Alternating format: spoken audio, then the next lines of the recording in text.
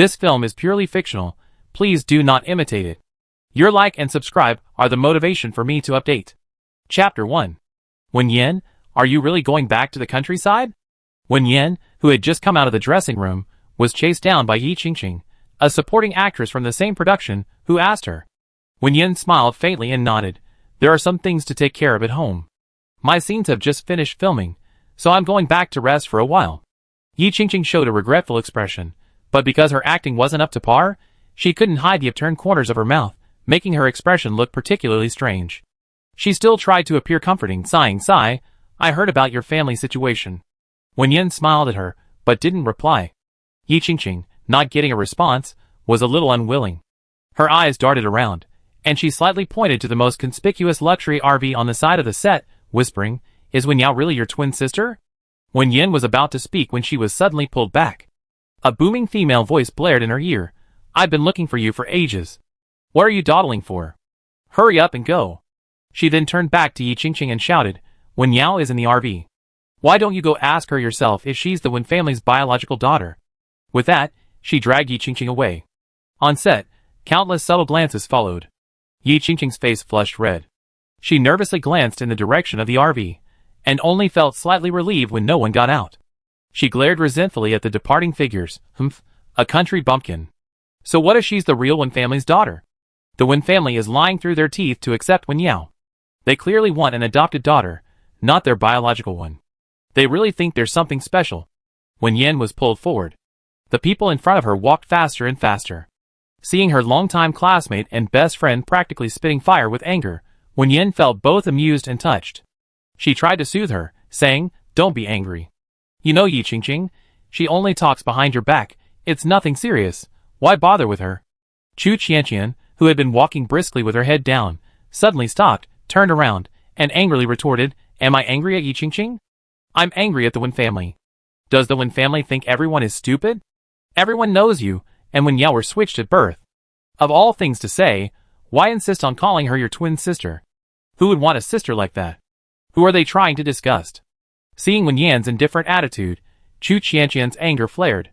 Pointing at her, she said with exasperation, "How did I teach you? The squeaky wheel gets the grease. You need to cry for them, understand?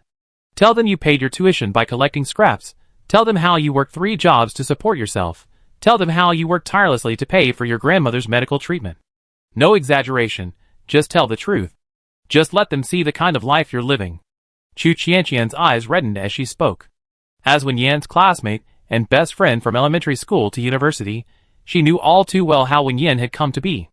Found in a garbage dump by an old woman who collected scraps, she had stumbled and struggled her way up, enduring countless hardships to reach where she was today. Only after all the suffering did she realize that it was all man-made. If Wen Yao's parents hadn't secretly switched the 2 children, Wen Yan wouldn't have had to suffer so much. Besides, the other party switched the child and didn't want to raise it, even throwing the child in the trash. Chu Qianqian felt a pang of anger just thinking about it. Wen Yan smiled helplessly. Actually, she genuinely didn't care.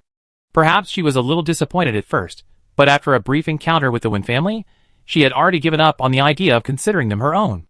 The worst was over. She was doing well now, and didn't need any extra family ties.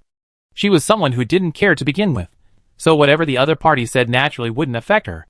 However, since her friend was standing up for her, Wen Yan naturally didn't think it was superfluous. She put her arm around her and joked, "My worth is too high, I can't be bothered wasting time with them. Let's go get some late-night snacks." Chu Qianqian knew her friend well. Seeing that she genuinely didn't care, she thought for a moment, and ultimately didn't say anything more. Besides feeling indignant for her friend, she was more worried about her friend being upset. Since her Yan didn't care, then let's just ignore the Wen family. They said they were going for late-night snacks, but actually, it was Wen Yan who ate. Chu Qianqian watched, swallowing hard. Wen Yan held a skewer of meat in her right hand, and a skewer of squid in her left, eating with absolutely no regard for her image. For the past 2 months of filming, she'd been eating nothing but boiled chicken breast and boiled broccoli every day, and she was practically craving it. Chu Qianqian cursed fiercely, "Eat away, eat away.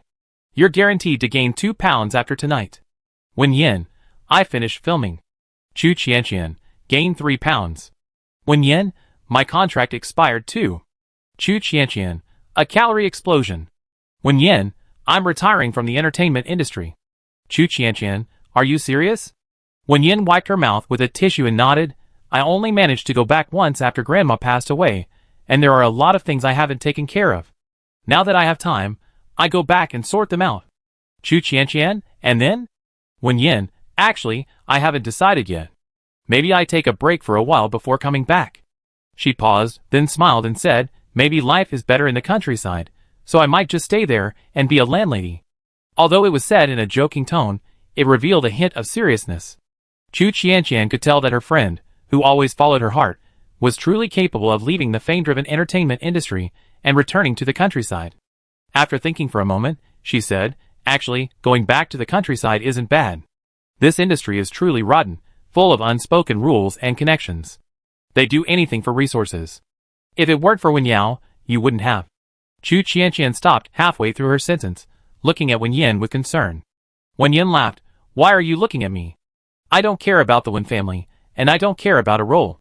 As long as I get the lead actress's pay, it doesn't matter to me which role I play. Chu Qianqian pouted. She was just furious. Wen Yao hadn't just stolen Yin Yan's identity, but also the lead role, and now Yin Yan was being forced to accept this fabricated twin sister. This was outrageous. Her anger, which had finally subsided, flared up again. Chu Qianqian pulled out her phone and typed rapidly, I find the marketing accounts I work with and expose this. Let's see how they cover up this lie. Wen Yan reached out and pressed the screen, gently comforting her. Qianqian, I'm different from you. I never really liked acting. I only entered the entertainment industry because my grandmother was sick. After she passed away, I started thinking about retiring.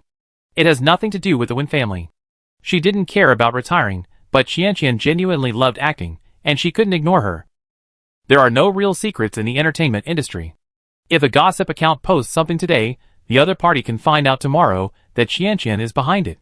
With the Wen family's power, Qianqian, without any backing, is no match for them. Besides, she genuinely doesn't care.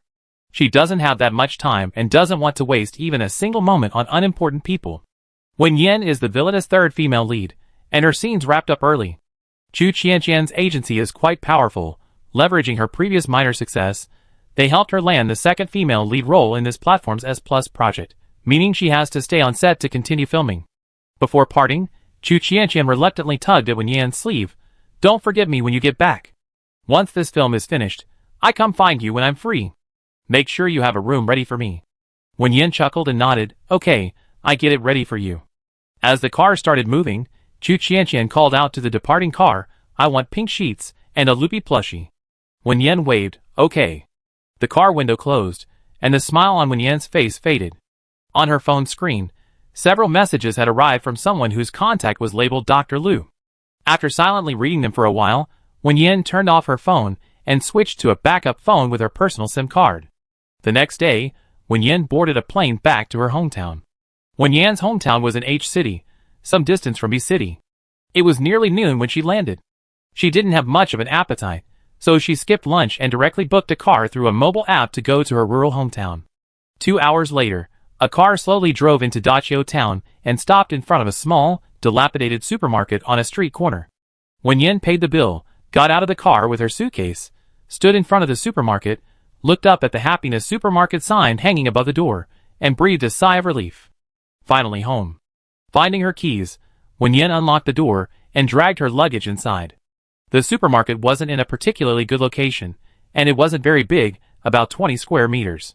It was a shop she rented when she first started earning money, not wanting her grandmother to have to scavenge for garbage anymore. Later, after making money in the entertainment industry, she simply bought it. The first floor sold snacks and daily necessities, and the second floor was for her own living quarters. Because it hadn't been used for a long time, the floor was a bit dirty, and the counters and shelves were covered in dust. After resting for a while, Wen Yan started cleaning. By the time she finished cleaning both the first and second floors, it was already getting dark. The supermarket's water and electricity had been kept running. Wen Yan took a shower, and her stomach was growling with hunger. Too lazy to cook or go out, she simply grabbed a pack of instant noodles from the shelf and started cooking. Halfway through, she added 2 hard-boiled eggs. Soon, the overpowering aroma of the instant noodles filled the entire supermarket. Just as Wen Yan was about to start eating, her phone on the table lit up. The caller was her former agent, Xiaomin. Wen Yan answered the phone, picking up noodles with her chopsticks to let them cool. A crisp female voice came from the other end. Changed your number. Are you home already? Wen Yan put the noodles in her mouth and mumbled, yeah. I'm planning to go solo. Really? Don't you want to join me? Wen Yan burned herself, temporarily abandoning her attempt to eat the instant noodles, and answered the phone seriously. Thanks, Sister Qiao, but I want to take a break for a while. The other end didn't press her, but didn't hang up either. Just a friendly reminder, today is your twin sister's birthday. Oh right, it's also your birthday. Because you didn't attend the birthday party, the Wen family is in a bit of a predicament. Chairman Wen is looking very unhappy, and that unruly young Master Wen is looking for you all over the world. Without waiting for Wen Yan's reply, she hung up the phone. Wen Yan chuckled. Sister Qiao was still as decisive as ever. As for the birthday party the other party mentioned, Wen Yan recalled that Wen Yao seemed to have talked to her about it some time ago, but because her contract was about to expire, and she had refused the company's offer to renew it, she had been scheduled for many appearances recently, and had forgotten about it. But it didn't matter, it wasn't anything important.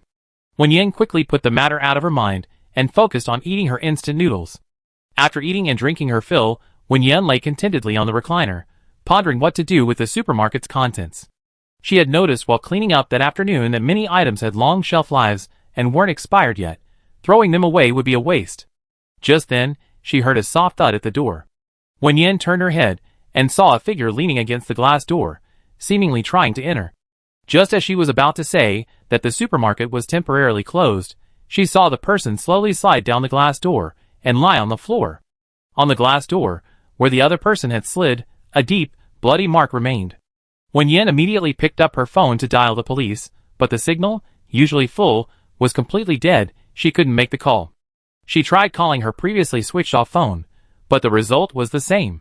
Police and ambulance services, none of them worked. Wen Yan frowned, about to try again, when suddenly her gaze faltered, noticing something new on her phone screen. On the system wallpaper, a pure black app had appeared, with 4 words written below it. Dimensional Shop. Wen Yan didn't remember downloading such an app. She paused for a moment, then long pressed the black icon, but the uninstall prompt that should have appeared didn't materialize. She couldn't delete it. Perhaps her phone was infected with a Trojan virus. Wen Yan thought for a moment, then, without clicking, glanced at the person blocking the doorway. She turned and went upstairs, opening the window and shouting for help to the neighbor next door, but no one responded. Sometimes, the outside world became completely silent. The whole world seemed to have been paused, leaving only Wen Yan and her supermarket. This was abnormal. It was only 8 o'clock at night, the nightlife was just beginning. Even though Wen Yan hadn't been back to the town for a long time, she knew that a normal night shouldn't be like this. She tried reaching out the window. However, it was as if an invisible wall had appeared in the air, firmly blocking Wen Yan's hand. Wen Yan went back downstairs, headed straight for the door, and then yanked open the supermarket's glass door, stepping out. Still couldn't get out. Just like the second-floor window, there was also an invisible wall at the doorway, blocking her way. After eliminating all the impossibilities, the remaining guess, however unscientific, might be the only truth. Wen Yan opened her phone and entered the black dimensional shop. Immediately, a simple, almost cartoonish shop appeared in Wen Yan's view. She recognized it at a glance. It was her own supermarket. Although the scene was simple, it was a one-to-one recreation. Besides herself standing in the middle of the supermarket holding a small cube, a phone, there was even a stick figure lying on the ground coughing up blood at the entrance. Do you wish to buy into the dimensional trading system and become the owner of dimensional shop number 1567? Wen Yan clicked decline. Do you wish to buy into the dimensional trading system and become the owner of dimensional shop number 1567? Wen Yan declined again. Do you wish to bind your shop to the dimensional trading system and become the owner of the shop in dimension 1567? Before Wen Yan could refuse again, the screen flashed, and a new dialog box appeared. If you bind your shop and complete the corresponding transaction amount, the shop owner will receive a lifespan reward. 1,000 trading points can be exchanged for 1 hour of life points. Please consider carefully. After 3 refusal attempts, the dimensional trading system will be permanently closed in this dimension. Countdown 5, 4, 3, 2. Wen Yan clicked the yes option. Congratulations on successfully binding your shop to the dimensional trading system and becoming the owner of the shop in dimension 1567. Please manage your shop well. Chapter 2. A small electronic firework lit up the screen, then returned to the shop's interface. Some of the previously gray buttons turned colorful, but before Wen Yan could explore them, she was captivated by the scene outside. Outside the glass window, the once bustling but vibrant street had vanished, replaced by a desolate and ruined landscape. In the endless wilderness, only a road almost completely submerged by overgrown weeds stretched out. A sense of desolation washed over her. Wen Yan supermarket resembled a supply point set up in a deserted area, like something out of a foreign film. Stunned by this science fiction-like scene, Wen Yan didn't snap out of her reverie until her phone vibrated. Looking down, she saw a notification from the shop. Potential customer detected within 10 meters. Do you wish to open? Wen Yan couldn't help but look at the person lying on the ground near the entrance. The surrounding area was deserted. The shop must be referring to this person. She had noticed when she tried to go out earlier that while she couldn't get out, the other person couldn't get in either. They were blocked by an invisible wall at the door. So, does this mean that only people outside can enter when the shop is open? If so, security would be greatly improved. Wen Yan breathed a slight sigh of relief. Although things looked calm outside, she wasn't so optimistic. As an actress, she had read quite a few novels for work. This software claimed to be a dimensional trading system, so it was very likely that she and her shop were no longer on Earth. The unknown world was always frightening. Wen Yan didn't immediately choose to open for business. Instead, she began exploring the shops within the software. First, navigate to your personal interface. Space shop name, 1567 Happiness Supermarket. Level, 0. Current transaction amount, 0. Remaining life points, 2,651 hours, 2,651 hours, over 100 days, more than 3 months. Although she had already learned the result from the hospital, seeing her death countdown so clearly still made Wen Yan's heart skip a beat. She then gave a self-deprecating laugh. She was indeed afraid of death. No one is unafraid of death. So even with the strange appearance of this so-called interdimensional trading system, she accepted it. To gain life points, she needed to increase her transaction amount. Currently, her transaction amount was 0, and the shop's level was also 0. Wen Yan checked. Leveling from 0 to 1 required 1,000 transaction points, from 1 to 2 required 10,000 transaction points, and from 2 to 3 required 100,000 transaction points. The protection range varied depending on the shop's level. For example, her shop is currently level 0, so it can only protect the shop itself. Once it reaches level 1, it can protect a 10-meter radius around the supermarket. Level 2 can protect a 100-meter radius. Within this radius, no person or object can attack the shop owner, Wen Yan herself. The higher the shop's level, the larger the protected area. At the same time, as the shop owner, Wen Yan has greater authority. Since the shop is currently only level 0, Wen Yan only has the authority to decide whether to open for business. In short, whether exchanging for life points or upgrading the shop, she needs to work hard to increase transaction volume. Having confirmed that she was safe, Wen Yan found the Start Business option and clicked Confirm. Ding dong, welcome to Happiness Supermarket. The hand that hadn't landed at the door, blocked by an invisible wall, finally appeared on the supermarket floor as it opened for business. Wen Yan walked over, grabbed the person's hand, and dragged the still unconscious man into the supermarket. There were no doctors here, and she didn't dare leave the supermarket rashly. After thinking for a moment, she gave the man a quick checkup and found that he didn't actually have any major external injuries. The blood smeared on the glass door was probably not his own. His breathing was weak, but relatively steady. As Wen Yan was observing him, the man's mouth suddenly moved, as if he was saying something. She leaned closer to listen. Smells so good. Wen Yan, The only smell in the supermarket now was the lingering aroma of instant noodles. Could this person have fainted from hunger? Wen Yan thought about it carefully. Given how deserted it was outside, it might actually be true.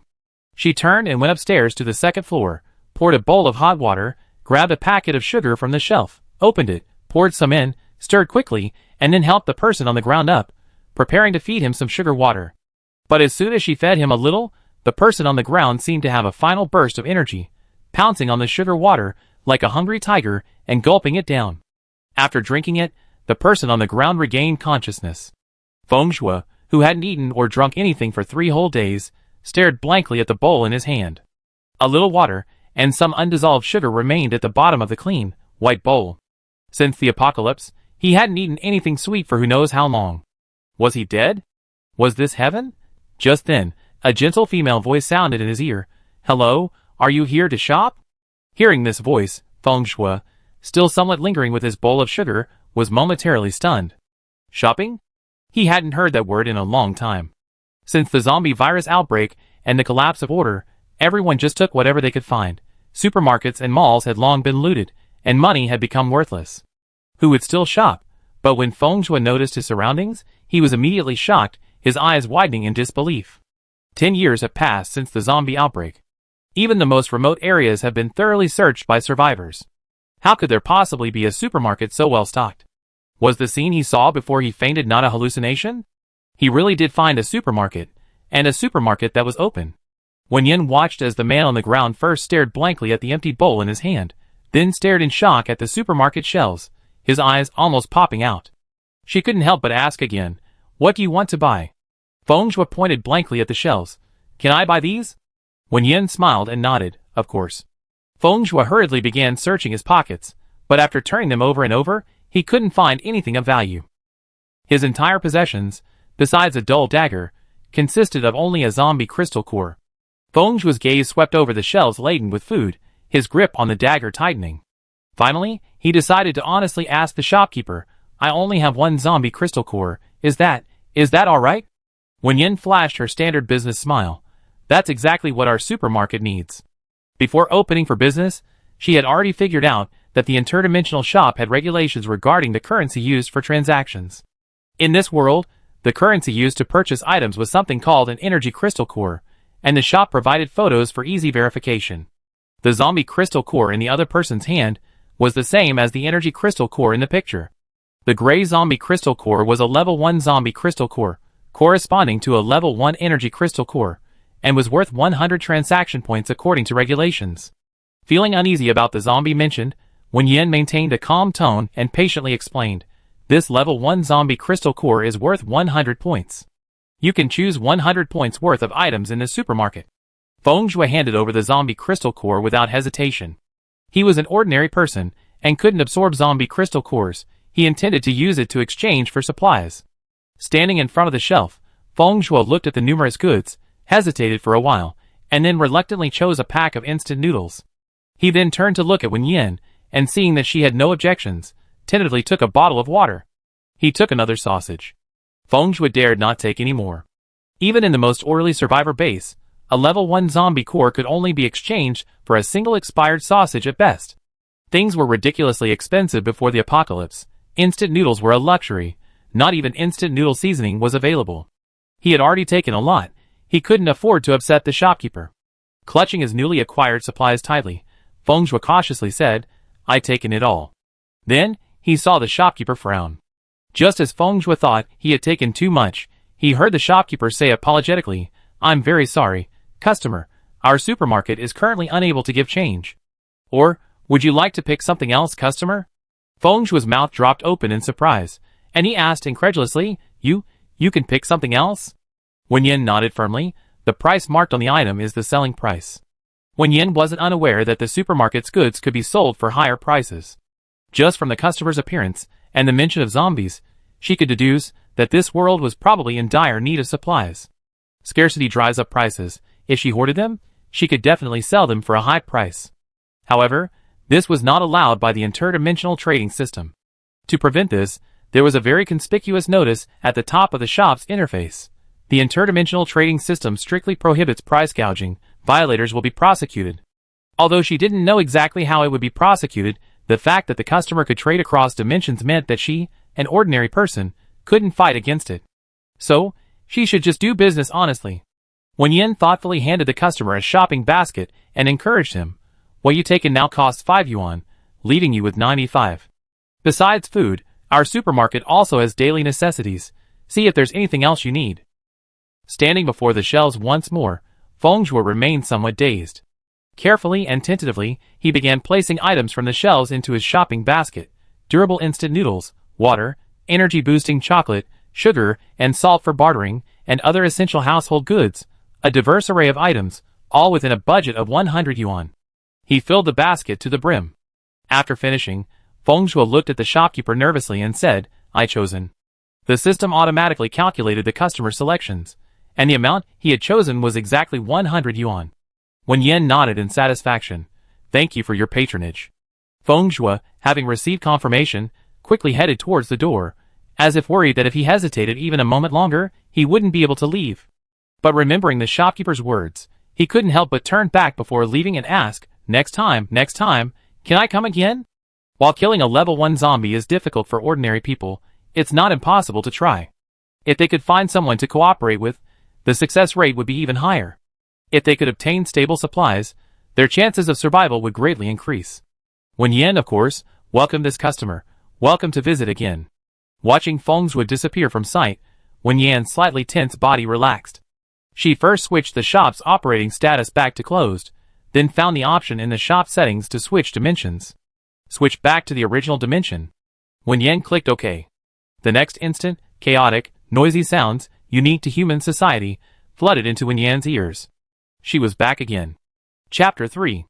The first thing Wen Yan did upon returning was check the time. 8:30.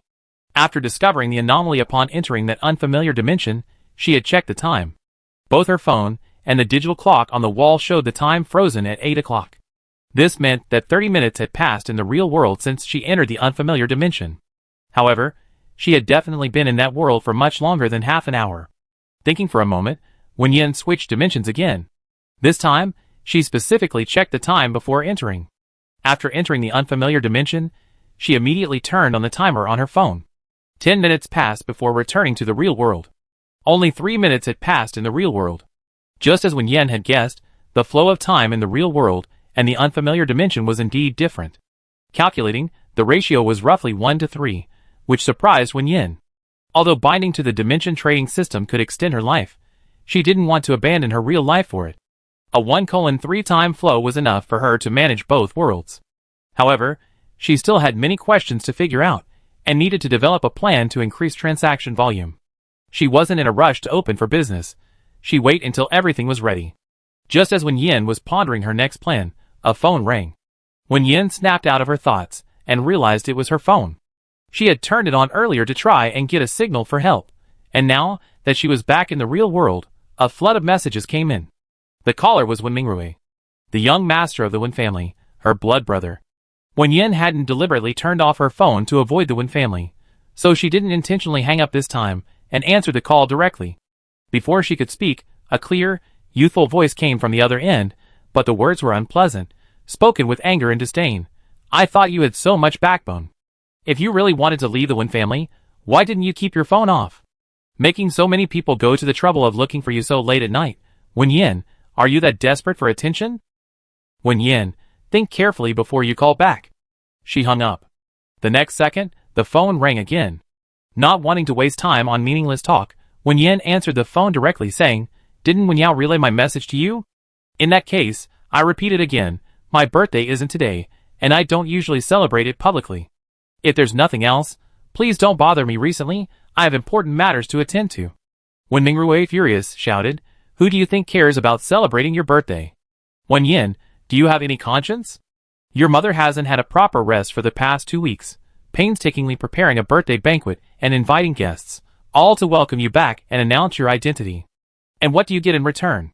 You just abandon us and disappear. Have you considered your parents' feelings? Have you considered the Wen family's reputation? Wen Yan's voice was calm. Wen Mingrui, is Madam Wen with you? Please give her the phone. Wen Mingrui roared, What Madam Wen? Wen Yan, you? The irritable boyish voice disappeared, and an older woman's voice came through the receiver, tinged with caution. Yan Yan? Wen Yan greeted her politely, Mrs. Wen, it's me. The woman's voice on the other end visibly choked up. Yan Yan, you still won't call me Mom? She then explained anxiously, It's my fault about Yao Yao. I shouldn't have announced you two are twins without discussing it with you. But Yan Yan, our family has its reasons. Our family has always cooperated with the Xiao family, and Yao Yao and Xiao Yang are already engaged. We have to give the Xiao family an explanation no matter what.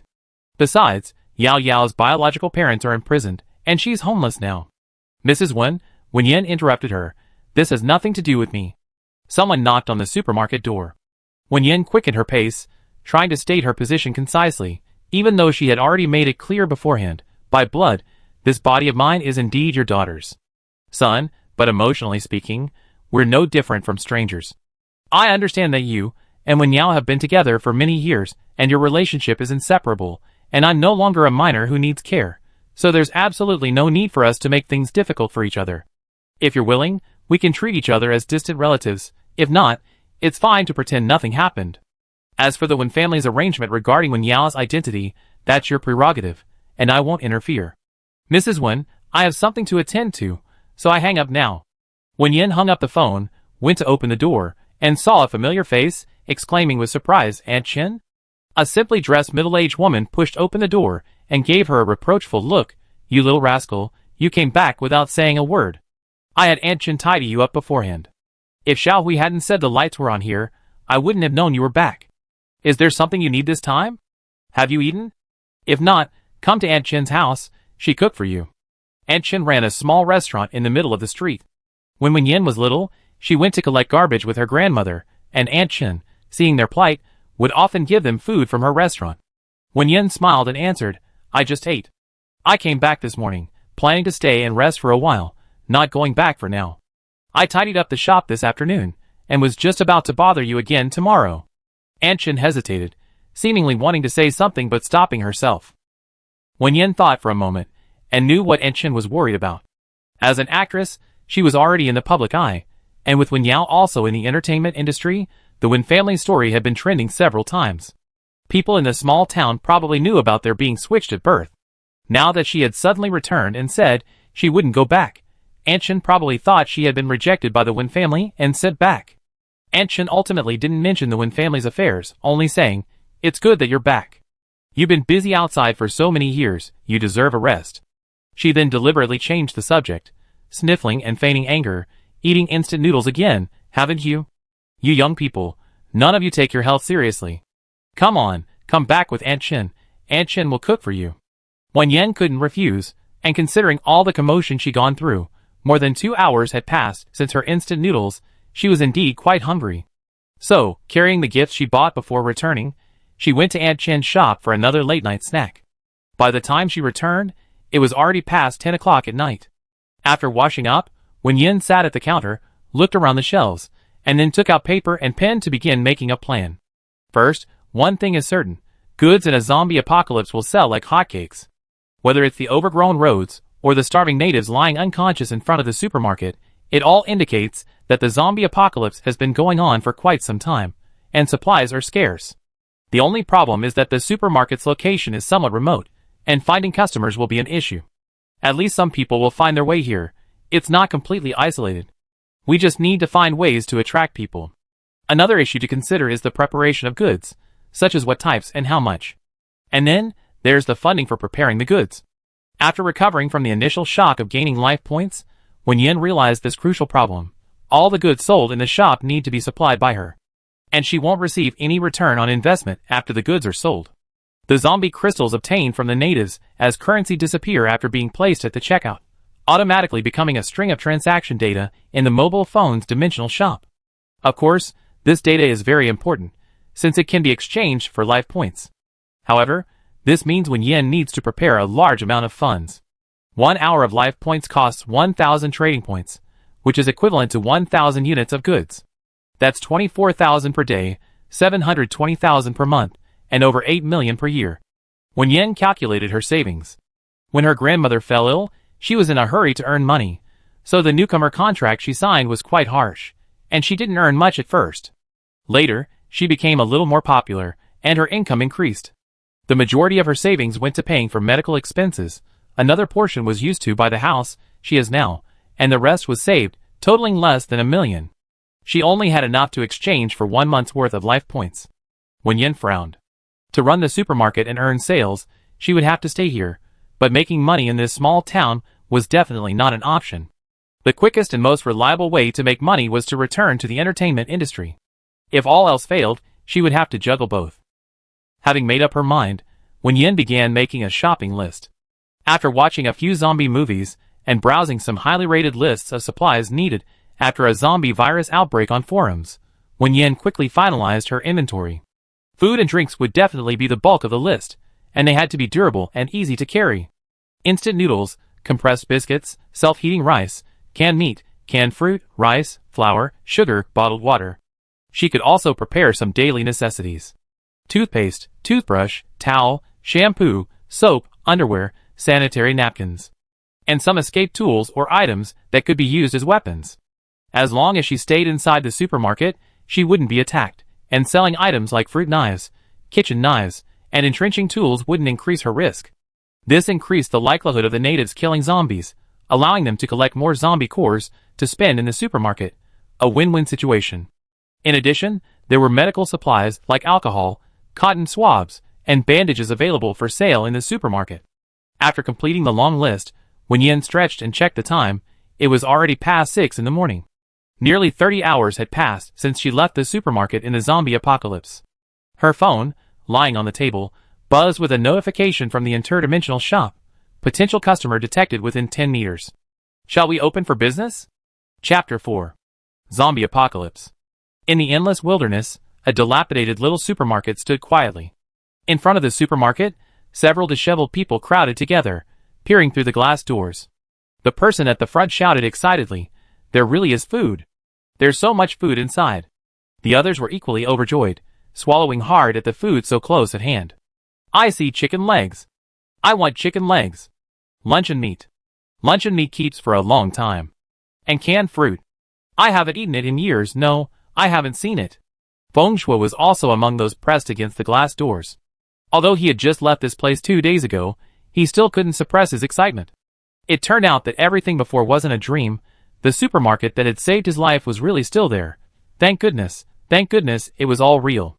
Suddenly, a series of loud bangs rang out, snapping Feng Shui out of his reverie. Turning around, he saw his companions trying to smash the door with stones. His expression immediately changed, and he stopped them. "Li Cheng, what are you doing?" Li Cheng turned back, his eyes flashing with a fierce light, the eyes of a starving person protecting their food. "Of course, we need to get everything inside quickly. If those superhumans find out, we won't get a single thing." The others paled instantly, panicking. "Yeah, Feng Shui, let's grab the stuff and hide it. The base has been breached by the zombie horde. Those people will definitely be heading to other bases. If they pass by here, they definitely steal everything. They were just ordinary people. They couldn't possibly outmaneuver the superhumans." Feng Shui's expression was somewhat grim. He wasn't unaware of this principle, but the supermarket owner. Without much hesitation, Feng Shui made up his mind and firmly stated, "No, we can't rob this supermarket." The supermarket owner said, "We can buy things with zombie crystal cores. We have zombie crystal cores, we can buy them." Li Cheng retorted angrily, "Are you stupid? Only evolved zombies have zombie crystal cores. We're just ordinary people. Even if we cooperate, we can only kill a few level 1 zombies at most. Even if we buy them, we can't compete with those superhumans. Are we just going to watch them take all the supplies?" His expression was sorrowful. "Don't we ordinary people deserve to live?" Feng Shui looked at his panicked companions, but still shook his head, only asking, "Do you really think this supermarket hasn't been discovered yet because of its remote location?" The others were taken aback. Feng Shui answered his own question, "Impossible. This was already the 10th year since the zombie virus outbreak. Even the most remote mountainous areas, places with survival supplies, had been thoroughly searched by humans. How could such a well-stocked supermarket have gone unnoticed? Besides, what they need are zombie crystal cores. Only superhumans can absorb zombie crystal cores. Are you sure you want to steal from a superhuman?" Feng Shui asked again. This time, no one spoke up. Even Li Cheng put down the stone he was holding. Second floor of the supermarket.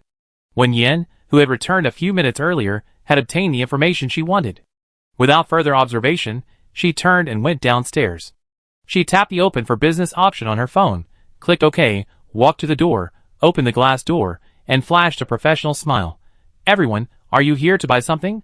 The group of people at the door were startled, especially Li Cheng, who had just tried to bang on the door. He didn't dare utter a word. Finally, Feng Shui, who had been there before, stepped forward and nodded, forcing himself to remain calm. "Yes." Wen Yan stepped aside to let them pass, smiling and saying welcome. Feng Shui led the way, and the group entered the supermarket. Without Wen Yan's prompting, Feng Shui, as their representative, handed Wen Yan 3 level 1 zombie crystal cores, cautiously saying, "We like to buy 300 yuan worth of items, is that alright?" Wen Yan accepted the crystal cores, indicating they could do as they pleased, and returned to sit behind the checkout counter. Perhaps because of her casual and natural attitude, the somewhat nervous group quickly forgot their wariness of the seemingly superhuman shopkeeper and rushed to the shelves, eagerly stuffing the food they had already chosen into their shopping bags. Then, they were shocked to discover this supermarket is incredibly cheap. 3 level 1 zombie crystal cores, while enough to exchange for some supplies at the survivor base, are very limited. But this supermarket is different. 3 level 1 zombie crystal cores can buy something worth 300 yuan before the apocalypse. Buy now. Anyone who doesn't is a fool. The group went on a shopping spree, quickly picking out enough for 300 yuan. Wen Yan glanced at the dimensional shop. The transaction amount had increased from 100 to 400. A few more visits, and the shop would upgrade to level 1. Once it reaches level 1, the blacklist function will be available. The shopkeeper will have the authority to add certain customers to the blacklist, and those on the blacklist will be unable to shop unless they are released. Thinking about what he had just heard about the possible appearance of so-called superhumans, Wen Yan felt the blacklist function was quite necessary. It would be best to keep these customers around, that way, the upgrade would be faster. After the group finished selecting their drinks, Wen Yan proactively asked, "Everyone, the supermarket offers free hot water. Would you like some?" The group exchanged glances, and nodded almost without hesitation. Although they had considered buying various items before entering, they mostly purchased inexpensive and durable foods, like instant noodles. Compared to eating dry noodles, the fragrant aroma of instant noodles was far more appealing. Just thinking about it made their mouths water. Besides, this saved them money on water. Wen Yan moved the water dispenser near the checkout counter outside. Feng Shui quickly came over to help, and thanked Wen Yan again. Wen Yan had a good impression of this polite customer, and struck up a conversation, asking, "Was your base overrun by zombies?" Seeing the customer hesitate for a moment, she explained, "I overheard your conversation upstairs." Feng Shui's expression immediately turned awkward. They were downstairs trying to figure out how to break down the door, but the owner was upstairs. Most people would have kicked them out long ago, let alone offered them such cheap prices and free hot water. His guard lifted, and he told the truth, "The base was still there when I left. I heard from others that shortly after we left, a level 5 zombie led a horde to attack the base, and it couldn't be defended." He sounded somewhat dejected. Although the departure hadn't been pleasant, even the deepest hatred seemed insignificant in the face of death. Perhaps next time, it would be his turn. Wen Yan noticed the customer's mood and didn't ask any further questions. Soon afterward, the supermarket was filled with the various smells of instant noodles. Yesterday, Feng Shui was in a rush to go back to find someone. On the way, he ate dry noodles with water. Holding the instant noodles he had prepared using the bowl and chopsticks kindly provided by the supermarket owner, the long-lost, spicy and pungent aroma made his hands tremble slightly. He couldn't wait for the noodles to fully cook before starting to stuff them into his mouth, slurping and munching away. Everyone else did the same. For a while, the supermarket was filled with the sounds of people slurping and eating instant noodles. After finishing their instant noodles, the group huddled together. After a while, Feng Shui and Wen Yan were sent to negotiate. "Boss, could the 5 of us stay outside your supermarket for a while?" Worried that Wen Yan wouldn't agree, Feng Shui had rehearsed his explanation on the way there. Just as he was about to explain that they meant no harm, Wen Yan said, "Sure, no problem." Feng Shui, "Huh?" Wen Yan looked outside. It was summer in this world, and the sun was quite strong. After thinking for a moment, he pulled out a large summer parasol from the small storage room in the back. "You can borrow this." For some reason, Feng Shui's eyes reddened. It was probably because life in the apocalypse was so difficult. Everyone was struggling to survive, and he hadn't felt kindness from others for a very long time. Watching the natives set up their temporary camp outside, Wen Yan clicked temporarily closed and went back upstairs. Back in the real world. As soon as he got back, he saw a missed call on his phone. It was Sister Qiao. Wen Yan dialed back. Qiao Jia got straight to the point as soon as she answered the phone. "I remember you're in a place called Daqiao Town in H City, right?"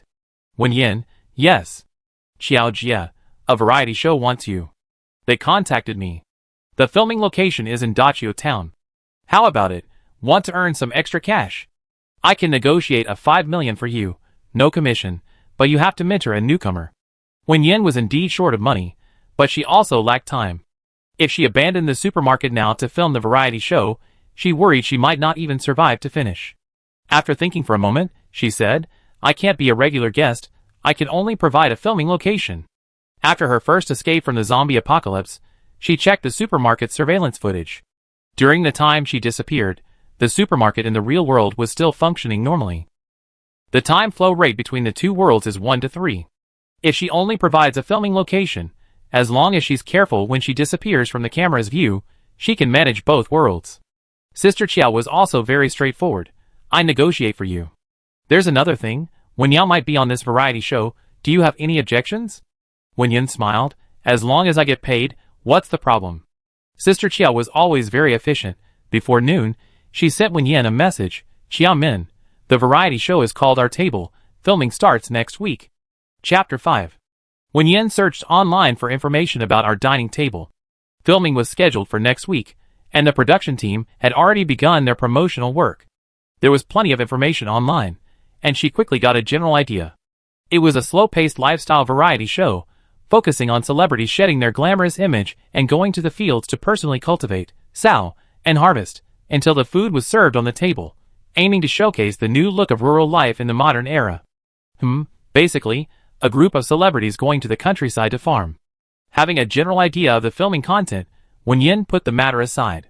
She spent half an hour in the zombie world early in the morning, knowing that the natives didn't have any extra zombie crystals for the time being, so Wen Yan wasn't in a hurry to go back. She glanced at the time. It was already 7 in the morning. Perhaps due to the shock to her worldview, although she hadn't slept all night, Wen Yan wasn't sleepy at all. She simply went out to buy breakfast, and while eating, she checked the supermarket's inventory. The expired goods cleared out earlier were mostly food items. The local residents bought another batch, leaving the supermarket with very little food. There were still quite a few daily necessities, but because the supermarket was small, the variety and quantity were limited. After finishing her meal, Wen Yan found the ledger her grandmother had left behind, located the phone number of the supplier who had delivered goods to the supermarket, sent them the purchase order she had written the night before, and arranged a delivery time. With that done, Wen Yan began to address another issue, the change problem at the Dimensional shop. The Dimensional shop only accepted zombie crystal cores as currency. Even the lowest grade level 1 zombie crystal core was worth 100 yuan, a far too high a value compared to the supermarket's prices. Although the natives currently seem eager to buy everything in the supermarket, Wen Yan knows it's because they fear the supermarket might disappear at any moment.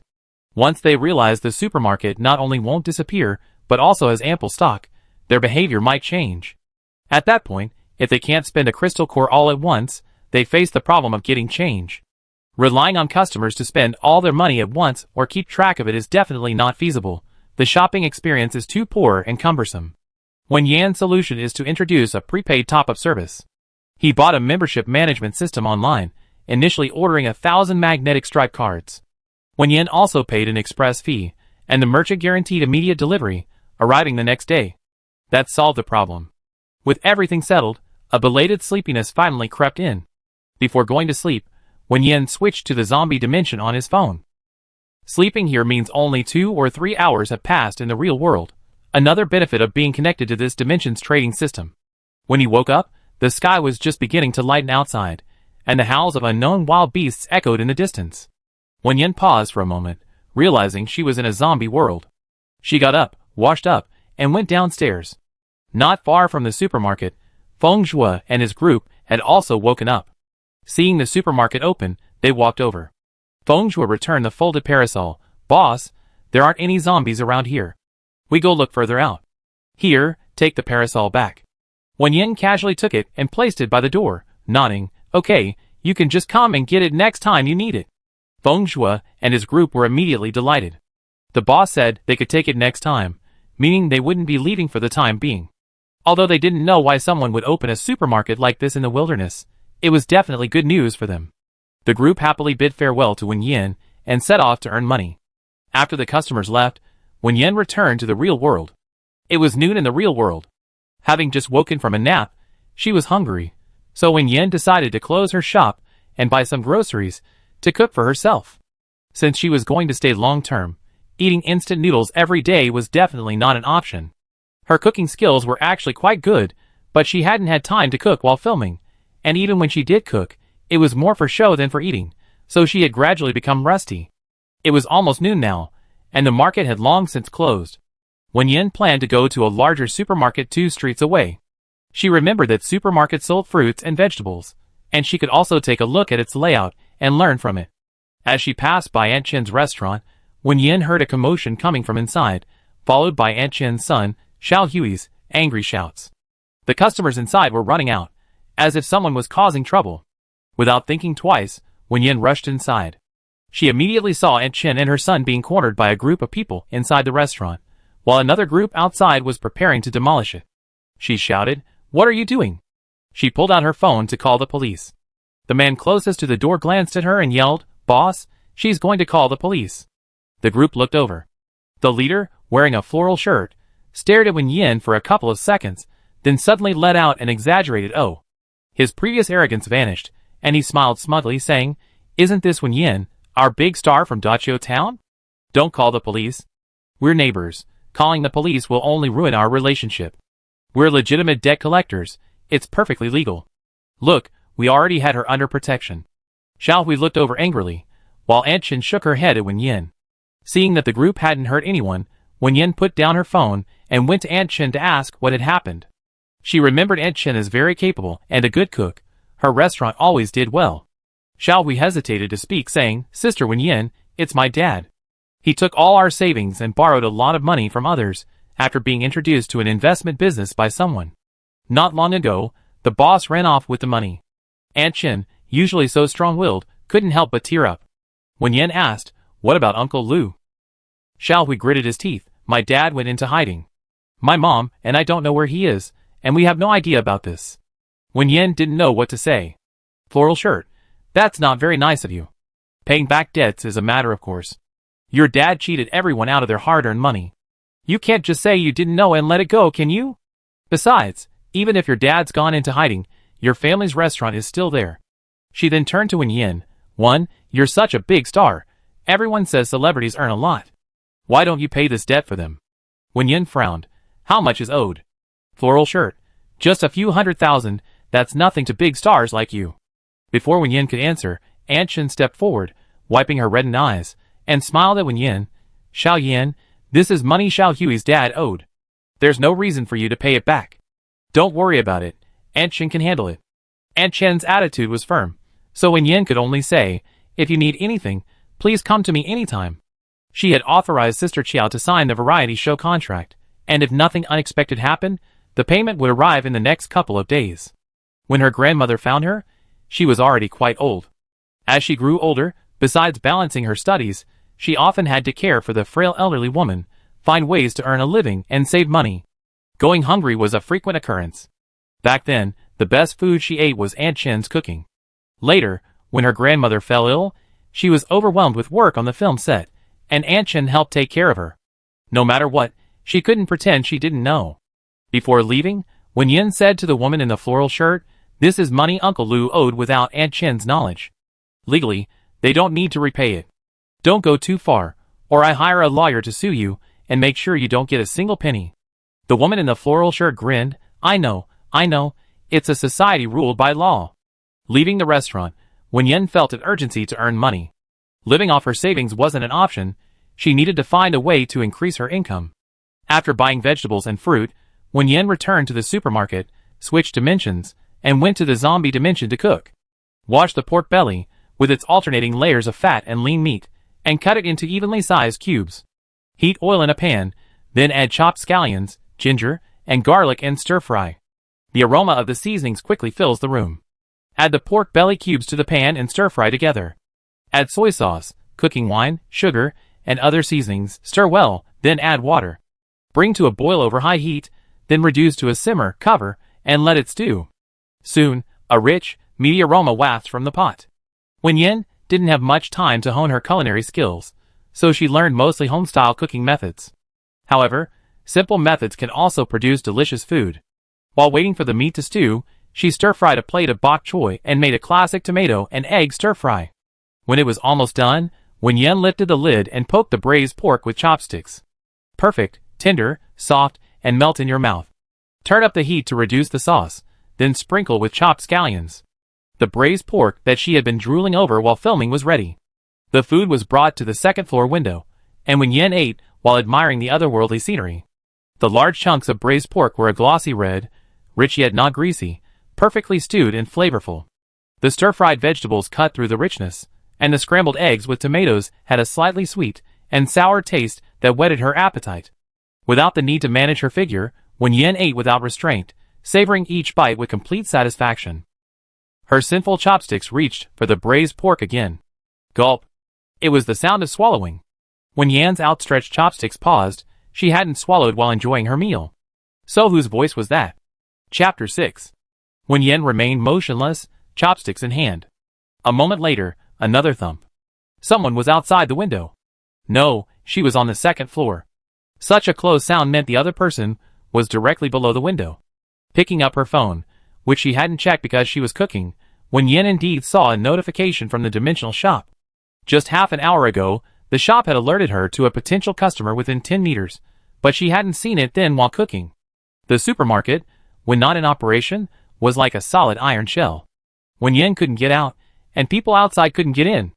Therefore, upon discovering the unknown creature outside the window, Wen Yan wasn't too panicked. After thinking for a moment, she picked up the remaining braised pork and walked to the window.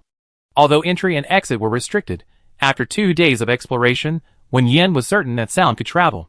She had overheard the natives' conversations on the second floor. If sound could be heard, smells could probably be too. Perhaps this person was attracted by the aroma of her cooking. Wen Yan carried the braised pork out until it hit an invisible wall and was blocked. The next instant, a dark shadow lunged at Wen Yan from below, or rather, at the braised pork in her hand, but was stopped by the invisible wall just before it touched the pork and bounced off, falling down with a thud. Wen Yan peered down. The person on the ground had quickly stood up. A pair of dark eyes met Wen Yan's. The newcomer was about 1.7 meters tall, wearing dirty, oversized clothes, with long, tangled hair that looked like it had been chewing on something. Its face, especially around its mouth, was covered in mud. But that wasn't the main point.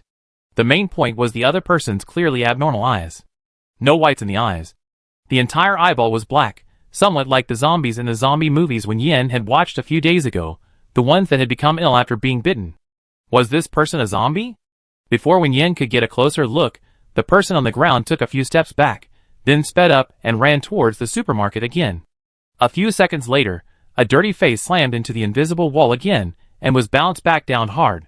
It ran back, then fell down again, its eyes fixed on the plate in Wen Yan's hand. Now Wen Yan was certain that the other person was after the braised pork, not her. Had the zombies changed their diet? After observing for a while longer, Wen Yan felt that this person didn't really seem like a zombie.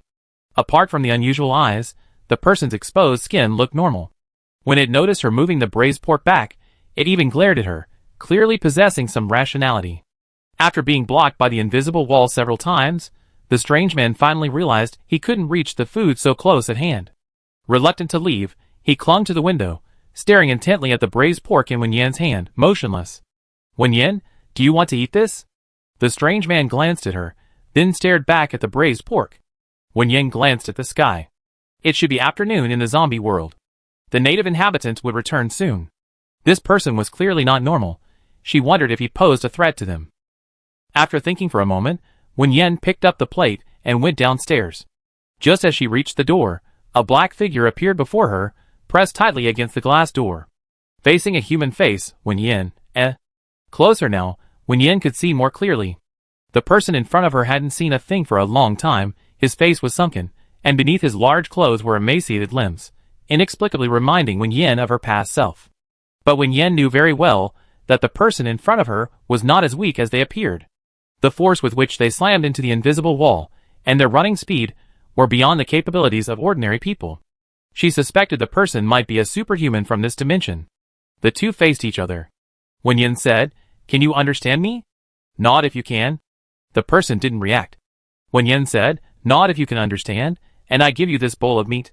The person glanced at her, slowly nodded, then stared intently at her, and knocked on the door, as if urging her. Wen Yan emphasized again, "If you listen to me, I give you the meat." Only after the person nodded in confirmation did she reach out and open the glass door, waiting for them to back away. Back away a little more, yes. Back away again, okay. Stand there and don't move. Once the person was about 200 meters away from the supermarket, Wen Yan quickly switched to business mode, shoved the plate of braised pork outside the door, and then quickly switched back to non-business mode. Although no one or anything could attack her within the shop's protected area, Wen Yan wasn't sure if the other person entering the shop would cause damage, so she opted for the safest approach. By the time she finished her series of actions, the person outside had already picked up a plate and was stuffing braised pork into their mouth with their hands. Wen Yan, who had specifically placed chopsticks there, murmured, eh. Since she was alone, Wen Yan hadn't cooked too much. A short while later, the person outside finished the remaining braised pork, tossed the plate aside, and pressed it against the glass door, their dark eyes still fixed on Wen Yan. Wen Yan turned and went upstairs, scooped out the remaining rice, poured the remaining broth and vegetables over it, and placed it in front of the supermarket in the same way. In no time, the food was completely devoured. Just as she was considering whether to cook some more noodles to try and scare the person away, the person outside vanished in a flash, disappearing quickly into the waist-high weeds. A short while later, several voices came from not far away. Wen Yan recognized the voices as those of the previous customers and decided to wait at the door. Feng Shui and the others arrived at the supermarket and saw the owner waving at them from the doorway. They quickly went over and asked, "Boss, is there something you need?" Wen Yan explained about the strange man's arrival and asked, "Do you know who he is?" The group exchanged glances. Feng Shui stepped forward and carefully said, "If his eyes are completely black, but his skin is normal, and he retains some sanity, he's probably an experimental subject who escaped from the survivor base." Wen Yan had only asked to warn the customers to be careful, but she hadn't expected them to actually know the strange man's origins. The key question was, what's an experimental subject? And how did he escape? These questions, combined, gave a bad impression. Wen Yan frowned. If it was really as she suspected, she would need to be even more cautious with these natives she was about to deal with. Feng Shui and the others, still hoping to exchange zombie crystal cores for supplies, kept observing Wen Yan's expression and immediately realized it was a misunderstanding. They quickly explained, "This is an experiment being conducted in many bases. The participants are all volunteers, but the success rate is very low. Some people, although they develop superpowers, lose their minds and are then placed under the base's supervision." Li Cheng, who had previously tried to break down the door to buy free items, also quickly added, "We're just ordinary people. We can't make decisions, and we don't really understand these things. We don't understand what those experts are saying either. This has nothing to do with us." The other three echoed his sentiments. Although Wen Yan didn't know the specifics, there was no need to argue with him. Nodding in understanding, he asked the question that concerned him. "Will these test subjects transmit the zombie virus?" The natives answered affirmatively. Feng Shui said, "No. Because they won't transmit the zombie virus. Even though the experiments failed before, many people in the base still wanted to continue." He sounded somewhat dejected. Because of this, a disagreement arose among the base's ability users. I and some others who refused to continue the experiments left the base, and later learned that the base was besieged by zombies. Having obtained the information he wanted and learned some things about the survivor base from Feng Shui, Wen Yan didn't ask any further questions. He activated the business mode and let the group in to buy things. This time, the group brought 2 level 1 zombie crystal cores, which they spent as before. They then borrowed a parasol from Wen Yan and went to rest at the temporary campsite they had set up the day before. Wen Yan put the received zombie crystal cores into the cashier, increasing the transaction amount from 400 to 600. Following the progress of the other inhabitants, she would need 2 more zombie days to reach 1,000 in transactions, allowing her to upgrade her shop to level 1 and unlock the blacklist function. After staying in the zombie world for a while longer, estimating that the delivery time agreed upon with the supplier was approaching, Wen Yan returned to the real world. At 3 p.m., the supermarket delivery person arrived. After unloading and checking the goods, Wen Yan paid. Looking at the pile of merchandise, she felt a little embarrassed. Her neighbor, who had wanted to greet her but had been too busy, quickly approached. "Isn't this Wen Yan? When did you get back? You received so much stock. Are you still going to keep your supermarket open?" Wen Yan had kept the shop closed since returning yesterday, only interacting with Aunt Chen and no one else. In fact, by the time she could afford this street-front shop, she had already been living away from home for many years, and wasn't very familiar with most of the neighbors. However, since she would be living here long-term, she knew she needed to get to know everyone. She smiled and nodded, replying, "The supermarket will continue to operate. I run it myself, but it needs some renovations for a while before reopening." Someone, eager for gossip, asked, "Aren't you a big star? You're running your own supermarket? No more acting?" "Yeah, running a supermarket isn't as lucrative as acting." "Don't be foolish, young lady. Was she blacklisted? I heard the entertainment industry is dirty, with all sorts of unspoken rules." "I don't think so. Didn't they say her biological parents adopted that girl as their daughter? Maybe she offended them and was kicked out. From the moment she decided to return, Wen Yan knew she would face all sorts of speculation and questions. The smaller the place, the lower the boundaries between people, and the less respect for privacy they have. However, this is modern society after all. People who are well-fed and clothed know how to maintain a sense of propriety. Those who made the latter two guesses knew their words were offensive, so they spoke quietly in the crowd, not daring to directly confront Wen Yan. Wen Yan simply ignored such people. She had seen too many like this in the entertainment industry. As long as you were doing well, these people would be agonizing over it. Even a glance from them was a waste. Ignoring those ill-intentioned individuals, Wen Yan watched as people gathered around and decided to advertise on the spot. Anyone want to do odd jobs? Help me deliver these goods to the store. 50 yuan for moving them all. Because the supermarket was small, she didn't buy too much this time. Moving all the goods took about an hour, and 50 yuan was a pretty good price in this small town. The people who had been discussing so enthusiastically immediately started raising their hands to volunteer. With the autumn harvest over and no work in the fields, many people from nearby villages came to town to shop. Earning 50 yuan for just an hour of work seemed perfect. Wen Yan quickly chose a middle-aged man who looked capable and hadn't been gossiping earlier. She told him where to move the goods and then returned to the supermarket. The rest of the people, with no gossip to watch and no money to be made, dispersed. The middle-aged man was indeed strong, finishing the work in less than an hour. Wen Yan readily paid him, but the man didn't leave immediately after receiving the money. He hesitated for a moment before asking, "Boss, are you hiring for your renovations? I done this before, could I work here?" Wen Yan hadn't expected her casual remark to be remembered. Judging from his attire, he was probably from a nearby village. She knew it was hard to find work in small towns. After thinking for a moment, she said, "I am indeed hiring, but the specific time hasn't been set yet, it might be a little later. I contact you when I start hiring. If you're still willing then, come over." She hadn't been joking. Considering her grandmother's age and inability to do much, she had chosen a small supermarket. Such a small place wouldn't be enough to supply the zombie world, and if she later expanded her sales there, a small supermarket with frequent restocking would eventually attract attention. Therefore, for future development, expanding the supermarket was necessary. The middle-aged man thanked him several times before leaving his contact information and departing. After arranging the goods, Wen Yan returned to the zombie dimension. It was already midnight. The temporary camp outside was very quiet. The natives were probably asleep. Wen Yan confirmed on the first floor that the goods placed in the real world would indeed come with him, and was about to go upstairs when he heard two thump-thump sounds behind him. Wen Yan turned around. The supermarket was empty. If it were the natives who had come to buy things earlier, they wouldn't be acting so strangely. Wen Yan walked to the door and looked out through the glass door, but because it was too dark outside and the weeds obscured the view, he didn't see anything. Just as he was about to go back, a green light suddenly flashed in the corner of his eye, like the reflection of lamplight. Wen Yan looked down and saw a huge green diamond on the ground in front of the supermarket. This was a Wood Attribute Zombie Crystal Core? Chapter 7. This size. It must be something only a level 3 zombie could have, right? Wen Yan opened the Interdimensional shop on her phone and confirmed that what was in front of the supermarket was indeed a level 3 Wood Attribute Zombie Crystal Core, worth 10,000 yuan in purchasing power according to the Interdimensional Trading System's exchange rate.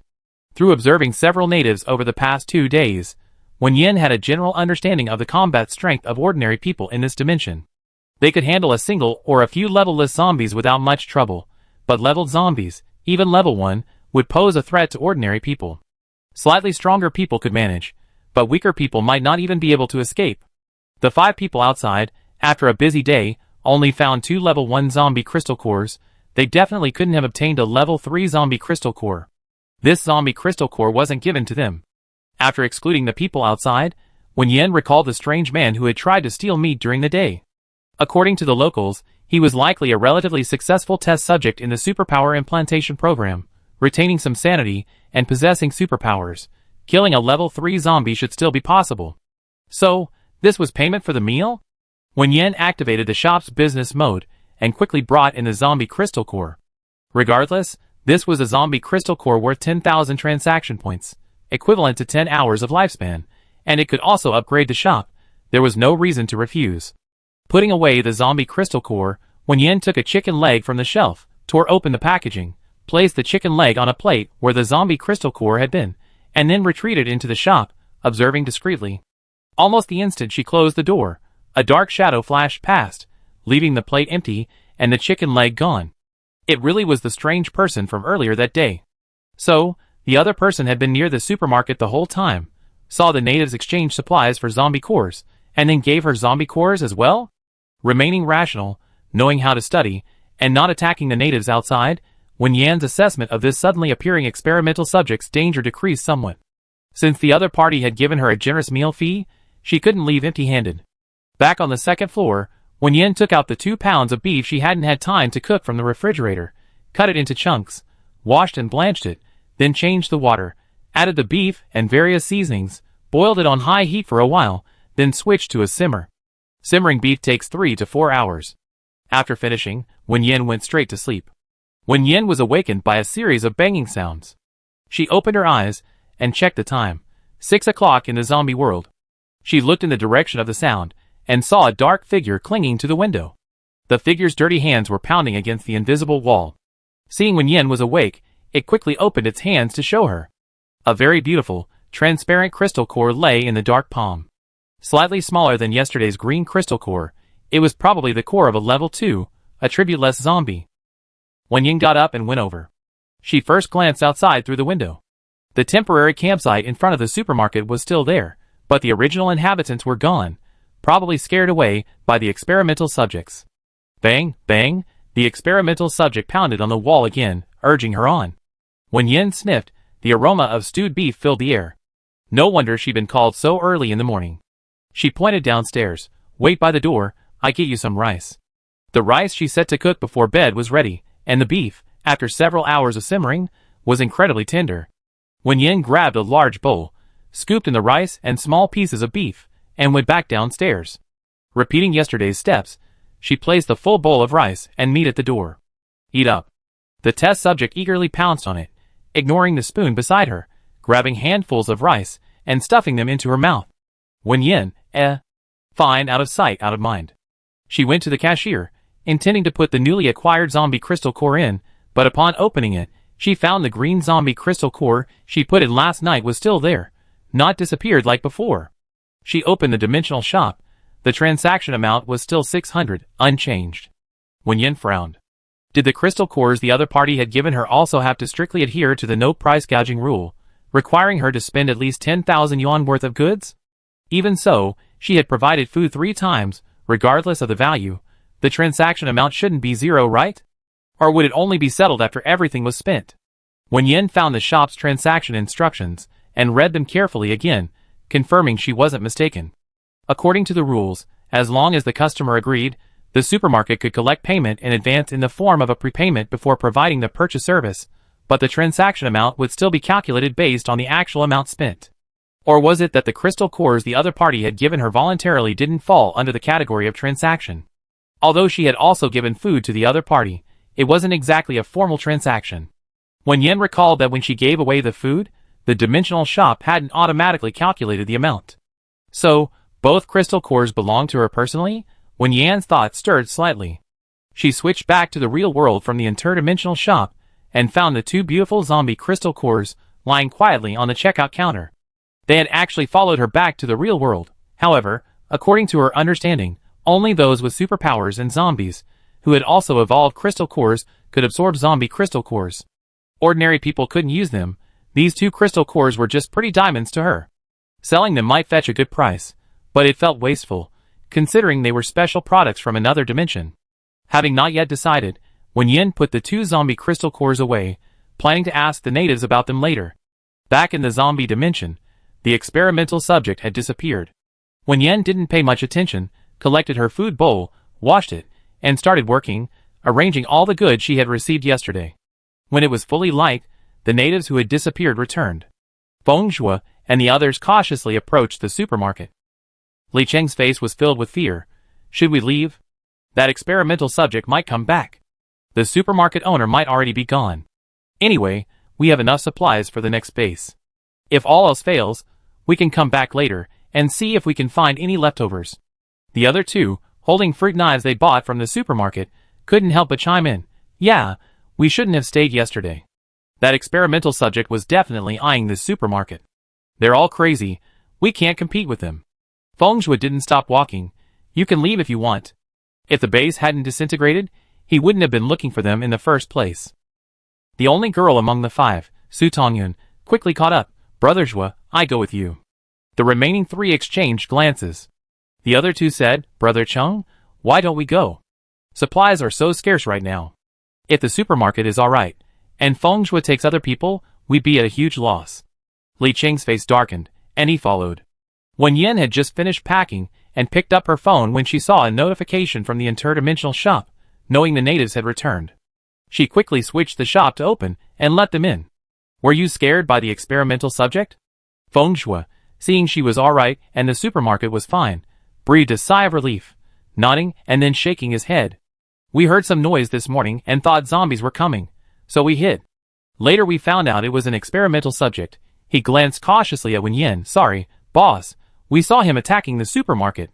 We're just ordinary people, we didn't dare come over. Wen Yan smiled. It's alright, he can't get in. Seeing how casually she spoke, the expressions of the others were complex, both relieved and worried. Fortunately, the supermarket was unharmed, and a little envious, Li Cheng's eyes flickered slightly as he said, It's a good thing your ability is stronger, boss, otherwise we wouldn't know what to do. Wen Yan then asked, Do experimental subjects actively attack people? Li Cheng hesitated for a moment before replying, The base tells us to actively avoid experimental subjects. Feng Shui seemed to know more, saying, Generally speaking, experimental subjects that retain their rationality won't actively attack people, but it's hard to say if they completely lost their rationality.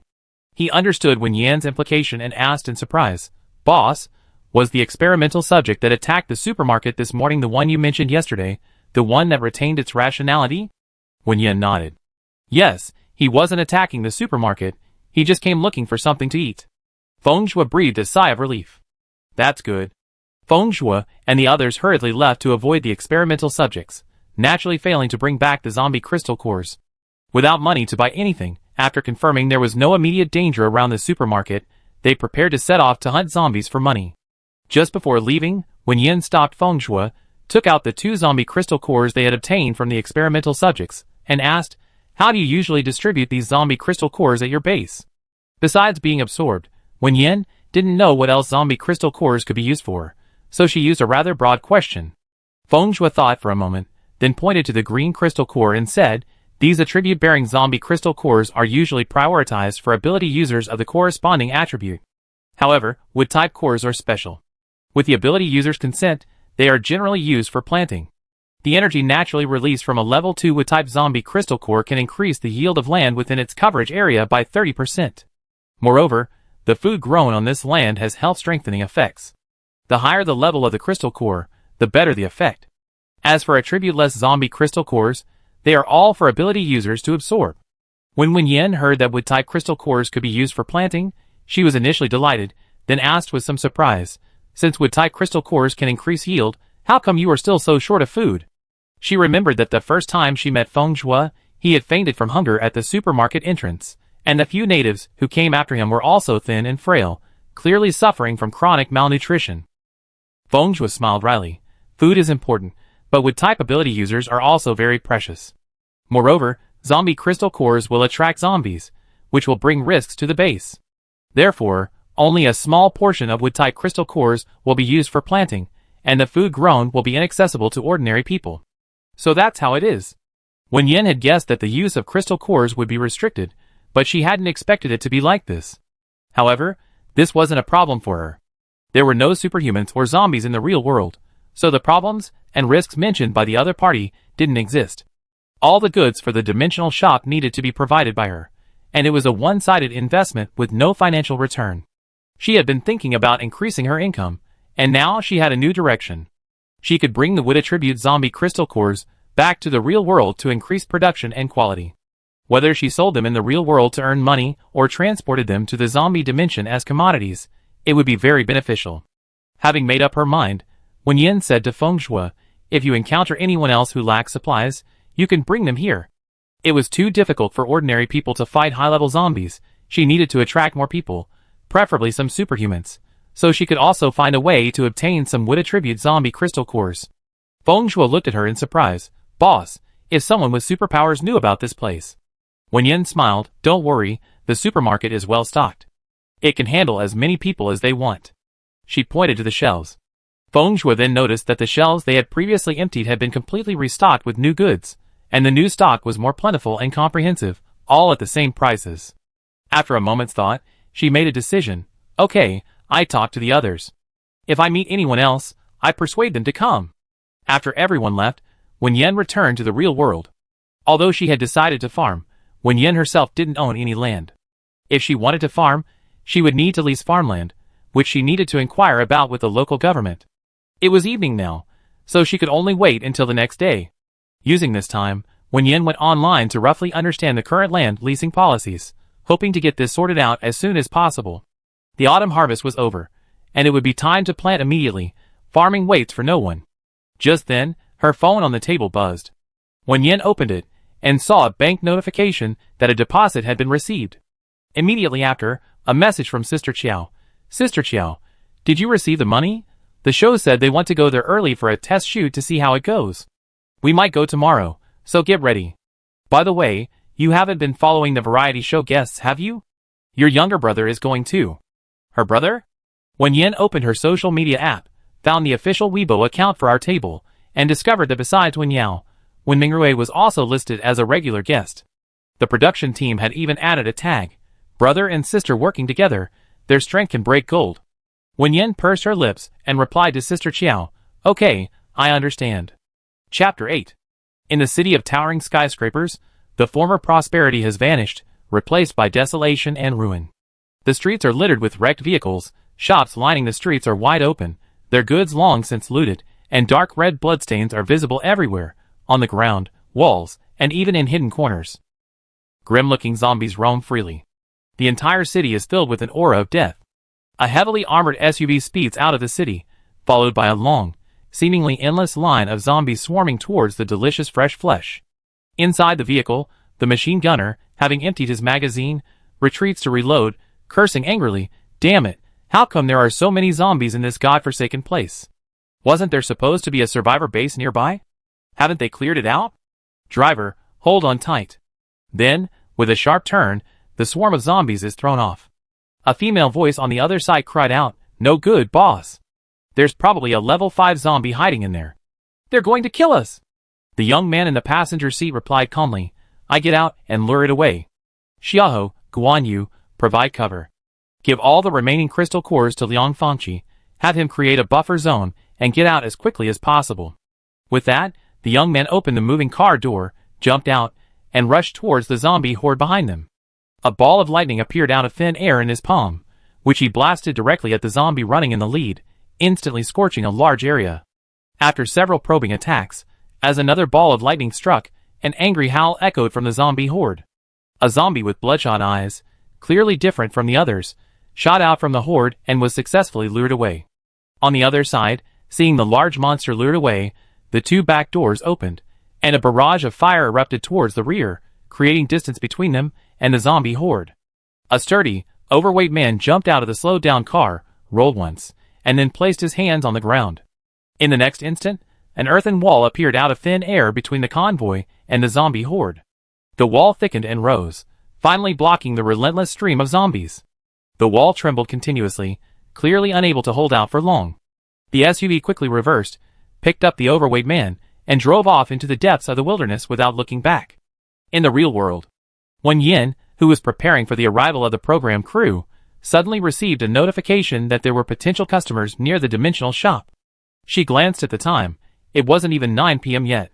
In the zombie world, this was roughly mid-afternoon, and usually Feng Shuo and the others hadn't returned by this time. Have other natives arrived? Wen Yan returned to the second floor, returning to the zombie dimension. The scene before her eyes shifted in an instant from a small town at night to a desolate wasteland in daylight. Then, Wen Yan heard the sound of banging on a door downstairs. Looking out the window, she saw the unfamiliar locals. There were 4 of them this time. An armored off-road vehicle was parked in front of the supermarket, suggesting a powerful group, perhaps including some with superpowers. Just as she was thinking this, Wen Yan saw the girl banging on the door tell the others to step back. Suddenly, Several sharp ice spikes appeared out of thin air in front of her.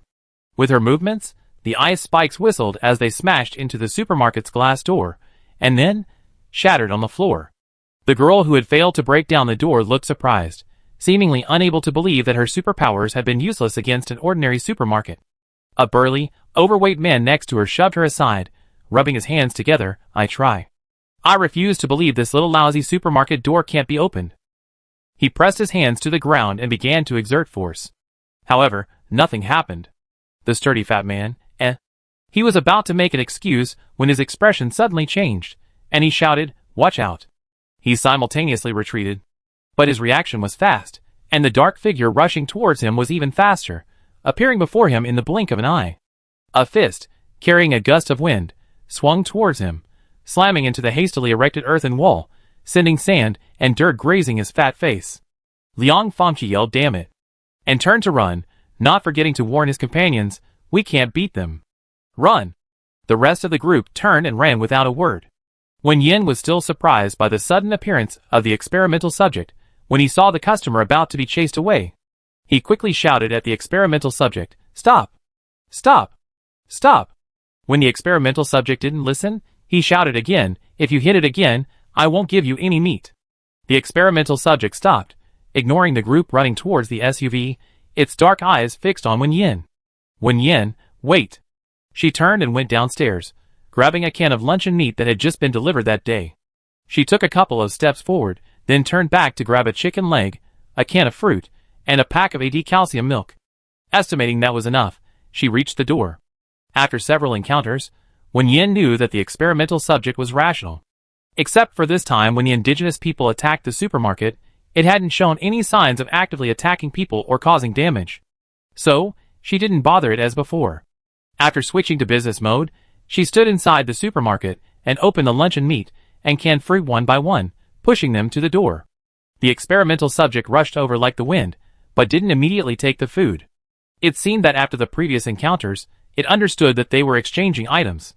Its dark palm opened, and a transparent zombie crystal core was placed on the ground before being pushed back inside.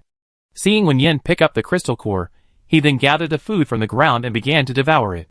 Wen Yan was once again amazed by the experimental subject's learning ability, but she didn't have time to worry about that now. Not far away, perhaps because the experimental subject hadn't pursued them, the natives didn't leave after getting into their vehicles. Inside the SUV, Liang Fangqi swallowed hard. "I say, that madman should be under control. Should we go over there?" Guan Yu frowned, looking at the distance, and said confidently, "When we came here, I checked. I can confirm that the supermarket is empty. When did that woman appear?"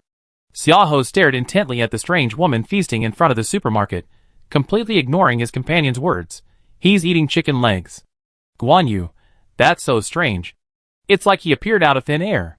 Xiaohou, "He's eating luncheon meat." Guan Yu, "We should be careful." Xiaohou, "Canned fruit. They even have canned fruit." Then he received a flick on the forehead. Guan Yu snapped, "Are you even listening to me? The food's good, but you need to be alive to eat it." A rumbling sound echoed through the carriage. Everyone looked at Guan Yu. Guan Yu, Well, actually, she was hungry too. They hadn't gotten any supplies along the way. They tried their luck in the city, but almost became lunch for the zombies. They barely escaped, and had used up all their energy cores. Now that their captain's fate was unknown, they couldn't just wait here. They had to replenish their energy as soon as possible and go find him. But thinking of that woman who suddenly appeared. Just then, a voice came from the driver's seat. "Don't you guys think that supermarket itself is strange?" Xiaohou slapped his thigh. "Yeah, a well-stocked supermarket suddenly appearing in this desolate place is strange in itself. So what if a woman appears? What's in your stomach is what matters." Liang Fangqi, always timid, hugged himself fearfully. "Why does it sound so much like a female ghost?" The driver's seat continued. "Zombies are everywhere. If a female ghost can give you food, then she's a good female ghost." Everyone, Wen Yan, who had just found a megaphone on the shelf to shout, returned to the door and saw the SUV door open. The few natives who had run away got out and walked towards the supermarket. She immediately put down the megaphone and put on a professional smile. As Guan Yu and her companions approached, they were greeted with a familiar yet unfamiliar welcome. Dazed, they entered the supermarket, dazedly handed over a zombie crystal core that Liang Fangqi had somehow managed to obtain, and stood before the shelves, still in disbelief. Xiaohou asked, utterly bewildered, "Are we shopping at a supermarket?" Liang Fangqi, having already torn open a bag of chicken legs and begun his voracious eating spree after receiving permission from the female ghost boss. No, the beautiful boss, was too busy to reply, only nodding and humming, almost moved to tears. How long had it been since he tasted such delicious food? He, Liang Fangqi, used to be a complete homebody, his greatest hobby being lounging on the sofa eating snacks. With the apocalypse, not only were they desperately trying to escape, but they also had no food. Who knew how bitter he felt? Liang Fangqi ate, while stuffing his favorite foods into his arms, not knowing if this opportunity would come again. The shelves emptied at lightning speed, instantly snapping Xiaohou out of his daze. Turning around, he saw the other three, without a word, all frantically grabbing food from their pockets. Xiaohou, "Hey you guys with thick eyebrows and big eyes, leave some for me, you bastards." He instantly joined the fray. Wen Yan, observing the chaos, "Whatever makes you happy." Confirming they were just fooling around, Wen Yan looked away, a little troubled by the green crystal core she had just received. It was a level 2 zombie crystal core of the wood attribute, obtained through a transaction. According to the rules, she had to put this crystal core at the checkout counter as part of the transaction amount. But she felt it was a bit wasteful. Knowing that wood attribute crystal cores could help with planting, she had wanted to collect more for use in the real world, but the experimental subjects she received later hadn't given her wood attribute crystal cores, and she had no other way to obtain them, so she had to put it aside for now. Now that she finally received it, was she really going to hand it over to the system like this? Wen Yan's gaze swept over the crystal core the experimental subject had given her earlier. It was also a level 2 zombie crystal core, but it was attribute-less, useless to her, though quite useful to ability users. Attribute-less crystal cores could be absorbed by any ability user, and both types of crystal cores were worth 1,000 yuan in the trading system. No difference. Thinking this, when Yan looked up, she decided to try and take advantage of the system. Having quickly spent 1,000 yuan, Guan Yu and the others went to the checkout counter, where the supermarket owner gave them a gentle smile. "Excuse me, may I exchange this attribute-less crystal core for your wood-type crystal core?" Chapter 9. Why not? Although wood-type crystal cores are more valuable than attribute-less crystal cores at the base, this isn't the base. After learning that attribute-less crystal cores are also worth 1,000 coins, and they wouldn't need to pay extra, Liang Fangqi readily agreed. He had specifically saved this crystal core to exchange for food and supplies from wood-type ability users. Now that one core could be exchanged for so much good food, it was even more worthwhile. Guan Yu and the others felt that since the crystal cores were all in the shopkeeper's hands, this was a bit redundant, but with food, it didn't matter. Thus, Wen Yan successfully exchanged a wood-type crystal core. She put the attribute-less crystal core into the cashier's drawer, then stared at the dimensional shop on her phone. Seeing the transaction amount jump from 600 to 1,600, she breathed a slight sigh of relief. This method worked. In other words, she could use this method to exchange for wood-type crystal cores from other people in the future. Suddenly, Wen Yan's gaze shifted to the experimental subject outside the door, her only external supplier of crystal cores. The subject, clutching a row of AD calcium drinks, rubbed its back, somewhat bewildered. Had a breeze picked up? It felt a little chilly.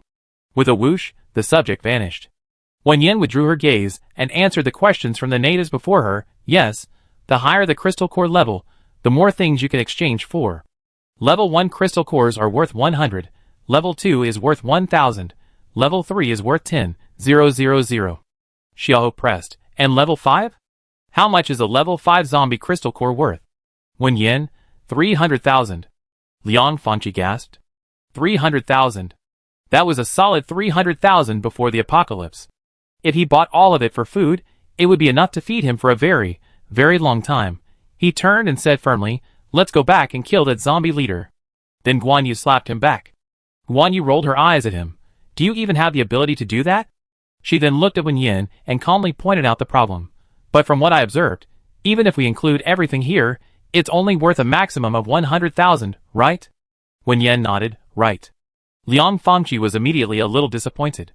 Although he knew that level 5 zombies were difficult to kill, that was 300,000 worth of supplies. If all else failed, they could reluctantly cut their losses and go back to get reinforcements. They had to try. Just then, Wen Yan changed the subject and continued, "But I have a stable supply channel. I can supply as much as you want." Guan Yu stared intently at her, repeating each word. As much as you want? Wen Yan nodded firmly yes. The breathing of the people opposite immediately became heavy. At the beginning of the apocalypse, the most dangerous thing was indeed zombies, but now, the biggest survival problem for people was the lack of supplies and food. The number of zombies is increasing, while the number of humans is decreasing. Their living space is constantly being squeezed, and the resources produced before the apocalypse have long been depleted. If only they could have unlimited food. Xiaoho gritted his teeth. Boss, you said humans don't lie to humans. Wen Yan chuckled, but still earnestly repeated. Okay, humans don't lie to humans. Liang Fangqi looked at Guan Yu expectantly. Guan Yu took a deep breath. Cheers! The lazy young man who had been eating incessantly turned and walked out. Liang Fangqi quickly called out. Lu Wei, where are you going? The young man didn't stop walking. Killing zombies, making money. The 4 new customers, skilled and daring, immediately set off in their SUVs to hunt zombies. After seeing the customers off, Wen Yan finally had time to explore the upgraded dimensional shop. This time, she gained 1,000 transaction points, and the shop's level rose from 0 to 1. The blacklist function, which Wen Yan had always wanted, was successfully activated. With this function enabled, running the shop became much easier. Any unruly customers could simply be added to the blacklist, instead of having to close down for safety as before. Along with the blacklist function, there was an additional feature.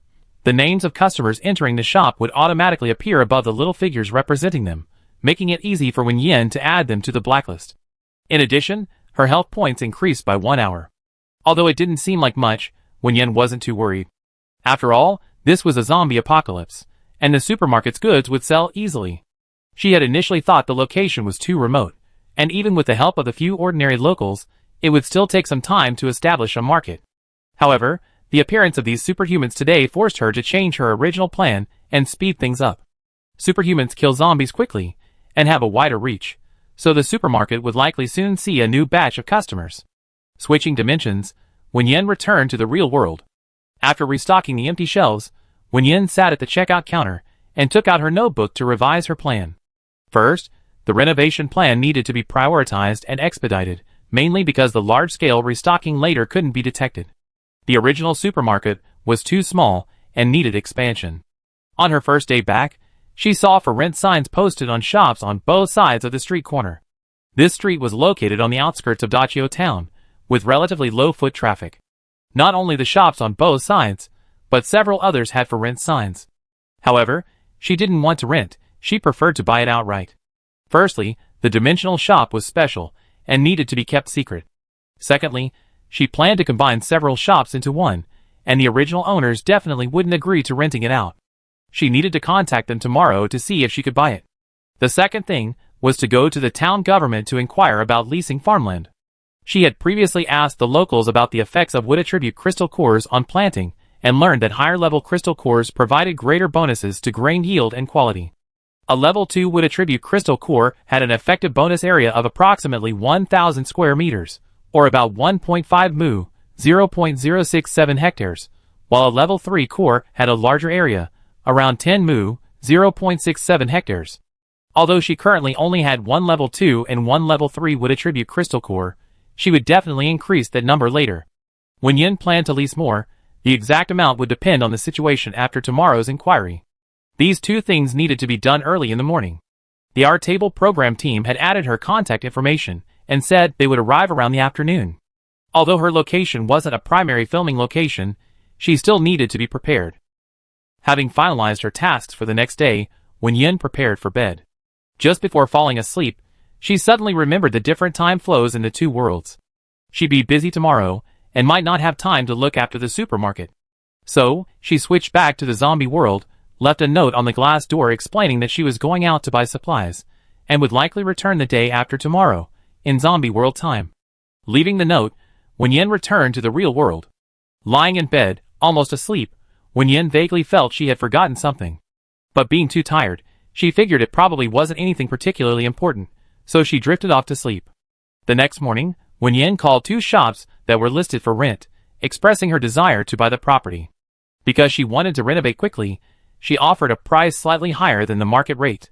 One shop readily agreed, even arranging to sign the contract at noon, worried that Wen Yan might change her mind. The other shop wasn't so successful.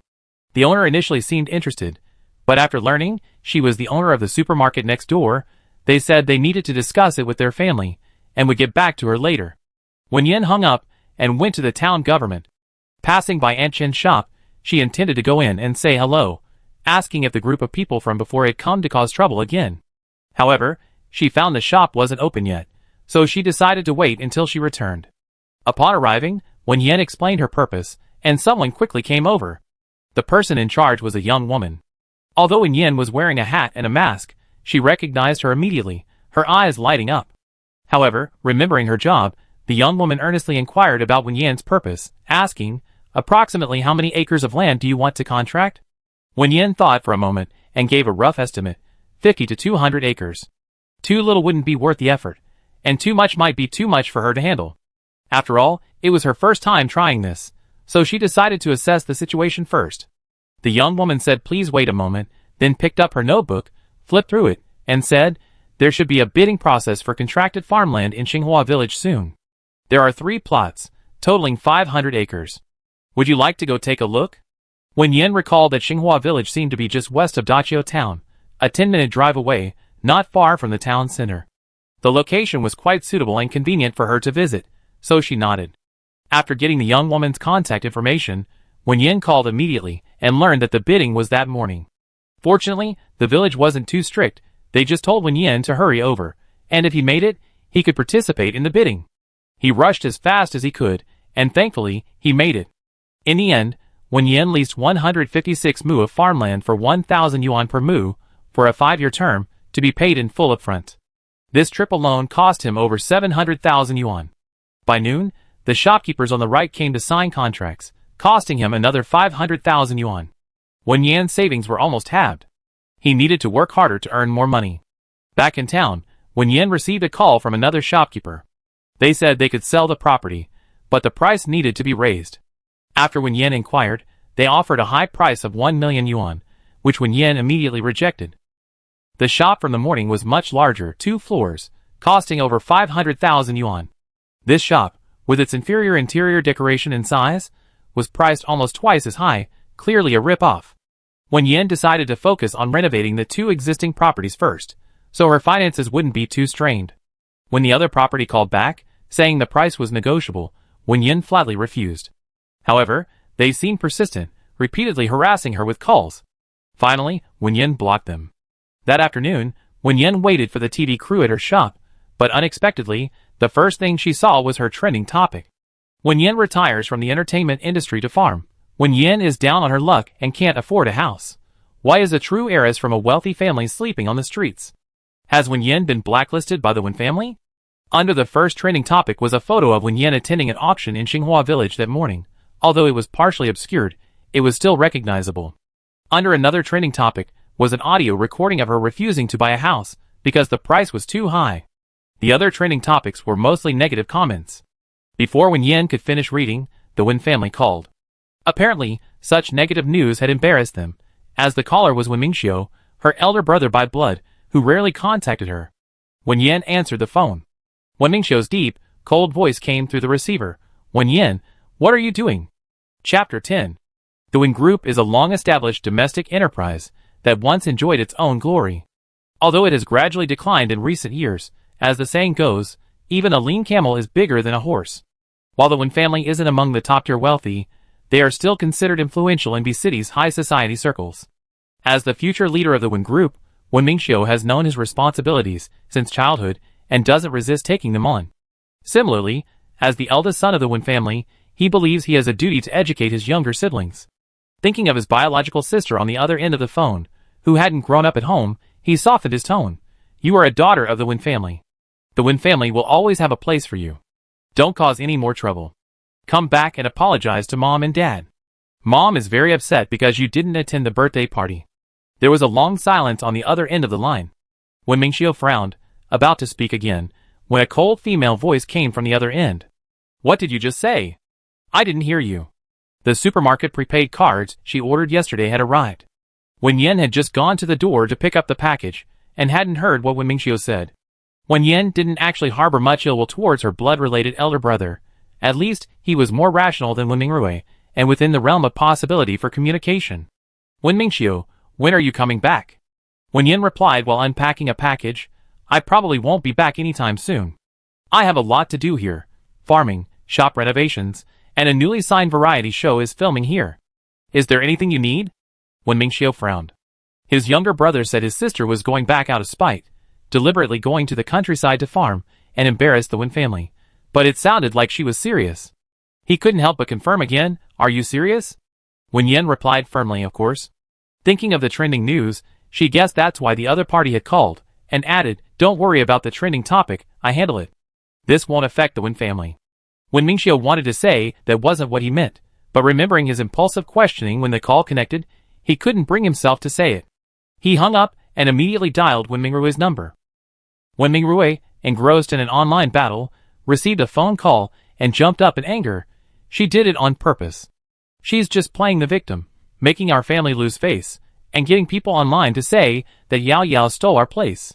Brother, look at what those people are saying online. What do you mean Yao Yao pushed her out? It's clearly her own doing, trying to kick Yao Yao out of the house, and now she's twisting the truth. Wen Mingxiu, with a headache, said, Wen Yan didn't say that. Wen Mingrui scoffed, brother, don't be fooled by her. Do you think she's some naive little rabbit who can make it in the entertainment industry? She's just using a feigned retreat as a tactic. Our family is so disgraced now, and so many people online are cursing Yao Yao, all because of Wen Yan. If it weren't for her, none of this would have happened. Our family would still be fine. I think she's just a scoundrel. Wen Mingrui interrupted his younger brother's impending insult with a raised voice, unusually stern. You're 18 years old now. You need to know what you should and shouldn't say. Wen Yao is your sister, and Wen Yan is also your sister. Wen Mingrui retorted, who wants to acknowledge her? She's even trying to drive Yao Yao away. Wen Mingxiu, unable to lecture his brother, asked worriedly, what happened to Yao Yao? Wen Mingrui, Xiao Zhou said Yao Yao felt guilty after seeing the news. She told me to come back and pack my things to move out. She also sent me a message saying we shouldn't see each other anymore and asked me to apologize to Mom and Dad on her behalf. He got angry just thinking about what was said online. Tell Wen Yan, as long as I'm here, she won't be able to bully Sister Yao Yao. She can go wherever she wants, nobody cares. Wen Mingxiu frowned. I know. I call Yao Yao, and I have someone handle those news articles online. Wen Yan was unaware that the Wen brothers had another conversation after she hung up. Just after hanging up, she received a message from Sister Qiao, asking if she needed help dealing with the online news. Having worked together for many years, there was no need for formalities. Wen Yan sent a recording, the same recording of her earlier conversation with the shop next door. Having been in the entertainment industry for so long, she had learned how to protect herself. The recording clearly stated the market price of shops in Dachio Town, Wen Yan's offer, the shop's size, its condition, and the fact that due to its remote location, it should have been below market price, but was being sold for more than double. Once the recording was released, public opinion instantly reversed.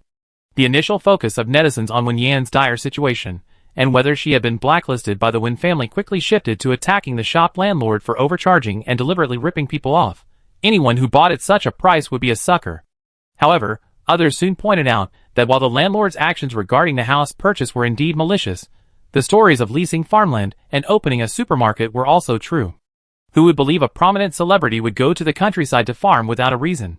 Wen Yan and Sister Qiao had anticipated these comments and directly admitted through Wen Yan's personal account that she was opening a supermarket in town, and that she did indeed plan to farm in the countryside. They also tagged the official Weibo account of our table to announce that she would appear as a special guest on the show, showcasing the new look of rural life in the modern era. Just as the premiere was approaching, a time when attention was crucial, this unexpected windfall was a godsend for the Our Table production team. They were overjoyed and quickly seized the opportunity, effectively diverting all public attention to the upcoming variety show. When the production team arrived in the afternoon, the director in charge of Wen Yan's side repeatedly thanked her. The two sides chatted amicably, creating a very harmonious atmosphere. Before the shop renovations began, the production team took several test shots from different angles and discussed the filming plan with Wen Yan. According to the contract negotiated between Sister Qiao and the production team, her supermarket would be the main purchasing point for the regular guests. Later, some of the crops from her fields would also be sold there. Additionally, during the off-season, some regular guests might come to work there. Wen Yan had already learned about these details from Sister Qiao, and neither side had any objections. After confirming that the renovations at Wen Yan's shop would be completed within a week and wouldn't affect the filming, the production team left. After all this commotion, it was already evening, and Wen Yan's stomach was growling with hunger. She had planned to visit Aunt Chen after returning from the town government, but hadn't had a chance. She decided to just go over for a meal and ask Aunt Chen how things were going. Wen Yan locked the door and went out, only to find a truck parked in front of the restaurant. Aunt Chen was moving. Wen Yan approached. "Aunt Chen, what are you doing?" Aunt Chen smiled and said, "Business is bad these days. Everyone in town has gone out to work, and hardly anyone comes to eat. I decided to sell the shop to pay off my debts and save them from causing trouble." Wen Yan knew that Aunt Chen had married into the family from out of town and had no other relatives here, so she asked, "Have you found a place to stay? Xiao Hui is still in school. How will you live without the shop?" Aunt Chen's eyes reddened, but she quickly regained her capable demeanor and joked, "With this skill, Aunt Chen can go anywhere. Maybe she earned more money than she does now. It's a blessing in disguise." Wen Yan pursed her lips. Business was tough, so why would anyone spend extra money to hire someone? Thinking of her future plans, she said, "Aunt Chen, I need help with something, but it's quite difficult. I wonder if you'd be willing to do it."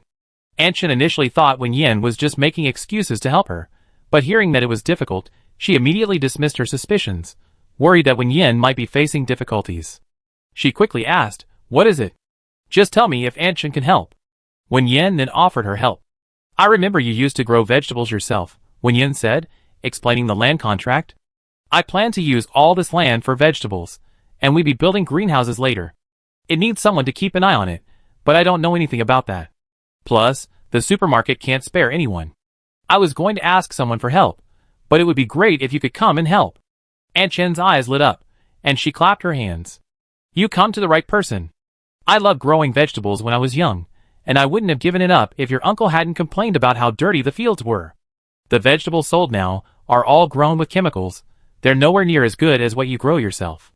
Wen Yan smiled and said, "Then I leave this to you." Aunt Chen nodded enthusiastically. "I make sure you grow the vegetables perfectly." Aunt Chen was a decisive person, and she immediately called her son, Xiao Hui, to oversee the move. "It's already late September. We need to get started on planting vegetables. Come on, let's decide what to plant first, and we start tomorrow." Wen Yan was pulled away by Aunt Chen, feeling both amused and exasperated. The two ate a quick bite and discussed until midnight, finally deciding on 30 mu of land for various vegetables suitable for autumn planting with short growth cycles: spinach, bok choy, radishes, and chives. The remaining 30-odd mu were reserved for greenhouses. Building greenhouses wouldn't be cheap, and Wen Yan currently lacked the funds, deciding to wait and see.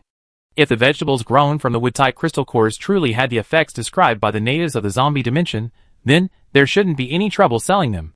High-quality vegetables could even fetch a higher price. Once the investment was recouped, it could be used to build greenhouses, and then a positive cycle could gradually form.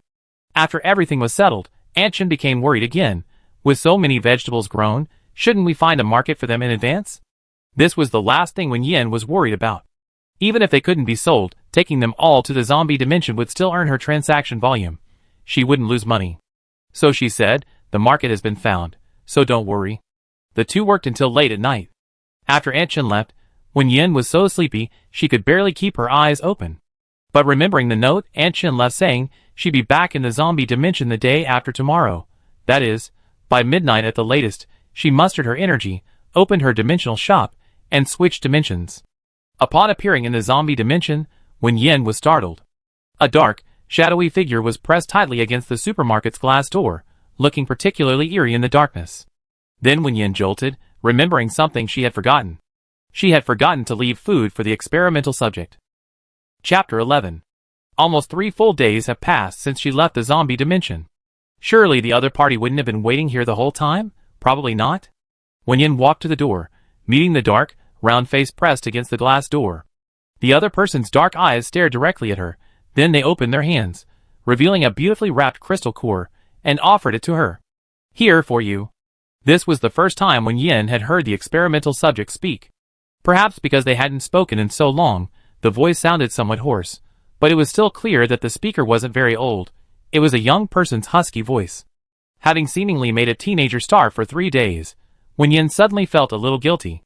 After all, She had obtained a zombie crystal core worth over 10,000 from the other person, and she couldn't be as perfunctory as before. She opened the door, gesturing for the other person to come in. The experimental subject stood in the doorway, staring at the open door without moving. Wen Yan extended her hand, indicating, "You can come in, it's opening hours now." After the dimensional shop upgraded to level 1, its protection zone expanded from the supermarket itself to a 10-meter radius around it, within which Wen Yan was safe. The test subject still didn't move, but instead reached out again, handing Wen Yan the crystal cores in her hand. 3 level 2, attribute-less crystal cores, and 1 yellowish-brown, level 3 earth element crystal core. Only after Wen Yan took them did she hesitantly step into the supermarket. The test subject seemed even dirtier than before, her bare feet leaving grimy footprints on the clean white tiles. After a couple of steps, the test subject suddenly stopped, looked at Wen Yan, then at herself, and froze in place. After a long pause, she spoke again, "I'm here. Wait outside." She turned to leave. Noticing the test subject was without shoes, and went to the shelf to get slippers, Wen Yan quickly called out, "Wait a minute." Returning with the slippers, Wen Yan thought for a moment and simply said, "Come with me." She led the test subject inside, to the back entrance of the supermarket. Because this area was undeveloped, there was an empty lot behind the shops. The original landlord had built a small warehouse next to the supermarket, along with an outdoor restroom, which had all the necessary facilities. Knowing the test subject wouldn't know how to use it, Wen Yan patiently explained how to fill the tub with water and adjust the temperature.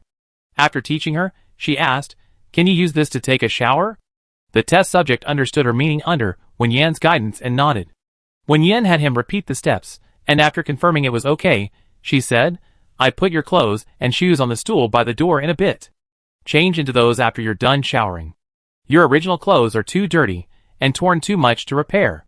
Why don't you just throw them away?" The test subject nodded again. Only then did Wen Yan leave. Back on the second floor, she rummaged through her wardrobe and, from a hidden corner, found a pink floral dress that a brand she used to endorse had given her. Because the brand had sent the wrong size, too big, Wen Yan had never worn it, but it came in handy now. Well, floral is better than nothing.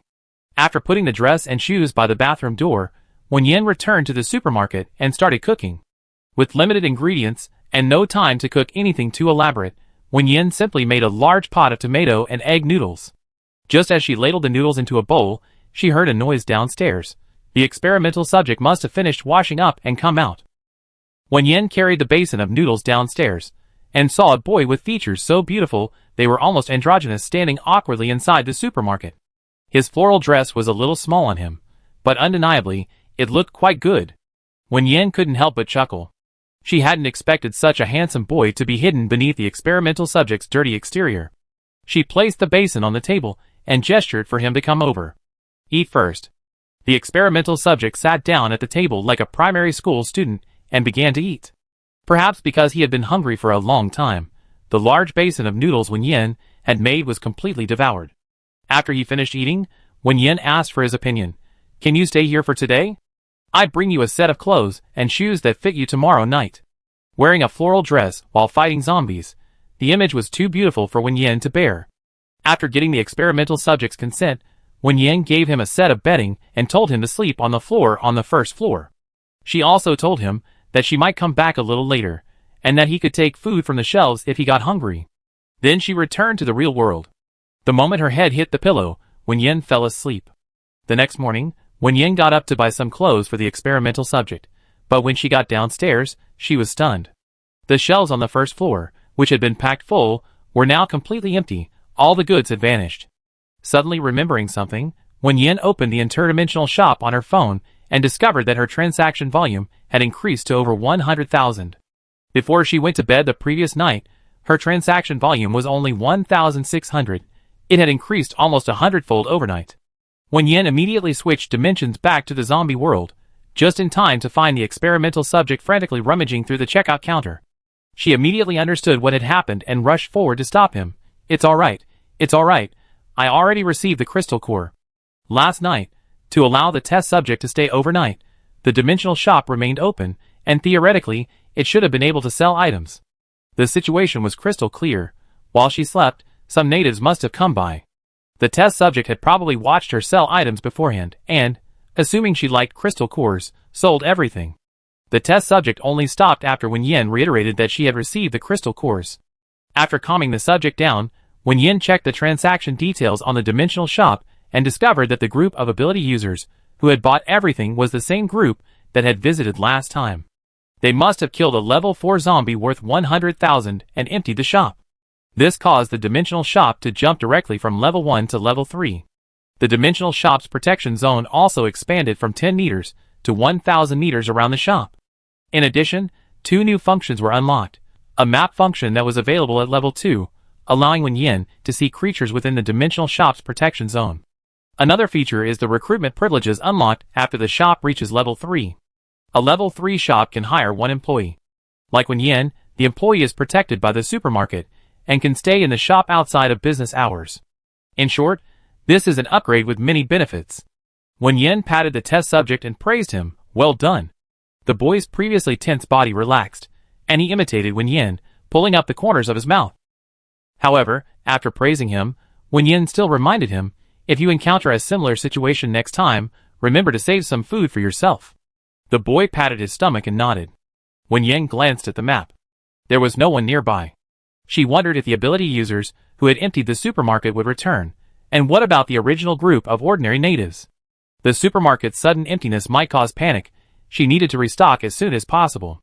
She took some snacks from the second floor for the test subject to eat, then returned to the real world. She first called the supplier, citing the supermarket's expansion and restocking, asking them to expedite the delivery of another batch. Then, Wen Yan went to a clothing store and bought the test subject several sets of clothes and shoes that fit. Passing a breakfast shop, Wen Yan estimated her and the test subject's appetites and bought 3 baskets of steamed buns, 3 servings of soy milk, and 3 fried dough sticks. Thinking it over, she also bought an extra serving of wontons for the test subject. She would eat 1 serving herself, and the test subject would eat 2, that should be enough. Back in the zombie dimension, the steaming buns were still fragrant, and the aroma of wontons wafted out. The test subject, drawn by the smell, stared wide-eyed. Wen Yan opened her mouth to tell him to change, but just as she was about to speak, she realized she had been assuming the other person was the test subject, who actually had a name. Song Hui was written above the head of the little black-eyed figure in the dimensional shop. Wen Yan changed her mind. Song Hui, change your clothes first, then come eat. The test subject. Song Hui glanced at Wen Yan, took the clothes, and obediently went to the restroom behind the supermarket to change. Wen Yan went upstairs, carried the dining table down, and placed it on the open space in front of the supermarket, setting out all the food. It was evening in the zombie dimension, the sunset was beautiful, and it wasn't too hot, making it perfect for eating outside. After the test subject came out, Wen Yan circled around to make sure the clothes fit. They looked a little loose, but considering the person's height, a smaller size would definitely not fit, especially since they were too thin. The 2 sat in front of the supermarket, one eating leisurely, the other wolfing down her food. Wen Yan didn't have a big appetite. She was full after drinking a cup of soy milk and eating a few steamed buns. She had something to discuss with Song Hui, so she waited a while until he finished eating before asking Song Hui, "Would you like to work at my shop?" Song Hui stared at her blankly, seemingly not understanding what work meant. Wen Yan explained to him, "You need to stay in the store. When someone comes to buy something, you be responsible for selling it to them, just like you did before. It's not very complicated. During your employment, you can eat and use whatever you want in the supermarket. It's all free. 3 meals a day are provided. Eat until you're full. As for accommodation, the supermarket is currently under renovation, but a room will be reserved for you. Working hours are from 8 a.m. to 6 p.m., with 1 day off per week. Regarding your salary, the currency here isn't universal. I convert 4,000 yuan a month into supermarket shopping cards. You can use these to exchange for things with other people, or you can save them up, and I exchange them for supplies later." Wen Yan explained everything she could think of, then looked at Song Hui. "Song Hui, eat whatever you want." After all that explanation, the boy only remembered the phrase "eat whatever you want." She nodded, "Yes, eat whatever you want." The boy thought seriously for a moment. "Okay." Wen Yan entered Song Hui's information into the employee section of the Interdimensional store, clicked confirm, and successfully recruited her first employee. As she exited, Wen Yan saw a small red dot on the map icon, indicating someone was within 1,000 meters of the supermarket. Opening the map, she saw 2 groups approaching. One group moved very quickly, probably in a car, while the other moved more slowly, likely on foot. A short while later, the driver arrived first. From a distance, Wen Yan heard Liang Fangqi yelling, "Boss, boss, look what your employee did to me." The SUV stopped a short distance from the supermarket entrance, and a burly man jumped out, pointing to his bruised eyes, and complaining to Wen Yan, "He hit me. Look what he did to me. My eyes are all swollen." Wen Yan turned to look at Song Hui. Song Hui turned to look at the roadside grass, as if it were edible. Wen Yan was both angry and amused. Very well, the employee had already assaulted a customer on his first day. Chapter 12. Wen Yan confirmed with Song Hui, "Did you hit him?" Song Hui turned his head, his voice low, "Yes." Wen Yan patiently continued, "Why did you hit him?" The boy paused for a moment, seemingly finding a suitable word to describe it. He was looking for trouble, so he deserved to be hit. Wen Yan looked at Liang Fangqi. Liang Fangqi jumped up and down, pointing to his nose. "I was looking for trouble? I deserved to be hit? You little brat, do you have any sense of reason?" Those people were clearly going too far. We even gave them some supplies, and they were still not satisfied. They even tried to ambush Wu Wei. That was a dagger stained with zombie blood. If he had been stabbed, it would have been the end of him. Was I wrong to stop him? Song Hui looked at him coldly. "You knocked over the shelf." Liang Fangqi, "Huh?" After a long while, he reacted, saying incredulously, "Just because I accidentally knocked over the shelf when I stopped them, you just punched me without saying a word?" Song Hui nodded matter-of-factly. Liang Fangqi, shock. Seeing that Liang Fangqi was getting off topic, Guan Yu pulled him aside and explained to Wen Yan, "Yesterday, after we bought everything, some more people came.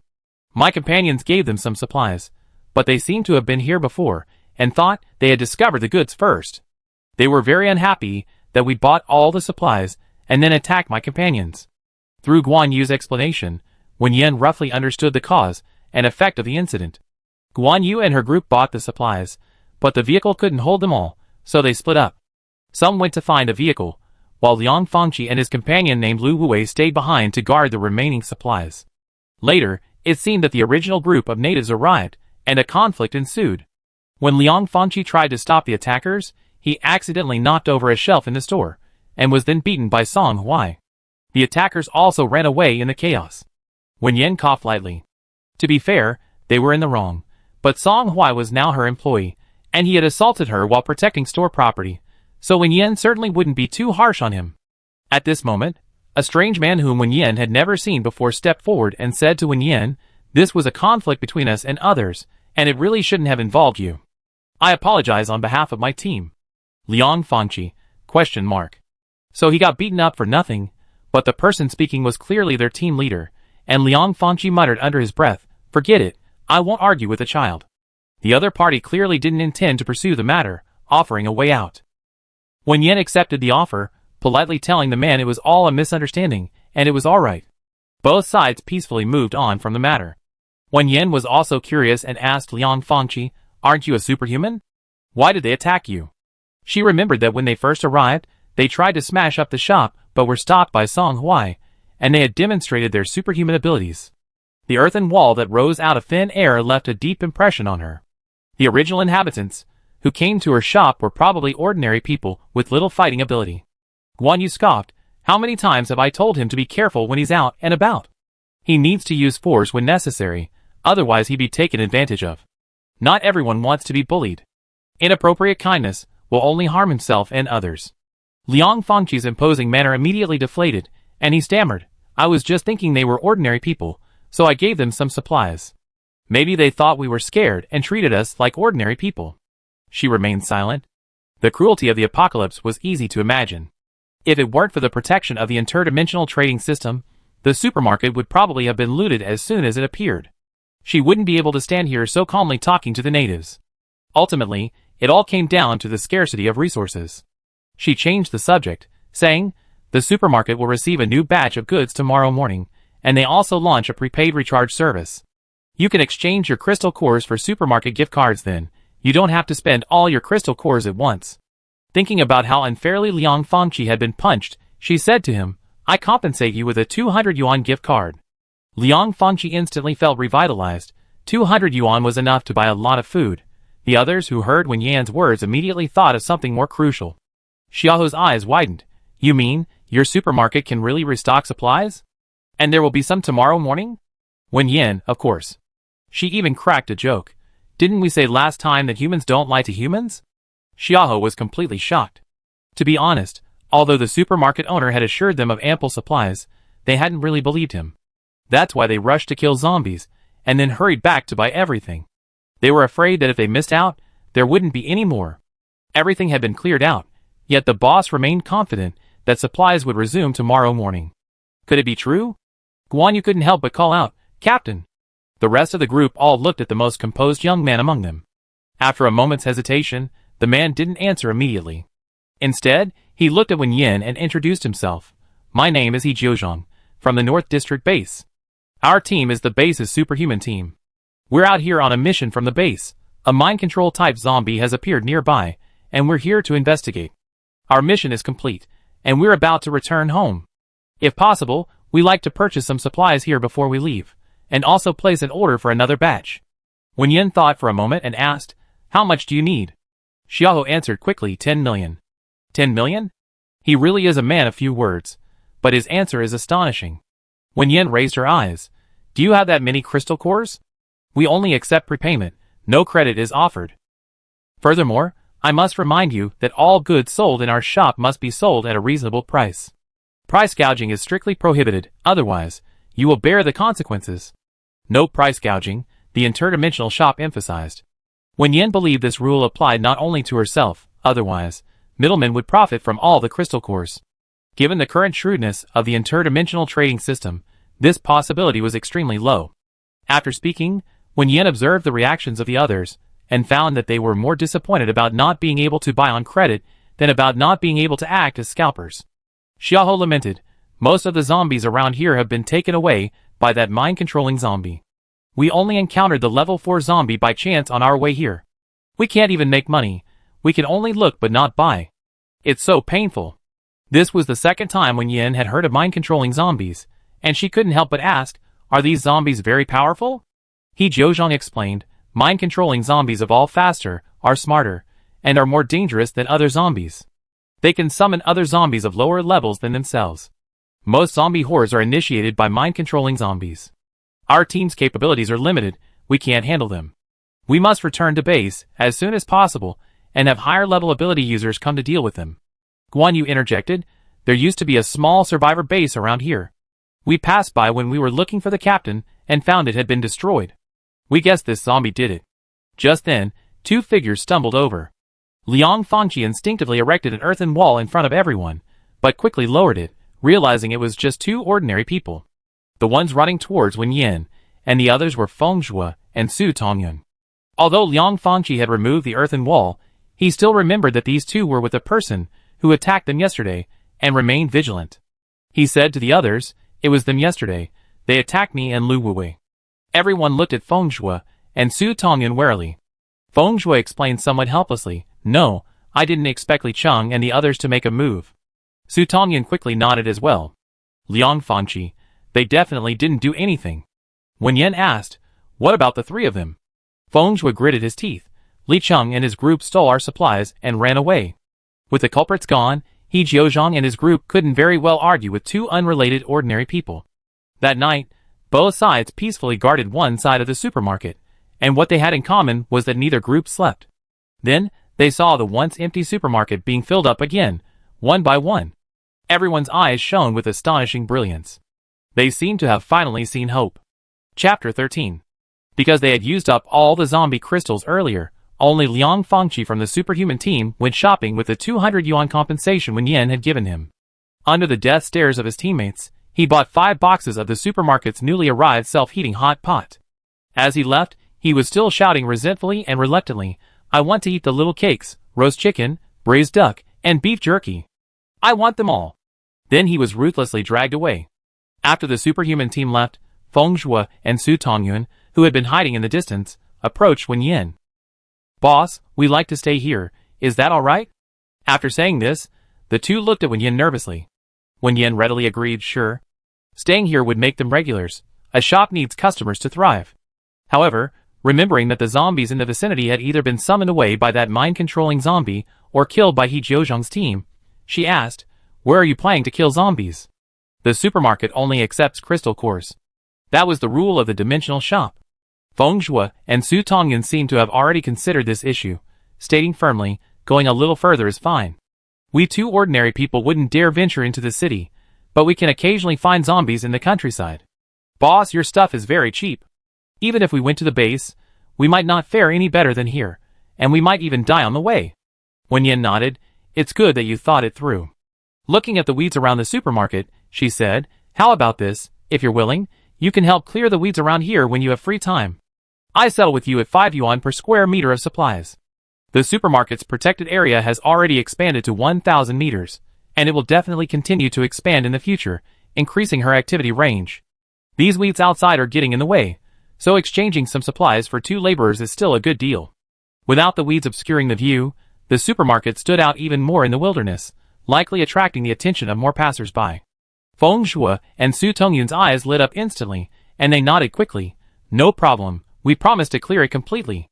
It was just clearing weeds. They wouldn't risk their lives killing zombies to get enough supplies to survive. There couldn't be better. The two got right to work, turning to pull weeds, when Wen Yan stopped them and gave them some food in advance. After all, they needed to eat before working. Their supplies had been stolen, and they were probably still hungry. Fresh, steaming buns filled his mouth with the aroma of meat, and the millet porridge had a sweet fragrance. The whole body felt comforted after drinking it. Feng Shui ate slowly and carefully, earnestly telling Su Tongyan, we must do a good job. Su Tongyan's eyes were red, and she nodded vigorously yes. Meanwhile, after dinner, Wen Yan called Song Hui into the supermarket. After considering it for a moment, she asked him, why do you think Liang Fangqi, that fat guy, caused trouble in the store? After hearing Guan Yu's explanation, Wen Yan felt it necessary to talk to her new employee. This was the apocalypse. The law of the jungle was the rule of survival. She didn't see anything wrong with Song Hui hitting someone to prevent trouble in the store, but Liang Fangqi was clearly acting in self-defense, and it wasn't intentional. Normally, it wouldn't warrant such violence. Wen Yan knew that Song Hui was an experimental subject and his thinking was different from ordinary people, but if he worked in the store, it was definitely not allowed to beat up customers at will. The other party was very smart, and Wen Yan did not intend to rigidly stipulate that hitting people was not allowed in the store. Instead, she wanted to understand his thoughts. Song Hui gave the same answer. He knocked over the shelf. Wen Yan understood his meaning and asked, you mean, any vandalism in the store counts as causing trouble? Song Hui nodded. Wen Yan frowned. She had witnessed Liang Fangqi using his supernatural abilities. The earthen wall rose very quickly, yet he was still hit.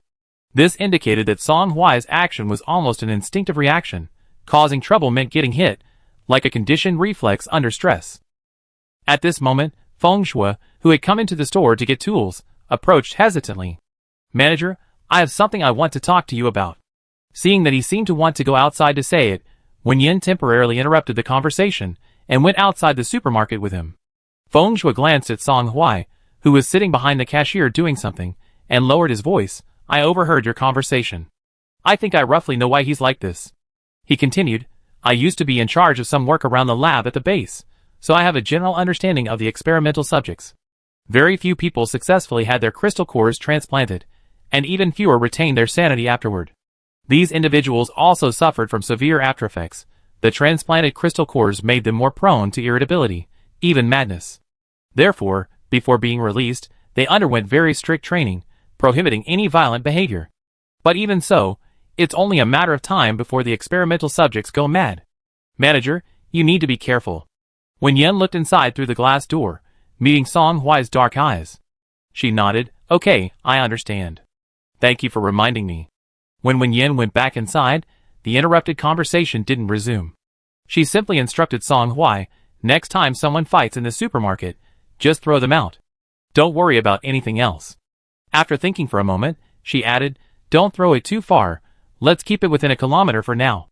By the way, do you know how far a kilometer is? Wen Yan pulled him to the door and gestured roughly. As long as they were within the store's protection zone, both she and Song Hui were safe. Afterwards, Wen Yan taught Song Hui how to use the membership system, and how to register and issue supermarket recharge cards. Song Hui was very smart. Wen Yan only had to do it once, and he remembered everything and quickly got the hang of it. Then, Wen Yan had Song Hui cooperate with her on something. While the supermarket was open, Wen Yan returned to the real world, went to the shelf near the entrance, stared at a pineapple bun, and silently counted the time. After a minute passed, Wen Yan returned to the zombie dimension. At the supermarket entrance, Song Hui was standing there holding a pineapple bun. There was an empty space at the very end of the shelf, so he was clearly holding the pineapple bun that had originally been there. But Wen Yan clearly remembered that space had been empty. Her perception had been altered. As expected, the interdimensional trading system had intervention measures in place for the supermarket that existed in both dimensions simultaneously. Even if people from both worlds were shopping in the supermarket at the same time, no one would notice anything amiss. This outcome was predictable, so Wen Yan wasn't particularly surprised. She simply gained a deeper understanding of the interdimensional trading system's abilities, and became more curious about its origins. But this was clearly beyond her reach, at least not now. Wen Yan rarely dwelled on matters without resolution. This interdimensional trading system was so powerful that it could even alter human perception. Other anomalies in the supermarket, such as taxation, likely had corresponding solutions. Wen Yan completely let the matter go. Back in the real world, Anshin called. Yan, I selected some vegetable seeds. If you have time, come over and decide which varieties to plant. We also need to finalize the planting workers and the sowing machine quickly. The village will be planting in a few days, and it might be difficult to find suitable workers then. Farming time waits for no one. Wen Yan didn't know anything about farming and genuinely didn't have the time, so she said directly, I don't know anything about these things either. Anshin, you can decide for yourself. The expenses will be deducted from the card I gave you. Anshin sensed she wasn't just being polite, and didn't refuse, readily accepting. I have them issue receipts for all these expenses, compile a detailed list, and we reconcile the accounts weekly. Wen Yan nodded, okay. Even close brothers should keep clear accounts. It's good for both sides. With the farming matters entirely handled by Aunt Chin, Wen Yan began working on the renovations. She didn't know which construction teams in town were reliable, but soon, Wen Yan remembered the middle-aged man she met during her first delivery to the supermarket. When she mentioned renovations, he offered his services and left his contact information. The man was efficient and quiet. Although simply dressed, he wasn't dull. Remembering that he mentioned his renovation experience, Wen Yan found the number and dialed. When Jiang Dafu answered the phone, his wife was arguing with him. Everyone else gets paid after receiving payment for the project, but you're the one who acts like a big spender, wanting to pay out of pocket. Now look at you, all that face you have, your daughter even has to borrow money for tuition. It's not like we deliberately withheld payment. Why couldn't we wait? Most of our life savings, you just threw it all away. Did you even think about the family you have to support? I done all the good work for you, and you think I'm the bad guy? Let's see who cares if you starve to death except for me. With a bang, the rice bowl was slammed onto the table, scattering rice grains. Jiang Dafu silently picked up his bowl and ate, not saying a word. It was wrong of him not to discuss this with his wife. But Jiang Dafu had worked hard for most of his life, and had never owed his workers a single penny. He would still pay them if it happened again. Su Jingli was furious at his behavior. You gave the land to your brother to farm long ago, leaving only a dilapidated house that leaks everywhere. I'm asking you, I told you to borrow money from him, did you get it? Jiang Dafu, he said he's short on cash. Su Jingli, Just as her mother's anger was about to explode, Jiang Wenjing raised her hand to rescue her father. Well, I applied for a student loan, and it's been approved. She tried to lighten the mood, and it's interest-free. Su Jingli became even angrier. Just then, his phone rang on the table. Jiang Dafu picked it up and answered immediately. Hello, yes, this is Jiang Dafu. Do you have time? I can go today. Do you need to find a construction team? Jiang Dafu perked up, his voice booming. Sure, no problem. I can find everyone today, and we can start work this afternoon. Hanging up, Jiang Dafu was about to leave when Su Jingli stopped him. What construction team? Who's looking for you? Jiang Dafu said happily, it's that supermarket owner I told you about before. He's renovating his store, and asked me to help find people. It's not a big project, but he said the deadline is tight, and the price is quite high. I go find Lao Zhao and his team, they're experienced. Su Jingli rolled her eyes at him. What's the rush? Eat first, they're not going anywhere. Her words were dismissive, but a smile played on her lips. Less than an hour after Wen Yan hung up, a complete construction team appeared before them. She first went back to the zombie dimension, where she and Song Hui packed up the goods they had laid out that morning to reassure the natives, moved them into the back warehouse, told him the supermarket was under renovation, and he should stay there temporarily, and also informed Feng Shui and the others before returning. That afternoon, the construction team began demolishing the walls. When Mingrui got off the plane and then drove for more than 2 hours, stepping into what he saw as a rustic town of Dachio with a look of disgust. He impatiently opened the door to the dilapidated supermarket that was supposedly run by his older sister. Then he was greeted with a mouthful of dust. Chapter 14. Because the supermarket needed renovations, Wen Yan rented a place to stay temporarily on another street not far away. The main project was simply knocking down the wall between the two shops. The interior renovations didn't require major changes, and there wasn't much to oversee. After confirming the construction schedule and plan with Jiang Dafu, Wen Yan returned to his place. Then he began preparing for the opening a week later. Although the dimensional system would manipulate the perceptions of those in the store, rationalizing anomalies, the area outside the supermarket wasn't part of the dimensional store's territory, and there was still a possibility that someone would notice something amiss. The biggest problem was how to make the supermarket's purchases and sales appear balanced. At least it couldn't appear too exaggerated. This required increasing the supermarket's customer traffic to create the appearance of a thriving business. This way, Wen Yan's large-scale purchases would seem normal to most people. Even if a few experts noticed something was wrong, to verify this, they would have to enter the store to investigate, and once they entered, their perceptions would be manipulated by the dimensional system. So the key is to increase customer traffic. Wen Yan already has an idea for this. Leverage her status. Since trending on social media, many strangers have been gathering near the supermarket. Some are gossip reporters, some are haters hoping to see how miserable she is, and others are online influencers looking to gain popularity. Everyone has their own agenda, wanting to get what they want from her. But that's okay, Wen Yan just needs them to shop and promote her supermarket. Besides these people, our dining table is also a great promotional channel. When the show starts filming next week and the regular guests come to Dachio Town, their fans will come along too. In addition, she had her own fans. Wen Yan had also gone through a difficult period as a newcomer, and many fans had accompanied her from then on. Even when she made the decision to leave the entertainment industry, most of them expressed their understanding and firmly stated that they would respect her and that no one would disturb her life. Thinking of this, Wen Yan opened her social media app, clicked on her account name, added a suffix to the end of her original name, and then posted her first message after renaming the account. Wen Yan's Happy Supermarket. Hello everyone, Happy Supermarket will reopen on October 1st. From October 1st to October 7th, all customers will enjoy a 10% discount, and customers with this account's fan badge will enjoy a 20% discount. We look forward to your visit. Dachio Town is located in a remote area. It's unrealistic to expect people to come from afar and spend real money just because of her limited online presence. The best way to attract customers is through discounts. The supermarket's most important function is to attract people and conceal the large amount of goods consumed in the zombie dimension, making money is secondary. Being able to make a slight profit while maintaining a balance between expenses is already considered fulfilling its intended purpose. Since she was going to hold an event anyway, Wen Yan simply offered her fans an even bigger discount, keeping the profits within the family. As soon as this message was posted, her longtime followers immediately came over. Seeing Wen Yan on duty again, everyone was happy, and those living near H City excitedly expressed their intention to support her. However, it wasn't just fans who came. There were also haters. These people had excitedly come to see how the fallen rich girl was doing now. Seeing that Wen Yan's account name had been changed to Happiness Supermarket, they couldn't wait to comment and mock her. But then, they saw Wen Yan's differential treatment, and immediately some expressed their dissatisfaction, only to be attacked by Wen Yan's fans. Even passers-by couldn't stand it, they thought, trying to take advantage after insulting someone. They really have a thick skin.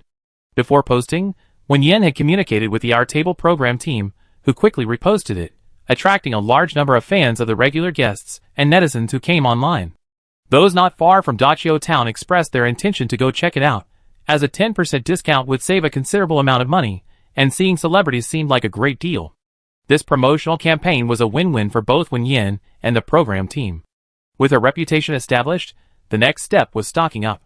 With the National Day holiday approaching, coupled with the previous promotion, she expected a large influx of customers. The goods delivered this morning would definitely not be enough.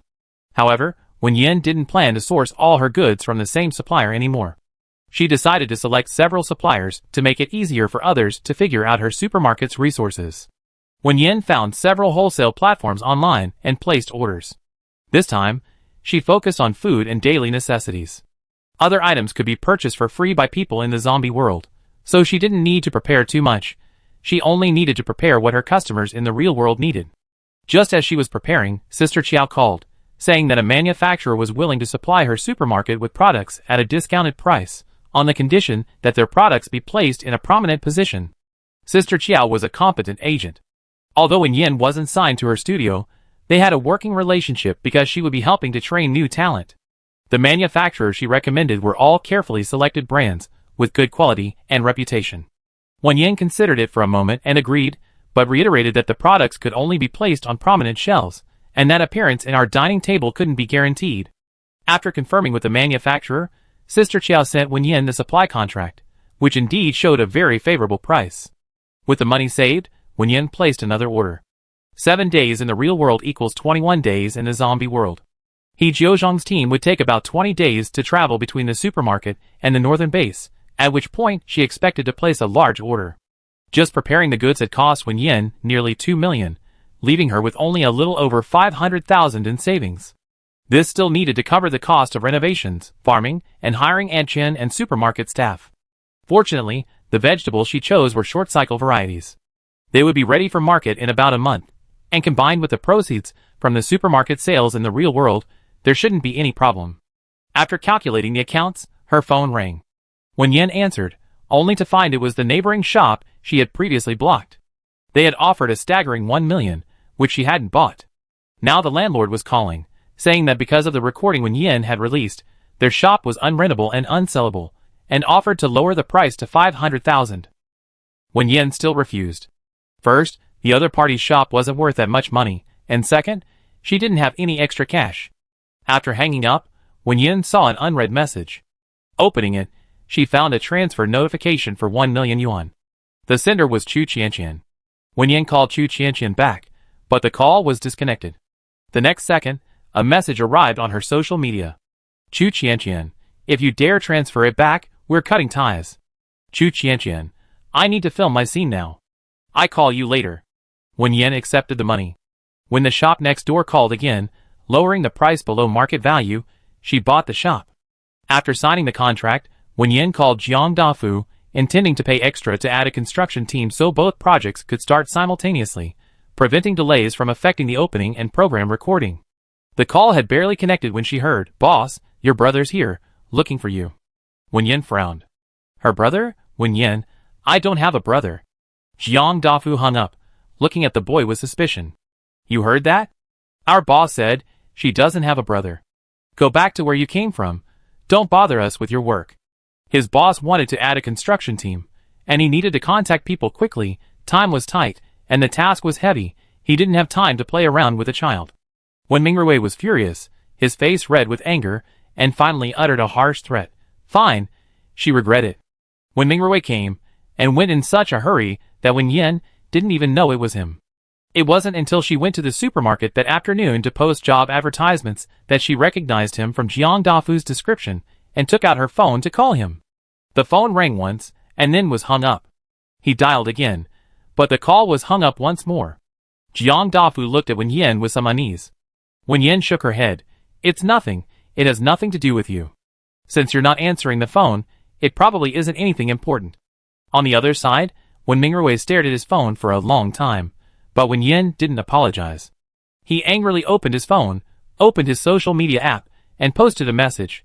I am Wen Mingrui, and I have absolutely no relation to Wen Yan. If anyone spreads rumors again, I sue them until they're bankrupt. After sending the message, Wen Mingrui immediately turned off his phone. When the plane landed in City B, Wen Mingrui turned his phone back on, intending to see if Wen Yan had apologized, only to see a message that shocked him so much that he froze on the spot. Wen's group, after further confirmation, Ms. Wen Yan, at Wen Yan's Happiness Supermarket, is not related to our group chairman, Mr. Wen Ronghai. We sincerely apologize for taking up public resources, and apologize again. Wen Mingrui was stunned. He called his older brother, after receiving the missed call, and the call was quickly answered. Wen Mingxiu, where are you? Wen Mingrui didn't have time to answer, and hurriedly asked, what does that announcement from the company mean? What does no blood relation mean? Didn't we have it confirmed by 3 different agencies? Wen Mingxiu's voice was tired and helpless. Go home first. When Wen Mingrui returned home, his parents, Wen Mingxiu, and Wen Yao, who was filming outside, were all in the living room. Sitting nearby was Wen Yao's fiancée Xiao Yang. Wen Yao was gently comforting her mother, whose eyes were red from crying. Wen Mingrui walked up to his father. "Dad, that announcement," his father said sternly, "Wen Yan isn't your sister. The testing agency made a mistake." "But back then, what? Didn't you say you had nothing to do with her?" Wen Mingrui opened his mouth, wanting to say that he had only said it in anger and would delete it after Wen Yan apologized. However, his father wasn't really asking for his opinion. He made a final decision. "All right, that's the truth. Your only sister is Yao Yao. The twins who were taken away are dead. Don't mention this matter again." Wen's father stood up and called Xiao Yang to go to the study on the second floor. Wen Yao helped her mother back to her room to rest. Only Wen Mingrui and Wen Mingxiu remained in the living room. The usually arrogant young man asked helplessly, "Brother, did I do something wrong?" Wen Mingxiu looked at his frightened younger brother and ultimately couldn't bring himself to scold him, only saying, "Don't overthink it." Wen Mingrui stood there for a while, then suddenly caught up with his departing older brother, stubbornly grabbing his sleeve and demanding, "I want to know the truth. Is Wen Yan really Dad's child? Is she my sister?" Wen Mingxiu was silent for a moment. "The group's situation isn't good right now. We need the Xiao family's help." Understanding the subtext of those words, Wen Mingrui's face was filled with disbelief. Just because we need the Xiao family's help, Dad doesn't want his own daughter anymore? Is it possible that one day, for the sake of the company, he abandoned us too? Wen Mingxiu frowned. "Mingrui, Dad won't." Wen Mingrui sneered and ran out of the Wen family home. Wen Yan only briefly returned to the zombie world. Upon her return, she was bombarded with text messages and phone calls. After piecing together the messages, she understood what had happened, then took out her phone, logged into her account, and forwarded the Wen group's statement. This was her first response regarding her relationship with the Wen family. Wen Yan's happy supermarket, indeed. Chapter 15. Shortly after sending the message, Wen Yan received several large transfer notifications, one from her mother, one from Wen Mingxiu, and one from Wen Mingrui. Her mother and Wen Mingxiu apologized profusely, but when Yan didn't reply, she simply returned all the money. When the Wen family announced they had no relation to her, Wen Yan's first feeling was relief. Blood ties felt more like constraints and responsibilities to her. She had no expectations of the Wen family, and didn't want to make any sacrifices, so she wanted a clean break to avoid any further involvement. After returning the money, Wen Yan replied to messages from those who genuinely cared about her, then continued working on the supermarket. After posting the job advertisement, she quickly received calls. Although the salary Wen Yan offered wasn't high, just the average in Dachio town, it included 2 days off per week, regular hours, social insurance and housing fund benefits, and internal discounts for full-time supermarket employees. In Dachio town, a backward and remote town, it was already a very good job. Anyone who saw the job posting, even if they didn't need the job themselves, immediately called their close relatives and friends. Even workers like Jiang Dafu called home to tell their friends and family looking for work to apply. In this small rural town, job opportunities are scarce, and such good jobs would be snatched up if not acted quickly. Wen Yan received a flood of applications. Within half an afternoon, 20 or 30 people had applied. She had to have Jiang Dafu quickly take down the newly posted job posting and then contact people for interviews in the order they had called. The supermarket planned to hire 10 people, 6 cashiers, 3 stock clerks, and 1 cleaner, all positions that didn't require much skill. Wen Yan quickly filled the position. Because many people who hadn't received interview invitations also came, Wen Yan could only tell those who applied later that she would contact them at the next recruitment event. Qian Ming was one of the cashiers hired this time, and she even got the last spot. Watching the disappointed crowd leave, she couldn't help but pat her chest with relief. Luckily, she heard her aunt's call from town and rushed over immediately. At least she didn't miss out. Actually, Qian Ming wasn't sure if her decision was right. After all, her peers had all gone out to make their way in the world, while she was stuck in the small town Dachia. Qian Ming had tried going out, but the outside world wasn't as simple as she imagined. Because of her low education level, she could only start from the bottom, doing the most tiring and difficult jobs. She had to work overtime, be mindful of others' moods, and the store manager often yelled at her and tried every means to deduct from her already meager wages. Social security was out of the question. Every day, she would wake up and go to work, then go back to her dormitory and sleep soundly. With so much work, so little pay, and so far from home, Qian Ming endured it for a while before packing her things and returning to her hometown in a sorry state. But there weren't any good jobs back home. Qianming had originally planned to rest for a while before going to stay with a friend who was supposedly doing well out there, but then her aunt called. Qianming decided to work for a while first. It was better than staying home and doing nothing. Wen Yan gathered the newly hired employees together, formally signed their labor contracts, and then approached one of the young women named Qianming. Qianming had relevant work experience and was the most suitable candidate among the hires. Qianming was a little nervous and excited when her name was called. Her greatest pleasure outside of work used to be watching TV dramas, and Wen Yan was one of her favorite actors.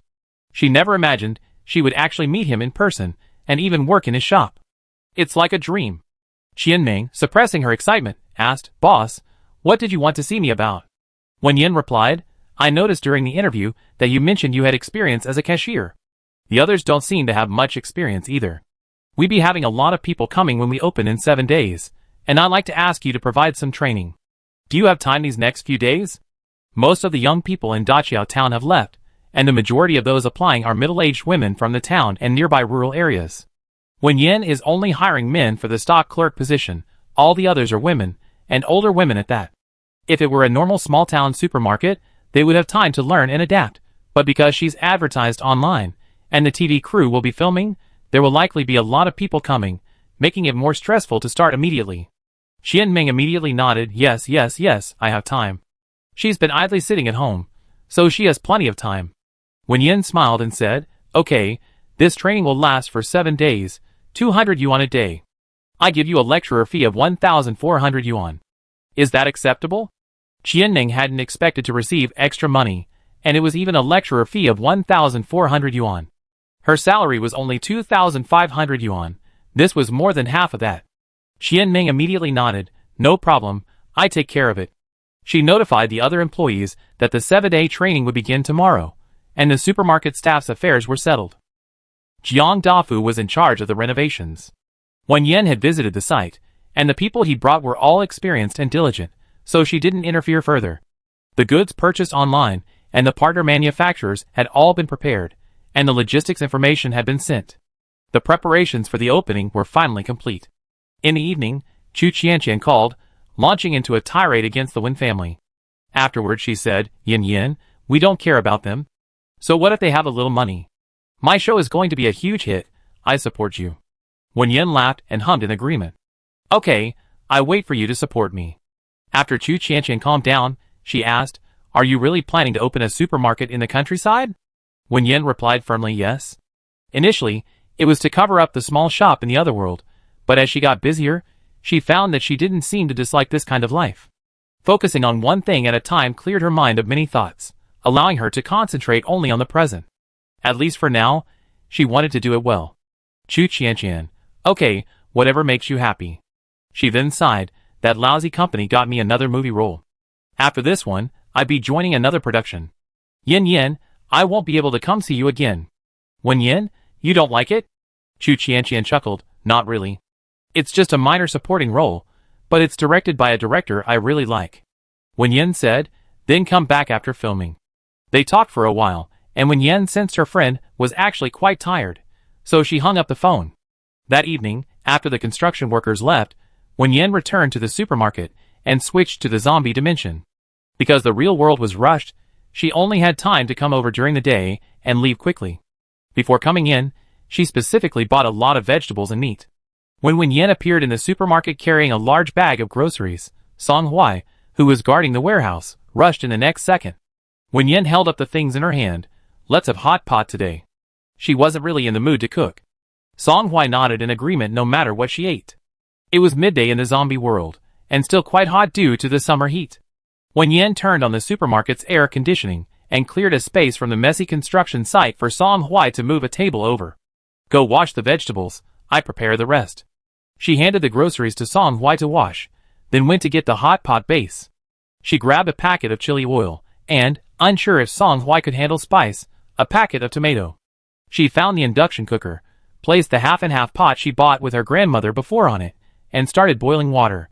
Then she began laying out the various ingredients she bought: beef, fatty beef, shrimp, tripe, duck intestines, duck blood, crispy pork, various meatballs, corn, quail eggs.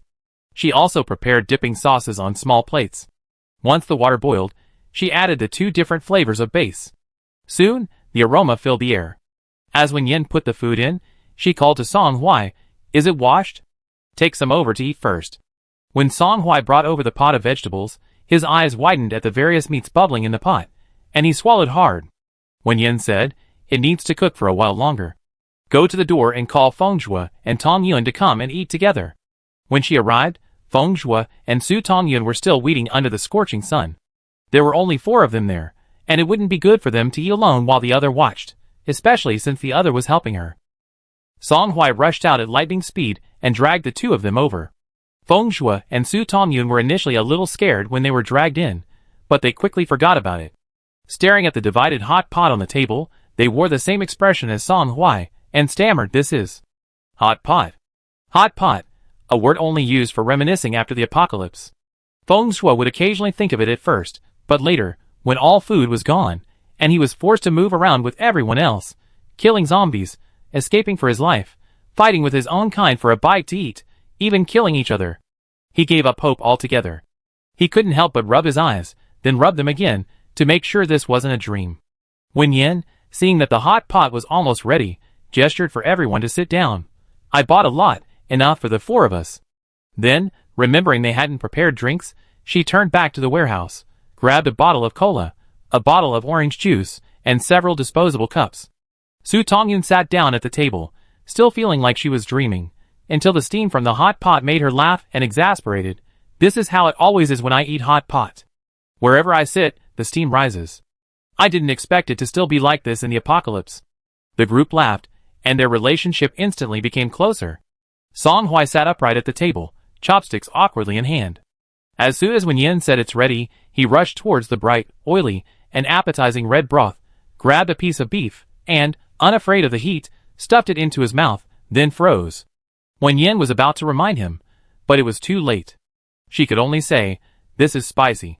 If you don't like it, you can try the tomato one over there." Song Hui only froze for a second, nodded, and quickly resumed his battle. However, after a few tries, he focused solely on the red broth, eating and swaying profusely as he swallowed large mouthfuls. Feng Zhue tasted the red broth, but ultimately chose the tomato broth. Su Tongyun loved spicy food and was initially hesitant, but once the food entered her mouth, she forgot all about it. The tender beef, the crisp yet chewy tripe, and the soft, glutinous corn, she simply couldn't control herself. "It's so delicious." Wen Yan liked both flavors. Before, when she was filming, she had to control her weight and didn't dare eat too much. Now, without having to worry about exceeding her calorie limit, she ate to her heart's content. However, she had a small appetite, so she stopped eating when she was full. Feng Zhue and Su Tongyun didn't stop until they were stuffed. Song Hui was the last to finish. If Wen Yan hadn't seen him eating so much and worried he'd get a stomachache, she probably would have cleared the table. Seeing Song Hui's reluctant expression, Wen Yan was about to suggest eating again later when Song Hui suddenly stood up and looked towards the door. Wen Yan followed his gaze, but saw nothing. She picked up her phone from the table, opened the map on the Interdimensional shop, and saw 2 groups of people rapidly approaching the supermarket, seemingly one group chasing the other. Song Hui blurted out, "Zombies?" Wen Yan's eyes widened abruptly. "You mean zombies are coming?" Song Hui nodded, then added, "I'm not afraid of zombies." Wen Yan's mind raced. She and Song Hui were definitely not afraid, but Feng Zhue and Su Tongyun were a different story. The map showed the approaching group was divided into 2 waves. The first wave consisted of about 5 or 6 people, while the second wave numbered in the hundreds. Zombies usually wander aimlessly, only relentlessly pursuing living beings. In other words, the first 5 or 6 were humans, and the hundreds behind were zombies. Wen Yan glanced at the map. The map only displayed the protected area of the dimensional shop, and along the 1,000-meter boundary, a steady stream of zombies was increasing, heading towards the supermarket. Something was wrong. The 6 people running ahead had such a clear objective. It was as if they were specifically targeting the supermarket. They deliberately lured the zombies to the supermarket. Wen Yan quickly made a decision, saying to Feng Zhue and Su Tongyun, "These people are after the supermarket. You 2 leave first, and don't come back for now. I have Song Hui find you after this is over." Feng Zhue and Su Tongyun hesitated. Wen Yan emphasized, "They can't get in. We're safe." The 2 nodded emphatically. Wen Yan led the two to the back door of the supermarket, quickly grabbed some food and water from the warehouse, and pointed in the opposite direction from where the zombies had come from. Run that way, run. Once Feng Zhuo and Su Tongyan left, Wen Yan quickly switched to business mode. 2 minutes later, a large wave of zombies swarmed to the supermarket entrance. Chapter 16. Bang!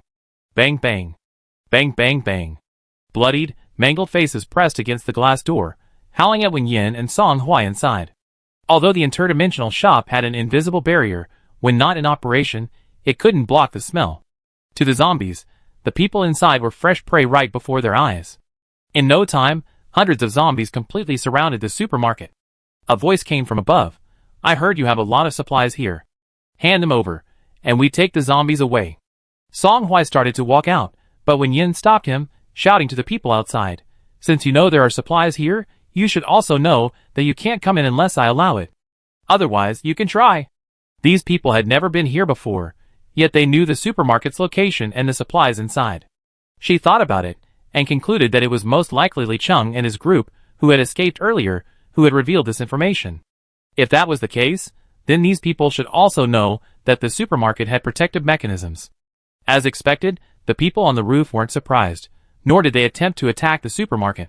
Instead, they chuckled, unconcerned. You're exchanging such valuable supplies for crystal cores, so you must have an important use for them. So what if we can't get in? You can't get out either. Hand over the supplies, and you'd be trapped here forever. Let's see who can outlast whom. When Yin frowned, the zombies staying here was definitely not an option. Song Hui, kill them! When Yin shook her head at him, indicating to hold off for now. As someone raised in a peaceful country, she actually felt some resistance to killing, but this was the apocalypse. Being merciful to those with ill intentions was cruelty to one's own people.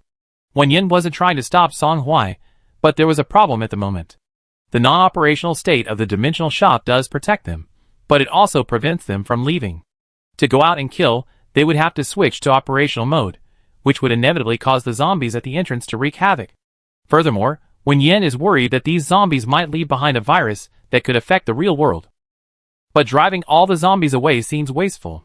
Looking at the zombies outside the glass door, Wen Yan figured there must be at least level 2 zombies. Since Song Hui became a shop assistant, she's been eating all her meals there. She hasn't had any extra crystal cores for a long time. Before she came in, Aunt Chen told her about the progress. The workers and machines were all in place, and they would be able to start work soon. According to Feng Zhuo, the natural dissipation of crystal cores takes time. This batch of vegetables would mature in about a month, so the crystal cores needed to be planted as soon as possible. However, she currently only has one level 2 wood-type crystal core and one level 3 wood-type crystal core, which, at most, could cover less than 12 acres, while the area they needed to plant was 120 acres. They still needed many more crystal cores. The zombies in this area had all been lured away by mind-controlling zombies. This group in front of them was of unknown origin, and it would be a real shame to give up now. Perhaps the wood-type crystal core she wanted was among them. Even if there wasn't a wood-type one, other elemental crystal cores would be fine too. Song Hui could absorb them, or she could trade them with Yi Jiuzhong and the others later. Quickly, Wen Yan made her decision. She feigned compromise. Take the zombies away first, and I let you in. Perhaps because she compromised so quickly, the people on the rooftop were skeptical. After discussing for a while, they finally said, don't try any tricks. If we can lure the zombies here once, we can lure them here again. Wen Yan said, I'm telling the truth. Just lure them a little further away. The people on the roof thought she made sense. After discussing it, one of them quickly jumped down. This person had probably awakened a wind-based ability. They used the wind to jump to the edge of the zombie circle, circled around in front of the zombies, and took most of them away. Then, they jumped down again, and did the same, taking away the remaining zombies. Wen Yan glanced at the map, and saw that the two had lured the zombies to almost the edge of the map. She breathed a sigh of relief. Luckily, they hadn't gone too far, otherwise she didn't know if she could catch up later. The zombies were lured away, and the people on the roof jumped down to the supermarket entrance. Open the door. Wen Yan, having already turned on the business mode after the zombies were gone, pulled Song Hui back a few steps, and pointed towards the back door. The supplies are in the warehouse at the back. There's plenty. Come and get them yourselves. Things were going too smoothly, and the group couldn't help but suspect there might be a trap inside. But thinking about the supplies they scavenged from those 3 ordinary people, their hearts burned with excitement. They were already here. There was no reason to leave empty-handed. The leader cautiously said, "Wait for 5th and 6th to come back. Then the 6 of us will go in together. I don't believe we'd be caught off guard." The 2 who had gone out to lure the zombies back quickly. The 6 of them gathered, entered the supermarket in a highly alert battle formation, and then flew out even faster than they entered, all crashing to the ground in front of the supermarket entrance. Having blocked everyone on his end, Wen Yan grabbed a boning knife she found in the warehouse, and called out to Song Hui, "Let's go kill some zombies." The 2 then walked out of the supermarket, ignoring the person lying on the ground, and chased after the zombies in the direction they'd gone. The people on the ground finally realized they'd been tricked. "Damn it, get them. I'm not Wu Yukai if I don't kill them today." Enraged, the 6 men charged at Wen Yan and Song Hui, but just as they were about to reach them, they encountered the same situation as before, crashing into an invisible wall and flying backward. Song Hui, about to attack, glanced at them, seemingly puzzled as to why they had fallen on their own. Wen Yan looked back. "Never mind them, the zombies are running." The 2 ran for over 3 minutes before finally spotting the horde of zombies. They didn't need to approach. Smelling the scent of living humans, the zombies howled and swarmed towards them. Then, the zombie at the front crashed into the invisible wall and was bounced back, only to be blocked by the zombies behind it, finally stopping less than a meter in front of the 2 men, baring its fangs and claws, yet unable to advance any further. Wen Yan held her breath. The zombies couldn't harm them, but such close contact was unbearable. Finally, she couldn't hold back any longer and called out to Song Hui, who was already fighting, "No, let's go back." The zombies were truly disgusting. With that, Wen Yan took out her phone and switched it to offline mode. The next moment, the 2 reappeared in the supermarket. Wen Yan was about to discuss with Song Hui letting him go by himself when she saw the boy's lips slightly curved, as if he were smiling. But after Wen Yan looked over, he quickly wiped the smile off and returned to his original serious expression. Wen Yan, She couldn't help but laugh too. She went out full of confidence, only to flee back in disarray. She was a perfect example of someone who loved dragons, but feared them in return. To be honest, watching a movie and facing zombies in real life are worlds apart. Wen Yan didn't intend to make things difficult for herself, and said to Song Hui, "You know where the zombies are, right? Go find them yourself. All the crystal cores you dig up are yours, but don't absorb them yet. See if you can find any suitable ones to exchange for." She still had 3 level 2 attribute-less crystal cores, and 1 level 3 earth element crystal core. If Song Hui was lucky enough to dig up a wood element crystal core, she could exchange it with him. Song Hui nodded, and after Wen Yan switched back to her business mode, she went off to chase the zombies alone. Outside the door, Wu Yukai and his 6 companions, who were waiting nearby unwilling to leave, were dumbfounded. They clearly saw the 2 of them run out of the supermarket, but in the blink of an eye, another one, no 2, came out. Looking at Wen Yan standing at the door, Wu Yukai felt like he had seen a ghost. Several brothers huddled together. "Boss, should we still go loot supplies?" Wu Yukai kicked the one who spoke. "Loot what? Can you even get in?" They had tried many times since those 2 left, but they couldn't get in, absolutely couldn't. They couldn't fight them, they couldn't get in, but leaving like this was too much to bear. "Wu Yukai, let's go!" The brothers behind him, "Let's go! We refuse to believe we can't even manage to cut them down." Wu Yukai turned around. "Idiots, we're going to apologize, not fight. In the apocalypse, being flexible isn't shameful. If you can win, loot. If you can't, run. If you need help, humble yourself. Nothing is more important than survival." Wu Yukai understood the survival rules of the apocalypse well. He led his brothers towards Wen Yan. "It's just buying with crystal cores, right? They could manage to save up some with a little effort. Less supplies, less supply, it's fine." Upon hearing their purpose, Wen Yan refused outright. "No, the supermarket doesn't need customers like you." Wu Yukai knew things wouldn't end so easily, and gritted his teeth, saying, "We can buy it with more crystal cores. What happened before was our fault. Tell me, what do you want in return for the supplies?" Wen Yan refused again. She wouldn't underestimate their wickedness based on their current behavior. If it weren't for the supermarket's protection, these people would have already looted everything and run away. They were simply forced to submit. Wu Youcai's face darkened, and in the end, he said nothing and left with his men. Wen Yan didn't wait long before Song Hui returned. The zombies couldn't hit him. It was a one-sided slaughter at a rapid pace. However, when Wen Yan saw what Song Hui was carrying, she looked at him with suspicion. "Is there anything unusual about this zombie?" That's right, Song Hui had brought back a live zombie. The boy tossed the zombie and boning knife to Wen Yan, saying succinctly, "Practice." Wen Yan, Half an hour later, a target was erected in front of the supermarket, with a hideous zombie strapped to it. Wen Yan brandished the boning knife, trying several times before finally managing to kill the zombie. However, since it was only a low-level zombie, there was no zombie core, it was purely practice. After dealing with the zombie, Wen Yan returned to the real world. Song Hui was really lucky. She found 3 level 2 with type cores this time, which she traded for. She needed to go back and find an opportunity to bury the cores in the ground. Chapter 17.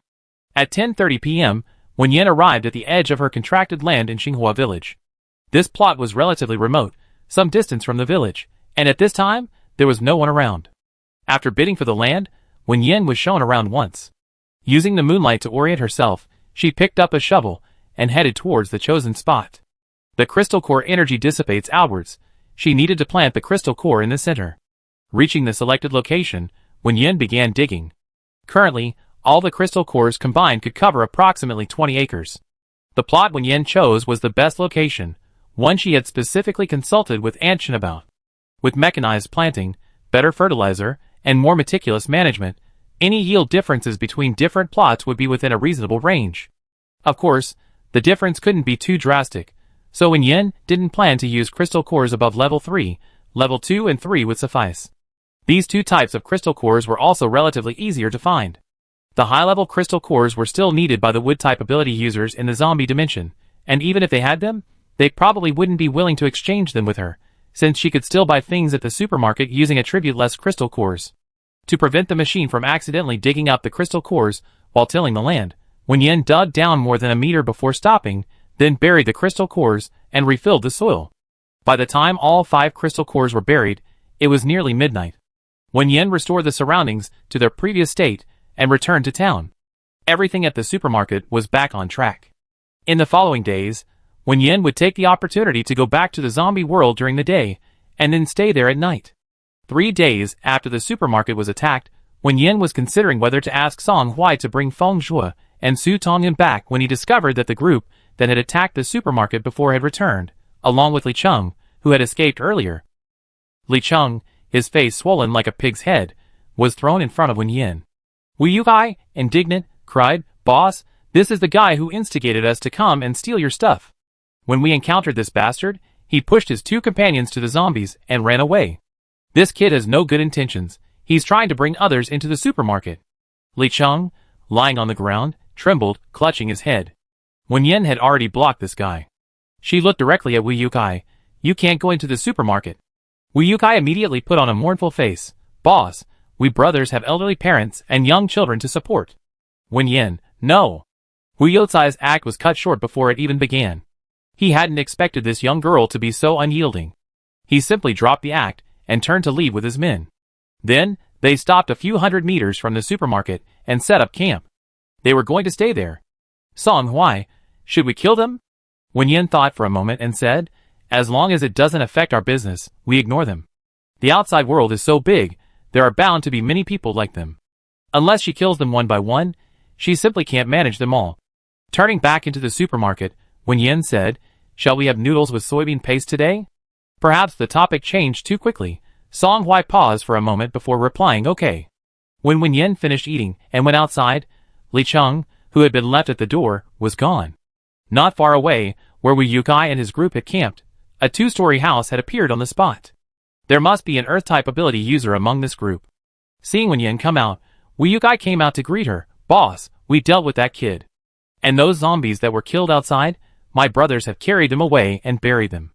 Is there anything else I can help you with?" Wen Yan looked at him. Wu Yotsai's expression remained unchanged, as if the previous conflict had never occurred. He even smiled and asked them what they had for lunch that looked so delicious. Wen Yan thought for a moment and beckoned to him. Wu Yukai immediately ran over, fawningly saying, "Just tell me what you need. All of us brothers are level 4 in terms of superpowers, and the 5th brother is level 5. We can definitely handle it. If it weren't for their high superpower levels, they wouldn't have rushed in and suffered such a huge loss." Wen Yan looked at this man. Such flexibility and adaptability. No wonder he survived so long in the apocalypse. But being smart is better than being stupid. At least he knows what he should and shouldn't do. Wen Yan asked, Do you accept hires? Wu Yukai, huh? But he quickly realized, yes, we do. As long as you provide supplies, we can do anything. Wen Yan, catch some more of the zombies you lured over earlier. The dimensional shop didn't seem to have a very strict definition of transactions. For example, when she gave Song Hui food and he gave her crystal cores, the system didn't classify it as a transaction. Later, she was even allowed to exchange attribute-less crystal cores for wood-type crystal cores from Liang Fengqi. However, Wen Yan didn't dare to go too far. Song Hui gave her the crystal cores willingly. If she directly had Wu Yukai and the others exchanged crystal cores for supplies, it might be considered a transaction. Exchanging crystal cores for life points was very worthwhile, but she could make up for it once He Jiuzhong and the others returned. Right now, getting wood-type crystal cores as soon as possible to increase vegetable production was more important. Otherwise, she wouldn't have money to buy goods and wouldn't be able to trade with He Jiuzhong and the others. Wen Yan simply took a roundabout approach, having Wu Yukai and the others bring the zombies over. Anyway, Song Hui would kill them all anyway, so she could practice her skills. If she needed to leave the protected area of the dimensional shop later, she wouldn't be completely defenseless. Wu Yukai thought it would be something difficult, but it turned out to be just catching zombies. For these high-level ability users, this was a piece of cake. The only problem was that there weren't any zombies nearby. They have to lure them from a farther place. However, it wasn't a big problem. The fifth and sixth brothers both had wind-type abilities, so it wouldn't take long for them to go back and forth. Wu Yukai readily agreed. With both sides temporarily reaching an agreement and the crisis averted, Wen Yan had Song Hui bring back Feng Shui and Su Tongyun, who were hiding outside. Upon their return, the two learned what had happened after they left.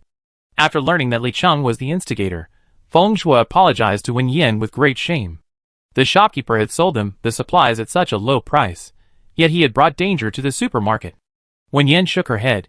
It was bound to happen sooner or later. There's no way to avoid it. Feng Shui and Su Tongyun returned and resumed their weeding work. Seeing this, Wu Yukai led the remaining three to join in without a word. Being ability users, they didn't have to exert themselves as much as Feng Shui and Su Tongyun, easily clearing large areas right away. Feng Shui and Su Tongyun, this was their money for food. However, knowing Wen Yan needed people to clear the weeds, they didn't say anything, just silently worked even harder.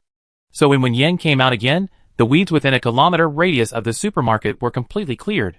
Feng Shui and Su Tongyun sat dejectedly to one side, eating steamed buns with the free hot water provided by the supermarket. They wouldn't be earning money anymore, so they have to be careful with their food. Wen Yan, However, she did need someone to clean up the area, so she ultimately settled the supply bill with Wu Yukai at the same price as Feng Shui and his group, and had Song Hui deliver it to them. Wu Yukai, holding the supplies, chuckled, "Just wait, my brothers, and I will definitely clean up this area within 100 miles. Feng Shui, Su Tongyun, that's our line." While Wen Yan was using Wu Youcai's men to kill zombies and collect crystal cores, on the other side, He Jiuzhong's team returned to the northern base, travel worn. He Jiuzhong went to turn in his mission, while the others pulled up a full load of supplies and returned to their lodgings. In the apocalypse, those with superpowers received the best resources. He Jiuzhong's team had a detached villa. As the car pulled up to the door, Liang Fengqi opened the window and shouted inside, "Open the door! Open the door quickly, we're back!" The gate opened from the inside, and the car slowly drove in. Before they had even fully stopped, Liang Fengqi impatiently jumped out of the door, shouting arrogantly, "Get down! Everyone get down! You never guess what we brought back this time." Voices came from inside the villa, and someone came out. The short-haired girl with the injured arm rolled her eyes speechlessly. "Liang Fengqi, don't you get tired of doing this every time you come back?" Liang Fengqi arrogantly put his hands on his hips, shook his index finger, and said confidently, "It's different. This time it's really different. Look, what's that?" He gestured for her to look at the truck parked behind the SUV. The short-haired girl looked over, surprised. "Where did you pick up such a beat-up car?" "Liang Fengqi, ? Guan Yu jumped out of the truck's driver's seat and laughed. "Bai Jing, stop teasing him. Come and help us move things." Xiaoho shouted, "There's a lot of stuff this time. Everyone who doesn't have anything urgent to do, come help." People gradually came out of the villa to help. Bai Jing pointed to her arm, about to say she couldn't manage, when she saw the usually lazy Lu Wuwei unload the cargo without a word. Curious, she went over to watch. Lu Wuwei was known for his reluctance to speak or lift a finger. When the truck bed opened, Bai Jing froze. Not only her, but everyone who came to help wore the same shocked expression. Did you rob the headquarters? Because there weren't enough suitable packing tools, many items from the supermarket were haphazardly stuffed in. The warehouse items were still in boxes, but the shelves were a mess. Food, drinks, and other necessities crammed haphazardly into the truck bed. Instant noodles, ham, canned goods, luncheon meat, mini hot pot, roast chicken, roast duck, bread, cakes, biscuits, milk, sugar, noodles, bags of rice, flour, cooking oil, salt, vinegar, soy sauce, various seasonings. Countless foods and drinks, all theirs? Everyone's breathing became heavy. Liang Fangji watched the scene with satisfaction, waiting for everyone to greet him and show off, when he saw everyone start moving things in unison. Bai Jing, who only had one arm, didn't hesitate, directly carrying a box of biscuits and running into the house, complaining that Liang Fangji was in her way as she passed him. What are you standing there for? Hurry up and move them inside. Why are you yelling so loudly, you idiot? Don't you know you shouldn't flaunt your wealth? Liang Fangji was startled and quickly looked around. Luckily, the walls of their villa were reinforced high and thick, and the team leader had set traps on them, so an ordinary person definitely couldn't get close. Then it dawned on him. This was how he always came back, okay? No one would notice. It would be strange if he didn't shout. However, to avoid any complications, it was crucial to hide the things quickly. Liang Fangji joined the moving team. Once everything was finally moved, everyone gathered in the living room, several pairs of eyes shooting like lightning at the four who had just left. Tell the truth, where did all this come from? Chapter 18. When He Jiuzhong returned after completing his mission, he saw the faces of everyone in the villa shifting between ecstatic joy and agonizing indecision. He asked in surprise, "What's wrong with you all?" Liang Fangji turned around and sighed, "We're discussing whether or not to tell the others. Resources are extremely scarce in the apocalypse. Even for those with superpowers, the resources available are far less than before the apocalypse. Frankly, upon learning of this supermarket that provided supplies, everyone's first reaction was to keep it a secret at all costs. However, for a fleeting moment, they hesitated. If, as the owner claimed, the supermarket supplies were unlimited, was it really right to keep it a secret forever? The apocalypse had forced them to disregard life, but they were still human. Since the apocalypse began, far too many people have died. Everyone felt a deep sense of loss. He Jiuzhong dropped a bombshell. I already told Commander Yi about this. Liang Fangji jumped up. Huh? You already told Commander Yi? Everyone else looked over too. He Jiuzhong looked at them and shook his head. These people were blinded by joy. He asked two questions. First, do you really think we can completely keep this a secret from the military after bringing these supplies back? To prevent anyone from bringing the zombie virus into the base, entry into the city is strictly checked. Although these checks are mainly for people, they are more lenient for those with superpowers who are out on missions. But to say for sure whether it's truly a complete cover-up, no one dared to say for sure.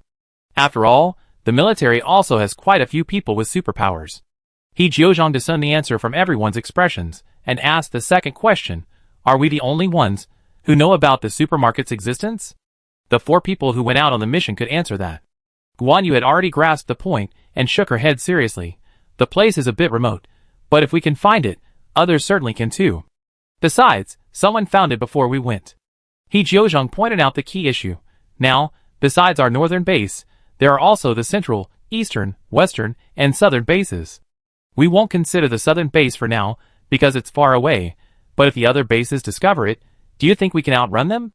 Guan Yu, you all been there, you should be able to see that while the supermarket supplies can be replenished, it takes time. If we buy out the entire supermarket, those few ordinary people won't be able to buy anything in the short term. With so many bases, and so many people, will we even be able to get in line? Now everyone understood. Even if they kept it a secret from the bases for now, it would only be temporary. Once the supermarket was discovered by people from other bases, they, with just a few people, wouldn't be able to buy anything, they wouldn't even be able to get in line. Bai Jing, arms crossed and deep in thought, suddenly asked, Captain, what terms did you negotiate with General Yi? He Jiuzhong gave her an approving look and said, General Yi agreed that our squad can travel with the military, has priority purchasing rights, and a monthly purchase quota of 100,000. Liang Fangji, just 100,000? Lu Wuwei, who was munching on potato chips nearby, said, how much more do you want? The shop manager said that price gouging is strictly prohibited. Do you think the owner of such a mysterious shop would say something like that for no reason? Xiaoho, who had initially complained about the small allocation, slapped his thigh. General Yi has just made an empty promise. We can't sell supplies too expensively to make a profit, and reselling isn't cost-effective. We only have a dozen or so people, a dozen mouths to feed. We can't possibly eat them much. Guan Yu added, besides, we don't have that many crystal cores. We need them to absorb for upgrades. After this analysis, everyone felt relieved. The atmosphere relaxed, and everyone started eating their favorite snacks. Guan Yu watched Lu Wuwei crunching away on his potato chips, then grabbed a bag and started eating too, asking, Captain, what do you mean by going with the military? Does it mean we're going to hunt down that mind-controlling zombie? He Jiuzhong shook his head. General Yi plans to select a portion of the military to relocate near the supermarket and station them there. Our team can go with them, but of course, you can choose not to. Liang Fangqi was the first to raise his hand. I want to move. The others hesitated. Safety was definitely better at the base, but if the military was going with them, their safety should be guaranteed, right? Being close to the supermarket meant they could easily go shopping. It sounded great. Lu Wuwei finished his chips and clapped his hands. I move. Me too. Me too. Ultimately, everyone agreed, and they all decided to go with the military. However, Bai Jing asked with some concern, won't the shop owner be angry? He Jiuzhong replied, General Yi said, we should first sound him out and try to get the shop owner's consent. This time, the zombie hunting operation will be led by military personnel. If the shop owner agrees, they won't be coming back. Lu Wuwei opened another bag of cucumber-flavored potato chips and started eating, adding, prepare more wood element crystal cores. Liang Fangqi nodded quickly, right. Didn't the shopkeeper say he exchanged my wood element crystal cores for attributeless ones last time? I don't know why he needs them, but the shopkeeper definitely needs them. He Jiuzhong said, don't worry about that, General Yi will prepare them. Wen Yan, who was fighting zombies at the supermarket entrance, was unaware that a large wave of wood element crystal cores was coming to him. Gripping his boning knife, Wen Yan forcefully chopped at the skull of the zombie in front of him.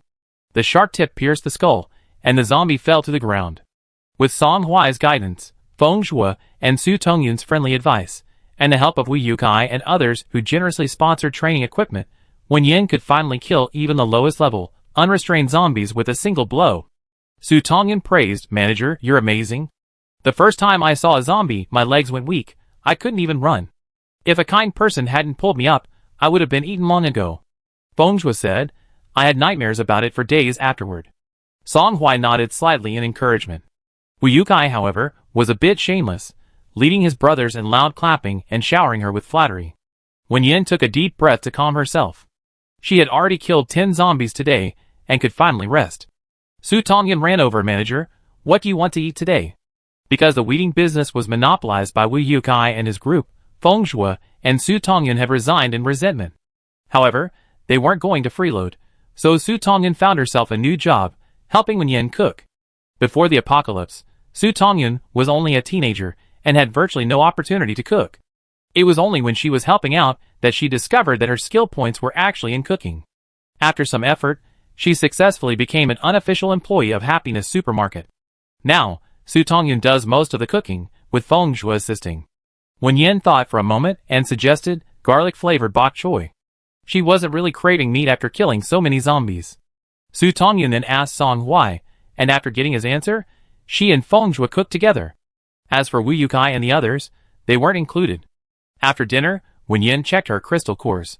She had exchanged wood-type crystal cores with Song Hui last time, but when she went upstairs to sleep, she discovered that Song Hui had put all the crystal cores she exchanged, including the others, back on her bed. Wen Yan returned them, only to find them again in some corner of the room. After several repetitions, she talked to Song Hui, clearly stating that she only needed wood-type crystal cores and nothing else. This game of give and take finally ended. When Yan counted, she now had 5 more level 2 wood-type crystal cores and 1 level 3 wood-type crystal core. It was time to go back. That night, under a dark and windy sky, Wen Yan rode her electric scooter to her family's land again and buried 6 crystal cores. So far, the crystal cores have covered 35 acres of land. Back in town, Wen Yan checked the construction progress. Jiang Dafu was a reliable person. He had finished even faster than she had expected. In the past 3 days, more than half of the 4 walls on the upper and lower floors had been demolished. At this rate, she could finish up tomorrow, then do some finishing touches in the middle, and the day after tomorrow she could move the shelves in and start stocking the store. The goods ordered online had arrived in H City, and were expected to be delivered tomorrow. The supermarket's original warehouse was definitely not enough, but since the land behind the store didn't belong to the supermarket, she couldn't expand outwards. Wen Yan thought about it, and decided to look around tomorrow to rent a factory building as a warehouse for goods transfer. When the vegetables ripened, there would also be a place to temporarily store them. Knowing he had things to do, Wen Yan returned to the zombie world after giving instructions. The next day, Wen Yan wandered around the vicinity of Dachia town, and found a closed factory building to the west. A sign indicated it was a food processing plant. Wen Yan called the number listed for subletting. The owner, already anxious due to business failure and an unrentable factory, immediately agreed to meet and discuss the matter upon hearing Wen Yan's interest. Learning from his previous experience, Wen Yan called Aunt Chen to help. He ultimately rented the 600 square meter factory building for 36,000 yuan a year, with a 5-year lease, payable annually. After signing the contract, Wen Yan immediately had surveillance cameras installed. When the delivery crew arrived, since the manufacturer only handled delivery and not unloading, Wen Yan called the people who had interviewed for the stock clerk position, asking if they would be willing to do odd jobs. Except for a few who had other commitments, the rest all came. Aunt Chen had work to do in the fields, so she returned to Xinghua village after signing the contract. Wen Yan stayed behind to oversee the unloading and inventory. He thought he needed to hire a warehouse manager, but this person had to be trustworthy, and there was no rush. By the time the unloading was finished, it was getting late. Wen Yan settled the wages on the spot, and asked if they had time to deliver and unload goods for the supermarket the next day or two. Because Wen Yan offered high wages, everyone happily agreed. However, someone needed to stay and watch the warehouse. After everyone else left, Wen Yan called one of them back and asked if he would be willing to stay and work as a security guard. Although there were surveillance cameras, it would still be safer to have someone watching. The young man happily agreed. After all, unloading at the supermarket was tiring and a short-term job, while this job was long-term. After finishing up at the warehouse, Wen Yan returned to the supermarket. Just as she had predicted the day before, the supermarket was complete. Jiang Dafu and the others were waiting for her inspection. Wen Yan checked and found no problems, then settled the remaining wages. Jiang Dafu hadn't encountered such a straightforward boss in a long time. He was a little reluctant to leave, saying to Wen Yan, "Boss, if you need any more work, just contact me anytime. Our brothers can handle it, and we guarantee they do a great job." Wen Yan nodded, "Okay." For the next 2 days, Wen Yan kept a close eye on the supermarket. She called Qian Ming and the cashiers and stockers she had trained for a few days over, having them help with stocking shelves, labeling, familiarizing themselves with product prices and locations, and rehearsing potential problems. The production crew came by, installed cameras in the supermarket, and discussed the script with Wen Yan.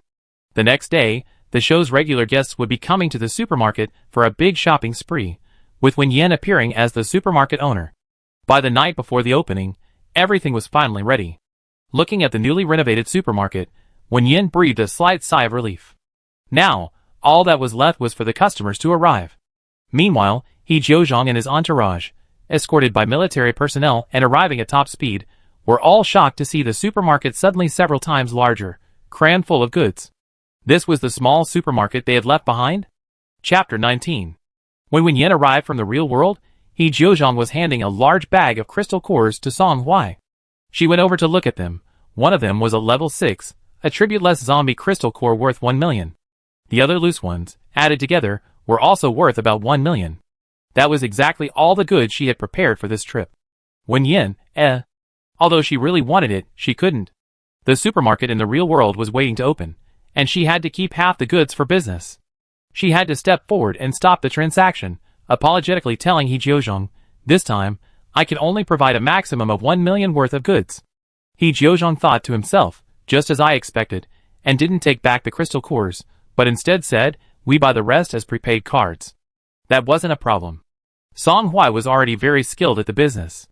First, she put all the loose crystal cores into the cash register, then handed the level 6 water-type zombie crystal core to Wen Yan, took out a magnetic stripe card, entered the data in a few steps, and then handed it to He Jiuzhong. After all, it was such a large sum of money. Wen Yan said, "If you're worried, we can talk about it again once the goods are available." If He Jiuzhong had any doubts before coming that the crystal cores might be wasted, seeing the supermarket, which had been upgraded and expanded several times over, and the shop owner's promise of 1,000,000 yuan worth of goods, completely dispelled that thought. In fact, anywhere else, these goods would be snapped up even at 10 or 100 times the price. Moreover, he also had another mission. These crystal cores were both payment for the goods and a tool to build a closer relationship with the shop owner. Commander Ye's exact words were that as long as the deal went through, he wouldn't mind giving all the crystal cores to the shop owner. After agreeing on the delivery time, He Jiuzhong smoothly brought up the most important purpose of his trip. Boss, actually, I'm purchasing this batch of goods on behalf of our northern base. There's another matter the base hopes to obtain your approval for. Wen Yan asked curiously, what is it? He Jiuzhong pointed to the small house of Wu Yukai and his group not far away. The base hopes to send some people here to be stationed around here, just like them. Of course, the base personnel won't stay for free, they be paid reasonable rent. Furthermore, the base will provide unconditional assistance in any situation. This is a promise from General Yi, the highest leader of our base. Wen Yan, actually, with a snap, Wen Yan's words were interrupted as a bag was placed on the table, its contents revealed. It contained beautiful green crystal cores. He Jiuzhong, this is the rent for 1 year. Is that acceptable? Wen Yan, She had wanted to say that the land outside wasn't hers, and they could do whatever they wanted, but the other party was being incredibly sincere. This entire bag was filled with wood-type crystal cores. Although they didn't look high-grade, she didn't need anything too high-grade anyway. This rent was exactly what Wen Yan needed, making it impossible for her to refuse. She changed the subject, nodding seriously okay. After thinking for a moment, she added, how about this, I give you a gold VIP membership, which will give you priority purchasing rights within a certain limit. It was obvious that the other party's offer to pay rent was for a reason. The reason they sought her consent was probably to get the best location, so they could buy supermarket supplies first. In return, Wen Yan was willing to offer some convenience, but she still reminded them again, items in the supermarket can only be sold at a reasonable price based on the purchase price. Price gouging is strictly prohibited. He Jiuzhong replied earnestly, I will relay your message truthfully. Liang Fangqi, his eyes already gleaming at the dazzling array of food, waved to his captain as soon as the business was finished. Captain, you can go back and report yourself. I haven't been to a supermarket in ages, I'm going to buy my fill here. He then handed a level 2 wood element crystal core to Wen Yan. Manager, can I just buy 1,000 yuan's worth? There are so many snacks I haven't seen before. Last time, Liang Fangqi and his team mostly bought the supermarket's existing stock, which wasn't very diverse. This time, with the expansion and official opening, the variety was indeed much richer. While it wouldn't have been enough before the apocalypse, it was a rare treat now. Wen Yan couldn't provide large quantities of goods for the time being, but small amounts were no problem. She accepted the crystal core, nodding with a smile. The other team members immediately followed suit, handing Wen Yan their pre-prepared wood element crystal cores, waiting impatiently at their captain. We're not going back, you go back yourself. They then rushed towards the shopping area. He Jiuzhong, Fortunately, the military personnel had come together, and were waiting for news not far away. He Jiuzhong quickly arrived at the temporary base, found the military representative, and reported the results of the negotiations. The northern base attached great importance to this transaction, directly dispatching a major general to oversee it. After hearing He Jiuzhong's report, the general immediately divided the team into 2 groups. One group went to the city to deal with the mind-controlling zombie, while the other group followed He Jiuzhong back to the supermarket. They began constructing a camp that same day and settled in. Wen Yan hadn't expected to receive so many wood-type crystal cores so quickly. The northern base was paying rent, and it was renting land from the zombie dimension's native land, so it wasn't considered a transaction. In other words, all these crystal cores belonged to her. For the 1-year rent, the other party provided a total of 57 wood-type crystal cores, including 1 level 4 core, 6 level 3 cores, and a maximum of 50 level 2 cores. According to information she obtained from the natives, 1 level 4 core could cover 100 acres of land, increasing crop yield 5-fold. However, precisely because the yield was too high, Wen Yan had to abandon its use. However, the remaining cores were sufficient. She had contracted a total of 156 acres of land. After deducting the 35 acres already planted with cores, only 121 acres remained empty. 6 level 3 cores plus 50 level 2 cores could cover 135 acres, leaving some to spare. Furthermore, Liang Fangqi and the others had given her some, which could be replaced with attribute-less cores. That night, Wen Yan worked tirelessly, finally planting all the cores. With 3 hours left before opening, Wen Yan returned to the zombie dimension for a good night's sleep, welcoming the first day of business with renewed energy. October 1st. The usually quiet town of Dachu began to bustle before dawn. Cars from out of town started arriving one after another, carrying mostly young people, some of whom were carrying what looked like video cameras, taking pictures everywhere they went. Tian Weiman, the town's mayor, who was an early riser, had just left for work when a stylishly dressed young woman stopped him and asked for directions. "Excuse me, how do I get to Xingfu Supermarket?" Although Tian Weiman wasn't a local, he had lived there for several years, and did know there was a Xingfu Supermarket in town. But it was closed, so he kindly reminded her that supermarket is closed. Wang Tian, who lived in H City, and had struggled to get out of bed early that morning, exclaimed "Ah," and then took out her phone to look through photos, handing over a picture. "Is this the supermarket you're talking about? The internet says it reopened today." The photo showed what Wen Yanfa's small supermarket looked like before. Tian Weiman recognized it immediately. He was always busy and hadn't passed by the supermarket recently, so he hadn't known it had reopened. He quickly apologized and pointed out the way. "Turn right at the third intersection. Keep going straight until the end." For the rest of the way, Tian Weiman was stopped one after another, all asking about the newly opened supermarket. Most of the people asking for directions were young women, and many of them didn't sound like locals, which puzzled Tian Weiman. Could a reopened supermarket really be that attractive? When he was stopped again, he couldn't help but ask, "Are you from out of town? What brings you here to shop?" The person he asked happened to be a fan of one of the regular guests on the show Our Table. Hearing this, she glanced at Tian Weiman and said knowingly, "You're too old to know, are you? A really popular variety show is filming here. They said online that they were filming in this supermarket this morning. We came to see my little sister. I have to go now, it'd be crowded, and we won't be able to get in." With that, she hurried away. Tian Weiman was both amused and exasperated. Of course he knew a variety show was being filmed in Dachio Town. The production team had even come here to report it. But wasn't it supposed to be filmed in Xinghua Village? Why was it in the town? However, Tian Weiman didn't dwell on it for long. Just as he entered his office, he heard the new recruit Xiao Su yelling, "Ah! My idol store is opening. I can't go support him, I have to go to work. Where is justice? Where is fairness?" Then she bumped into the town mayor, and immediately shut up. Su Ling quickly turned around, pretending it wasn't her who had just spoken, and was then stopped by Tian Weiman. "Su Ling, Mayor, I was just saying. I still love my job." Tian Weiman knew that young people these days were quite individualistic, so he didn't argue with her about it, and only asked about what he cared about. "You just said your idol store opened. Is it that Happiness Supermarket?" "Su Ling, you know it too, Mayor." The old man was quite trendy. "Tian Weiman, is your idol very famous?" Su Ling thought for a moment, and said objectively and fairly, "Not super famous, but at least a second-tier star. She has nearly 20 million followers on social media." She quickly sighed regretfully. Actually, she had a chance to become a top star. "I heard she got a lead role in a very good production, but I don't know why she ended up playing a villainous supporting role. Maybe she was too disappointed with the entertainment industry and retired." Tian Weiman's eyes lit up when he heard about the 20 million, and he immediately asked, "You said your idol opened a store in town. Is such a big star really planning to settle down in town? She won't move away soon, will she?" Su Lingzheng was the clerk who had introduced the farmland contracting policy to Wen Yan before. To be honest, she also found it a bit unbelievable that her idol had settled in the small town of Dachu. "But my idol has already contracted farmland in Xinghua Village for 5 years. He even bought the shop next door, renovated the supermarket, and gave us fans a 20% discount for the opening. My mom logged into my account today to try and buy everything at the supermarket. I wonder if we can get anything with so many people. We hope we don't get jostled." Tian Weiman slapped his thigh. Meeting now." Little Sue was right. With so many people coming, they couldn't let these distinguished guests get jostled.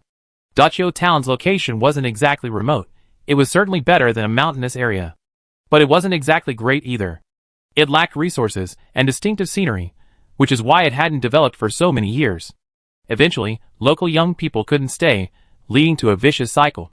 If they could leverage the show's popularity and the celebrity effect to develop Dachio Town's own unique industries, that would be fantastic. The filming crew wouldn't be staying long. He knew this at the time, but he didn't have high hopes. However, the presence of a big star who lived in town made all the difference. He was the living advertisement for Dachio Town. What was that phrase Xiao Su often said again? Right, Daqiao Town has to seize this incredible fortune. Chapter 20. At 7 in the morning, before the supermarket even opened, a long line had already formed outside. Qian Ming and the other employees, who had come early to prepare for the opening, gasped. Although the boss had said there would be a lot of people on opening day, they hadn't expected so many. Everywhere they looked, there were heads. Wen Yan had already returned from the zombie world. Looking at the chaotic queue outside, she realized she hadn't considered things thoroughly enough. Just as she was about to find some people to maintain order before opening, she saw a group of people in uniforms rushing towards them from a short distance away. Leading them was Su Ling, the clerk she had met at the town government before. When Yen greeted her, "Clerk Su, what brings you here?" Su Ling took a couple of breaths to catch her breath and said, "Our town mayor heard that many tourists from out of town have come, so he asked us to come and help maintain order. If anyone is interested in any part of town, please give us a brief introduction." As she spoke, Su Ling felt a little guilty. They claimed to be helping, but they were really just there to leech off the crowds. What interest could tourists from out of town possibly have in a small rural town like theirs? But with so many people, it would be a shame to let them go. Even just having a meal in town would be helpful. The townspeople could earn some money. Therefore, despite her embarrassment, Su Ling forced herself to speak. Wen Yan immediately understood their intentions, but this didn't conflict with her plans. In fact, it was advantageous to her. While temporary popularity could attract people in the short term, it wouldn't last. Once the long holiday was over, May would leave, and the supermarket would definitely have fewer customers. If the town could keep people here, that would be ideal. This was something Wen Yan had been considering recently. Hearing that the town had this plan, she asked, "Are there any attractions or scenic spots nearby?" The supermarket could recommend some. Su Ling awkwardly replied, "Well, there's nothing particularly scenic." Honestly, she wasn't very confident about this. The key issue was that their town didn't have anything worth mentioning. A young man who had come with them said, "Isn't there a flower field south of our town? I saw it advertised online. It's supposed to be pink mully grass. Isn't that a popular spot for photos?" Su Ling was even more embarrassed. "I went to see it last month. Maybe the soil and water here aren't suitable, the grass wasn't growing very well, and the ground was full of potholes. Let's not bring anyone there." The decision not to bring anyone meant that those who wanted to stay were also driven away. Wen Yan seemed to realize something, but with opening for business imminent, there wasn't time to ask in detail, so she said, "Then I leave the outside to you. Time is short this time. I have someone come and maintain order tomorrow." Soon, it was 8 o'clock. As soon as the supermarket doors opened, people surged in, but fortunately, Su Ling and the others maintained order, and nothing went wrong. The supermarket had shopping areas on both floors, totaling nearly 500 square meters, and it quickly filled with people. Although many were there to see celebrities, the supermarket was offering genuine discounts, and since the TV crew hadn't arrived yet, many people couldn't resist starting to buy things. Wang Tiantian was among the first to enter. A die-hard fan of Wen Yan, she held the highest-level fan badge. Her most important reason for coming to Daqiao Town was to see her idol. Seeing him safe and sound at the entrance, not at all like the heartbroken, abandoned by well figures circulating online, put her mind at ease. She first shared the good news in her fan group, then couldn't resist showing off in her university dormitory group. "Super sweet Wang Tiantian, Tada! Guess how much I spent on all this?" The accompanying picture showed her haul from a supermarket shopping spree, 2 large bags full of snacks. Soon, someone chimed in, "My dorm, my rules. It would look more authentic if you didn't include the receipts." National Level 1 Bargain Hunter. Where did you get your bargains? Why didn't I know? Super sweet Wang Tiantian. Exclusive fan perk. The only one I get. JPG. National Level 1 Bargain Hunter disappeared for a moment, then quickly returned. "There's no bargain I can't get." The screenshot showed Wen Yan's diehard fan badge. Wang Tiantian. The dorm leader, unable to bear it any longer, also posted a picture, also a Wen Yan diehard fan sign. Another roommate, who had been lurking, quickly followed suit with a picture, also a Wen Yan diehard fan sign. "My dorm, my rules. Wang Tiantian, you pig brain. Who's been asking everyone to vote, share, and cheer for you every day?" Wang Tiantian, eh. A while later, another message popped up in the dorm group chat. "My dorm, my rules. We decided to go on a group trip to grab some freebies.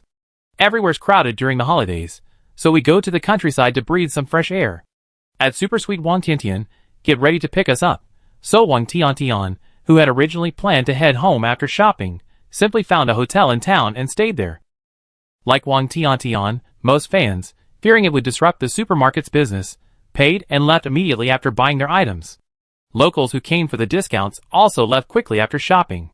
Around noon, the supermarket's crowd thinned out slightly. Outside Daqiao town, a convoy slowly drove in. The vehicles at the front had "Our dining table" stickers on them, indicating they were the program staff. Following them were a series of minivans carrying the program's regular guests.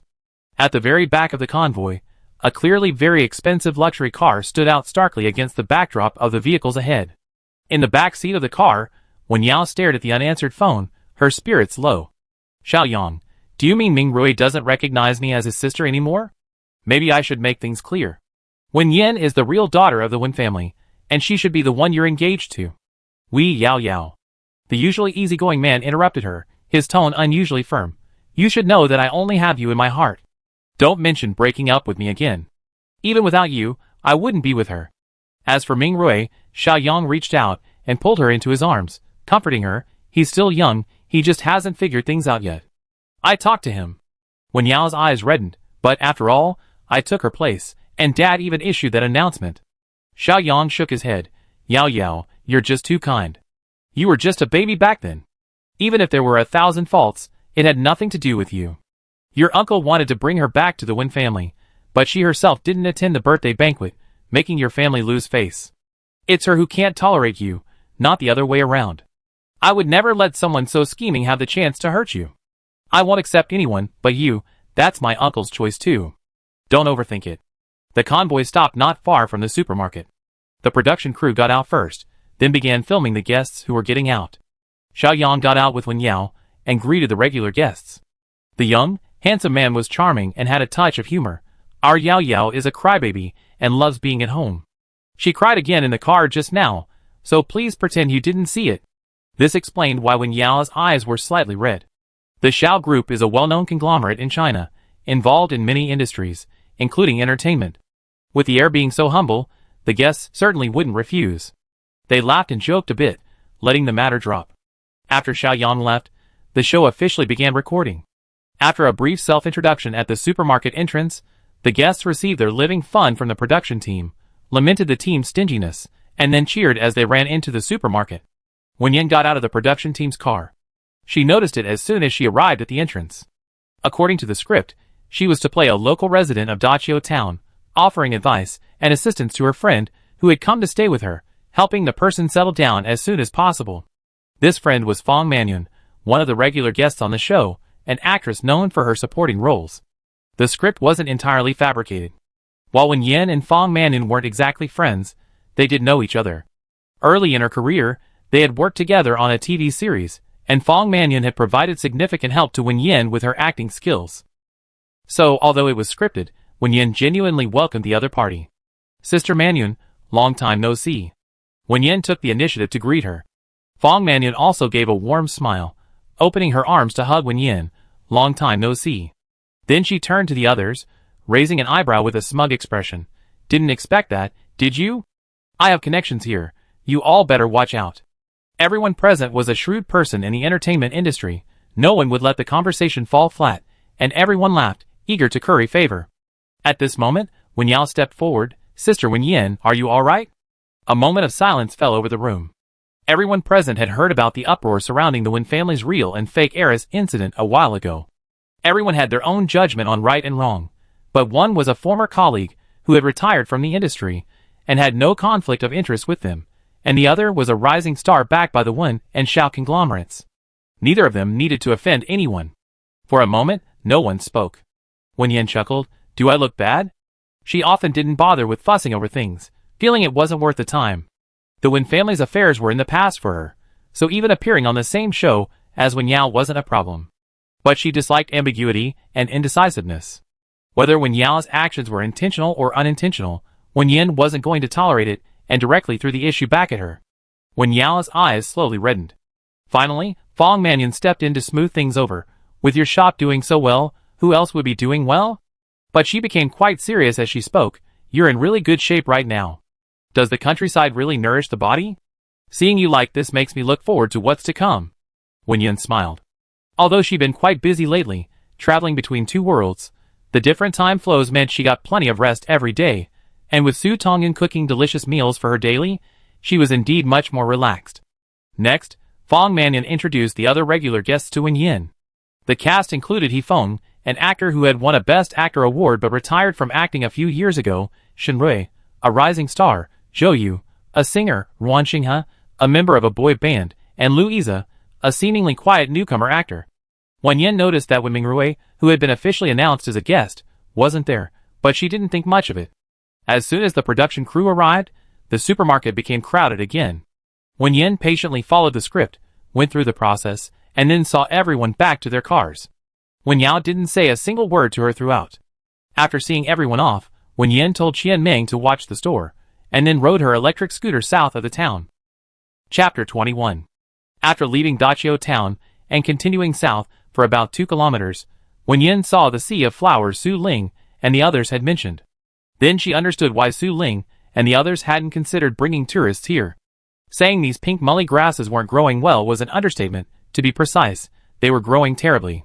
Wen Yan had researched before coming, this plant's flowering period was from September to November, and it was currently in full bloom. However, the vast expanse of pink mully grass before her only showed scattered patches of pink, the plants were sparse, and the leaves were somewhat yellowed. In this state, it was definitely unsuitable for receiving tourists. But Wen Yan possessed wood-type plant crystal cores. These pink mully grasses were already mature. Unlike the vegetables she cultivated, she didn't need to wait for them to grow. She believed that as long as she buried the wood-type crystal cores, they should regain their vitality in a few days. Wen Yan walked a little further, estimating that the flower field was about 10 acres. She had enough wood-type crystal cores left. Having made up her mind, Wen Yan returned to the supermarket and found Su Ling, who was on duty outside. After listening, Su Ling asked in surprise, "You want to buy that flower field and develop it into a tourist attraction?" Wen Yan nodded yes. Su Ling quickly said, "But that flower field is really not growing well, really. It was supposed to be a project supported by the town, and our town even subsidized it, but when the flowers bloomed last month, they were barely growing." She was worried that Wen Yan had been scammed. Wen Yan said, "I know. I just went to see it, and took a video for a friend who works in horticulture. She said she has a way to solve it, so I wanted to ask you if you know anyone who has contracted that land." Hearing this, Su Ling was overjoyed. They'd been talking so much that morning their lips were chapped, but even the most skilled cook can't cook without ingredients. Their efforts had yielded little result. If they could save that flower field, it would be wonderful. Su Ling didn't doubt Wen Yan's words. They were from a small town and couldn't do much, but this big star knew so many people. What if it really worked? Su Ling immediately felt energized and patted her chest, saying, "I go talk to our town mayor right now. This project was facilitated by the town, and we have the other party's contact information. We get back to them soon." Wen Yan thought for a moment and said, "I can pay the land lease fee and the other party's planting costs, but I need to provide the corresponding receipts. If the other party is willing to sell, I hope the town can act as a witness." This was to prevent potential trouble later, since she still intended to use the money for a flower field. What if the other party sold it, only to find the plants had revived? They might change their minds. Wen Yan voiced her concerns. Su Ling thought about it, and realized it was indeed possible. She immediately said, "That's definitely not going to work. Don't worry, Sister Wen Yan, I definitely talked to our town mayor, and make sure you don't suffer any losses." With that, she rushed off. Su Ling said she'd get back to her quickly, and she did. A short while later, she called to say the other party had agreed to sell. Because she was out of town, they agreed to meet at the town government the next morning to sign the contract. Su Ling on the other end of the phone was very excited. Our town mayor said he personally witnessed this, so there definitely won't be any problems. Wen Yan hadn't expected the mayor of Daqiao town to be willing to personally guarantee it. Thinking about how busy Su Ling and her team had been that day, she felt admiration for these people working hard for the town's development and felt much more at ease. Although the production crew left in the afternoon, many people stayed in Xinghua village because there was no accommodation available. The supermarket did very well all day, not closing until 10 p.m. Wen Yan, seeing everyone exhausted from a long day and only getting a break during mealtimes, sincerely thanked them. "Thank you all for your hard work today. Your holiday wages will be tripled, and overtime pay will also be tripled. Don't worry, this won't last too long. The supermarket will hire another batch of employees as soon as possible, so everyone can work in shifts normally and won't be as overworked as they are now." They hadn't hired so many employees before, firstly because they weren't sure how many people would come during the National Day holiday, and secondly because they weren't sure how many would stay afterward.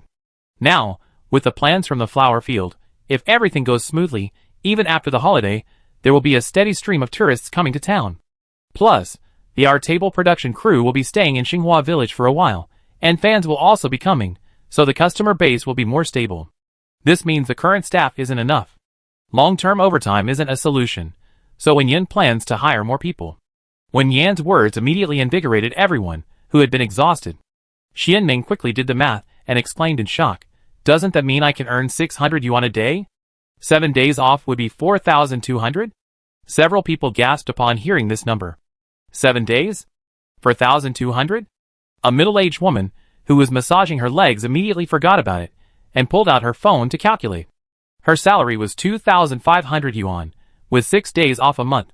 Assuming a 24-day work week, that's 104 yuan a day. 3 times, that is 312 yuan. Normally, their workday is 7 hours, but now it's 14 hours, double the usual amount. Overtime pay is also tripled to 312 yuan. Adding it all up, that's 624 yuan a day. With the 7-day National Day holiday, that's 4,368 yuan. Upon hearing the number, everyone was incredulous. My goodness, over 4,000 yuan in 7 days? Really? I did the math. Sister Wang wasn't wrong. It's 4,368 yuan. That's more than my husband earns on the construction site. Really, that much money? I can earn that much? Everyone looked at Wen Yan, seeking confirmation with their eyes, afraid they had misheard. Wen Yan smiled and nodded. Yes, that's the amount. This is all hard-earned money. It's what you deserve. Everyone cheered. Xianming exclaimed excitedly, "Boss, I'm not tired at all." The others laughed. That's right, we're not tired at all. Just thinking about making so much money gives me energy. However, despite saying that, it was impossible not to be tired after such an intense day. Wen Yan said, "It's getting late, everyone should go back and rest. We continue tomorrow." Okay. We continue tomorrow. After the employees left, Wen Yan tallied the data. The supermarket sales for the day were nearly 120,000, a truly astonishing figure for a small rural town. However, this number would definitely drop after the holiday. Wen Yan planned to take advantage of this time to order another batch of goods, since he Jiuzhong still owed him a 1 million yuan order. After placing the order online, Wen Yan switched back to the zombie world. 2 days, and 1 night had passed in the zombie world since morning, and it was now 9 o'clock at night. As soon as Wen Yan returned, he smelled the aroma of food. Su Tongyu was cooking when she saw Song Hui dash off. Turning around, she saw the restaurant owner coming downstairs and said happily, "Boss, you're back? The food will be ready soon, just a moment." Wen Yan switched between the 2 dimensions, disappearing occasionally. In the real world, everyone had their own lives, and the different time flow made it easier to conceal herself. However, the supermarket in the zombie dimension was conspicuous, and the slower time flow made it difficult to avoid being discovered. But the sudden appearance of a supermarket in this place was strange enough, so Wen Yan didn't bother to conceal herself anymore. Before leaving, she mentioned her approximate return time. Soon, Su Tongyan brought out the food. Steamed pork ribs with rice flour, stir-fried lotus root slices with vinegar, scrambled eggs with tomatoes, and a plate of stir-fried pea shoots. The aroma of the food wafted through the air. Wen Yan, let's all eat together. I can't finish it all by myself. Song Hui sat down without a word. Su Tongyun and Feng Zhua shook their heads. We ate too much tonight, so we won't eat. Since starting work at the store, they hadn't lacked food, they ate their fill at every meal, and weren't hungry at this hour. Wen Yan didn't stand on ceremony any longer. She had just sat down when she realized something was wrong. I don't think the supermarket sells pea shoots, do they? She remembered that supermarkets didn't sell pea shoots. They weren't from the real world. Su Tongyan looked eager to try them. Boss, you should try some first. The supermarket was perfectly safe, so Wen Yan didn't ask any more questions. She picked up a piece with her chopsticks and put it in her mouth. A fragrant aroma filled the air, and the texture was incredibly tender. It was the best pea shoots Wen Yan had ever eaten. She couldn't help but eat a few more bites, then suddenly paused. Su Tongyan quickly asked, Boss, do you feel anything different? Like more relaxed, less tired? Wen Yan nodded, and after a moment's thought, asked, These are vegetables grown from wood-type crystal cores? Su Tongyan nodded vigorously. Yes, Captain He and his team brought them over. They said the military brought them from the northern base. Feng Shui pointed to the dishes on the table. The lotus root slices, tomatoes, and pea sprouts were all grown using level 3 wood-type crystal cores. Captain, he said the military didn't bring many this time. More will be sent once the supply lines on both sides stabilize. Wen Yan had thought she'd have to wait for the vegetables in the real world to mature before she could taste the vegetables grown with crystal cores, but she was surprised to find she could eat them now. She tasted the lotus root slices and tomatoes, and found that the vegetables grown with crystal cores were far superior to those in the real world in both taste and texture. Moreover, these ingredients seemed to contain some kind of energy. After eating them, her mental fatigue dissipated, and the drowsy feeling as if her whole body was shrouded in a fog disappeared. Wen Yan asked, "Have you two eaten them?" Feng Shui and Su Tongyun both shook their heads. Feng Shui, our original base was relatively small, and we were afraid of attracting zombies, so we didn't dare grow too much. This kind of food is generally for people with superpowers and researchers. Even in a large base like the one in the north, it's estimated that only a limited number of people can eat it. Wen Yan looked at Song Hui again. "Have you eaten this before?" Song Hui shook his head. Wen Yan decided, "Okay, this will be our staff meal from now on. After a while, a large quantity of vegetables in the real world will be ripe, and then they can eat as much as they want. There's no need to be frugal." Feng Shui and Su Tongyun, huh? Wen Yan then remembered that she hadn't consulted them about something and asked, "Would you like to work at the supermarket, like Song Hui?" She explained Song Hui's benefits and added, "However, the store doesn't have any extra rooms for you right now." However, this last sentence didn't affect the two who were completely stunned by the surprise. Su Tongyun jumped up. "I do, boss. I do." Feng Shui also quickly added, "Me too." Wen Yan then entered their information into the dimensional shop. After He Jiuzhong and his group bought 1 million worth of goods last time, the supermarket's level rose to level 4. As the shop manager, she could hire 3 employees instead of 1. In addition, the supermarket's protection range increased from 1 kilometer to 10,000 meters, and the map's visible range became a radius of 10 kilometers. Furthermore, the shop gained another function, but Wen Yan hadn't had time to explore it before the supermarket's opening. After the information was entered, Wen Yan explained the supermarket's operating and non-operating status, and the fact that the two were protected within a certain range. This stunned the already excited two, meaning they didn't have to worry about being bitten by zombies within a 10-kilometer radius of the supermarket. It took them a while to calm down from their excitement, and they thanked Wen Yan very sincerely. In the apocalypse, it is extremely difficult for ordinary people to survive. From the day the apocalypse began, they have lived in constant fear. Perhaps tonight, they can finally get a good night's sleep. Chapter 22. That evening, Wen Yan returned to her room and opened the dimensional shop to explore the new features unlocked after the upgrade. The new feature was a section called Expansion and Renovation, which was exactly what Wen Yan needed. However, the problem was that this section was currently grayed out, with a countdown timer displayed at the top of the page. 29 days, 8 hours, 3 minutes, and 12 seconds. Clearly, the section wouldn't be usable until the countdown ended. Although it wasn't usable yet, the content was still viewable. As the name suggests, the Expansion and Renovation feature was for upgrading and renovating the supermarket. Wen Yan clicked on it and found that at the shop's current level, she only had 2 options: expand shop and renovate shop. The functions were easy to understand. Expanding the shop meant increasing the supermarket's area, and renovating the shop meant decorating the interior. Both could be redeemed with transaction points, and after calculating the prices, Wen Yan found they were similar to the costs in the real world. Most importantly, both renovations and expansions can be completed overnight after deployment. This is undoubtedly a very useful feature for small shops. In the real world, building a moderately sized supermarket takes at least several months. Add to that renovations, equipment installation, construction conditions, and other factors, and the timeline can easily stretch to a year. If, as the feature description states, renovations and deployment can indeed be completed overnight, it will significantly reduce time costs. Although using transaction volume will reduce the number of health points that can be exchanged, it's worthwhile in the long run. After all, the zombie world has no shortage of customers, and as long as the supermarket in the real world performs well, transaction volume will continuously increase. But this also presents a problem. Will deploying it overnight really not attract attention in the real world? Or can it alter the perceptions of others, just like it alters the perceptions of customers in a supermarket? Wen Yan didn't know. However, she didn't need to consider this problem for the time being.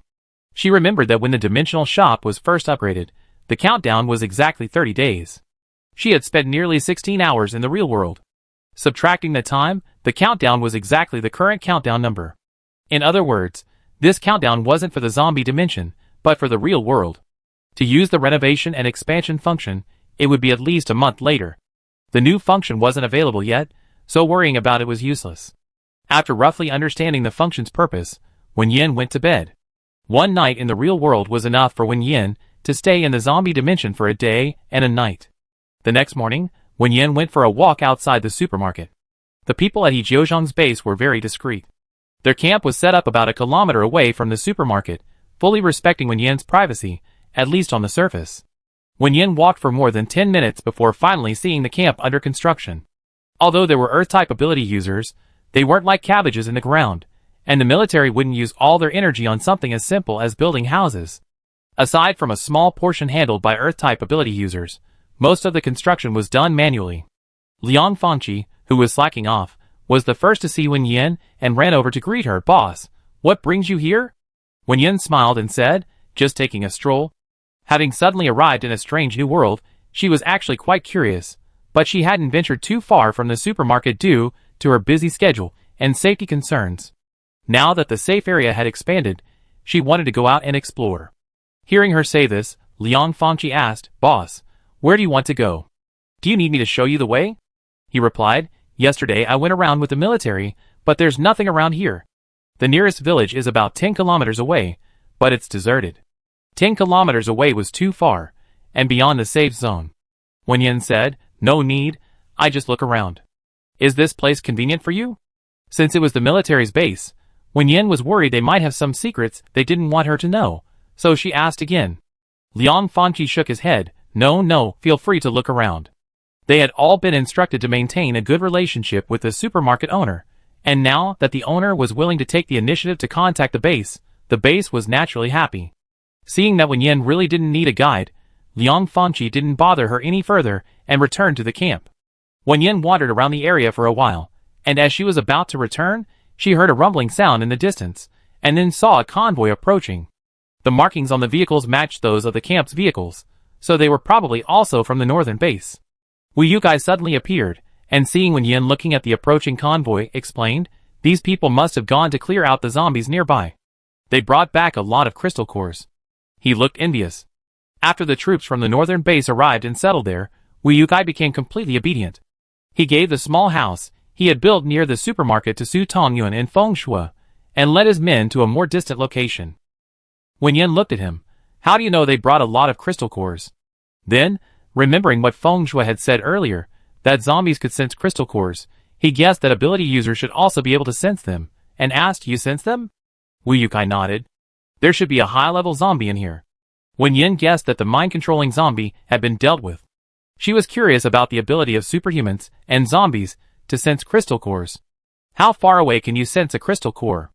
Fengshui was, after all, just an ordinary person, and only had a general understanding of these things. Wen Yan knew very little. Wu Yukai had seen Wen Yan practice killing zombies before, and only then did he realize that the mysterious supermarket owner was just an ordinary person. But the more he realized this, the more unfathomable the man seemed to him. After all, no ordinary person could possess such self-defense capabilities. He was still hoping for leniency, so he could treat his brothers well, so he quickly explained in detail. It depends on the level and quantity of the crystal cores. If the crystal cores are high level, or there are a lot of them, you can sense them within a kilometer radius. But usually, it's only a couple hundred meters. You can only sense the energy emanating from the crystal cores when you're very close. Wen Yan asked, "Is it the same with zombies?" Wu Yukai replied, "High-level zombies are similar to humans, and mind-control type zombies are even more sensitive. So, we usually absorb the crystal cores as soon as we get them." After thinking for a moment, he added, "But it's not really that dangerous. As long as you're not too unlucky and happen to encounter a high-level zombie right after getting a crystal core, holding on to the crystal core for a period of time is fine. Besides, some low-level crystal cores aren't as attractive to zombies as they are to us living people."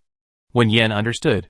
In other words, as long as you don't use crystal cores on a large scale for a long time, and don't use crystal cores of too high a level, you shouldn't attract zombies. So, planting a few acres of land near the supermarket, Using only a few level 2 wood-type crystal cores should be fine, right? Wu Yukai and the others had never used crystal cores for farming before, so to be on the safe side, Wen Yan went to the military camp to ask He Jiuzhong and the others. The soldiers guarding the camp, upon learning she was the owner of the nearby supermarket, quickly went in and called her out. As a result, He Jiuzhong's entire squad followed her out. Upon learning of Wen Yan's question, He Jiuzhong said, "The defense level here is relatively low right now, and there's no perimeter barrier around the camp. For safety's sake, I suggest we don't use more than level 2 crystal cores for now. As for the quantity, how many do you want to plant?" He explained, "The military has sent 5,000 people this time, and they should also clear some land for farming. Then, including your area in the camp, the total amount of crystal cores used should be kept within a certain range." Wen Yan thought for a moment and said, "Let's plant 10 acres first." They didn't have that many manpower. He Jiuzhong, "That's definitely not a problem." Wen Yan was relieved. On the way back, Wu Yukai caught up again. "Boss, you must be short-handed for farming, right? My brothers and I were all from the same village before the apocalypse, and we're all expert farmers. Shall I bring them to help?" Wen Yan didn't stop. "You can farm yourselves." Wu Yukai sighed. "The base definitely won't let us farm around here. There are only a few of us. If we move to another place, we'd be busy farming but not fighting zombies. Then a wave of zombies will wipe us all out." Wen Yan stopped. "Okay, then let's hire them, in exchange for supplies." Wu Yukai actually wanted to exchange for the qualification to buy things at the supermarket, but since the boss disagreed, there was nothing he could do. Fine, hiring them is fine. Anyway, they can farm quickly using their superpowers, and it's safer than killing zombies. That morning, Wu Yukai and his group cleared the land. Wen Yan took several crystal cores from Song Huai, exchanging them for the wood-type crystal cores Liang Fangqi and his group had given him, and had them plant them. They originally planned to buy some seeds after daybreak in the real world, but Liang Fangqi delivered the seeds at noon. Tomatoes, cabbage, radishes, peppers, cucumbers, eggplants, lettuce, spinach, bok choy, and even several kinds of fruit. In short, a very wide variety. Wen Yan intended these for the staff meals, so he had them plant a little of each. After spending a day in the zombie world, Wen Yan returned to the real world, bringing with him some vegetables grown from crystal cores sent by the military. Before the supermarket hired new employees, these existing employees would have to work a full day, and these vegetables would help alleviate some of their fatigue. There were fewer people today than yesterday. Qianming and the others had gotten used to their jobs after a long day of intense work. Wen Yan told them about it, and then went to the town government. With the town mayor as a witness, she leased the flower field. With the contract in hand, Wen Yan went to the flower field. This field was originally being tended, but because it wasn't blooming even though it was the flowering season, and no one could save it, the original owner had given up, leaving only an elderly couple to look after it. Everything else had been removed. Wen Yan found the elderly couple, but didn't fire them. She simply gave them 3 days off, and told them to come back in 3 days. After they left, she buried the crystal core when no one was around. Back at the supermarket, Wen Yan told everyone that the supermarket would provide lunch. She ordered several hearty dishes from a restaurant on the street, and also took the vegetables she brought from the zombie dimension, paying a processing fee to have them cooked. At noon, the customers still in the supermarket smelled an exceptionally tempting aroma of food. Chapter 23. Dachio Town is located in the north, and its main crops are corn and wheat. It's currently winter wheat planting season. The Our Table program team only provided the guests with a plot of land that had just been harvested and a farming fund, and that was it. Everything else was left to the guests to prepare themselves. On the first day, the guests went on a shopping spree at Wen Yan's supermarket, thoroughly enjoying themselves. But when it was time to go to the fields, they discovered they had nothing, no tools, no seeds, so they had to come back to town to buy them. The group split into two. One stayed home to pack, and the other went to town. Those who came to town included Fang Manyun, boy band member Wan Xinghe, newcomer actor Louisa, and the nation's little sister Wen Yao. When the group arrived at the agricultural supply store, the shopkeeper reminded them that the land needed to be deeply tilled before sowing. This couldn't be done manually, a rotary tiller was required. Furthermore, different seed varieties had different requirements, and they were unsure which variety to buy. In the end, they only purchased tools like shovels, hoes, and spades. On the way back, Ruanxing has said, "Let's ask the others when we get back, but they probably won't know either. Why don't we ask my senior sister? Isn't that plot of land next door supposed to be contracted by her? I see the vegetables there are growing very well. Aunt Chun was efficient and decisive. A week had passed since the seeds were planted, and the spinach, bok choy, and radishes had already sprouted, growing even faster than normal thanks to the crystal cores, looking very vibrant. The production team already knew Wen Yan had leased the land and deliberately revealed this to the guests, who went to view it yesterday. Wan Xinghe is an artist under Chiao Min's management. He recently debuted as part of a talent show group. His skills are decent, but his popularity is average. His participation in this show was due not only to his manager's connections, but also to the influence of his former senior, Wen Yan. Before coming, his manager had instructed him that he didn't have the fame or works of the other guests, nor the backing of the newcomer Louisa. To get screen time, he needed to find his senior. Wan Xinghe's success in debuting with average popularity relied on his shamelessness, and now he was unhesitatingly trying to curry favor. Wen Yao, standing nearby, asked in surprise, "Xinghe, you were signed by Sister Chiao later, right? Did Sister Wen Yan sign with Sister Chiao again?" She said thankfully, "Sister Wen Yan's acting is so good, it's really a pity she retired from the industry." Wan Xinghe frowned slightly. Sometimes he really couldn't understand what this rich young lady was thinking. If she was deliberately mocking Sister Wen Yan's retirement, her expression was so sincere. But if she really meant it, would she say that in front of the camera? Wan Xinghe seemed oblivious to her misunderstanding, and said with a grin, "No, I'm just shameless, and wanted to ride on Sister Wen Yan's coattails. It just makes me feel more approachable, right? I hope Sister Wen Yan's fans won't mind." He playfully bowed to the camera in apology. The staff around him were amused by his antics. Fong Mannion already knew Wen Yan, and had no objections, so she simply said, "Then let's go in and ask." As soon as they entered, they smelled an enticing aroma of food. Wan Xinghe looked around. "What's that smell? It smells so good. Do they sell food in the supermarket?" Qian Ming, who was just about to change shifts and eat, repeatedly apologized, explaining, "This is our staff meal. We were busy earlier, so we asked the restaurant staff to leave it here. Sorry, we take it right away." Qian Ming and Sister Wang, who was also changing shifts, carried the food towards the break room. Wan Xinghe and the others, having run around all morning and starving, instinctively followed the aroma. Behind them, those who had initially followed the production crew were now also focused on the food Qian Ming was carrying. The group arrived at the supermarket's break room in a large procession. Turning her head, she saw a group of people, and exclaimed with a question mark. She told Qian Ming and the others to go eat and rest first, while she went to greet them. "Sister Mannion, what's going on here?" Fong Mannion then realized she had followed them into their lounge, and felt a little embarrassed. However, since they were all acquaintances, there was no need to hide anything. She asked curiously, "Where did you order this food? It smells so good." Besides filming, her biggest hobby was eating. She hadn't expected such a small rural town to have such a good restaurant. Just the smell was enough to make one unable to leave. Was it true that there were hidden masters among the common people? The customers who had followed her also looked over expectantly. Wen Yan knew this was mostly because of the dishes she had brought from the zombie world. After thinking for a moment, she said, "We recently found a new vegetable supplier, and they sent some over.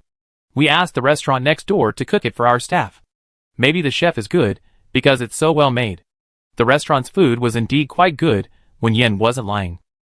Suddenly, someone turned and ran out. The remaining people quickly realized what was happening and hurriedly shouted to their companions, "Run! If you're late, you won't get any seats." The group dashed out. Fong Mannion, who was just about to suggest going for a meal, thought, there probably wouldn't even be any seats left if they went now. Wen Yan said, "Sister Mannion, we prepared a lot of food, so you guys can eat here?" Wan Xinghe eagerly replied, "Okay." Wen Yan had received a message from Sister Chiao earlier, knowing that the newcomer she was helping to mentor was Wan Xinghe, so she immediately called to him, "Xinghe, come help tidy up, get everyone some bowls and chopsticks, and pour some water." Wan Xinghe, acting as if they were old friends, followed her over. Wen Yao opened her mouth, but seeing that Fong Mannion and Louisa had already sat down, she silently sat down as well. One dish after another was served: twice-cooked pork, sweet and sour pork, braised beef brisket with tomatoes, along with home-style eggplant, stir-fried eggplant, potatoes, and green peppers, stir-fried cabbage with vinegar, stir-fried pea shoots, scrambled eggs with chives, cucumber salad with sugar, and a bowl of mixed bok choy soup. The aroma, even richer than before, filled the entire lounge. Wan Xinghe couldn't help but swallow hard. Taking advantage of her young age and thick skin, she pleaded with Wen Yan, "Senior sister, since I helped you, can I have 2 bowls? Just 2 bowls. Wen Yan smiled, eat as many bowls as you want, but you can tell Sister Chiao yourself. Ruanqing's face immediately fell. Never mind, I just eat less. Everyone couldn't help but laugh. But once she started eating, Ruanqing had completely forgot about her earlier promise to eat less. After a bite of eggplant, she completely abandoned her favorite meat, her eyes shining, her chopsticks never stopping. Fong Manyun, oblivious to the cameras, ate her food with no regard for her image. Louisa, the cool guy who hadn't uttered a word since entering, ate silently, never looking up again. Wen Yao, after finishing her food, seemed lost in thought. Qianming and Sister Wang weren't used to eating under the cameras, so Wen Yan prepared a separate table for them, and the 2 of them ate ravenously. After finishing her meal, Qianming came over, her previous fatigue gone, and said radiantly, "Boss, I don't feel tired at all now. I go relieve Aunt Zhang and the others." She then strode off with a triumphant air. Sister Wang smiled and said, "I go with you too. It's true what they say, food makes you strong, after eating, you're full of energy." In the end, both tables were completely empty. Ruanqing had conscientiously cleared the tables, with Fong Manyun helping. Wen Yao looked around, hesitating whether to go and tidy up, when Louisa suddenly asked Wen Yan, "Are you selling your vegetables?" Wen Yan, ? Louisa, I want to buy. He pointed to the empty plates on the table. Wen Yan shook her head, not for now. The supplier is currently limiting supplies. We only have enough vegetables for staff meals. These vegetables were level 3 crystal core vegetables brought by the military from the northern base, and they were only available in rations. The ones they grew themselves were level 2. She did grow some level 3 vegetables in the real world, 8 plants totaling 80 acres, but they were still some time away from maturity. Louisa frowned. When can they be harvested? Wen Yan calculated the ripening time of the vegetables and said, "We tried planting some ourselves, but not many varieties. Spinach and bok choy will be ripe in about 20 days, while radishes and chives will take longer, about 2 more months." Louisa didn't hesitate. "I want them all." Wen Yan was even more decisive. "No." Today, she had proactively mentioned that the restaurant's vegetables came from their supermarket, intentionally to promote the business among tourists. Most of these vegetables would be sold in the supermarket to attract customers. It was impossible to sell them all. Wen Yao whispered, "Sister Wen Yan, Lu Xiao's family is very powerful." Wen Yan frowned. Louisa looked at her with disgust, then turned to Wen Yan and asked seriously, "How much can I buy?" Wen Yan also looked away, thought for a moment, and said, "I can sell you 50,000 jin each of spinach and bok choy, but you should know these vegetables are different after you've eaten them, so the price will be higher. Spinach is 30 yuan per jin, and bok choy is 20 yuan per jin. Do you still want them?" She did need to recoup some funds, whether for supermarket inventory or flower field construction. Louisa, "Yes, let's sign the contract and make the payment right now." The others present stared in disbelief, as the 2 completed a $1 million transaction in minutes. Louisa didn't even pay a deposit, he paid the full amount up front. Seeing how readily he agreed, Wen Yan said, "Although I can't sell you the staff meals, I can give you some."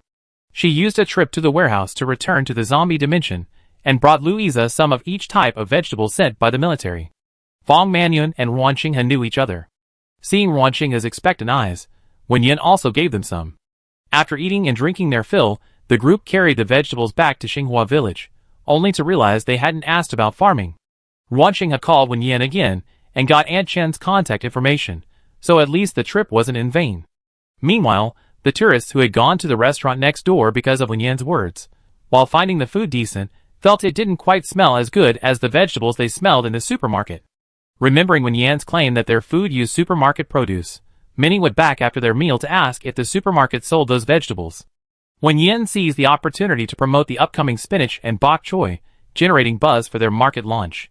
After the customers left, Wen Yan thought for a moment, then returned to the zombie dimension, packed some more vegetables, and sent them out. Chapter 24. 3 days later, Chu Qianqian, who was filming deep in the mountains, received a heartwarming gift from her friend, Yen Yen, and was so moved she almost cried. After taking out all the food, clothes, and other necessities, Chu Qianqian noticed an unopened package placed separately. The label said it contained vegetables, which puzzled her. Why would Yen Yen send her vegetables from so far away? Although the filming location was remote, and supplies were hard to come by, vegetables were plentiful. But since it was Yen Yen who sent it, it must be delicious. Chu Qianqian had no doubt about that, and quickly opened the package. Cucumbers, tomatoes, eggplants, green beans, bell peppers, bok choy. Although they were all common vegetables, they looked like they had just been picked from the field, incredibly fresh, with a faint, pleasant herbal aroma that made them very appetizing. You wouldn't guess they were delivered by courier. The assistant beside her said, "Sister Qianqian, this dish looks delicious." Chu Qianqian agreed, casually picked up a bright red tomato, washed it, and took a bite. A burst of sweet and sour juice exploded in her mouth, refreshing and sweet with a subtle fruity aroma. Her eyes widened immediately. So delicious. Xiao Shou, you have to try it. This tomato is amazing. Chu Qianqian had been on a diet recently because of her role, eating bland and tasteless food. This bite was like a lifesaver. After shouting, she buried her head in it and devoured it. Not satisfied with just one, she grabbed another and continued eating. The assistant, Xiao Shou, thought to herself that her sister was really starving. Actors have it tough, she thought, and then took a bite herself. Xiao Shou, shuh. Chu Qianqian gestured frantically with her eyes. Isn't it delicious? Isn't it? Xiao Shou nodded vigorously. The two of them didn't go out for lunch, instead staying in their room eating tomatoes and cucumbers until they were full. When they went to film in the afternoon, Chu Qianqian was full of energy and extremely focused, getting almost every take right, which made her very happy after being scolded every few days since joining the crew.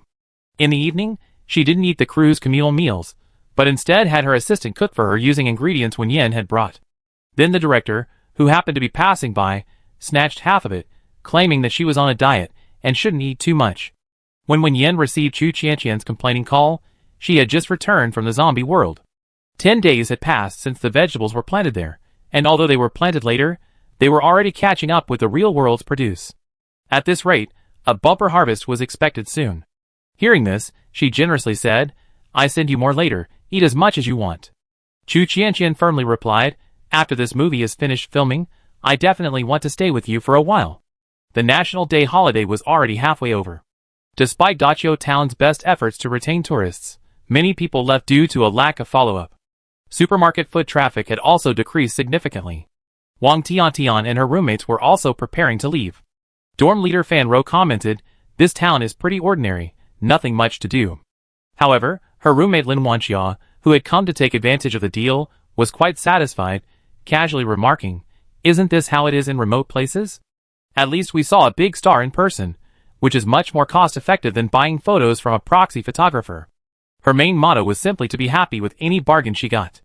Wang Tiantian had already met her idol, and was only staying because her roommates were there. She asked, "Shall we leave this afternoon? Let's go back to the city first, and then I have my dad take you to the airport." Everyone agreed. Another roommate, Jiang Hua, jumped up. "Then let's go out again today. I stood up my fan so many times already. Come on, let me dress you up nicely, let's take pictures." Jiang Hua is a passionate Hanfu enthusiast and occasionally posts photos of herself in Hanfu on social media, accumulating a considerable following over time. However, she wears Hanfu purely out of personal enjoyment, and sometimes is too lazy to edit the photos before posting. Before coming this time, she told her fans she was going out specifically to take photos, and would definitely get some amazing shots, but she couldn't put it off any longer. They already explored most of the town, including Xinghua Village, the filming location for our table, but there weren't many filming locations there. After getting ready, Wang Tiantian said, "Let's head south, we haven't been there yet." Since there weren't many attractions around, the others agreed. Half an hour later, the four of them stood speechless before a vast expanse of lush, blooming pink mully grass. The pink mully grass stretched as far as the eye could see, like a pink cloud. Being there felt like being in a pink ocean. A gentle breeze stirred, creating pink waves that rolled, a dreamlike scene. Lin Wanxia shouted, "This was worth it," and rushed towards the pink sea. Jiang Hua instinctively raised her camera and snapped a stunning picture of herself in ancient costume. No retouching was needed, it was already perfect. A truly stunning photo. The four of them cheered and rushed into the sea of flowers. The photos were taken and didn't need any editing. Jiang Hua uploaded the original images directly to social media, along with some distant shots taken by her roommates, who didn't want to be in the picture. Hua, who draws, just some random shots. Attached was a 9-grid photo collage. Soon, the post was widely shared by fans, and then, because of the unrealistically beautiful background, it attracted a large number of onlookers who asked where it was taken, and some even debated whether it was real or photoshopped. Not long after, it became a trending topic. Su Ling had been worried about not being able to retain tourists. The town mayor asked everyone to brainstorm and see what tourist attractions and popular photo spots were online, and if there was anything they could learn from. Perhaps the big data remembered her preferences, because as soon as she opened social media, she received a notification. "Mom, I found the real Shangri-La." What greeted her eyes was a visually stunning sea of pink flowers. Su Ling immediately recognized it as pink mully grass. After all, this was a project their town had pinned its hopes on, and she couldn't help but wail in the office, "Everyone else's flowers can bloom. Why can't mine?" The sudden outburst startled her colleague, who curiously leaned over to look, also sighing, "Why do other people's flowers bloom so beautifully? If we had a sea of flowers like this, we wouldn't have to worry about attracting tourists." Another head popped up, staring at the screen for a while, then suddenly murmured, "This looks like ours, doesn't it?" Su Ling looked over, giving him a look that said, "Do you even know what you're talking about?" The colleague being questioned pointed to a corner of a photo on the screen. "Look at this little house. When we went there last month, the elderly couple living there even gave us water. Isn't it exactly the same?" Another colleague, who hadn't been there, looked at Su Ling with a blank expression. Su Ling stared at the screen, then suddenly jumped up with a shout and ran outside. "I'm going to find Sister Wen Yan. You tell the mayor." The two remaining colleagues exchanged a glance, their faces beaming with joy. When Su Ling returned, Wen Yan was just about to leave. After hearing her words, she said, "I was just about to go check out the flower field. Let's go together. If all goes well, it should be my flower field." The flower field was close to town. The two of them arrived in about 10 minutes by bike. Meanwhile, Wang Tiantian and the others were still lingering in the sea of flowers, reluctant to leave, completely absorbed in taking photos, having long forgotten their promise to leave that afternoon. Wang Tiantian was taking pictures when she saw two people approaching from afar. She immediately recognized one of them as her idol. Just as she hesitated whether to go over, her idol waved. Wang Tiantian looked around. There was no one else nearby. So, her idol was waving at her. Never mind, it must be. Wang Tiantian immediately lifted her skirt and ran along the path through the flower field. "Idol, were you looking for me?" Wen Yan recognized the girl as a frequent customer of her supermarket and smiled. "It's you." Wang Tiantian exclaimed in surprise, "Idol, you remember me?" Wen Yan smiled and asked, "I saw a set of photos online of the pink mully grass here, so I came to take a look." Seeing Wang Tiantian's confusion, Wen Yan explained, "I contracted this flower field." Wang Tiantian, "Wow." She quickly asked, "Is there an entrance fee? We can pay the difference." Wen Yan shook her head, "No need." After thinking for a moment, she asked, "Are you interested in doing some advertising?" Originally, she planned to find someone to promote the flower field after it was restored, but now, by a twist of fate, she had completed her plan ahead of schedule. Since these girls were the first to discover the flower field, Wen Yan felt it was better to ask them to promote it directly. Beautiful scenery discovered by ordinary people is always more authentic and natural than anything deliberately advertised. Wang Tiantian nodded without hesitation. "I can do it. Let me ask my friends first." Jiang Hua and the others readily agreed. It wasn't difficult at all. They had taken a ton of photos, and several of them had already shown them off on social media. Now they could even get extra payment for their work. It couldn't be better. Soon, Jiang Hua's account updated with another post and replied to comments asking for the address. The name of Dachio Town became a trending topic for the first time, and its popularity continued to rise. Town Mayor Tian Weiman had just learned that a new internet-famous spot had appeared in the town when he immediately saw Dachio Town trending. The real-time chat was filled with netizens asking where Dachio Town was, wanting to go and take photos. Tian Weiman was practically grinning from ear to ear. A quick swipe of his finger revealed someone in the square questioning whether Jiang Hua's photo had a Photoshop background.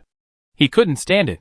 Su Ling had already called back to confirm that this was indeed the flower field in their Dachio town. How could it be fake?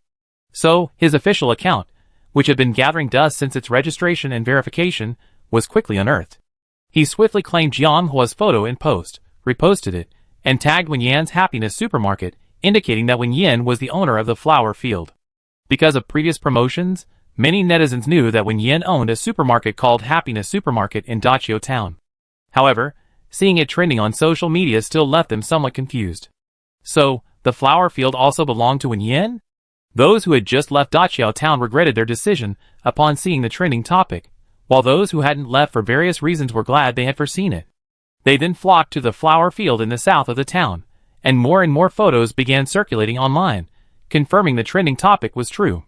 Wen Yan logged onto his social media account and posted, "Anyone with a receipt from Happiness Supermarket can enjoy free admission and flowers."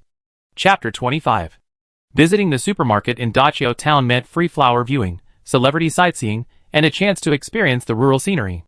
The supermarket's previously declining customer traffic began to rebound and quickly reached new highs. A steady stream of people was heading to Dachao town. Dachao town took this very seriously, mobilizing almost all available resources to provide the best possible tourist experience. The townspeople, having already benefited from the previous wave of visitors, spontaneously mobilized to clean the streets, put up road signs, and tidy up the stores, striving to make visitors feel at home. Wen Yan then began a new round of recruitment. First, she planned to double the number of supermarket employees, adding another 10. Then there's the warehouse located on the west side of town. Initially, there was only one security guard there, and later a driver was hired to transport goods between the warehouse and the supermarket. However, hiring from outside was unsafe and unreliable, so Wen Yan plans to buy 2 trucks and hire 2 more drivers, one for supermarket deliveries and the other for vegetable deliveries to Xinghua village. As the warehouse's inventory continues to increase, and vegetables will be temporarily stored there, security needs to be upgraded. Wen Yan plans to add 3 more security guards, dividing them into 2 groups, one for daytime and one for nighttime. As for a warehouse manager, Wen Yan initially wanted to observe for a while before deciding, but time is running out, and she can't always manage both sides. She plans to hire someone first, having them come to the supermarket once a week to reconcile accounts. If there are any anomalies, the interdimensional transaction system will handle it, so it doesn't seem like a big problem. Finally, there's the flower field. Although there are crystal cores, it doesn't mean the flower field doesn't need care. With so many tourists, the pink mully grass is easily trampled. Besides the elderly couple tending the flower field, they need people to maintain order and check tickets. The supermarket is gradually becoming more organized and needs a store manager for daily management and an accountant for finances. In total, they need to recruit nearly 30 people this time.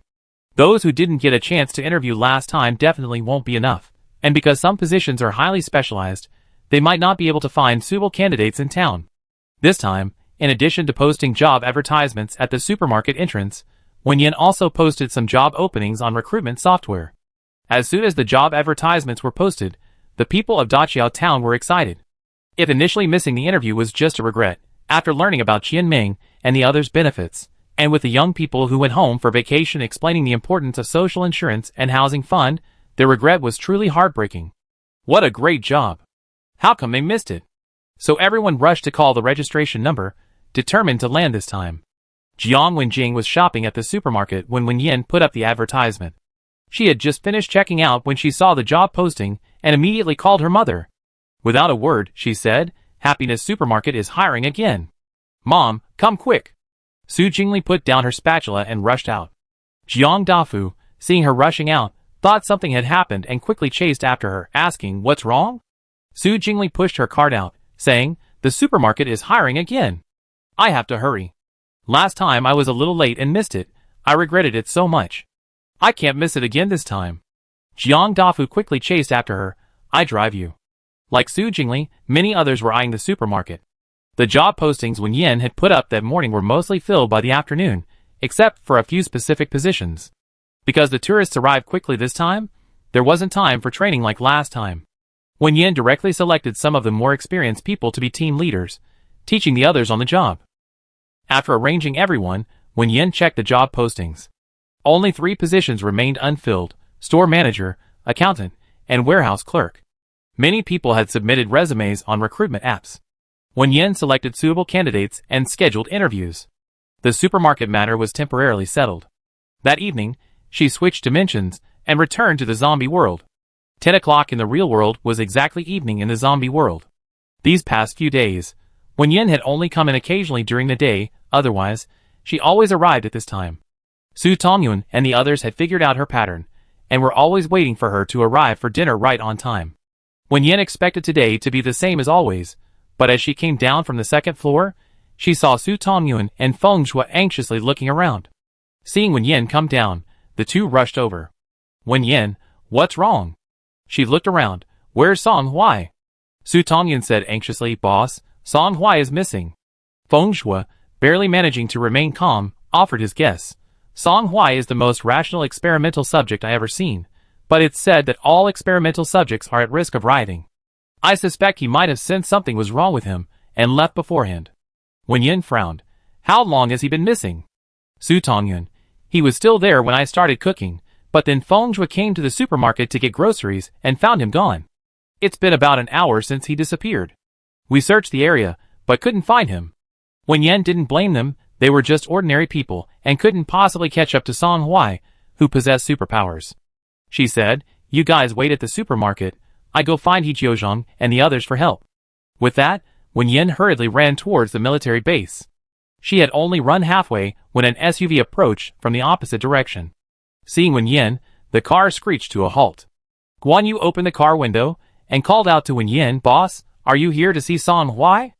Wen Yan ran over, Yes. Do you know where he is? Guan Yu beckoned, Get in, I take you there. Wen Yan got in without a word. The car turned around and drove towards the military camp. As Guan Yu drove, she said, Today we went with the military to clear out the remaining zombies in the city, but on the way back we ran into Song Hui. The captain noticed something was off about him, so he led us to stop him. Thinking about Feng Shui's guess, Wen Yan asked worriedly, Song Hui lost control? Guan Yu nodded, Yes, but don't worry, boss, we brought him back. Song Hui's loss of control shouldn't be too serious yet.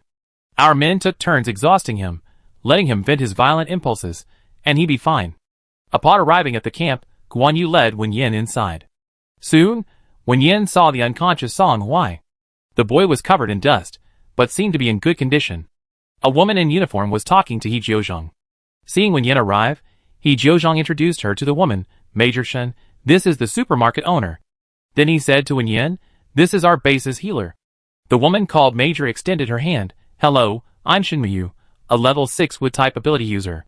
Wen Yan knew it was the other person who treated Song Hui and thanked them repeatedly. Shen Muyu shook her head to indicate it was nothing, then pointed at Song Hui and said, He's like this because he's been suppressing himself, not releasing his violent impulses. After a certain amount of time, he lose control. Wen Yan was puzzled. Feng Shui was just an ordinary person, and didn't know much about experimental subjects. All she knew was that experimental subjects could lose control. Shen Muyu saw through her and said, According to our current findings, the experimental subjects' uncontrolled riots are inevitable, and there's currently no way to intervene artificially. Letting them release these violent impulses is the only feasible method. Wen Yan thought for a moment and asked, Releasing the violent impulses means letting him fight? Shen Muyu smiled and nodded, You could say that. Wen Yan thought about what she had emphasized to Song Hui before, not to leave the supermarket's protective area. The boy had indeed been staying in the supermarket for some time now, which might have been the reason for his loss of control. Come to think of it, she'd been so busy with the supermarket in the real world that she neglected this place. Even though she learned from Feng Shui about the experiment going out of control, she overlooked it because Song Hui had acted perfectly normally. She nodded earnestly, Okay, I understand. After bringing Song Hui back to the supermarket from the military camp, Wen Yan began to think about the matter. Soon, she made a decision. The next day, Wen Yan woke up early and opened the door to find Song Hui standing there. The boy had his head down, looking like he'd done something wrong. Wen Yan couldn't help but reach out and pat his head, smiling, Let's go, eat first. I have something to tell you after we eat. After breakfast, Wen Yan stopped Su Tongyun and Feng Shui, who were about to leave. Let's discuss the shift schedule. Since the supermarket here mainly serves He Jiuzhong and is grouped with large-scale wholesale orders, it's usually not very busy. Wen Yan has also been busy with matters in the real world recently, so their shift schedules are generally quite flexible. However, Song Hui can't stay at the supermarket indefinitely, so it's better to create a shift schedule. Besides, the supermarket won't always be so empty. Creating a schedule now will save trouble later. Su Tongyun and Feng Shui naturally had no objections. In fact, they were quite happy. Having a shift schedule meant fixed working hours, giving them a sense of belonging, like returning to the pre-apocalyptic world, very reassuring. Although the supermarket doesn't have many customers right now, the dimensional shop remains open to facilitate employee access, effectively making the supermarket open 24 hours a day. Wen Yan made a plan last night. 3 employees, each working 8 hours a day, that's a full day. Due to the time flow, 1 day in the real world is equivalent to 3 days in the zombie world.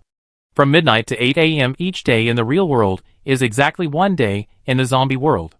During this time, Wen Yan can stay in the store, and aside from rest time, she can cover one person's shift. In other words, every 3 days, one employee can have 1 day off. Wen Yan explained her plan. If we calculate it this way, each of you will only have 1 day off every 9 days. If you feel tired, we could also shorten the supermarket's operating hours. Su Tongyan immediately replied, "Not tired at all, we're very free right now."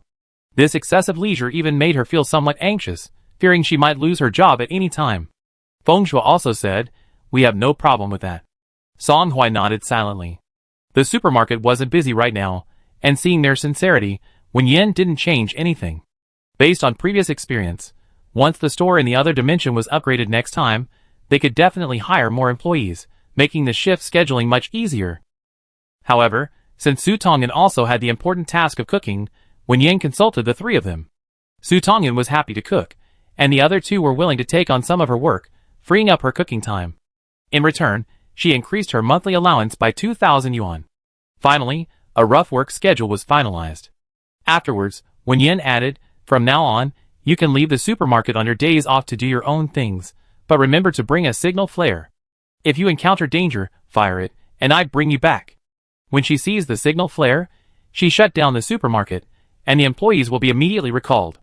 The plan worked. Chapter 26. Song Huaicai had been seriously ill.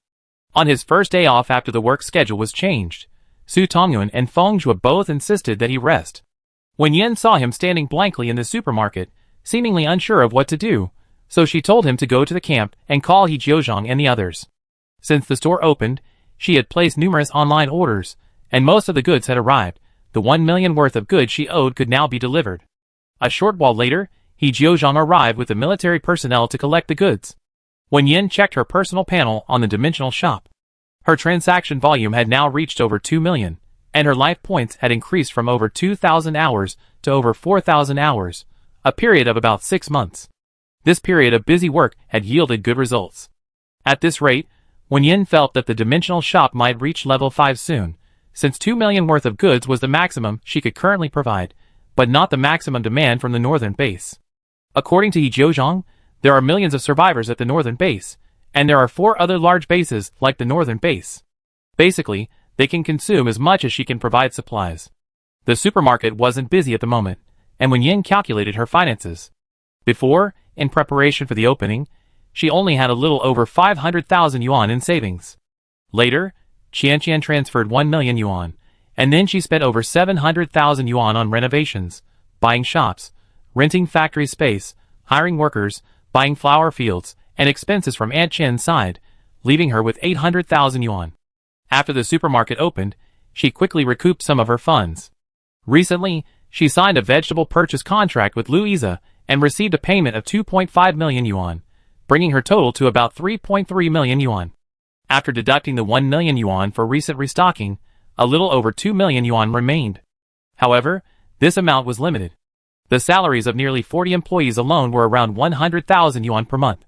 There were also expenses for supermarket operations, farming, and flower field maintenance. After all that, there wasn't much left. Until the vegetables were ripe, Wen Yan decided to temporarily limit large-scale sales in the zombie world. After spending a day in the zombie world, Wen Yan returned to the real world. The supermarket opened at 8 in the morning. As soon as it opened, people waiting outside surged in. Some wanted to take advantage of discounts before the holiday ended, while a significant number came specifically for the supermarket receipts, eager to buy things to enjoy the flowers. Wen Yan had scheduled an interview that morning, so she didn't go out. At 9 o'clock, the first interviewee arrived for a warehouse clerk position. Because they had chatted beforehand on the recruitment app, and Wen Yan already knew the candidate's background, she hired them after a satisfactory interview. The other party's family was from the next town, and they had previously worked as warehouse managers. They had returned to their hometown because a family member was ill, so no training was needed to start the job. Afterwards, Wen Yan interviewed 2 accountants. The first one was experienced, but she kept subtly inquiring about the entertainment industry and asked when the TV crew would come to the supermarket again. Clearly, she was there to see a celebrity. Wen Yan didn't agree to the job. Next, she interviewed a recent graduate. Although she lacked experience, her major was relevant, and she seemed reliable, so she was hired on the spot. Finally, There was the store manager position left. Wen Yan interviewed several people, but couldn't find a suitable candidate. The main reason was that Dachio Town was remote, and few people with the ability to manage a store were willing to come to the countryside. Most of the interviewees had only worked in supermarkets before, or their families had previously run small shops or similar businesses. Wen Yan thought about it, and decided not to settle. If the expansion of the dimensional store is indeed operational, the supermarket will definitely need to be expanded in a month, and more staff may be needed. An experienced and capable person will be essential as the store manager. This can't be rushed. We have to find someone gradually. In the afternoon, Wen Yan went to the flower field and happened to run into Wang Tiantian and her friends. The girls had a great time during their holiday and even earned some extra money. They stayed until the last day of their vacation, reluctant to leave. Besides them, Su Ling was also there, asking questions and writing things down, seemingly conducting a survey. Wen Yan walked over and overheard Wang Tiantian saying, "The town is quite clean, and the food is pretty good, but the accommodations aren't great. The flower fields are beautiful, but when we get tired and want to rest or grab a bite, we have to walk back to town." Lin Wanxia added, "It would be great if there were multi-person bicycles or sightseeing buses." Fan Rose said, "Or maybe they could set up a farmhouse in nearby. I think a lot of people would be happy to spend money there." Jiang Hua, carrying a heavy backpack containing Hanfu, traditional Han clothing, she had sent from home, was taking photos with great enthusiasm after finally finding a good spot. She added, "There's nowhere to rest here, and changing clothes is a bit of a hassle. In short, the scenery is beautiful, but the facilities are lacking." Su Ling carefully noted everything down, smiling, "Don't worry, these facilities will be added soon." Wang Tiantian waved her hand, "Even without the facilities, I definitely come back. After all, her idol is here." Lin Wanxia said quietly, "I come again for the vegetables that will be available at the supermarket soon." Hearing this, Fan Rou and Jiang Hua nodded in agreement. They had been lucky enough to get a free meal at the supermarket while filming a promotional video, and they had been longing to come back ever since. Even if the place had nothing else, they would still come for that meal. Wang Tiantian nodded vigorously as well. The supermarket staff meals were really delicious. Wen Yan smiled and stepped forward. "No need to wait until next time. If you like, go to the supermarket later, and I bring you some to take home." The group turned around, and were pleasantly surprised to see Wen Yan. Wang Tiantian had planned to go to the supermarket to say goodbye to her idol before leaving, but she hadn't expected to run into him here. She was a little embarrassed that he had heard her craving food, but she couldn't bear to refuse. "That's too kind of you." Wen Yan smiled. "It's okay, the supermarket just got a new batch of vegetables, there's plenty." The vegetables in the zombie world were planted in October, and now, 7 days had passed, meaning it would be 21 days in the zombie world, and the vegetables there were already ripe and ready to be harvested. Because these vegetables are native to the zombie world, they can't be traded for crystal cores, and even the people in the supermarket can't eat them all. Wang Tiantian was bubbling with happiness. Her idol was so kind. She would definitely promote her when she got back. Wen Yan led the group back, prepared a large box of vegetables for each of them, saw them off, and then put the extra box on her electric scooter to deliver to Su Ling and the others. The other party had come to help when the supermarket first opened, and later even helped her by the flower field. She felt she had to thank them in some way. She couldn't accept valuables, but some ordinary vegetables were fine. Su Ling was busy reporting back to her office that day and didn't join Wang Tiantian and the others for a free meal. Seeing that Wen Yan had only brought some common vegetables, she declined several times but finally accepted them, thanking her profusely. "Sister Wen Yan, our town really owes a debt to you. Once the surrounding area is developed, Dachio Town will definitely develop better and better." Seeing her happy, and remembering what she had overheard, Wen Yan asked, "Is the town rich now?" These past few days, with so many tourists, she had overheard Su Ling's happy complaints that there were too many people, making it difficult for the town to accommodate them, and that the infrastructure urgently needed upgrading, but they simply didn't have enough money. Su Ling nodded vigorously, excitedly saying, "A big investor came yesterday, saying he values the potential of our Dachio town and wants to build a resort here. Apparently, he invests a lot of money." Wen Yan was also pleased to hear this and casually asked, "Which company is it?" Su Ling recalled the information she had gathered and affirmed, the Shao Group, the very famous conglomerate in the country. Chapter 27. The Shao Group? Shao Yang? Wen Yan knew about the marriage alliance between the Shao and Wen families. It wasn't a secret in their circle. She heard that Wen Yao's fiancé was the heir to the Shao Group. Perhaps he was here for Wen Yao. But whether it was for Wen Yao or because he genuinely saw the potential of Daqiao Town and was willing to invest, it was a good thing for Daqiao Town, and her supermarket would benefit as well. Wen Yan had seen Su Ling and the others' hard work these past few days, and she sincerely congratulated them. With such a large conglomerate investing, Daqiao Town's future will definitely be bright. Your efforts these past few days haven't been in vain. Su Ling nodded emphatically, her eyes sparkling as she looked at Wen Yan. It's all thanks to you, Sister Wen Yan, for saving Huatian. Those big bosses are so shrewd. Why would they suddenly spend so much money investing in such an ordinary little town? This is all thanks to Sister Wen Yan. Wen Yan chuckled. It shouldn't have anything to do with me. The affairs of the Wen and Xiao families weren't publicly disclosed, and her speculation was just that, speculation. She didn't say much, instead discussing the direction of the flower field's transformation with Su Ling. Although Wen Yan felt this matter was unrelated to her, it actually did have some connection to her. Daqiao Town was now caught in a dilemma. Having a large conglomerate invest was definitely a good thing for Daqiao Town, especially since the proposed investment amount was something their small town couldn't even dream of. If they could secure this project, Daqiao Town would absolutely take off. However, the only troublesome part was that the area the other party proposed to develop included the pink mully grass flower field that had just become a viral sensation online. To win the project, they had to first reclaim the flower field. The town hadn't yet reached a decision on whether or not to approach Wen Yan to reclaim the land. In the meeting room, Tian Weiman sat silently, holding his teacup. Someone below said, "Mayor, it's a real shame to miss this opportunity. I don't deny that the flower field has greatly helped the town, but one flower field certainly can't revitalize the entire town's economy, and the flowering season only lasts a few months a year. The investors' proposed compensation is very high, showing their sincerity. We can talk to the supermarket owner first. If she's not satisfied with the compensation, we can step in and help her negotiate until she is satisfied, or the town can offer compensation in other ways. All of this is negotiable." Tian Weiman frowned. His concerns weren't just about the land. If the flower field's sudden popularity, coupled with the celebrity effect, had helped Daqiao Town take its first difficult step, he would feel gratified. But this sudden, lucrative offer made him hesitant to accept. No one knew the resources of Daqiao Town better than him, and he simply couldn't understand why anyone would invest so much money. The only thing they had to offer was a flower field, but while it was very important to them, it meant nothing to a large conglomerate. Unable to understand, he hesitated to make a decision. But the town couldn't just let such a good opportunity slip by.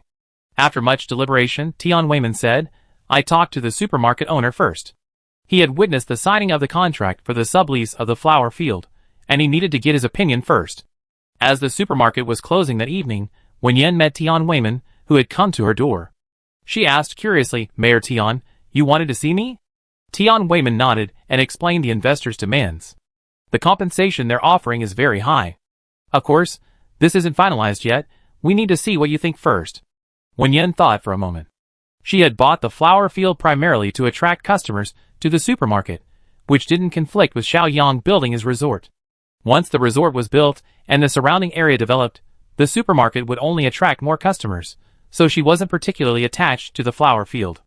However, the resort would likely take a considerable amount of time to complete. Wen Yan said, "The compensation amount is fine. However, I just hired staff. If they want to take over, the employees will definitely need to be transferred as well, or they could offer appropriate compensation. Also, the pink mully grass's blooming season lasts for another 2 months. We need to wait until the blooming season ends. If they agree, then it's fine. She would then extract the crystal cores after the blooming season. With the crystal core, she could easily create another sea of flowers on any patch of land." Tian Weiman hadn't expected the deal to go so smoothly and repeatedly thanked Wen Yan. "It's truly shameful.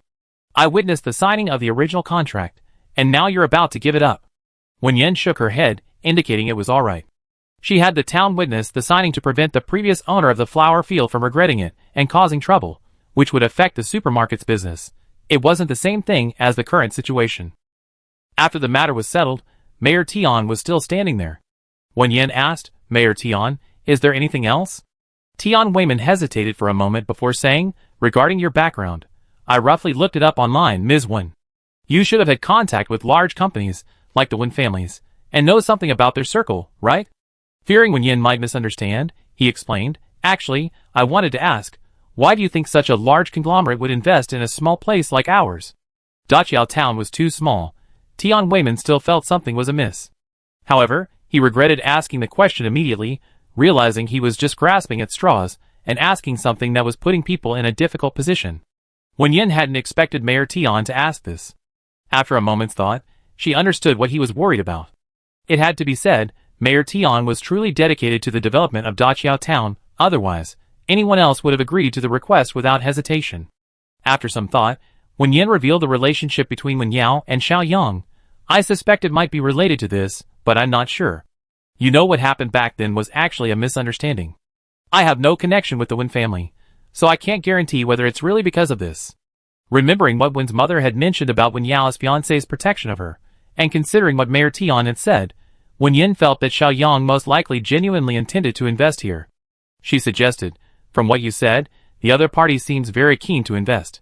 Perhaps you could test the waters with a slightly assertive approach and see their reaction.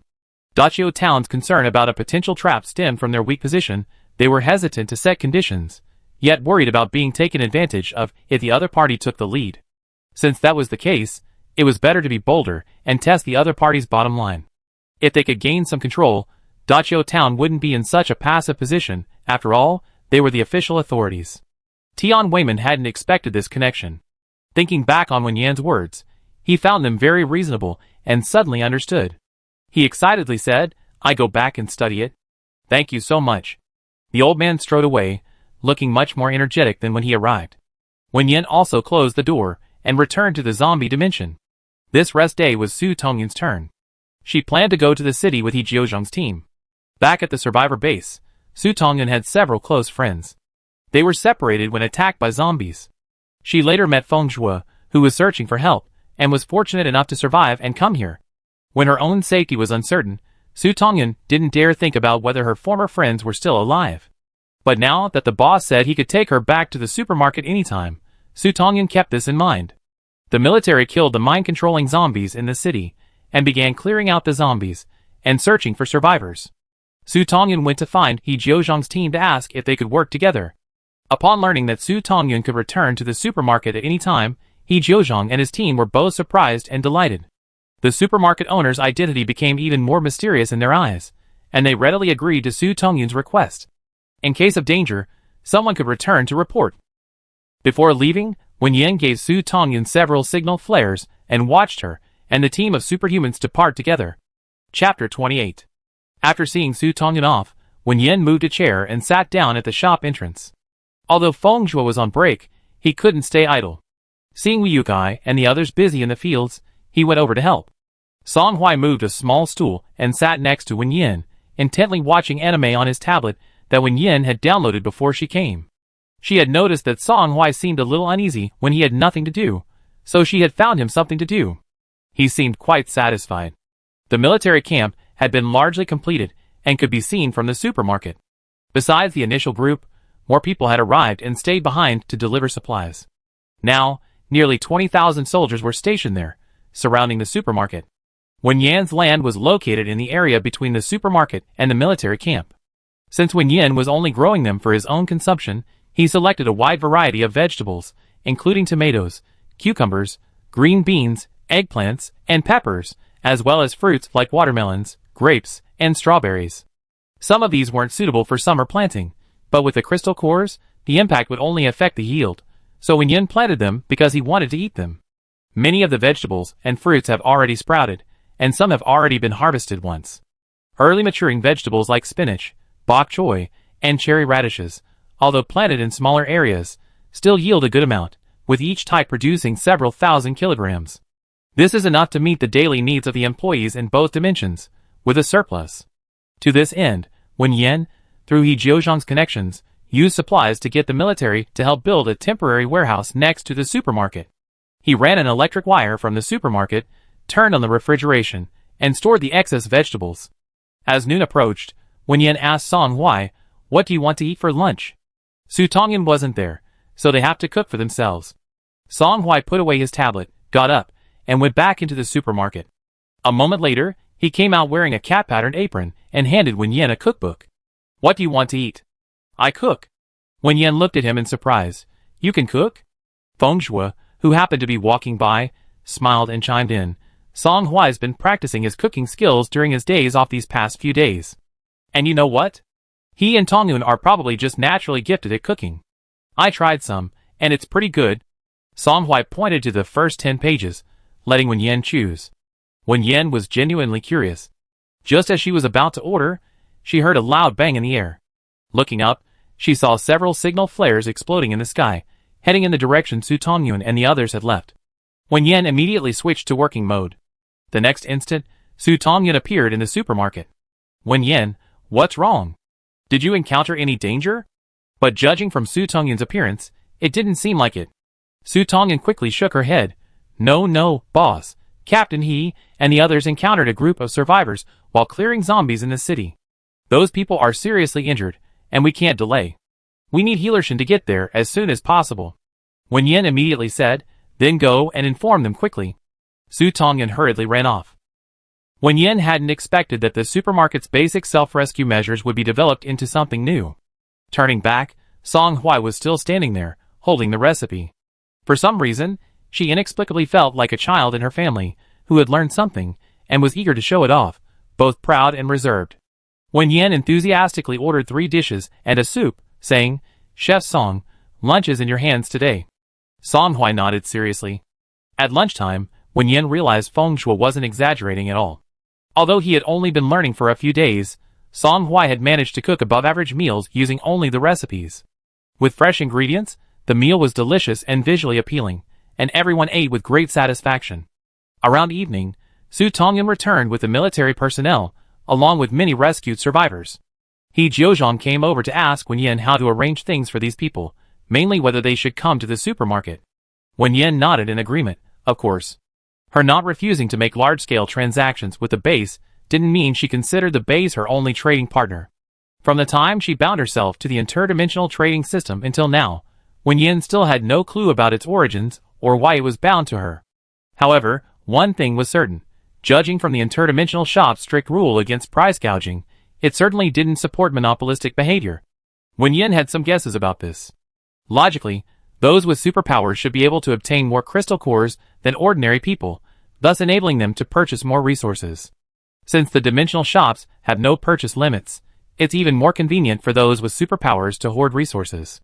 Without a strict rule prohibiting price gouging, it's foreseeable that many with superpowers would act as middlemen, buying resources from supermarkets and reselling them at inflated prices.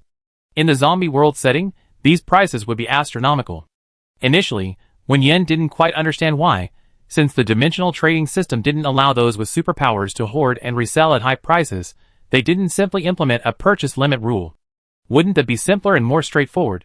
After spending some time in the zombie world and not seeing any ordinary people besides Feng Shui and his group, Wen Yan vaguely understood that in the zombie apocalypse, ordinary people not only face survival difficulties, but their movement was also restricted. The probability of an ordinary person finding a supermarket was far lower than that of a superhuman. If superhumans were restricted, on the one hand, supermarkets would find it difficult to quickly expand their market and acquire crystal cores. On the other hand, those who needed supplies would be unable to obtain them.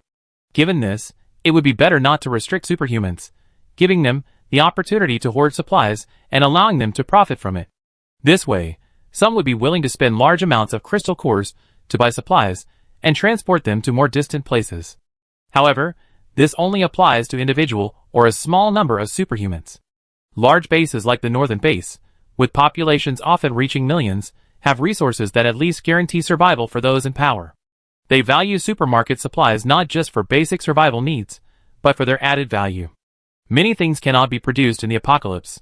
Scarcity drives up prices. These items don't need to be bought and sold. Rewards can achieve the desired results.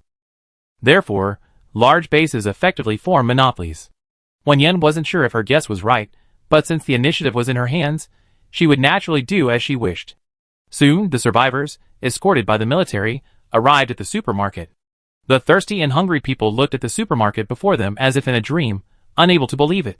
Then, they heard a voice they would never forget. Welcome to Happiness Supermarket. Chapter 29. In front of the supermarket, Wen Yan, along with Song Huai and the others who were temporarily working overtime, stood at the entrance. A pre-recorded loudspeaker played a loop. The The supermarket is well stocked and open 24 hours a day. Everyone can buy something. Please line up in an orderly fashion to enter the store. No pushing, no cutting in line, no arguing or causing trouble. Violators will be blacklisted and permanently banned from entering the supermarket. This timely reminder and explanation quickly quieted the somewhat agitated crowd upon seeing the supermarket. Everyone held their breath, listening intently to the announcement, afraid of missing a single detail. Then, they couldn't help but burst into tears of joy. Although the military had given them some information before they came, seeing a supermarket that seemed to have traveled from before the apocalypse, overflowing with supplies, and hearing that they could actually enter and buy things, the survivors couldn't contain their excitement. Really? There really is a supermarket here.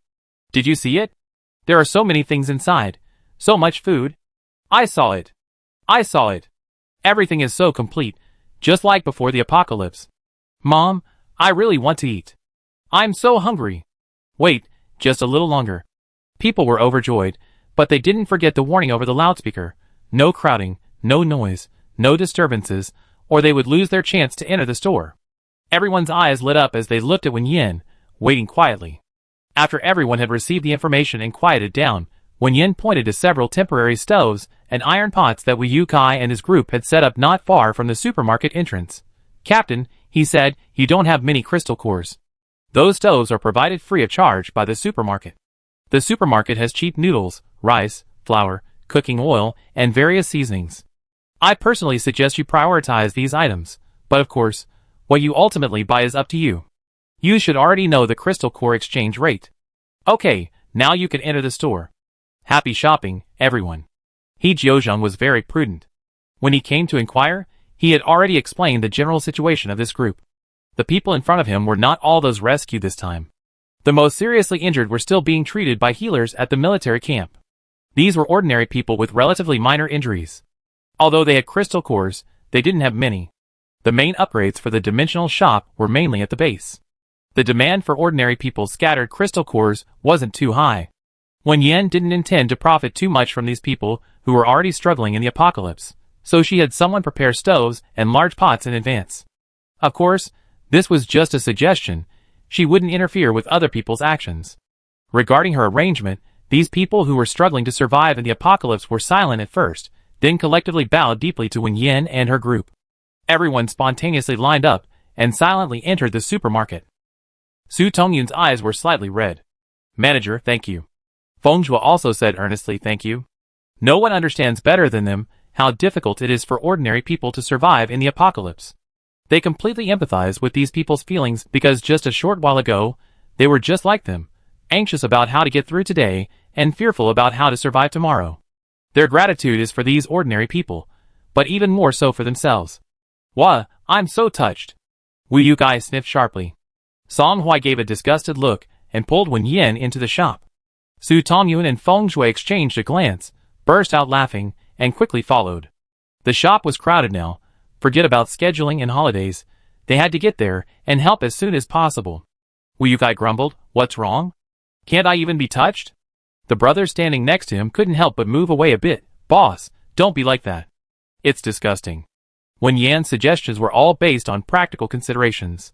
Although the shoppers were tempted by the other food items, they still pragmatically chose rice, flour, cooking oil, and very affordable, filling noodles. After paying, the crowd split into several groups. Some went to cook, while the rest, none of them idle, went to help Wu Kai and his group, who were watering the vegetable garden. Wen Yan went out to check but didn't stop them. While tending 10 acres of land wasn't difficult for Wu Kai and his group, it wasn't easy either. Their supernatural abilities weren't limitless, and they used them sparingly when not in use. They were naturally happy to receive help. However, Wen Yan didn't ask for help for nothing. There were still many vegetables stored in the cold storage, so he simply took some out and shared them. Both sides got what they needed. It was fair. When He Jiozhong returned, he saw a group of people happily eating at the supermarket entrance. He raised an eyebrow slightly and walked into the supermarket. Then he found Wen Yan and went straight to the point. People from other bases are here.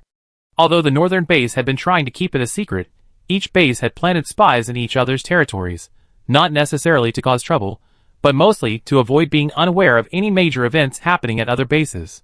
The northern base had been sending people to the supermarket, and eventually, they were discovered. This wasn't necessarily a bad thing for Wen Yan, it could even be considered a good thing. Although she currently had a good relationship with the northern base, there wasn't any deep bond between them. It wasn't impossible that they could turn against each other if something happened. With a population of millions, simply surrounding the supermarket to prevent others from entering was enough to give Wen Yan a headache. She asked curiously, which base came this time? Judging from her expression and tone, He Jiuzhong knew that the military's plan to have them handle communication and coordination with the supermarket was definitely impossible, which was understandable. He didn't even mention it, stating frankly, the central base arrived first, but the military has arrested some people, and the news has already spread. Representatives from the other bases should be arriving soon. Wen Yan nodded, mentally assessing the supermarket's inventory. Looking up at He Jiuzhong, Wen Yan remembered the deposit, the rental fee for the wood element crystal cores, and the VIP membership she had received, and said, "What we agreed on before still stands. Your base has priority purchasing rights. For the remaining bases, it's first come, first served." He Jiuzhong breathed a sigh of relief. The military knew that it was impossible for them to be the supermarket's sole external contact. His most important purpose for this trip was to confirm whether the previous agreement still held true. Now that he had received a positive answer, his mission was considered complete. Before leaving, He Jiuzhong mentioned the people outside the supermarket. They're actually blood packs kept by a few superhumans.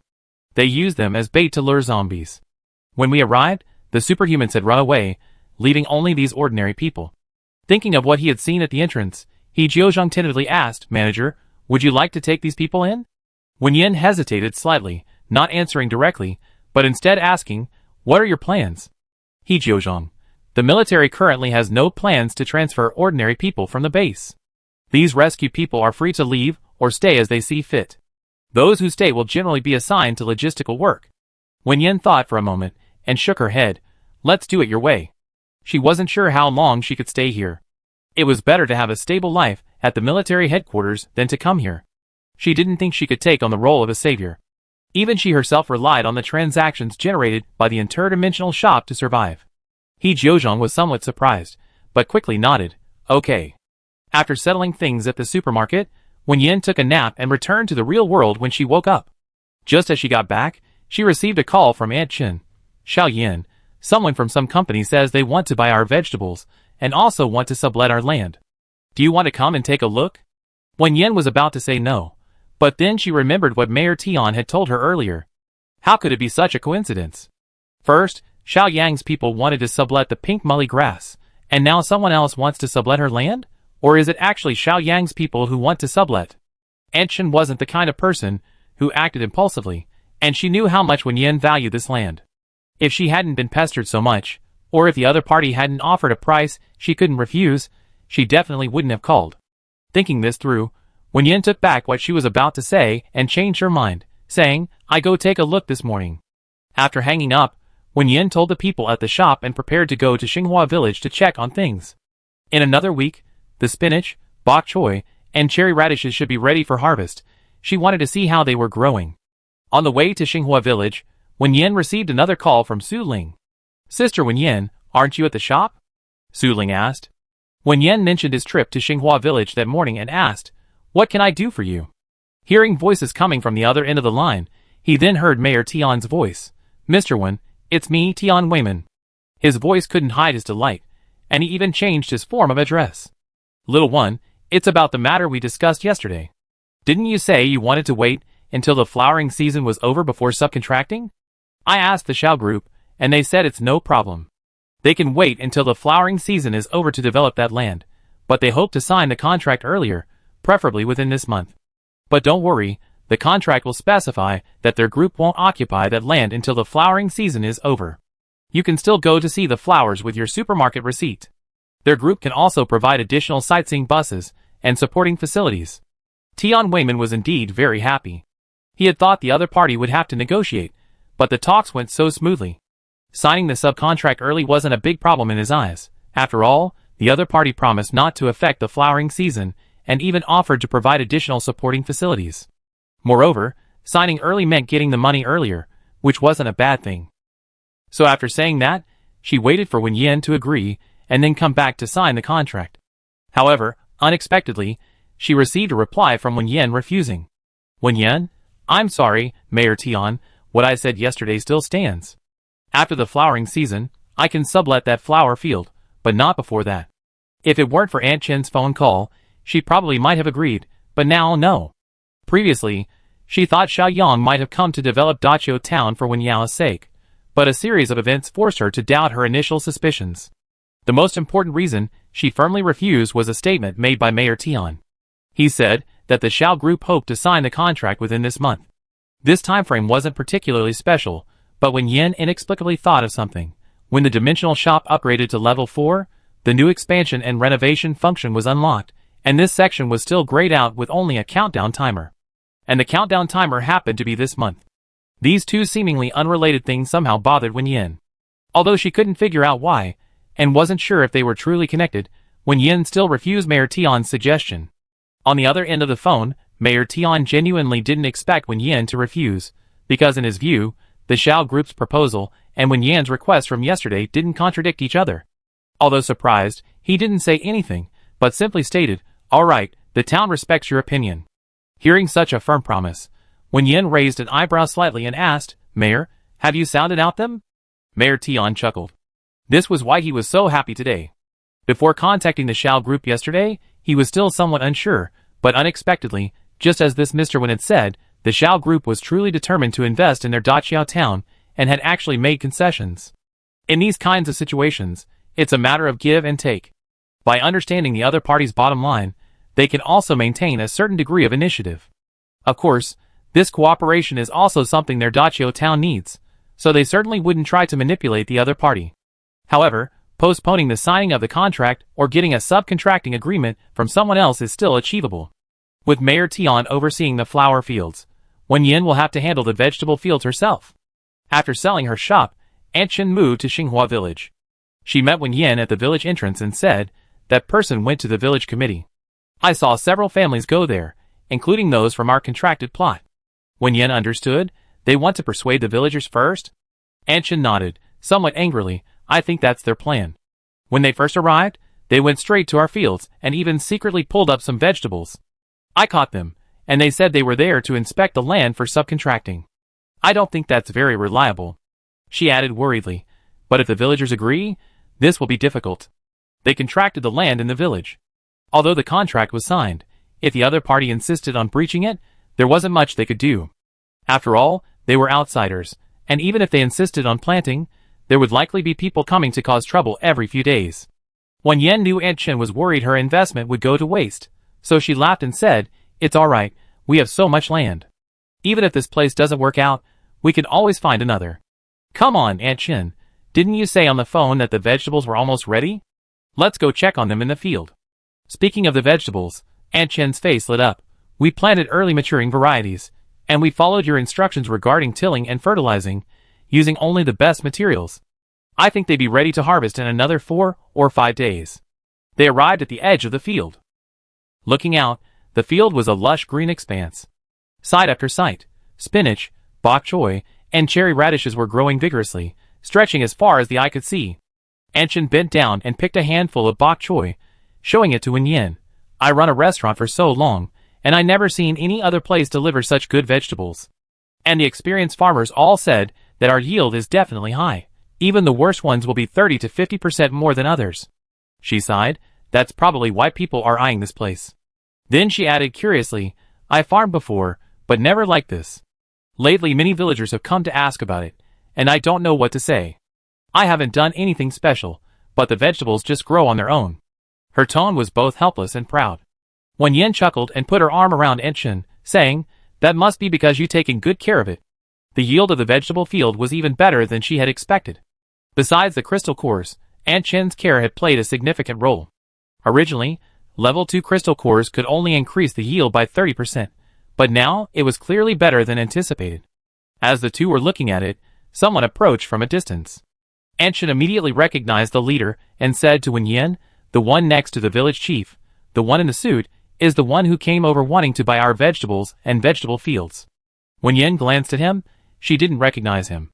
It wasn't Xiaoyang, but such a small matter probably wouldn't bother the heir of a large corporation. She waited quietly, ready to see what they had to say. The group approached. The village chief had greeted Wen Yan before when they were contracting the land, and now he took the initiative to introduce them. Ms. Wen, this is Mr. Xiao, the representative of the Xiao Group, and this is Ms. Wen, the owner of these vegetable fields. Wen Yan raised an eyebrow slightly. It really was the Xiao Group, and they even shared the surname Xiao. Was they a branch of the Xiao family? Judging from this, although Xiao Yang himself wasn't present, he probably valued this matter more than she thought. Otherwise, neither Xiao Yang nor the Xiao family's collateral branches would have considered it a mere contract for farmland in a rural village. Wen Yan also discerned this from the other party's expression. The young man addressed as Mr. Xiao openly expressed his disdain for his surroundings. After listening to the village chief's introduction, he directly addressed Wen Yan, saying, "Our group has taken a liking to your land and vegetables. Name your price. How much are you willing to give it up?" He was clearly making a request, yet his tone was one of condescension. Wen Yan shook her head, "Not for sale." Xiao Yuheng was waiting for an offer so he could quickly finish his task and leave this god-forsaken place, but he was immediately turned away. He was immediately dissatisfied, but remembering his cousin's instructions before he left, he barely suppressed his anger and sneered, "Poor places breed unscrupulous people. I've seen plenty of people like you. Aren't you just trying to hold out for a high price?" He waved his hand and wrote down a check, 10 million, vegetables, and land included. That should be enough, right? The villagers, who were initially angry at his impolite words, were immediately captivated by his next sentence. What? 10 million for some vegetables that were everywhere? Everyone stared at Xiao Yuheng in shock. As if looking at an idiot. Wen Yan, She wondered if she was overthinking things. Maybe it really was just a coincidence. If Xiao Yang really had his eye on the land she had contracted for some ulterior motive, there was no reason for him to send someone like this over, right? Before she could speak, a male voice came from not far away. "Xiao Yuheng, you're still as stupid as ever." Xiao Yuheng, basking in the astonished looks of those around him, frowned and looked over. "Louisa? What are you doing here?"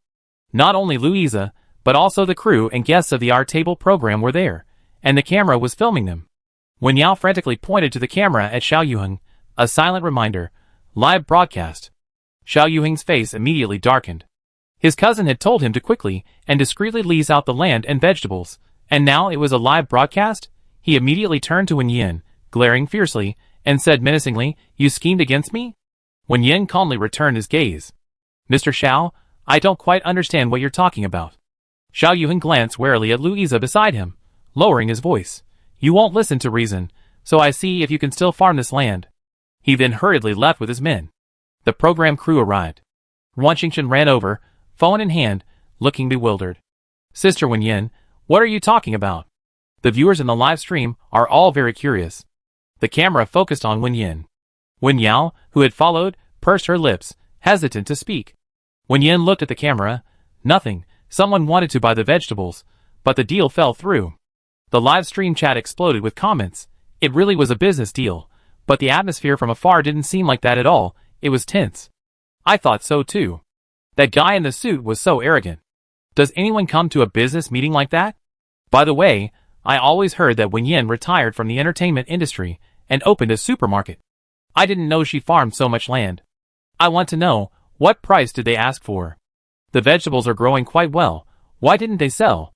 Putting everything else aside, these vegetables look really good. I'm tempted to buy them. Seriously, Wen Yan, could you open an online store? I want to buy some. Wan Xingchen read out the comments one by one. The villagers watching the spectacle couldn't help but chime in. I heard that. That big boss is really rich. He said he spent 10 million to buy them. Yeah, I heard that too. 10 million. He just gives it away like that, without even blinking an eye. And even then, he won't sell them to you. The viewers in the live stream were dumbfounded. When did growing vegetables become a new trend? How come they didn't know? Soon, some people questioned whether this was a publicity stunt, and began mocking Wen Yan for being greedy for money. Wang Tiantian had returned to school. She had no classes that morning, and was spending her time in her dorm scrolling through her phone. She was initially happy to see her idol appear on a live stream, but seeing the skeptical and mocking comments in the chat, she couldn't hold back and retorted, "Do you know how delicious the vegetables at the supermarket are? So what if they cost 10 million? I say they're worth more than 10 million. If you don't like them, don't buy them. Are you forcing me to?" However, her few comments were quickly drowned out by the sea of other comments. Wang Tiantian quickly summoned help. The few people in her dorm, who had been watching the chat immediately came to her aid. Some tourists, who had visited Dachio town and unexpectedly eaten the staff meals, also chimed in. Then, they were labeled as paid trolls. Wang Tiantian, Just as she was about to engage in a fierce online battle, her phone rang. It was her mother. Wang Tiantian had to temporarily back down and answered, "Mom, what's up? I'm busy right now. If it's not important, I call you back later." The phone rang with Ms. Zhou's snarling voice. "What's wrong with you? You're just playing on your phone in the dorm. Stop talking. Where did you buy the groceries you brought back yesterday?" Wang Tiantian, scolded, obediently replied, "From my idol's supermarket." Then she started bragging, "How is it? Delicious, right? But you can't buy it yet, it's an internal gift, a fan perk." Ms. Zhou interrupted crisply, "When can you buy it? In that Dachio town, right?" Wang Tiantian, "I think it'd take another 4 or 5 or 6 days, who knows, but within a week." The call was abruptly ended. Wang Tiantian, does she have to be so realistic? Not long after, the others also received calls from home one after another. They couldn't cook at school, so the groceries they received had all been sent home. It was noon now, and everyone who had eaten the groceries from the supermarket called. They were a little disappointed to learn they still had to wait, and decided to go to Dachio town for a trip, and maybe even try to buy some groceries there. A win-win situation. Wang Tiantian felt instantly refreshed. Good wine needs no bush. If these people don't buy, fine, no one's forcing them. They regret it later, because of the 10 million yuan grocery purchase, when yen was trending again. Initially most people, like the viewers in the live stream, suspected it was a deliberate publicity stunt. However, someone quickly uncovered the identity of the man in the suit who briefly appeared on screen. It turned out he was from the Xiao group. Xiao Yuheng was still on his way when he saw himself trending. He was furious, gritting his teeth. When he returned to his residence in the city, he was hesitant to face his cousin. However, there was no escaping it. As soon as he entered the hotel, Xiao Yang's assistant ushered him to the presidential suite. Upon entering, Xiao Yuheng immediately knelt down, pleading, "Brother, I really didn't know that woman had even brought the production crew. I already talked to the villagers. Even if she doesn't agree, it's useless. As long as we pay enough, those villagers will cause trouble every few days. They definitely won't be able to hold out." Xiao Yang looked at this idiot in front of him, holding back his anger before finally managing not to throw his cup at him. He took a deep breath to calm himself. "Don't worry about this. I have someone else handle it." He stood up and walked to Xiao Yuheng's side, patting him on the shoulder. "Come work for me at the company." Xiao Yuheng had thought he was doomed for messing things up, but his cousin not only didn't blame him, but actually arranged for him to work at the company. Although it felt a little strange, he didn't care and happily agreed. After everyone left, Xiao Yang's face instantly darkened. He truly couldn't understand why such an idiot would dare to stand up for himself in the apocalypse. If it were him. It's alright, as long as the plan goes smoothly from here on out, everything will be different from the dream. He picked up his phone, found the number saved as his fiancée, and dialed it. When he spoke again, he was once again the gentle and refined person he always was in public. Wen Yan spent the entire day in Xinghua village, mainly setting up cameras in the fields and hiring people to guard the vegetable gardens. According to the schedule, the staff and cameras monitored the fields 24 hours a day. This process was also recorded by the production crew. Most people thought it was insignificant, but considering what had happened today, they felt that being cautious wasn't an overreaction. During this process, several villagers, who had accompanied Xiao Yuheng to the village committee, also came over. Their unified statement was that they wanted to breach the contract, were willing to pay the penalty, but demanded the immediate return of the land. Aunt Chen was very angry, but Wen Yan didn't seem to care. She knew this outcome after confirming that the people who came were from the Xiao group. Few people can maintain their principles under the temptation of money, especially judging from Xiao Yuheng's behavior. He probably really had to pay a hefty sum. However, understanding is one thing, accepting is another. Wen Yan took out the contract she had previously signed with Louisa. "Are you sure you can afford to pay?" The contract stated a price of 2.5 million. The key is that this only represents a small portion of the entire vegetable field's yield. If all the yield were added together, it would indeed be more than 10 million. Looking at the long string of zeros on the contract, the villagers who came were stunned. They had thought the previous 10 million was because the people from the group were stupid. But are these vegetables really worth that much? The people who had originally planned to sneak in and cause trouble immediately gave up their ideas. How could they possibly afford to compensate for this?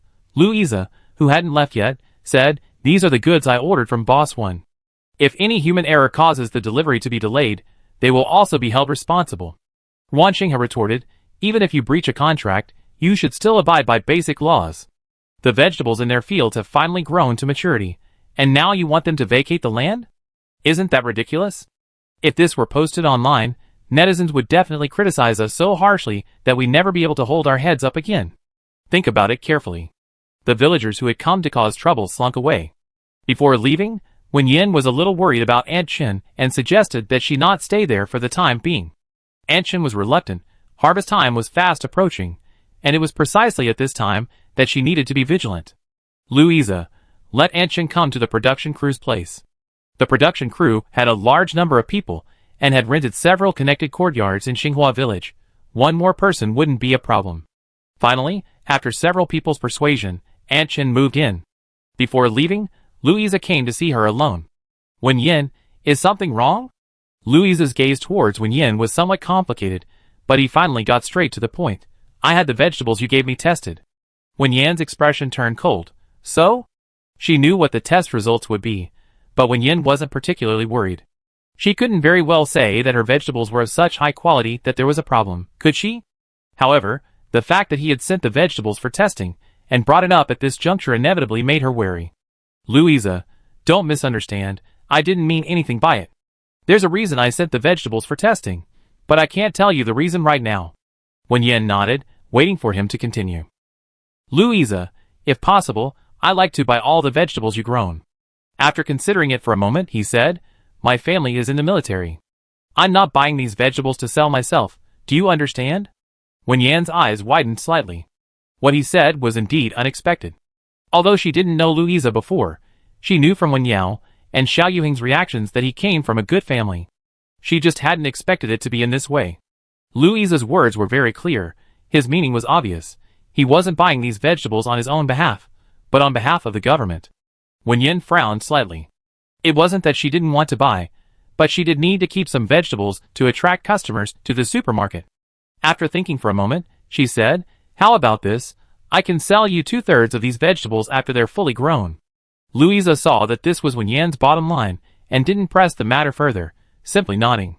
However, he quickly offered another solution. If you're willing, I can arrange for someone to help you grow the vegetables, he said meaningfully. As long as the final product is of the same quality, you won't be responsible for the land costs or labor. Wen Yan understood the implication in his words. She didn't refuse directly but said, I think about it and give you an answer later. Louisa nodded, okay. On the way back to Dachio town, Wen Yan received the payment from Louisa. Although there was no signed contract, only a verbal promise, he seemed completely unafraid. But considering his status, it seemed perfectly reasonable. With official backing, he really had nothing to fear. Wen Yan was somewhat preoccupied throughout the journey. Recent events gave her a sense of impending doom. Xiao Yang, who inexplicably wanted to invest in Dachio town and was eager to do so before the end of the month, suddenly revealed his identity as Louisa, offering to help her with farming. Everything seemed so abnormal. However, back at the supermarket, Wen Yan suddenly realized something. If something like binding to a dimensional system had already happened, what could be stranger than this? Having figured it out, Wen Yan stopped worrying and switched dimensions at the appointed time, returning to the zombie dimension. This time, it was Feng Zhuo's turn for leave. Like Su Tongyun, he also had good friends at his original base, and this time he also went to the city with He Jiozheng's team. Wen Yan was minding the shop when she noticed several people occasionally coming to help in the fields. They were all people the military had rescued earlier. Su Tongyun, whose work had been taken over, was also in the shop now, explaining to Wen Yan, they're all currently stationed at the military camp, but many of them volunteered to help during their breaks. By the way, Captain, he said that if you want to cultivate more land, shopkeeper, that's fine. This area has already been discovered by other bases, and the northern base is planning to relocate more people here. Other bases will definitely be relocating as well, so the quarantine zone will be built quickly. Cultivating 100 or so acres is no problem at all. Wen Yan thought for a moment and nodded, then cultivate more. Those who come to help will be considered hired help, paid hourly, and their wages will be paid with equivalent supplies. Su Tongyun exclaimed, great. I go tell them the good news. And ran out. When Su Tongyun returned, Guan Yu and another stranger were following behind her. Guan Yu introduced, these are people from the central base. The newcomer was a burly man, seemingly over 2 meters tall, with a full beard. He laughed heartily. This must be Boss Wen. I'm here representing the central base to discuss cooperation. This is our deposit, and this is the rent. He then placed 2 large bags of crystal cores on the table. They were gleaming, one bag entirely filled with wood-type crystal cores, suggesting they had discovered how the northern base had successfully established itself here. Guan Yu, who had brought him over, smiled and placed a bag of wood-type crystal cores on the table, even more abundant than the central base's. Boss Wen, this is our northern base's rent for next year. Our people are already collecting wood-type crystal cores, and will deliver more later. The bearded man chuckled, not arguing, and went along with it, saying, our central base is the same. Although the two had come together, their words were laced with hostility, clearly disliking each other. Wen Yan looked at the overflowing crystal cores, then at the two exchanging glares, and said, within half a month, the supermarket will receive a new batch of goods, about 2 million, 1 million for the northern base, and 1 million for the central base. Is that all right? The two who were exchanging glares immediately nodded, yes. Wen Yan glanced at the generous payment on the table, thought for a moment, and added an extra service. This time you can decide your own purchase order. The types of goods can only be guaranteed to be within the supermarket's operating scope. Anything outside that scope cannot be provided. It needs to be done quickly, preferably before 6 o'clock today. Guan Yu and the bearded man hurriedly left. Wen Yan put away the crystal cores.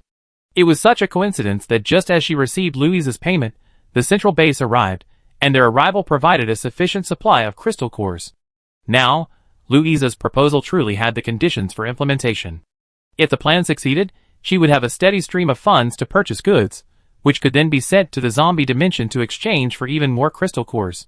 Everything would go very smoothly. However, Wen Yan still hadn't made up her mind. Perhaps because the program team directly announced the Xiao Group's plans during the live broadcast, there had been no further activity from Xiao Yang's side. Wen Yan simply focused on preparing the goods. The pink mulligrass attraction had become incredibly popular online, attracting many tourists, and the supermarket's business was booming. Continuing to purchase goods went unnoticed. Following the lists provided by the two bases, Wen Yan began placing orders online and also stocked up on goods for her own supermarket. 5 days later, Anshin called to say that the spinach, bok choy, and cherry radishes were ripe and ready to be harvested. Meanwhile, the supplies prepared for the zombie dimension were arriving one after another. Both operations were progressing almost simultaneously, keeping Wen Yan extremely busy every day, yet also reaping a bountiful harvest. The Our Table program crew witnessed the entire scene. Whether the guests were genuinely interested or not, they all helped out enthusiastically. Meanwhile, netizens who had been following Wen Yan's vegetable garden also came over to watch the spectacle. With vegetables this expensive, I wonder who would buy them. When will they ever finish selling all this? I say it would have been better to sell them to the Xiao Group in the first place. That was 10 million. 10 million. Now they regret it, right? It's definitely a publicity stunt, and people actually believe it? 10 million. Hopefully, they all rot in the fields. However, someone quickly noticed something was off. Did you guys notice? Those trucks hauling the vegetables all seem to have out-of-town license plates. Didn't they say Wen Yan rented a warehouse in Daqiao Town? Could these vegetables that were taken away have already been sold? It's a publicity stunt, deliberately using out-of-town trucks to make their business seem better? Among the many. Amidst the initial skepticism, a unique wave of comments suddenly emerged. No! My vegetables. I've been waiting in Daqiao Town for so long just to buy these. What? Don't take them all away. The owner said he'd buy them at the supermarket. I've been waiting for ages too. The production team, please ask around. These vegetables haven't really all been sold, have they? No way. These comments increased, leaving the complainers somewhat bewildered. Are you serious or just acting? But looking at the accounts, they were all accounts with a strong sense of community. Many of them had recently been posting photos of their own pink mully grass. Scrolling further back, there were IP addresses from various places, clearly belonging to genuine tourists. The still complaining netizen said, so why didn't you say anything before? Those still waiting in Daqiao Town rolled their eyes. Would you believe me if I told you? Besides, there are already enough people waiting. They don't even know if they'd be able to get any more. The internet was in complete chaos. Wen Yan, on the other hand, continued calmly and methodically. The program's director approached, immediately ordering several hundred kilograms of vegetables, then said, Sister Wen Yan, many people online are saying they're waiting to go to the supermarket to buy vegetables, asking if they all sold out. Do you want to respond? Wen Yan had originally planned to wait until she finished her work here, but now she simply stopped what she was doing, took out her phone, and sent a notification stating that the supermarket would continue selling them. Fresh spinach, bok choy, and cherry radishes will be available for sale tomorrow morning at 8 o'clock. The prices were attached. The same prices as when she sold them to Louisa. Chapter 30. Wen Yan's vegetables weren't cheap, and the price announcement caused another uproar, with many mocking her for being greedy. Completely contrary to online opinions, the very next morning, a seemingly endless line formed outside the Happiness supermarket, almost entirely composed of people who had come specifically to buy vegetables. Anyone who had used their supermarket receipt to check out the pink mully grass recently had heard about the supermarket's vegetables. Furthermore, 2/3 of the vegetables hadn't even been stored after harvesting, most had been taken away immediately. Coupled with a heated online debate, the news spread like wildfire, drawing in even those who weren't initially interested, resulting in the current scene. Some curious individuals took photos of the scene and posted them online, attracting an even larger influx of people. The staff in Daqiao town were both happy and frustrated. Fortunately, having experienced the recent peak tourist season, everyone had gained ample experience, guiding tourists to queue in an orderly manner while simultaneously promoting Daqiao town again. Wen Yan wasn't at the supermarket at this time. After the pre-sale period, the strong sales of vegetables were entirely expected. The supermarket staff were well prepared and could operate normally even without her. However, she hadn't intentionally left at this time. The Xiao group, which had disappeared after Xiao Yuhing's live streaming incident, had reappeared. To be precise, it had made a move. Wen Yan had been summoned to Xinghua village early that morning by a phone call from Aunt Chen, the village committee office. On either side of the desk sat Wen Yan and Aunt Chen, along with villagers who had contracted land. The village chief stood in the middle, his expression awkward. After glaring at several villagers, he forced a smile and said, "Boss Wen, our villagers were indeed in the wrong. I apologize on their behalf. However, things still need to be resolved. Now that the vegetables have been harvested, can the land be returned? Don't worry, they will definitely pay the full penalty for breach of contract, right here and now." The villagers opposite him looked at each other and nodded in unison. "Yes, we pay."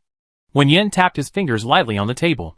Clearly, while the villagers were said to be paying, the actual person making the payment was the Xiao group behind them, or rather, Xiao Yang. This time, they had learned their lesson and no longer resorted to causing trouble. The villagers who wanted to breach the contract weren't exactly rude, but they were resolute, even offering to pay on the spot and terminate the contract. The land belonged to Xinghua village. Even if they insisted, even if they could take legal action, the land couldn't be cultivated anymore. A total of 156 mu of land. To quickly recoup funds, most of the vegetables initially planted were early maturing varieties. 30 mu each of spinach, bok choy, and cherry radishes have already been harvested. Adding the 36 mu temporarily unused due to insufficient funds to build greenhouses, the total to be returned is 126 mu, leaving only 30 mu of immature chives. It's difficult to forcefully protest on the already planted land, but if they protest and prevent further planting on the vacant land, although they might not have a strong public opinion against it, most people would likely understand if they were willing to pay the penalty for breach of contract, and even if it gets publicized, the impact wouldn't be significant.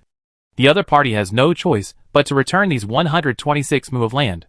The slender white fingers paused, and Wen Yan looked at the other side calmly, saying, "All right, return it."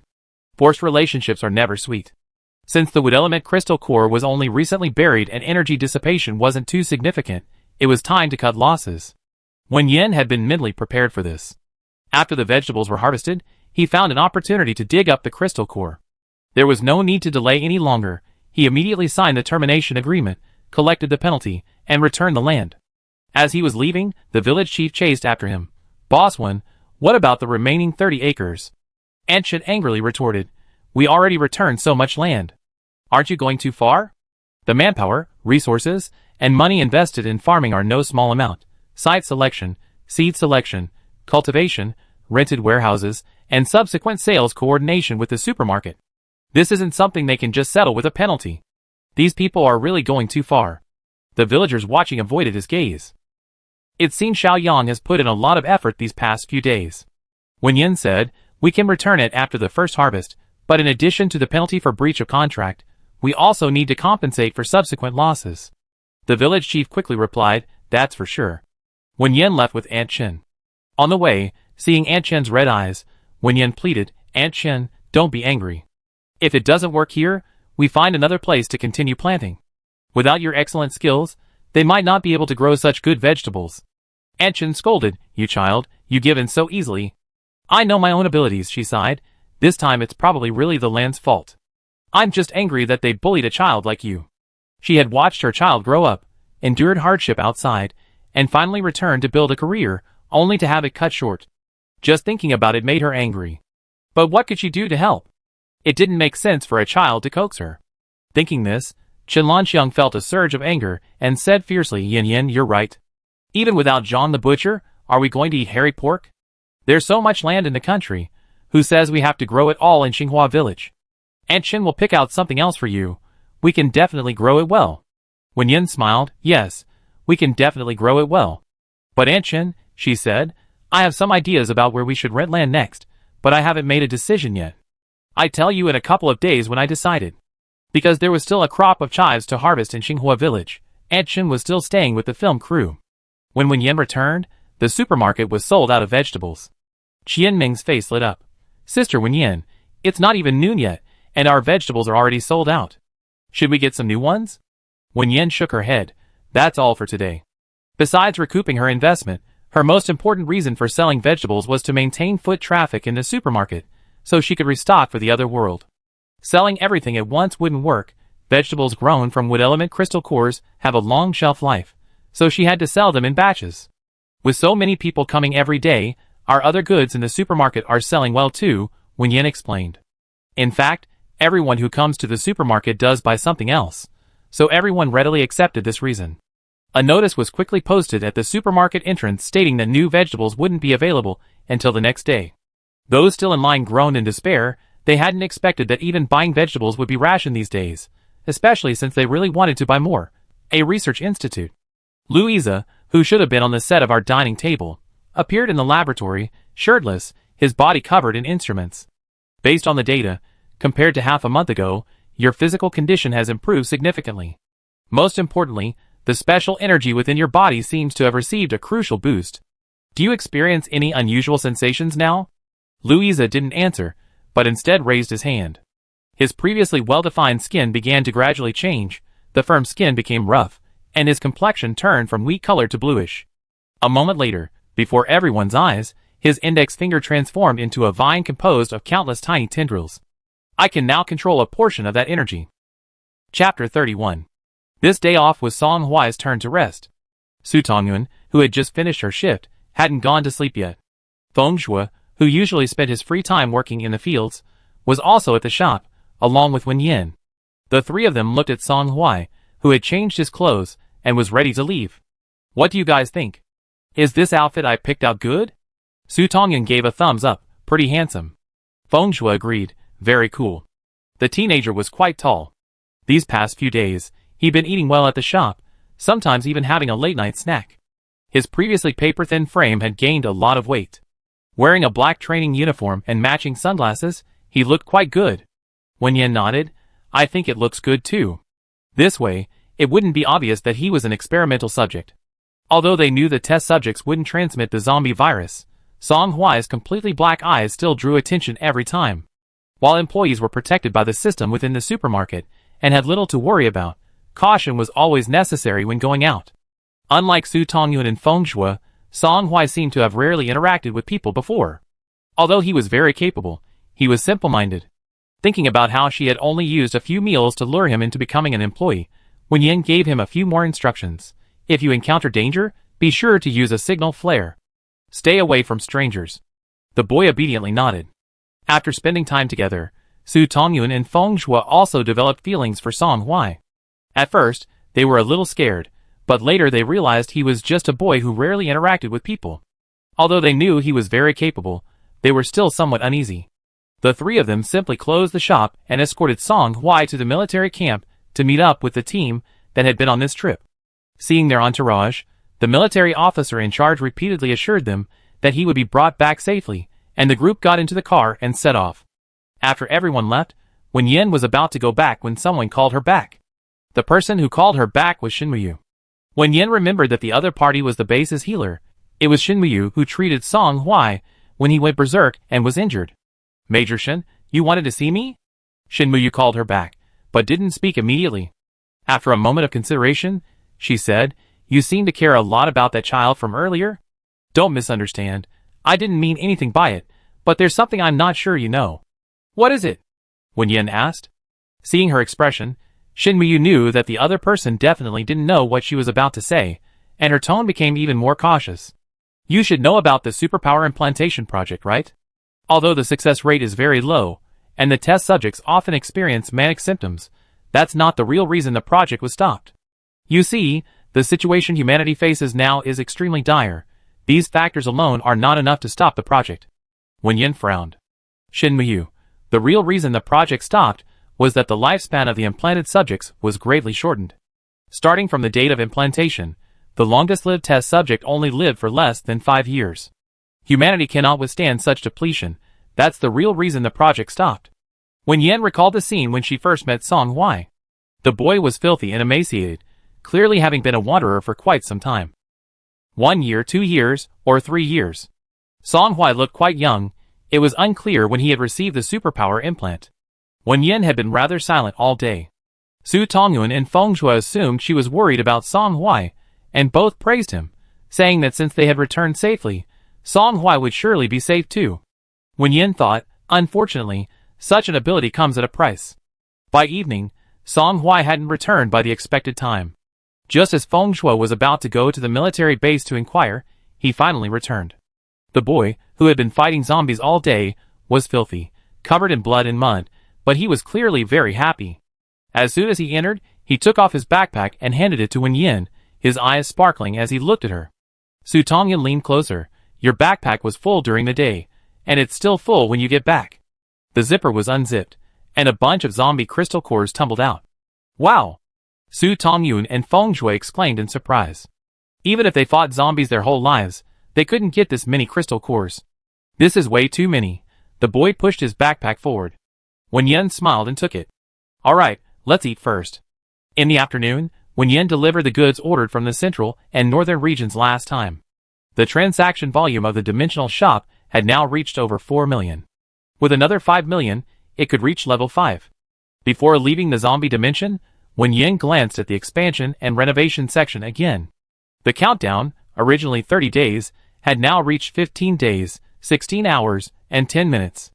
It was 7:50 a.m. on October 15th in the real world. The supermarket opened for business, and the line was even longer than the day before, with people queuing outside early. Seeing Wen Yan come out, everyone shouted, "Boss, can you sell more vegetables today?" "Yeah, this little bit of food isn't enough to keep up with demand. When will we ever get any?" "Hey, didn't you buy some yesterday? Why are you queuing again? You're always trying to get a bargain." "What do you mean get a bargain? It didn't say you can't queue if you already bought some. Mind your own business." "Damn, looking at it now, it's true. Everyone who bought some yesterday is back. What's going on?" Someone who had just come to join the fun and was about to leave because of the long queue suddenly jumped back in after hearing this. He really wanted to try the food. If he didn't like it, he could probably resell it and make a profit. In short, the queue kept getting longer and longer.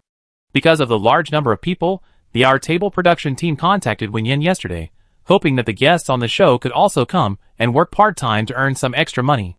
According to the original script, it was originally supposed to be just Wan Xinghe coming, at this point in the segment, where the production team had just started planting the crops, and the guests were using their various skills to find extra work. However, Wen Yan supermarket was attracting even more attention, so the production team simply changed the script on the spot, and everyone came to help out. Whether one person came or a group came, it was all the same, so Wen Yan didn't refuse. The morning passed busily. Everyone stayed at the supermarket for lunch, but Wen Yan didn't join them. She stayed in the break room to handle the accounts. Louisa had previously ordered 2/3 of the vegetables. She sold them at higher prices, and the yield was high. After deducting the money spent on supplying the 2 bases, she still had a lot left. Adding the rent and penalties for canceling the lease, it was also a considerable income. She actually had a lot of cash on hand now. If she were to grow them herself, she could afford to contract even thousands of acres. But the question was, would she encounter the same situation as in Xinghua Village? If she encountered this situation, would she have to cancel the lease and move again? The money she had was definitely no match for a conglomerate like the Shao Group. But that wasn't actually what Wen Yan cared about most. If growing vegetables didn't work out, she could do other things. With initial capital, she could always find a way to make money. However, Xiao Yang's 2 consecutive offers to lease land with crystal cores, Louisa's pointed collaboration, and the countdown at the dimensional shop that connected to reality all made her uneasy, as if something important was about to happen. While Wen Yan was pondering this, there was a knock on the door of the lounge. It was Louisa. Wen Yan thought he was there to discuss the collaboration, but before she could speak, he dropped a bombshell. Wen Yan watched in disbelief as Louisa's outstretched hand transformed into green vines made of branches. "This is my sincerity," Louisa said. Wen Yan, Should she be surprised? Although her years of experience as an actress should have allowed her to, Wen Yan didn't. She simply said, "Please sit down." Her reaction spoke volumes. Louisa raised an eyebrow, sat down, and said, "Actually, before coming here, I received a new report. The composition of the land in Xinghua village changed before and after you terminated the lease. So that's how it is." Wen Yan understood. "So what you want isn't just the vegetables, but the source that caused their special properties. It's because these vegetables have a special effect on you," she pointed to his still-formed finger, "that it helps with your special abilities, right?" Louisa sat up straight, his expression becoming much more serious. "Yes. So can you tell me? How did you do that?" The other person immediately demonstrated their difference, showing genuine sincerity. The current situation was somewhat beyond Wen Yan's expectations, yet it also seemed reasonable. The anomalies she had sensed might be related to what the other person was saying.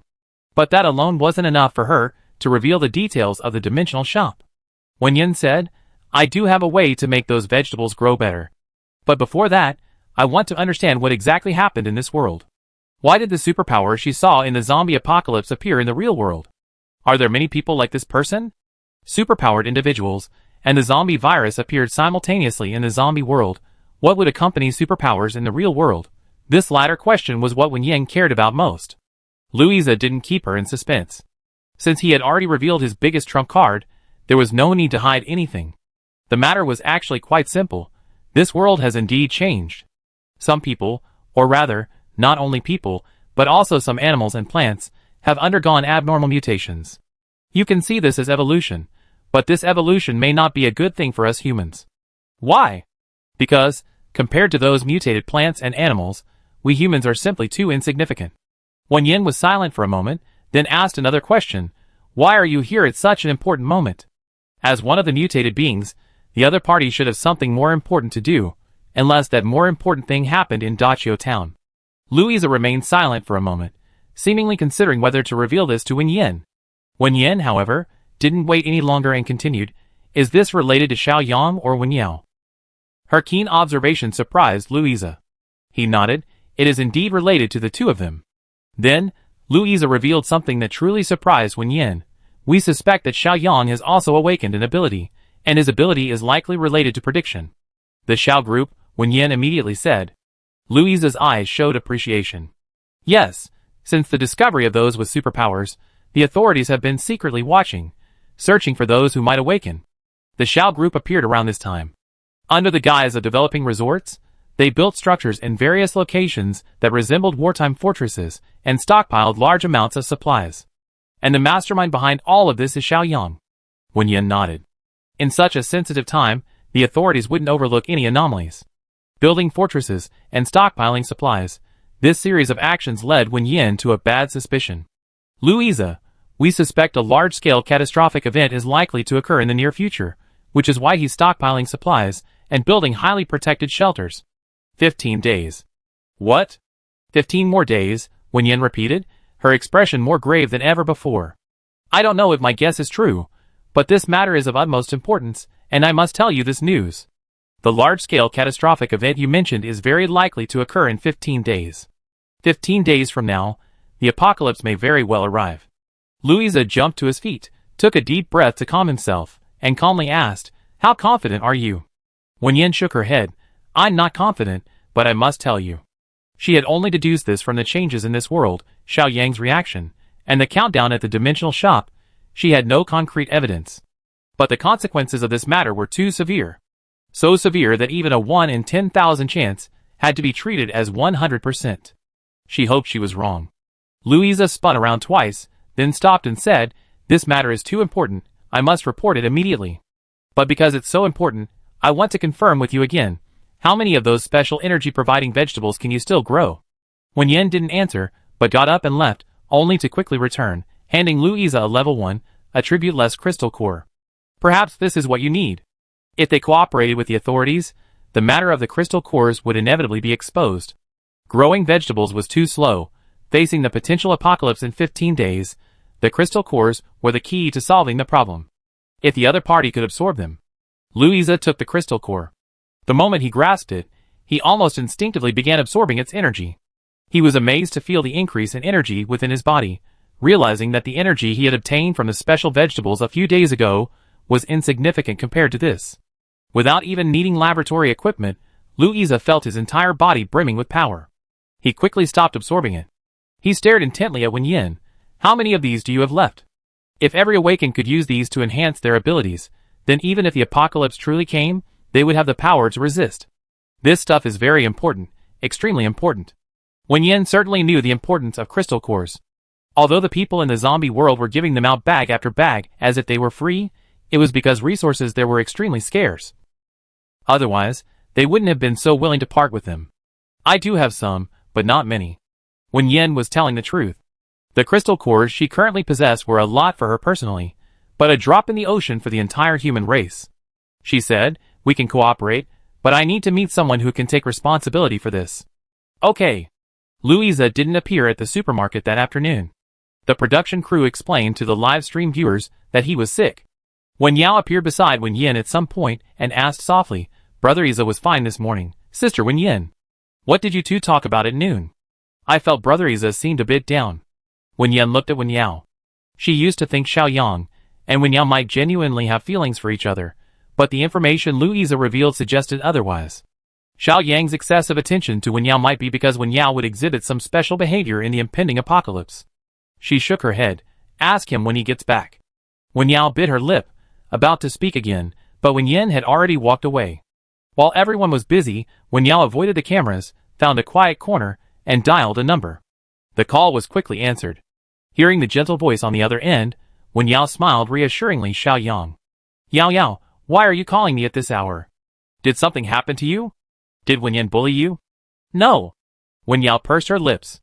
Wen Yan hadn't bullied her, but ignoring her was more painful than bullying her. It felt like in his eyes, she was just a clown, making all the dark thoughts in her heart exposed. Xiao Yang, the land in Xinghua village has been taken back. You asked me to go check out that patch of pink mully grass. I went, and it felt a little different from the vegetable fields. I can't quite explain it, but it's very comforting. Xiao Yang's eyes shone on the other end of the phone, but his tone remained gentle and caring. Yao, thank you for your hard work. Just wait a little longer. By the end of this month at the latest, those people you hate will disappear, I promise. Okay. That evening, a black sedan stopped not far from the Happiness supermarket. After closing the store, Wen Yan didn't return to the zombie world but walked straight to the black sedan, opened the door, and got in. Louisa started the car and drove towards the city. The matter you mentioned is taken very seriously. They decided to handle it at the highest level, regardless of whether it's true or not, and have even sent an officer here specifically to oversee your cooperation. Wen Yan caught the key point. That crystal core, it greatly improved your abilities? Louisa's voice was filled with excitement. Yes, extremely so. The crystal core you gave me, right? It's incredibly useful. Most importantly, all the ability users tested so far can absorb its energy. It's practically a universal power bank. He paused mid-sentence. Because Wen Yan didn't seem pleased by his words, instead, she frowned. Louisa's heart sank slightly. He asked, are there any side effects to absorbing this crystal core? This was the biggest problem he could think of, but even if there were side effects, they could bear them. Even if there are side effects, it's okay. Wen Yan shook her head. It's not that. She just felt the current situation was far from optimistic. What she had taken out was only a level 1 crystal core. For ability users in the zombie world, such a crystal core would provide very little energy, but for ability users in the real world, it represented a huge boost. This meant that the starting point for ability users in the real world was too low. Like the vegetables grown from the wood-type crystal core, to ability users in the zombie world, it was just something like a nutritional supplement, not a primary means of replenishing energy. The reason for the strong reaction was simply because the ability users in the real world had just awakened. In short, the ability users in their world were still too weak. Absorbing crystal cores won't have side effects, but what I gave you is only the lowest level. You still have a lot of room for improvement. The car, which was moving, lurched forward suddenly, but quickly stabilized. Louise's voice betrayed disbelief. You're saying the crystal core you gave me is only the lowest level? What would the higher level ones be like? Just thinking about it made Louise's blood boil. But he quickly understood Wen Yan's implication. The huge room for improvement stemmed from their current weakness. If the world really did end in 15 days, would their current abilities be enough to make a difference? Or would they simply be powerless to stop it all? The black sedan drove along and finally stopped in front of an inconspicuous house. An elderly man in military uniform greeted Wen Yan. Louisa didn't go inside. An hour later, when Wen Yan emerged from the house, he approached her, his expression tense, and asked, "Did you finish the discussion?" Wen Yan smiled and nodded, "Yes, we finished." From the moment she took out the crystal core, she had already made her choice. The extent of her honesty depended on the other party's choice. Since they chose to treat this matter as real regardless of whether the apocalypse truly arrived in 15 days, she would offer all the help she could. The origin of the crystal core needed an explanation. Although she didn't explicitly mention the interdimensional shop, Wen Yan told them about her ability to travel between dimensions. She revealed this because it was a necessary condition for further cooperation. 15 days later would be a crucial test for both her and the world. If the apocalypse truly arrives, today in the zombie world will be tomorrow in the real world. The collapse of order and the scarcity of resources are inevitable. Supermarkets will no longer have a stable supply of goods, nor will they have a safe corner to grow vegetables. Therefore, she is also trying to save herself. Thinking of the results of their earlier discussion, Wen Yan said, "Take a few more people with you to get the crystal cores."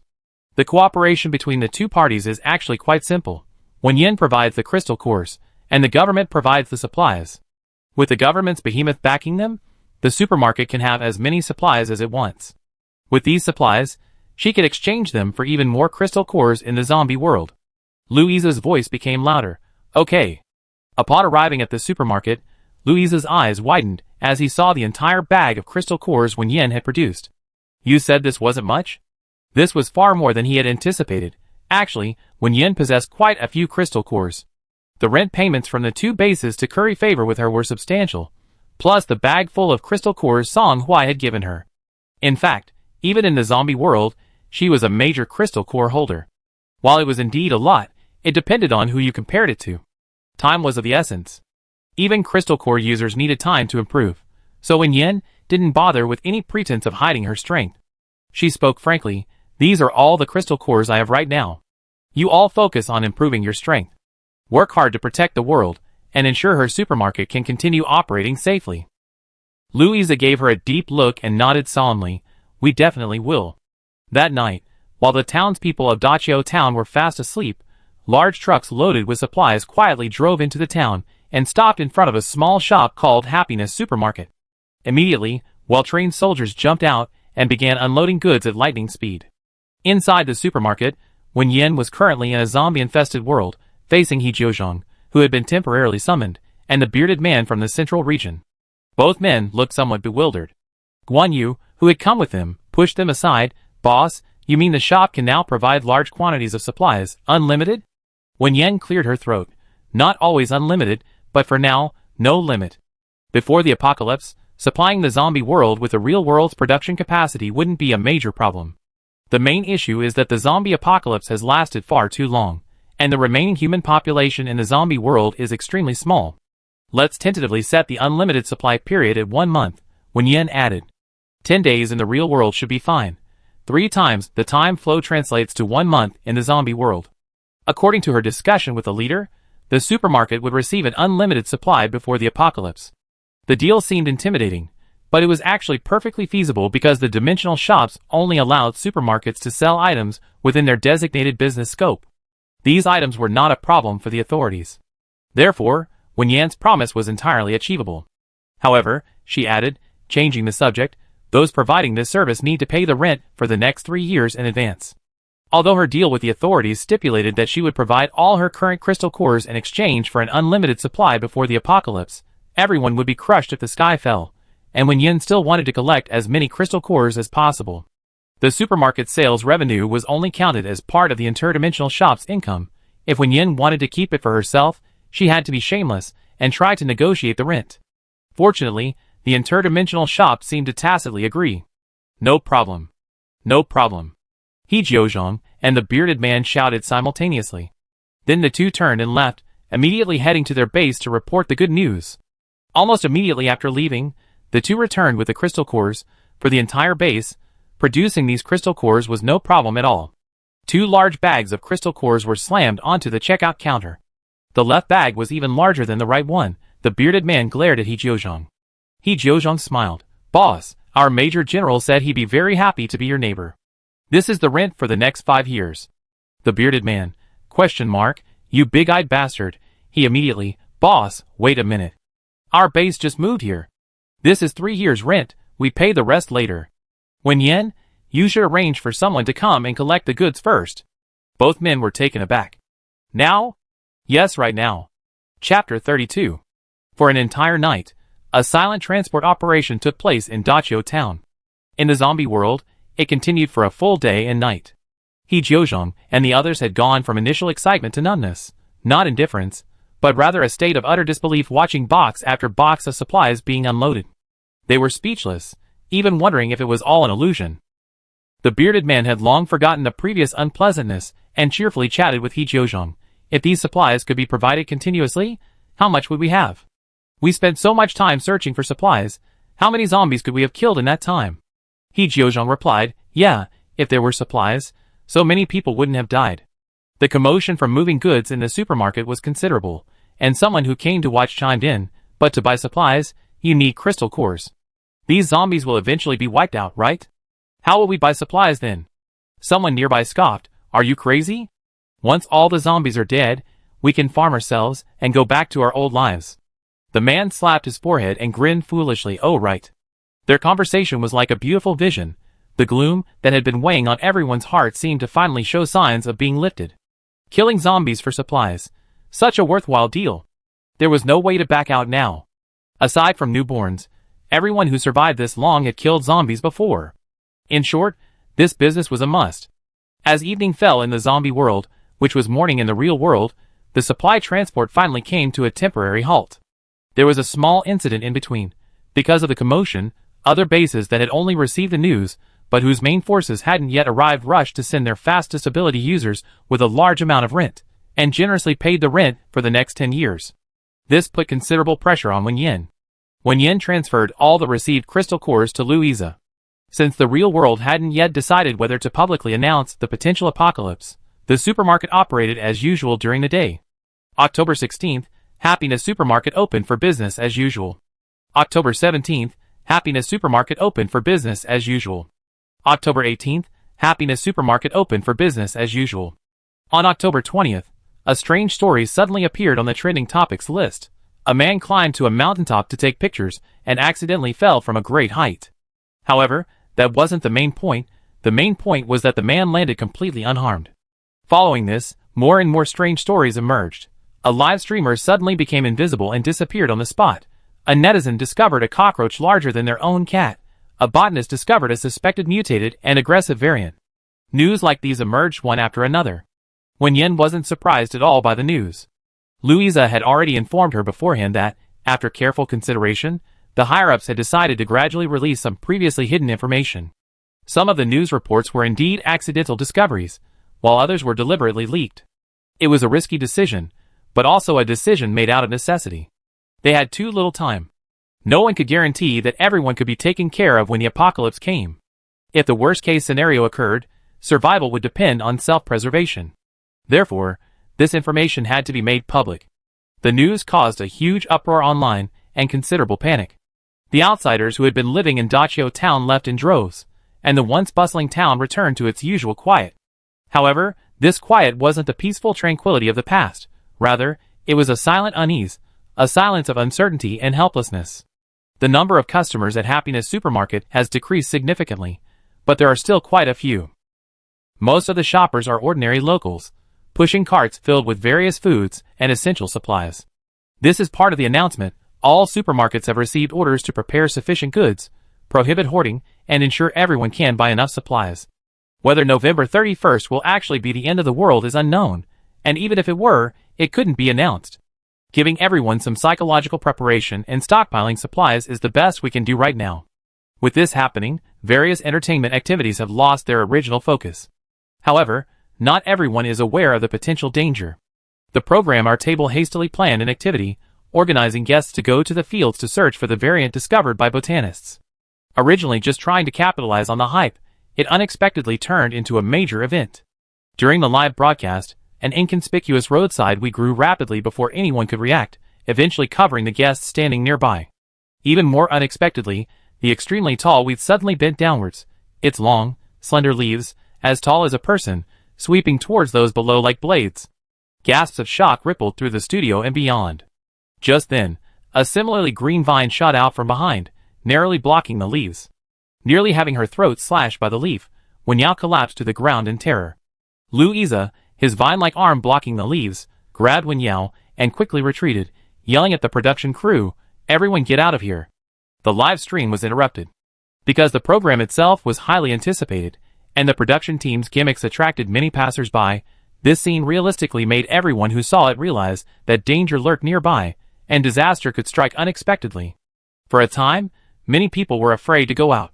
Louisa hadn't really come to participate in the program. He remained in Dachio town mainly because of Wen Yan.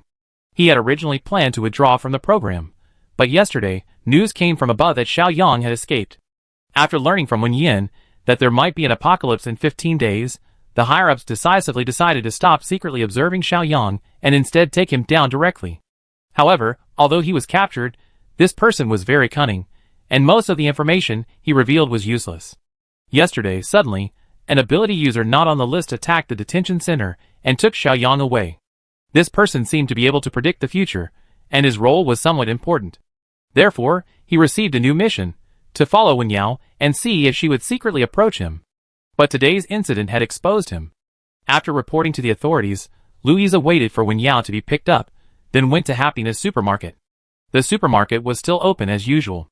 Because of the live stream, another wave of people had flocked there to hoard supplies. The employees were busy. Louisa bypassed the crowd and found Wen Yan in the back warehouse. Since making contact with the authorities, the unopened land in the back had all been given to Wen Yan, who had built a temporary warehouse there. Wen Yan was calculating the goods to be delivered that night. Since the zombie dimension opened up unlimited supplies, the 5 major bases each placed orders for 10 million. Before the official announcement of the evolution, the supermarket only received supplies at night. Now that only local residents remained in Dachio town, and supplies were being hoarded everywhere online, Wen Yan simply started hoarding supplies 24/7. However, because everyone was hoarding supplies at this time, the townspeople didn't find it strange. In fact, they felt quite reassured. Wen Yan couldn't explain this either, and could only let everyone misunderstand. After hearing Louisa's words, Wen Yan finally understood what had happened with the live stream. What will you do next? These kinds of things are happening more and more often. It seems like the apocalypse is really coming. Louisa, the authorities have issued a notice summoning those with awakened superpowers, but the outlook isn't optimistic. In our estimation, many people are probably already in hiding. There are too many ordinary people. Building a unified base like Xiaoyang did is unrealistic and time-consuming. Right now, we can only make everyone aware that it's not safe outside, to go out less, and to stockpile as many supplies as possible. On October 31st, the authorities will issue a stay-at-home notice, and those with superpowers will be on standby in their respective areas to deal with emergencies. This was similar to what Wen Yan had thought. This wasn't just about one person or one area. There were too many people, so they could only take the most conservative approach. But as long as the authorities are prepared, and the overall direction remains stable, things haven't reached the worst point yet. Louisa mainly came to talk to Wen Yan about the production team. After the previous situation, the show couldn't continue filming. Even if the production team was willing for the sake of publicity, the guests wouldn't agree for their safety. Wen Yan thought for a moment, and then called Chu Qianqian. Yan, I was just about to call you. I just saw the news that there are mutated plants in your area. Are you alright? Chu Qianqian's worried voice came through the phone as soon as the call connected. I'm fine, Wen Yan said. But didn't you say you were going to come out of the mountains? Where are you now? Chu Qianqian acted as if she were talking to someone, and they started arguing after a few words. After a while, she replied, I considered what you said last time, and I even convinced my parents to move in with me first. But the other relatives don't want to leave their own homes, so my parents changed their minds, and said they want to stay with the rest of the family. It makes me so angry. Yan, I'm sorry, I probably can't come over for a while. Please be careful over there. Wen Yan frowned, but these things couldn't be forced. She was alone and could go anywhere, but Qian had always had a very good relationship with her family, and asking her to leave them at this time was unreasonable. It's alright, but Qian, it's best if you don't go out recently, especially on October 31st. Absolutely do not go out. I have someone bring you some things. You might need them if you find yourself showing signs of mutation like in the news. Wen Yan prepared a large box of supplies, and a bag of crystal cores of various attributes, and asked Louisa to send them to Chu Qian through official channels. Besides that, she also mailed some supplies to people she had a good relationship with before, but that was it. The supermarket was her biggest secret. Besides Aunt Chin, the only person she could invite to stay was Chu Qian. Switching dimensions, Wen Yan returned to the zombie dimension. The zombie dimension was now very different from when she first arrived. The weeds around the supermarket had long been cleared away. As more and more bases moved and settled here, more loan ability users noticed this place, and slowly, some ordinary people also began to move here. A small base had basically formed around Wen Yan's supermarket. Where people gather, zombies are naturally attracted. However, with the military headquarters of 5 bases stationed here, safety was not a concern at all. Everyone was actually happy that zombies came, because zombies meant crystal cores, and crystal cores meant supplies. The military personnel ate the meat, while the remaining ability users and ordinary people drank the soup. The dimensional shop has reached level 5, and 3 more employees have been added. Wen Yan posted job advertisements, and many people applied, including some with supernatural abilities, but ultimately she hired 3 ordinary people. The supermarket is safe, ordinary people are perfectly capable. With more employees, Song Hui and the others can take shifts, and Wen Yan doesn't need to come and relieve them every day as before. Most of the time, there's not much to do. For example, right now, she's considering whether to have Song Hui act as her bodyguard and go out with her. After the dimensional shop reached level 5, its protection range expanded to a radius of 100 kilometers, which is quite large. In addition, it now has a package function, where she can put whatever she finds. Let's go, let's go! Song Hui sat in the passenger seat of the SUV, clutching his backpack tightly. As the car braked suddenly, he leaned forward. Sorry, this road is a bit difficult to drive on. The road was littered with cars that had broken down or roaming zombies. Wen Yan hadn't driven much since getting her license. She was usually fine, but this kind of complicated road condition was a bit too much for her. However, she quickly adapted. She could ram through single zombies, and she could also ram through cars that weren't too badly damaged. This SUV was a reinforced and upgraded version she had traded supplies for from the military base. It was very durable. So the boy hugged his backpack even tighter. The two drove on, crashing into things along the way, and randomly chose a direction to go. In Wen Yan's words, they were going to pick up the scraps. Although many supplies are scarce in the apocalypse, this is because survival is already difficult enough that people don't have time to worry about them. Many things still have considerable value for bargain hunting and collecting, such as antiques, paintings, or luxury goods. However, Wen Yan wasn't necessarily looking for bargains. She had simply been here for a while, and still hadn't really explored this world. The journey to the city was desolate. The desolation of uninhabited areas was represented by overgrown weeds, dust blown by the wind, and the occasional glimpse of fragments from the human world. Inhabited areas, there were dilapidated houses, rusty signs, and dark red bloodstains left behind. The SUV sped forward, leaving everything behind. Wen Yan chatted with Song Hui. Do you know how old you are? 17. Do you remember anything from before? The boy didn't answer. Wen Yan glanced at him, not pressing him, and changed the subject. There are small cakes in my bag, take them out, and eat them if you're hungry. A strawberry scent filled the car.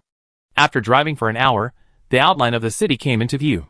The roads were even more difficult to navigate here than before. After driving a while further in, Wen Yan stopped the car. Let's walk from here on, she said. She took the backpack and put it into the package provided by the system, and the two of them set off lightly. Seeing a post-apocalyptic city for the first time, Wen Yan couldn't say she was completely unmoved. This was the main battlefield of the apocalypse, and everywhere there were traces of people struggling to survive. But because so much time had passed, the feeling it evoked wasn't the overwhelming stench of blood, but rather the decay of life reaching its end. The two walked along the main road, occasionally encountering zombies.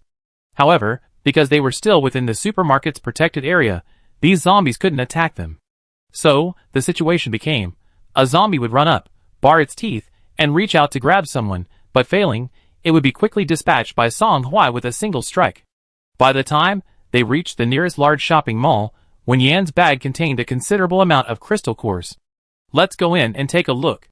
The mall hadn't been used in a long time, it was covered in dust, and occasionally there were human or zombie corpses. Most shops had been ransacked countless times. Wen Yan didn't go in again, but headed straight for their target, a jewelry store. However, they found it empty. Are you kidding me? We're all running for our lives, and you still want to rob jewelry? But thinking about it, it was understandable. With so many people around, some would have the same thought as her, to take advantage of the current low value of these items, and make a fortune after the apocalypse. She wondered where all the jewelry was scattered. They checked several other stores, and the situation was almost the same. A guy who rather die than spend money. Since she was just looking for a goal anyway, Wen Yan wasn't particularly disappointed and left the mall to continue. Fortunately, there weren't many people like that. By the end of the morning, Wen Yan's bag was filled with various jewelry, luxury watches, and a jumble of things that looked like antiques. Wen Yan actually had a bit of a collecting habit, especially for pretty things, which made her feel very satisfied. After a day of shopping, seeing that it was almost time, the two prepared to go back.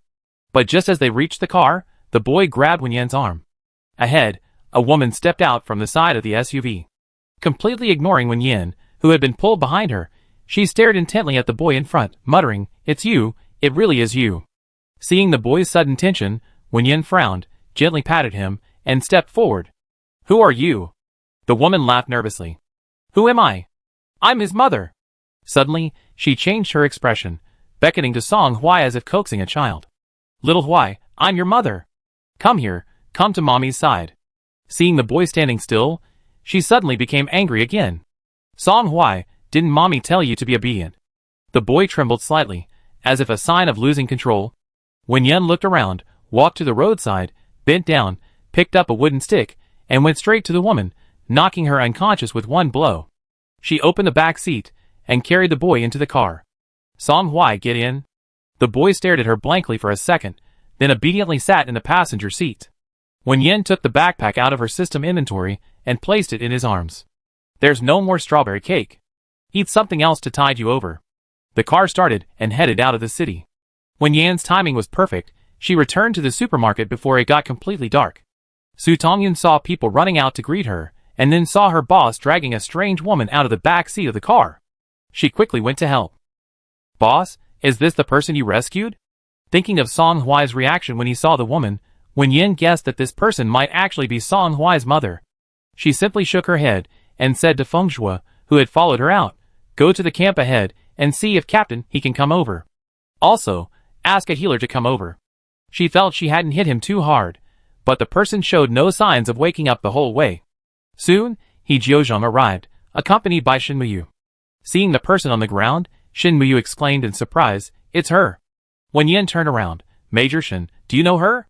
Shin Muyu nodded, her expression complex, and continued treating the person as she spoke. "If I'm not mistaken, she should be the initiator of the superpower implantation project." Initially, the project didn't go smoothly because everyone was unsure whether implanting superpowered crystal cores into healthy humans would lead to the spread of the zombie virus.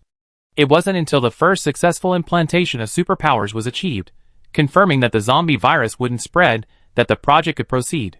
It said that the first successful test subject was her 11-year-old son.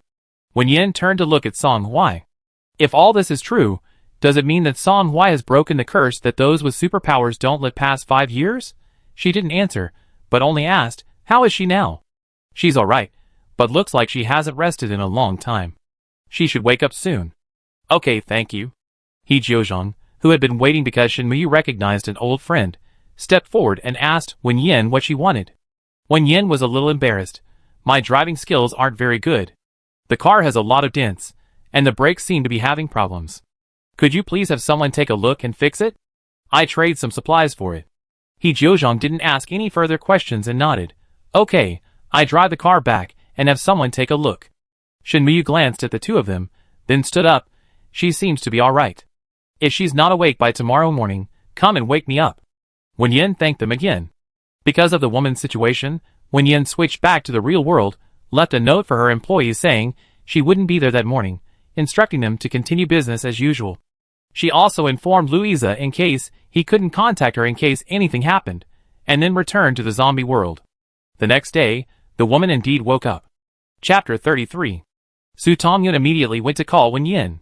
As she was about to go, Wen Yan was stopped by Song Hui. Looking at the still somewhat agitated young man, she said gently, "No one in the supermarket can hurt me, and no one can hurt you." After thinking for a moment, she asked, "Do you want to come with me?" The young man hesitated slightly before nodding. Wen Yan asked Su Tongyun to make breakfast first, and then took Song Hui to the room where the woman was being housed. Upon meeting again, the woman's mental state was much better than when they first met. When Wen Yan entered, she was looking around the bedroom. Hearing the sound, she looked towards the door, first glancing at Song Hui, then fixing her gaze on Wen Yan. "You taking good care of him," the woman said. Wen Yan walked to the table and sat down. "You misunderstood. I'm just his boss." The woman frowned. "Didn't you take him in?" "I hired him." Wen Yan didn't explain much, instead saying, "Your mental state wasn't very good yesterday. To prevent any accidents, I had to use some unconventional methods to bring you back." "You said you're Song Hui's mother, right?" The woman didn't deny Wen Yan's excuse, only nodding. "I am indeed his mother." Although she had already indirectly confirmed this with Shinmu yesterday, Wen Yan still asked Song Hui again, "Is she?" The boy looked up at the woman and nodded. Wen Yan came mainly to confirm this. Since she was indeed Song Hui's mother, before understanding the whole story, it was still necessary to be polite. "Song Hui is an employee of the store, and you are his mother. Naturally, our store should take care of you. You can rest here. I want to take him away." Wen Yan wasn't surprised by this request. She stood up and said, "Let's talk about this later. The doctor said your health wasn't good yesterday. Wash up and have some breakfast first." As she left the room, the boy followed her from behind. "Do you want me to leave?" Seeing Wen Yan didn't answer, he asked again, "Do you want me to leave?" Wen Yan was lost in thought, and didn't respond until her sleeve was tugged. She then asked, "Do you want to go with her?" The boy shook his head. "If you don't want to leave, then don't." Breakfast was ready, and Su Tongyun went to deliver it. However, the woman came out of the room. "I eat with you. You don't mind, do you?" Although it was a question, the woman forcefully walked directly to the table where the group was eating and sat down. Su Tongyun looked at Wen Yan, somewhat bewildered, holding her plate. Wen Yan gestured to her that it was all right, then let's eat together. The shop's employees were provided with 3 meals a day, but the 3 newest employees all had families at the base, and couldn't bear to eat such good food alone. They usually took their meals home to share with family and friends. Right now, only Wen Yan and her group were in the shop. Su Tongyun looked at the seat she had been pushed out of, moved a stool, and sat down next to Feng Shui. They already knew this woman was Song Hui's biological mother. Everyone had heard Shinmuyu's words yesterday, meaning that this person had used her 11-year-old biological child as a guinea pig to advance the superpower implantation project. As people who had suffered greatly from the apocalypse, they couldn't judge this behavior, but as colleagues, they stood by Song Hui. Anyway, this person couldn't bully Song Hui anymore. However, Su Tongyun and Feng Shui were overthinking things. After the woman sat down, she only glanced at Song Hui occasionally, then ate in silence. Song Hui didn't look at her once during the entire meal. After receiving Wen Yan's assurance, he acted as if he didn't know the woman, completely ignoring her. After breakfast, while Song Hui went to wash the dishes, the woman approached Wen Yan again. "Let's talk." "Okay." The conversation took place in Wen Yan's room on the 2nd floor of the supermarket. No one would disturb them without her permission. Song Hui was very sensible when he was little. The woman smiled slightly, as if thinking of something. Back then, the apocalypse hadn't happened yet. His father and I were busy with work, and he was so young, yet he could take care of himself. We didn't have to worry about him at all. Wen Yan interrupted her. "Just say what you want to say." Her tone was somewhat impatient. For Wen Yan, everything that had happened in the past was already done. Rather than dwelling on it, it was better to face reality. Since a choice had been made, there was no need to talk about the past. She could clearly see from the woman's eyes that even if given the chance again, she would make the same choice. Saying these things in this situation was pointless. The woman's smile faded, and she looked coldly at Wen Yan. "You don't understand him at all. He's a monster." "So what?" "Anyway, no one in the supermarket could hurt her." The woman frowned. "Don't you want to keep him by your side?" Wen Yan looked at her strangely. "I told you, I'm just his boss. Song Hui is a very good employee. As long as this store is open, and as long as he wants, I will continue to employ him. Of course, if he wants to leave, I won't stop him, it's his choice. The woman suddenly laughed nervously, nodding, okay, okay. Wen Yan frowned. Perhaps the calm of the morning was just an illusion. The other woman's mental state really didn't seem very stable. She doubted whether she could get the answer she wanted from her. But the other woman was the one who performed the power implantation surgery on Song Hui. Probably no one knew Song Hui's condition better than her. After thinking for a moment, Wen Yan still asked, you should know that all the test subjects except Song Hui don't live past 5 years, right? The woman regained her composure. I know, you want to ask how much longer Song Hui can live, right? Yes. Actually, before this, I always thought he was dead, the woman said. I need to see the detailed medical report. That afternoon, Wen Yan took all the employees to the northern base for a full-body checkup, a perk of employee welfare. Song Hui's checkup was personally overseen by Shin Miyu. Wen Yan wasn't entirely comfortable with women, so she only had Shin Miyu provide the necessary tests. The actual implementation was handled by Shin Miyu. The results came back quickly. Shin Miyu was initially overjoyed to learn that Song Hui was the first successful and still alive test subject, and had high expectations for this checkup. However, upon receiving the results, her heart sank. Based on my experience, Song Hui has at most a year left. The reason the superpower implantation program arose is because researchers discovered that the crystalline cores formed in the brains of both zombies and normal superpowered individuals are essentially the same. With no progress in zombie vaccine research and the emergence of the first successful test subject who wasn't infected with the zombie virus, this backup plan was put on the agenda. The successive appearance of test subjects greatly alleviated the pressure on humanity in the face of zombies. Despite numerous failed experiments and the discovery that even successful subjects could experience side effects like madness and aggression, the immense pressure of survival was addictive. In the following years, almost all bases shifted their primary research focus to improving the success rate of ability implantation. It was then that the true side effects of this program began to emerge. That is, the subjects who received ability implants died quickly. The deaths of a large number of subjects forced the ability implantation program to a halt. Furthermore, due to the flawed research direction, the development of a zombie vaccine saw no hope, ultimately leading to the current state of the zombie world. A crumbling, impending collapse, hopeless world. Shin Miyu, so the appearance of your supermarket is very important to us, in every way. I'm just sorry, I can't do anything about Song Hui. After the crystal core is implanted, the test subject's body will be modified. This modification is different from that of normal ability users. It causes a mutation within the test subject's body, making their abilities stronger, but also causing greater damage to their body. Song Hui's body is currently at its peak after the modification, and after that peak, it will decline rapidly. Wen Yan thanked the other party, and still showed the report to the woman, but received the same conclusion. The therapist is right, he is indeed about to die. Her expression was calm, unlike when she was talking about her son. Wen Yan didn't care, only asking, even you can't do anything? When leaving, Shin Miyu said that the other party was a top researcher in the field of ability implantation, and if there was still a glimmer of hope, it might lie with the other party. But the woman's reply was curt, even I can't. Wrong, wrong from the very beginning.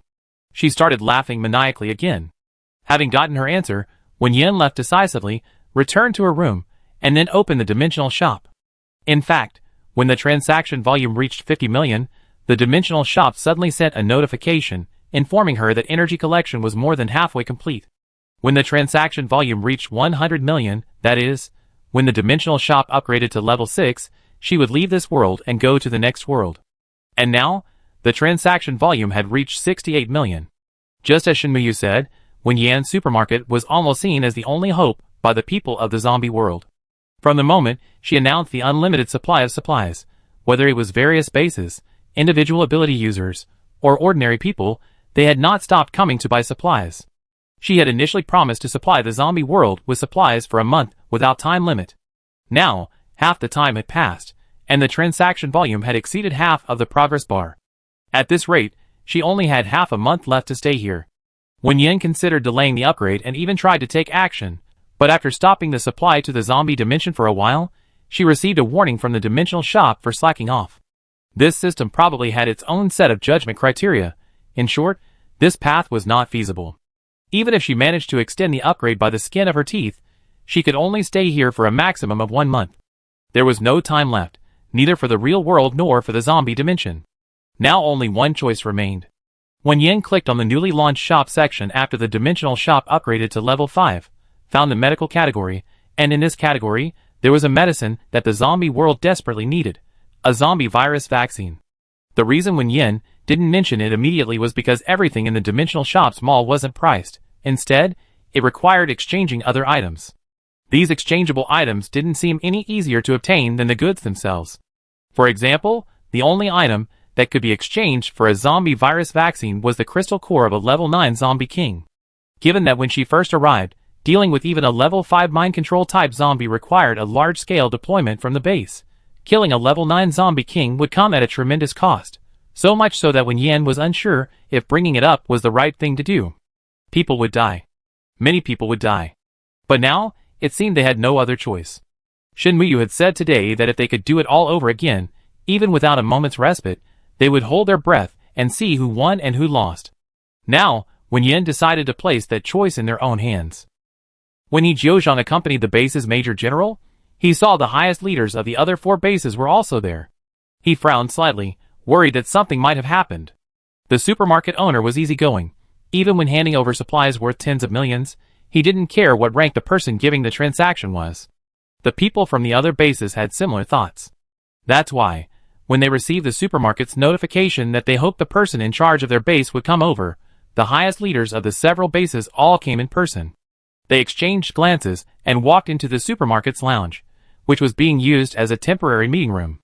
Wen Yan had made her decision and didn't hesitate any longer, saying directly, "I have a way to obtain the zombie vaccine, but it will require you to pay a heavy price." What? With a creaking sound as chairs were pulled away, the top leaders of several bases stood up excitedly. Soon, someone declared resolutely, "You said we pay any price to get the zombie vaccine." "Yes, we give our lives for the zombie vaccine. Our central base is the same, no matter the cost, even our lives. Our southern base is the same. Our western base is the same." Wen Yan didn't keep them in suspense. She slowly said, "To get the zombie vaccine, we need a level 9 zombie king's crystal core." As soon as she finished speaking, the top leaders of the several bases exchanged glances. They all understood the meaning behind these words.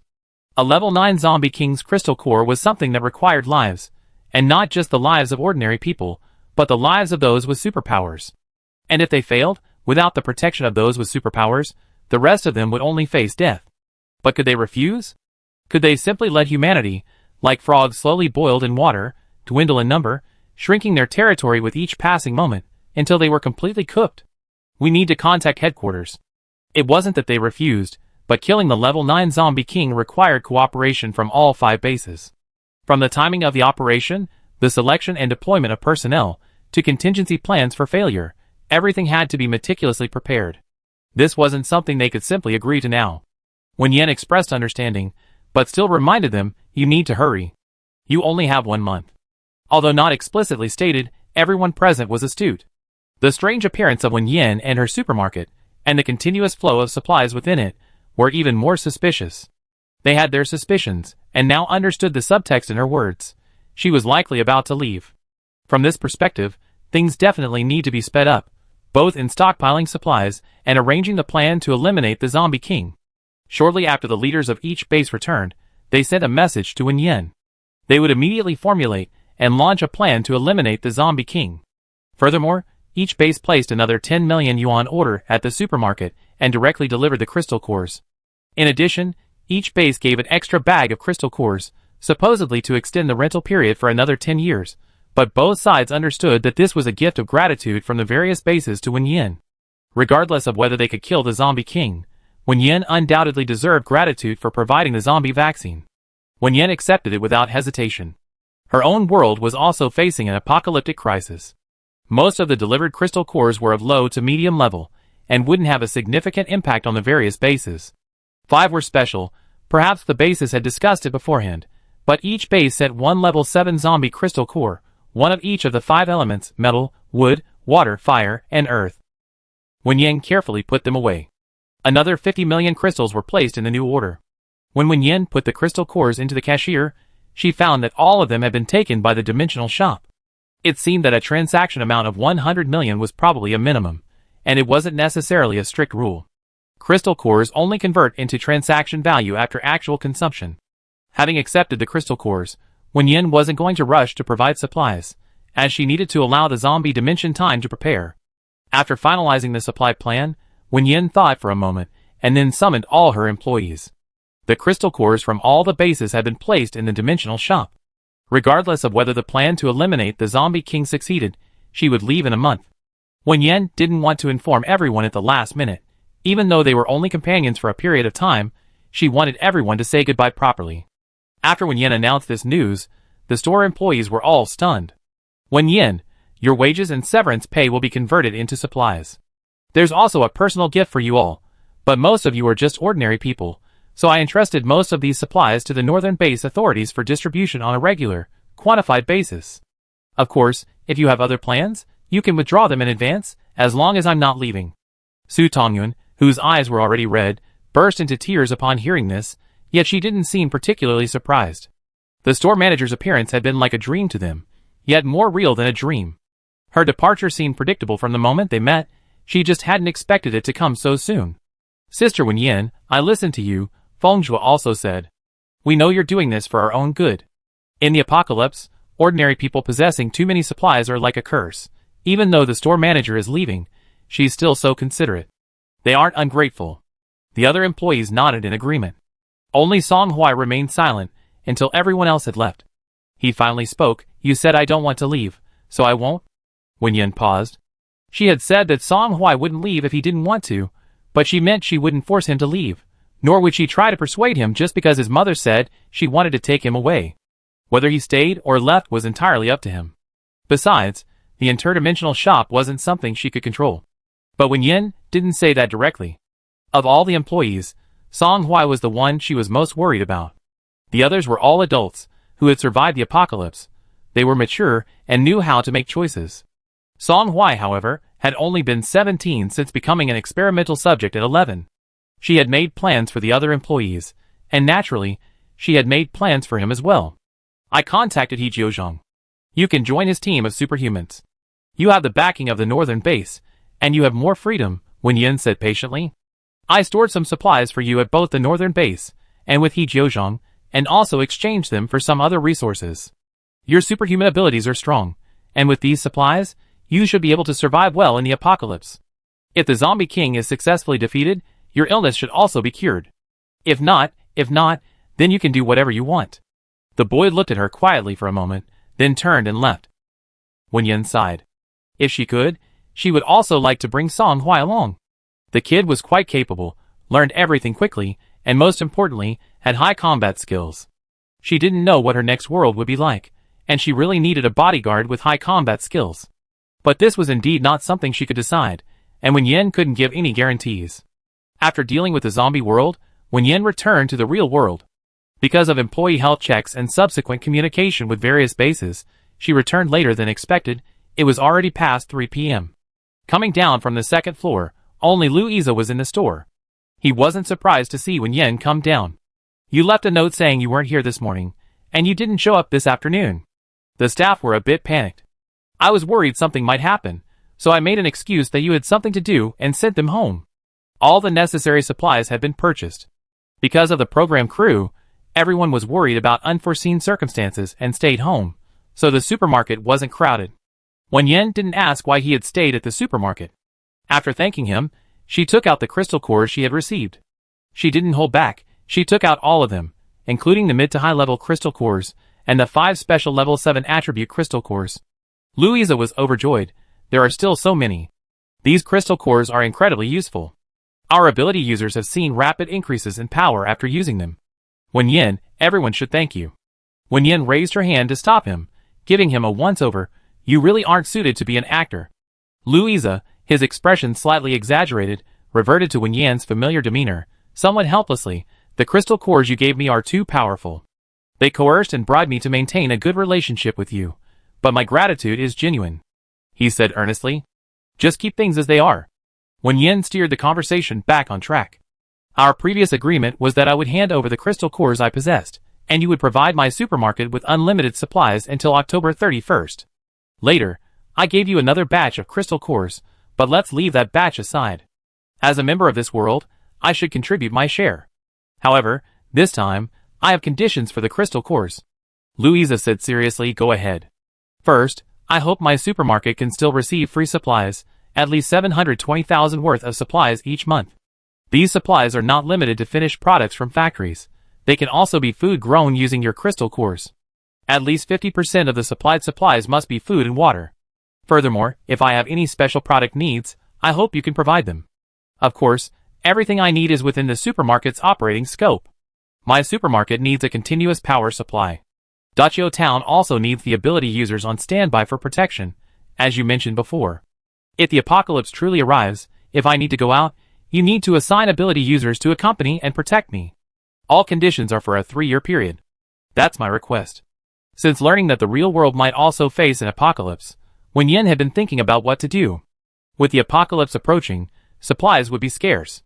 Unlike before, where money could buy goods online and have them delivered, she would need to run another supermarket. She certainly wouldn't have the time or energy to search for supplies in the real world. Therefore, providing supplies was essential. The most important function of the dimensional shop's transaction volume was to exchange for life points.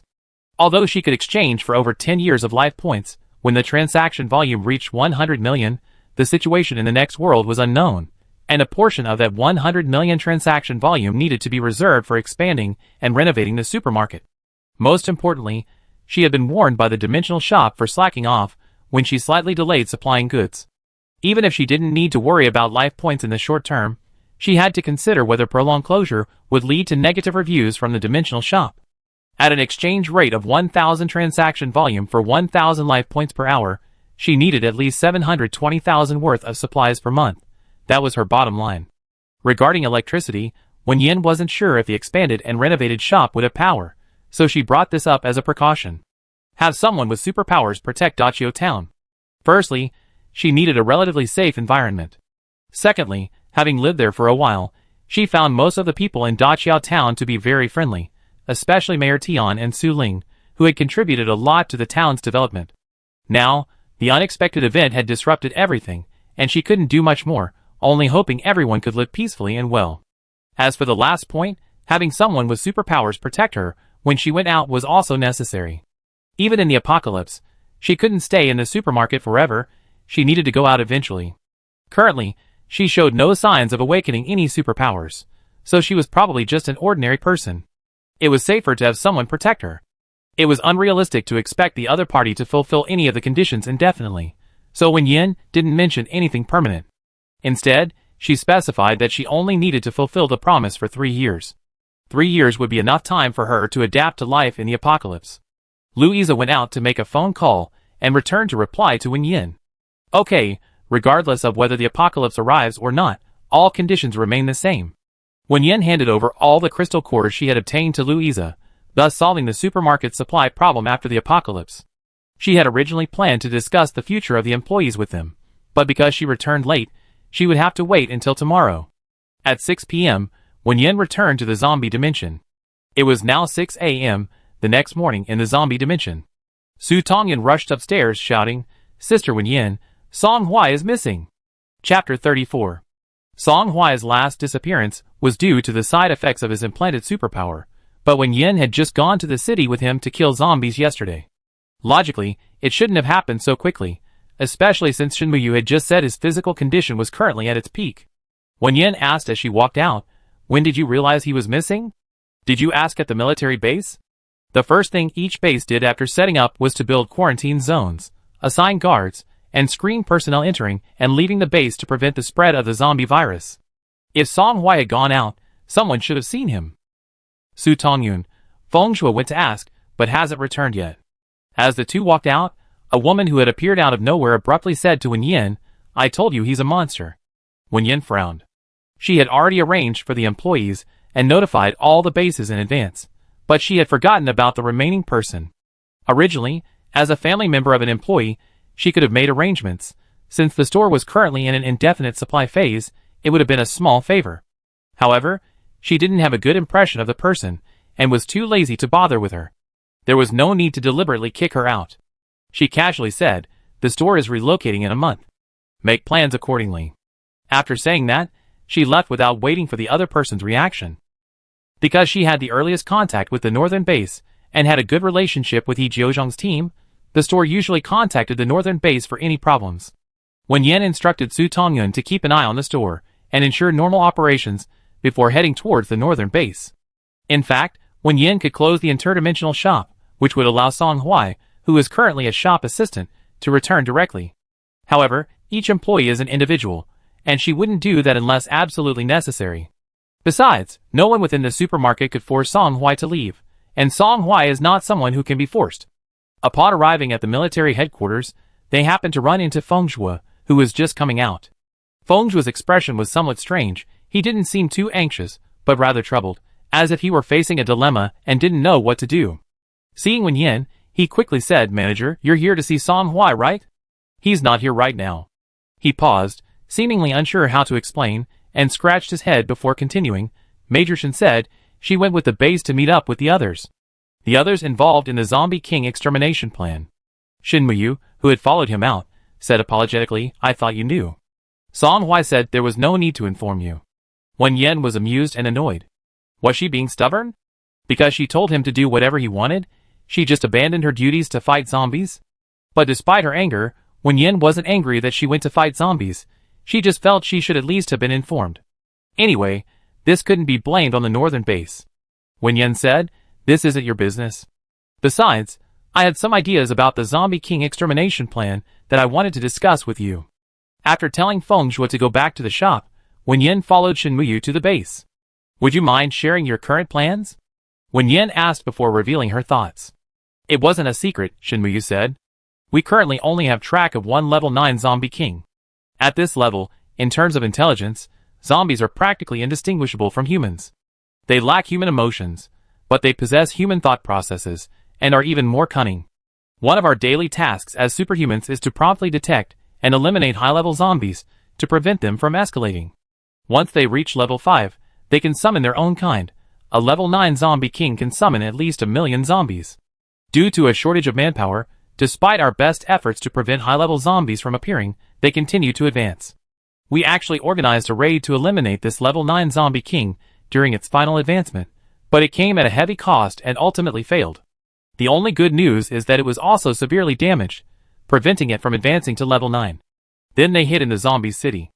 Zombies need crystal cores to advance, and a level 9 Zombie King needs even higher level crystal cores to recover." She looked at Wen Yan. "The zombie vaccine is crucial for us, but the horde of zombies a level 9 zombie can summon is too large.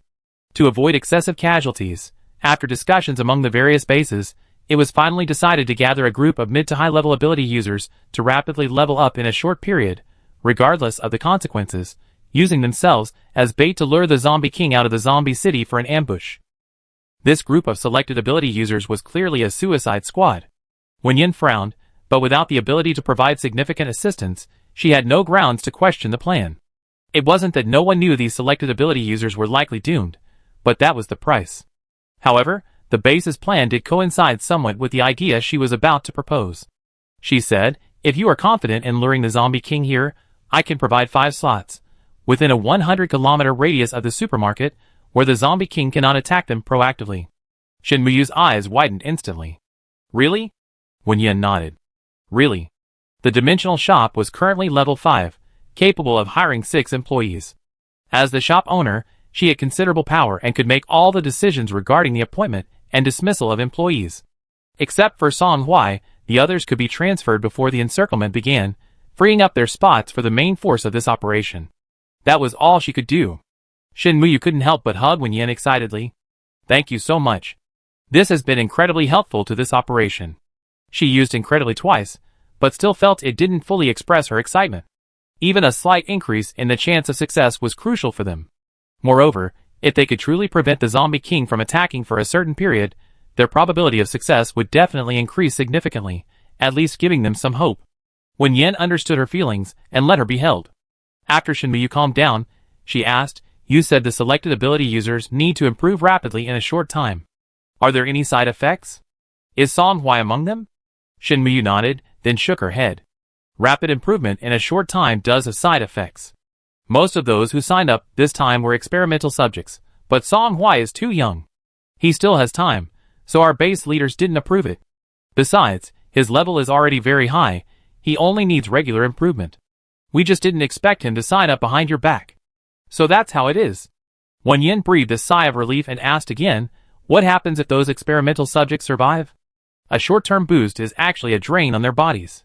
Their abilities will drop significantly, and they might even be weaker than ordinary people. But if the plan succeeds, and we can get the zombie vaccine, their lifespan should be extended considerably. If only it could really be like that. It's good enough to be alive. Before leaving, Shin Muyu asked, should I call Song Hui back for you? They shouldn't have gone far. Wen Yan shook her head, no need. She had said before that she would respect Song Hui's choice.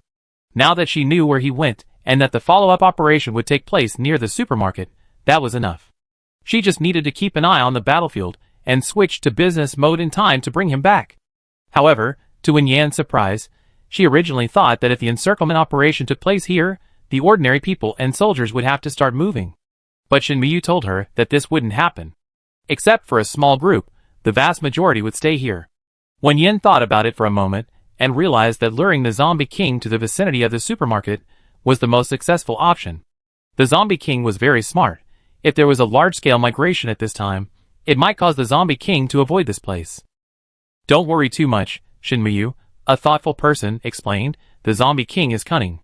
If it doesn't kill us in one hit, and it discovers this place is unfavorable to it, we won't have a second chance. So the main battlefield won't be here, and those who stay here won't be in too much danger. Wen Yan shook her head. Even if she had known all this beforehand, she would still have proposed this method, so worrying about it was pointless. After returning, she gathered the employees. Although most people couldn't leave, the base's personnel were usually mobile, so ordinary people could still evacuate in batches. Wen Yan informed everyone of this. This place will be completely taken over by the military afterward, and all ordinary people will be transferred to headquarters. To avoid any complications, Wen Yan didn't explain much, only saying, it's best if everyone evacuates with the military. I already entrusted the supplies we agreed on to the northern base. Once we reach headquarters, someone will come to find you. The 3 newly hired employees quickly accepted this. After all, they already knew yesterday that the supermarket would close in a month. This was just an earlier date. After saying goodbye to Wen Yan, they packed their things and left. Su Tongyuan and Feng Zhuo were a little hard to accept parting so soon. Wen Yan knew they had found their old friends from the base they had lost contact with, and comforted them. All good things must come to an end. The headquarters base is larger and more suitable for ordinary people to live in. If all goes well, you start over there. The various bases acted quickly, and that afternoon, they began arranging the evacuation. Leaving sooner or later is the same as leaving anyway, Wen Yan said, seeing the 2 who wanted to linger a few more days off. She then gave each of them a large bag of their favorite snacks. You be with He Jiozhong's team, they take care of you. Several members of He Jiozhong's team that Wen Yan knew, like Song Hui, had signed up for the zombie extermination plan. Those remaining were mostly lower-level ability users or injured, along with some support staff. However, since they were going with the military, there shouldn't be any major problems. To Wen Yan's surprise, Wu Yukai and his group were also preparing to participate in the zombie extermination plan. Wu Yukai, who had rarely approached her since being stationed at various bases, came to her. We brothers all have Wind-type abilities, and were conscripted.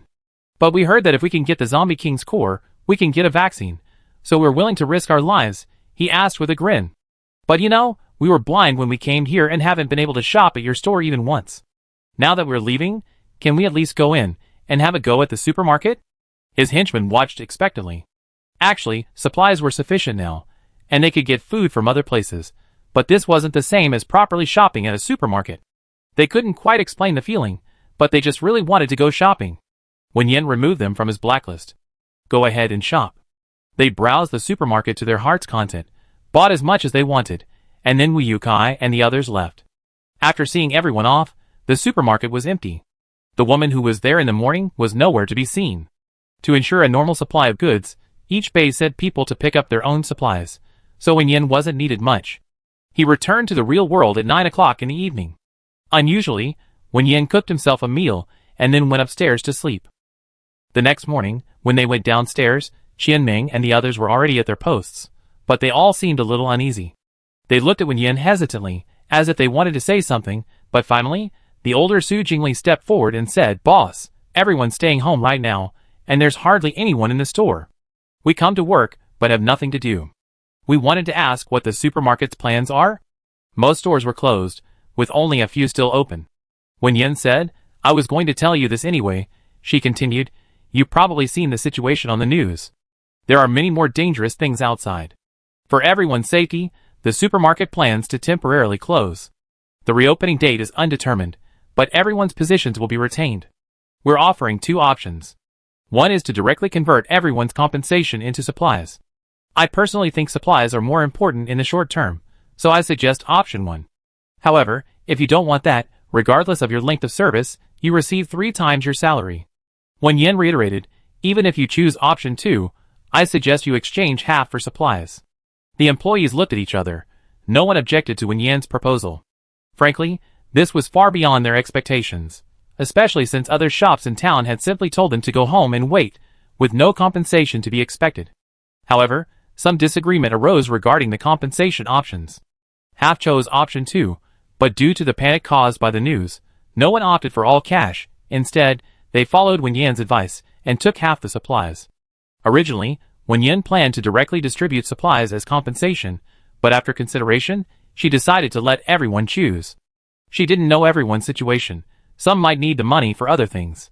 She had already distributed some supplies in batches after the news broke, and with these, there shouldn't be any problems in the short term. However, not everyone was oblivious to the impending doom. To Wen Yan's surprise, the younger Qian Meng approached her and asked if she could exchange her month's salary for supplies. A little embarrassed, she said, I often read apocalyptic novels, and this situation feels a bit like the end of the world is coming.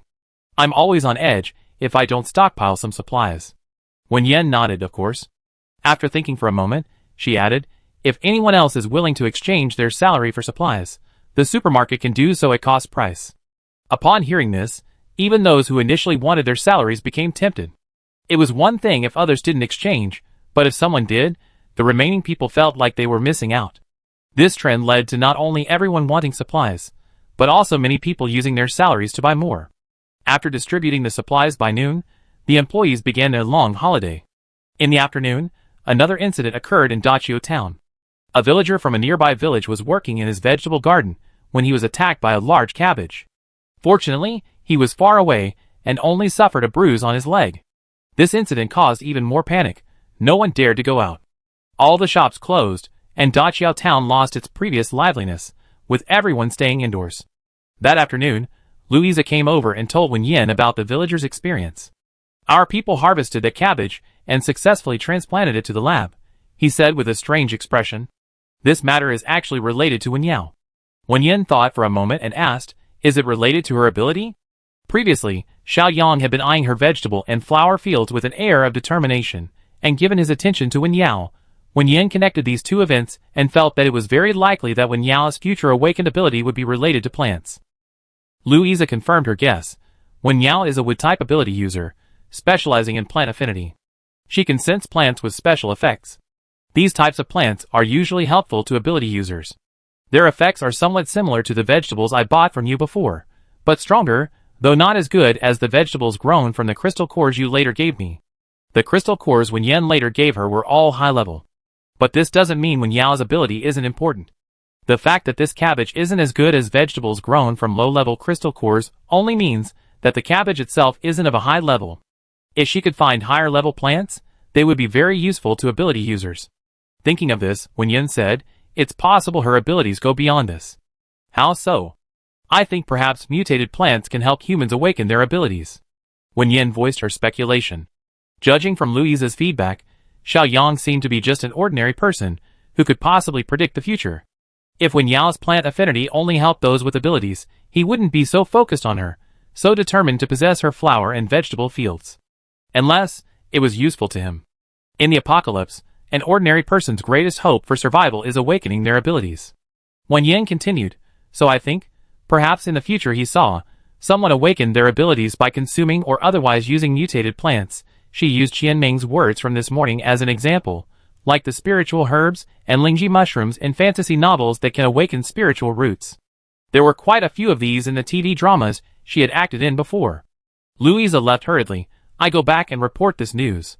There weren't many people in either of the interdimensional shops. With nothing to do, Wen Yan took out her phone to familiarize herself with the system shop's interface. Although the items there seemed difficult to obtain, it was always better to have another option than none. While Wen Yan was browsing the system shop, someone she didn't expect arrived. The person outside the supermarket had been standing there for a long time, only to realize that the person inside hadn't noticed her at all and was still engrossed in their phone. Frustrated, they slammed their fist on the door. Wen Yan, what time is it, and you're still playing on your phone? Wen Yan looked up and saw Wen Mingrui standing at the door. She got up, went to the door, and opened it. What brings you here? Her question was genuinely just a question. The main issue was the recent spate of news reports about mutated plants and animals causing harm, leading most people to stay home, let alone travel far. It seemed odd that she was suddenly appearing at this time. But when Mingrui reacted as if struck by lightning, coldly scoffing, "Why can't I come? Is your name on this sign? I can come and go as I please. Why can't I come? Wen Yan, did I say you couldn't come?" When Mingrui snorted, stepped into the store and pouted, "This supermarket isn't very big." Wen Yan didn't bother arguing with a child, returning to the checkout counter. Choose what you want to buy. Since she had nothing else to do, she minded the store herself and hadn't put up a closed sign, assuming she was just there to shop. When Mingrui wandered around the supermarket, ending up with a carton of yogurt. 6 yuan. When Mingrui slapped down a 100 yuan bill, his fingers twirling it, causing the yogurt in his hand to emit a chilling aura. He placed it on the table with a thud, as if something hard had hit him. Wen Yan looked up and saw Wen Mingrui beaming with pride. "I awaken my superpower. It's water-based." "Congratulations," Wen Yan said sincerely. Awakening a superpower in the apocalypse is definitely a lucky thing. Actually, she herself quite wanted to awaken a superpower, but it seemed hopeless at the moment. However, she wasn't too disappointed. One can't have all the good fortune. She was already very lucky to be bound to the interdimensional shop. But in this light, Wen Mingrui and Wen Yao really did seem more like family, both having awakened superpowers. To Wen Yan, Wen Mingrui was just an immature child. The last time he came over, she was preoccupied with the store opening when she received Jiang Dafu's call, and instinctively replied that she didn't have a younger brother. She admitted she was wrong. After all, he was nominally her brother at the time.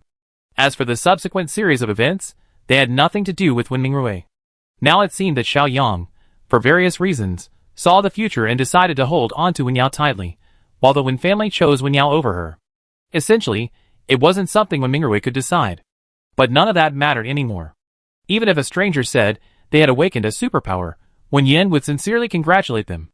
Wen Mingrui was a stranger now. But Wen Mingrui felt her sincerity was more like a perfunctory sarcasm, as if saying, "What does your awakened superpower have to do with me?" Wen Mingrui felt she shouldn't react this way. At least someone abandoned by the Wen family shouldn't react this way. He frowned and said, "Did you see that? I awakened a superpower, a really powerful one." Wen Yan found some change and pushed it over. "Thank you for your patronage." Wen Mingrui was momentarily speechless. This was completely different from what he had expected before coming. He couldn't quite put his finger on what he had anticipated, but it certainly wasn't this indifferent response. "Hello, I'd like a bottle of yogurt." "Okay, thank you for your patronage." He was a little angry. "Why are you like this?" Wen Yan looked at him in confusion. What was wrong with her? She wondered what this child was up to now. Although she didn't particularly like such unruly children, she still kindly said, "It's not safe outside right now. Even if you awakened your superpower, it's not foolproof. It's best not to wander around." Wen Mingrui snapped, "I came all the way to pick you up, and this is what you tell me? You came all the way to pick me up?" Wen Mingrui shut his mouth, and after a long pause said, "Yes, I saw you were all alone here, so I came to pick you up. Don't say the Wen family is heartless. Before I came, my elder brother said that we should let bygones be bygones, and you're still a member of the Wen family." He seemed to have finally found a suitable reason, and affirmed, "Yes, the Wen family is always so loyal and righteous." "Thank you, but I don't need it. I'm not a member of the Wen family." Ignoring the boy's instantly reddened eyes, Wen Yan said, "You should go back quickly. I'm closing up shop." Regardless of the other person's motives, whether it was genuine sympathy or some other purpose, she didn't need it. After the boy left, Wen Yan simply closed the shop door and returned to the zombie world. Communication between the various bases was difficult but still maintained. Upon her return, Wen Yan learned from Shin Muyu that Song Huai had begun intensive training, and the promise of 5 available spots made earlier had been fulfilled. Each base would select one of the strongest ability users to come and complete the onboarding process. Whether in the real world or the zombie dimension, everything was proceeding according to plan. On October 23rd, news of mutations continued to increase. On October 24th, the first reported death caused by mutated plants occurred. On October 25th, an official notice was issued, reminding residents to pay attention to their household plants and animals to prevent mutations. On October 26th, the Transportation Department issued a notice that all public transportation would be suspended in 3 days, advising residents to stay home as much as possible and refrain from going out. On October 27th, the plan to exterminate the Zombie King in the zombie dimension began. Upon receiving the message, Wen Yan informed Louisa, and then remained in the zombie dimension. The 5 employees had already completed their onboarding process a few days prior, and as a precaution, both sides had conducted a joint test. Upon seeing the signal, Wen Yan immediately switched to operational mode, and as expected, all 6 employees appeared smoothly inside the supermarket. Song Hui, who hadn't appeared according to the zombie calendar for a long time, also showed up. The boy had undergone some kind of training recently. He had become darker and more muscular, seemingly having grown taller, to the point that the clothes Wen Yan had prepared for him were too short. Without mentioning his sudden departure, Wen Yan borrowed a military uniform from Shinmuyu for him. Change into this.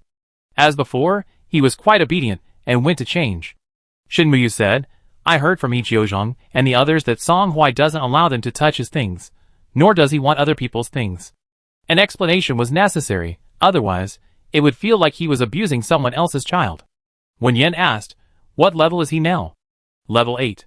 Speaking of this, Shinmuyu couldn't help but exclaim, he's the most successful experimental subject. Even his regular advancements are much faster than others. My previous estimate was conservative. The last checkup results weren't his peak. He's still improving, but unfortunately, we don't have time. The highest level of superhuman ability user is level 8, and most of those involved in this operation are also level 8 superhumans. Even among these people, Song Hui is the strongest, which led to the change in their original plan, and Song Hui became one of the main forces in the encirclement operation. Shinmuyu, fortunately, whether successful or not, at least those 6 are still alive. The fact that the 6 strongest ability users are still alive is a good thing for the rest. This operation is divided into 2 parts. The first step, as Shinmuyu mentioned before, involves the experimental subjects, whose abilities were rapidly enhanced in a short period, using themselves as bait to lure the level 9 Zombie King out of Zombie City and towards the supermarket. To achieve a one-hit kill, they won't lead the Zombie King directly into the supermarket's protected area, but rather to an ambush point some distance away. Then comes the second part. The superhumans lying in ambush will surround and attack the Zombie King. After weakening it to a certain extent, these superhumans will continue to lure it towards the supermarket. Under the supermarket's protection, the Zombie King cannot attack Song Hui and his group, so they will have one and only one chance to strike. The best outcome is success, the worst outcome. Shinmuyu, the Zombie King is very cunning. If it finds humans here that it cannot attack, it will definitely run away immediately. For us, this means only one chance. But on the bright side, those of us in the base will probably survive. She spoke words of relief, but her face was full of solemnity. Wen Yan didn't say anything to comfort her, but simply stood quietly with her for a while. A signal came from ahead, indicating that the encirclement operation had officially begun. Looking in the direction Song Hui and his group had left, Wen Yan said softly, good luck. Chapter 35. The wait for something to happen is agonizing. The base is filled with the atmosphere of impending doom. Wen Yan stands at the edge of the supermarket's protected area. 20 kilometers ahead lies the ambush point for the Zombie King's annihilation. If the plan succeeds, she will soon see the lured Zombie King arrive and witness whether a miracle will occur. If it fails, she will see a signal flare rise from here, allowing her to switch to business mode as quickly as possible and bring everyone back.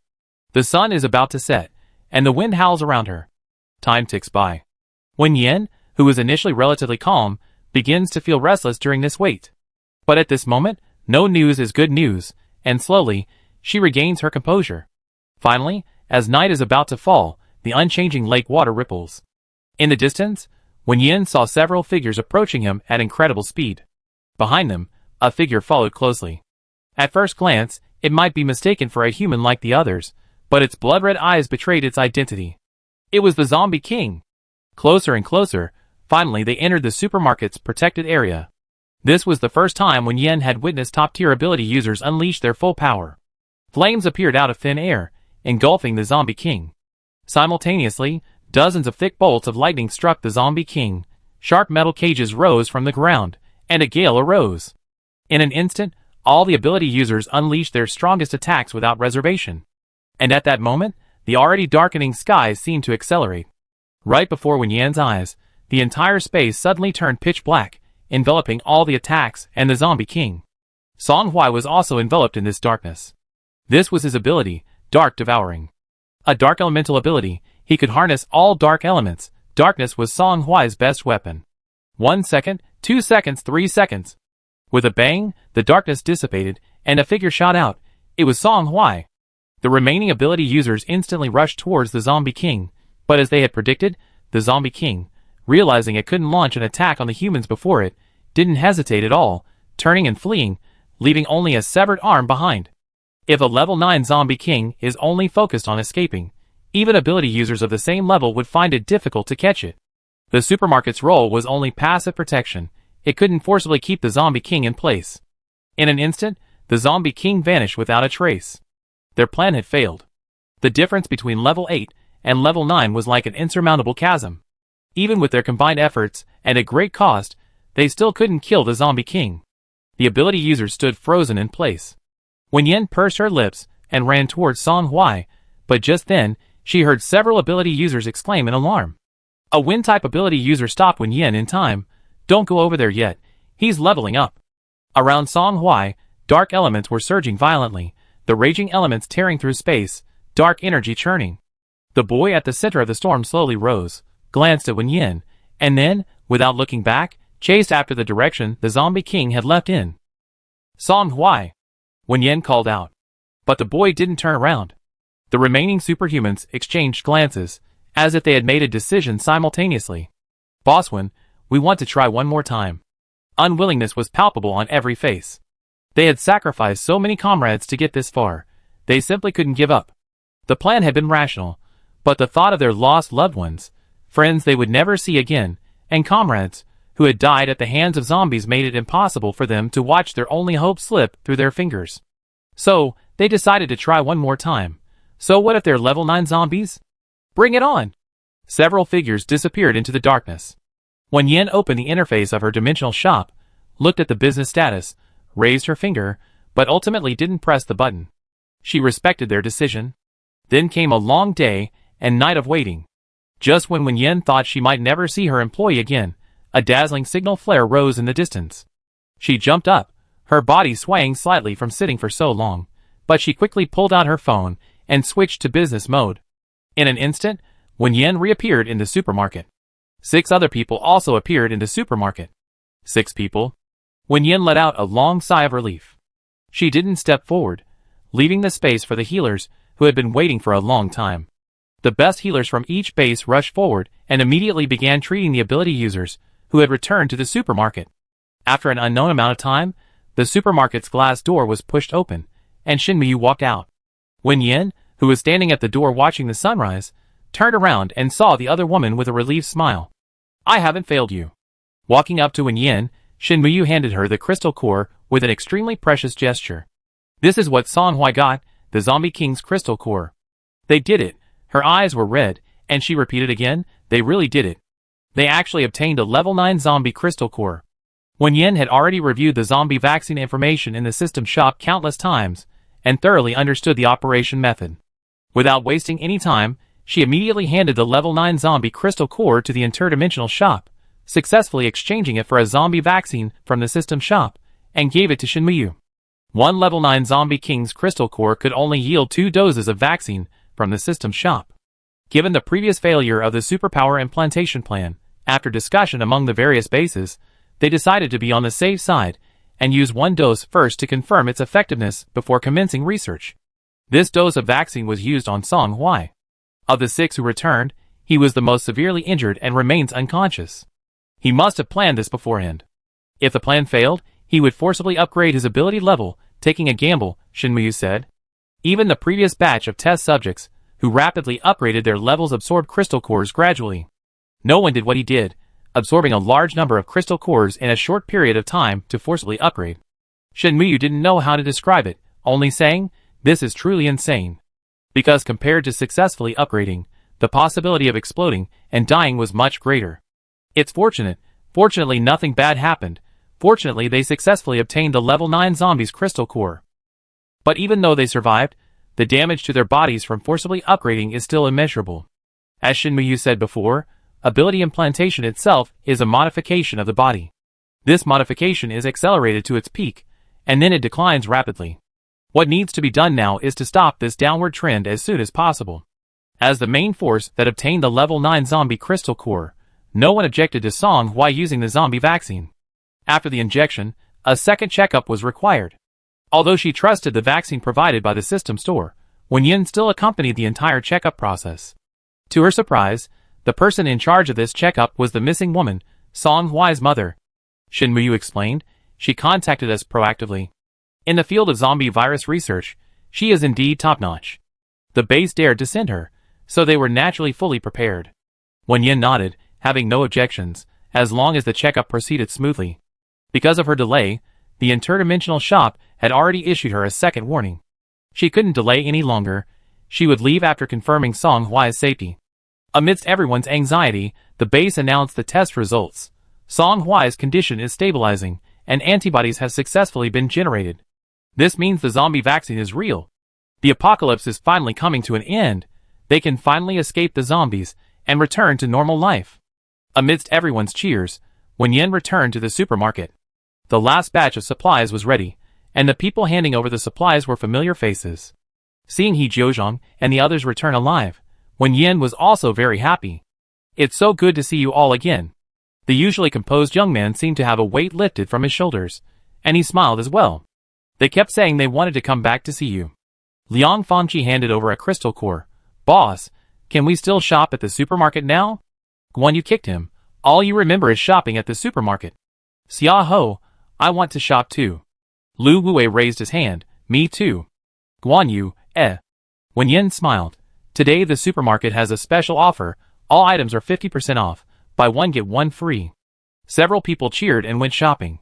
Watching his teammates' silly backs, He Jiuzhong smiled and began to inventory the supplies. After finishing, he hesitated for a moment and asked, Boss Wen, are you leaving? He could sense that she seemed to be leaving. The system would start settling accounts once the goods were moved. Wen Yan nodded, yes, I'm leaving. She moved a stool and sat by the door, looking at the distant scenery. The zombie apocalypse was cruel to humanity, but nature remained unaffected. Without human interference, it had even returned to its primal state. She hadn't had the heart to appreciate it before, but now she could quietly observe it for a while.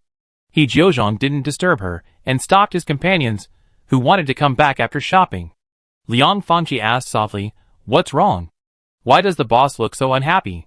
Guan Yu glared at him, mind your own business. Food can't shut you up. Some things can be noticed if you pay attention. Meeting the boss, and this supermarket was already lucky enough. She waved to Wen Yan, boss, let's go. Everyone followed suit, let's go.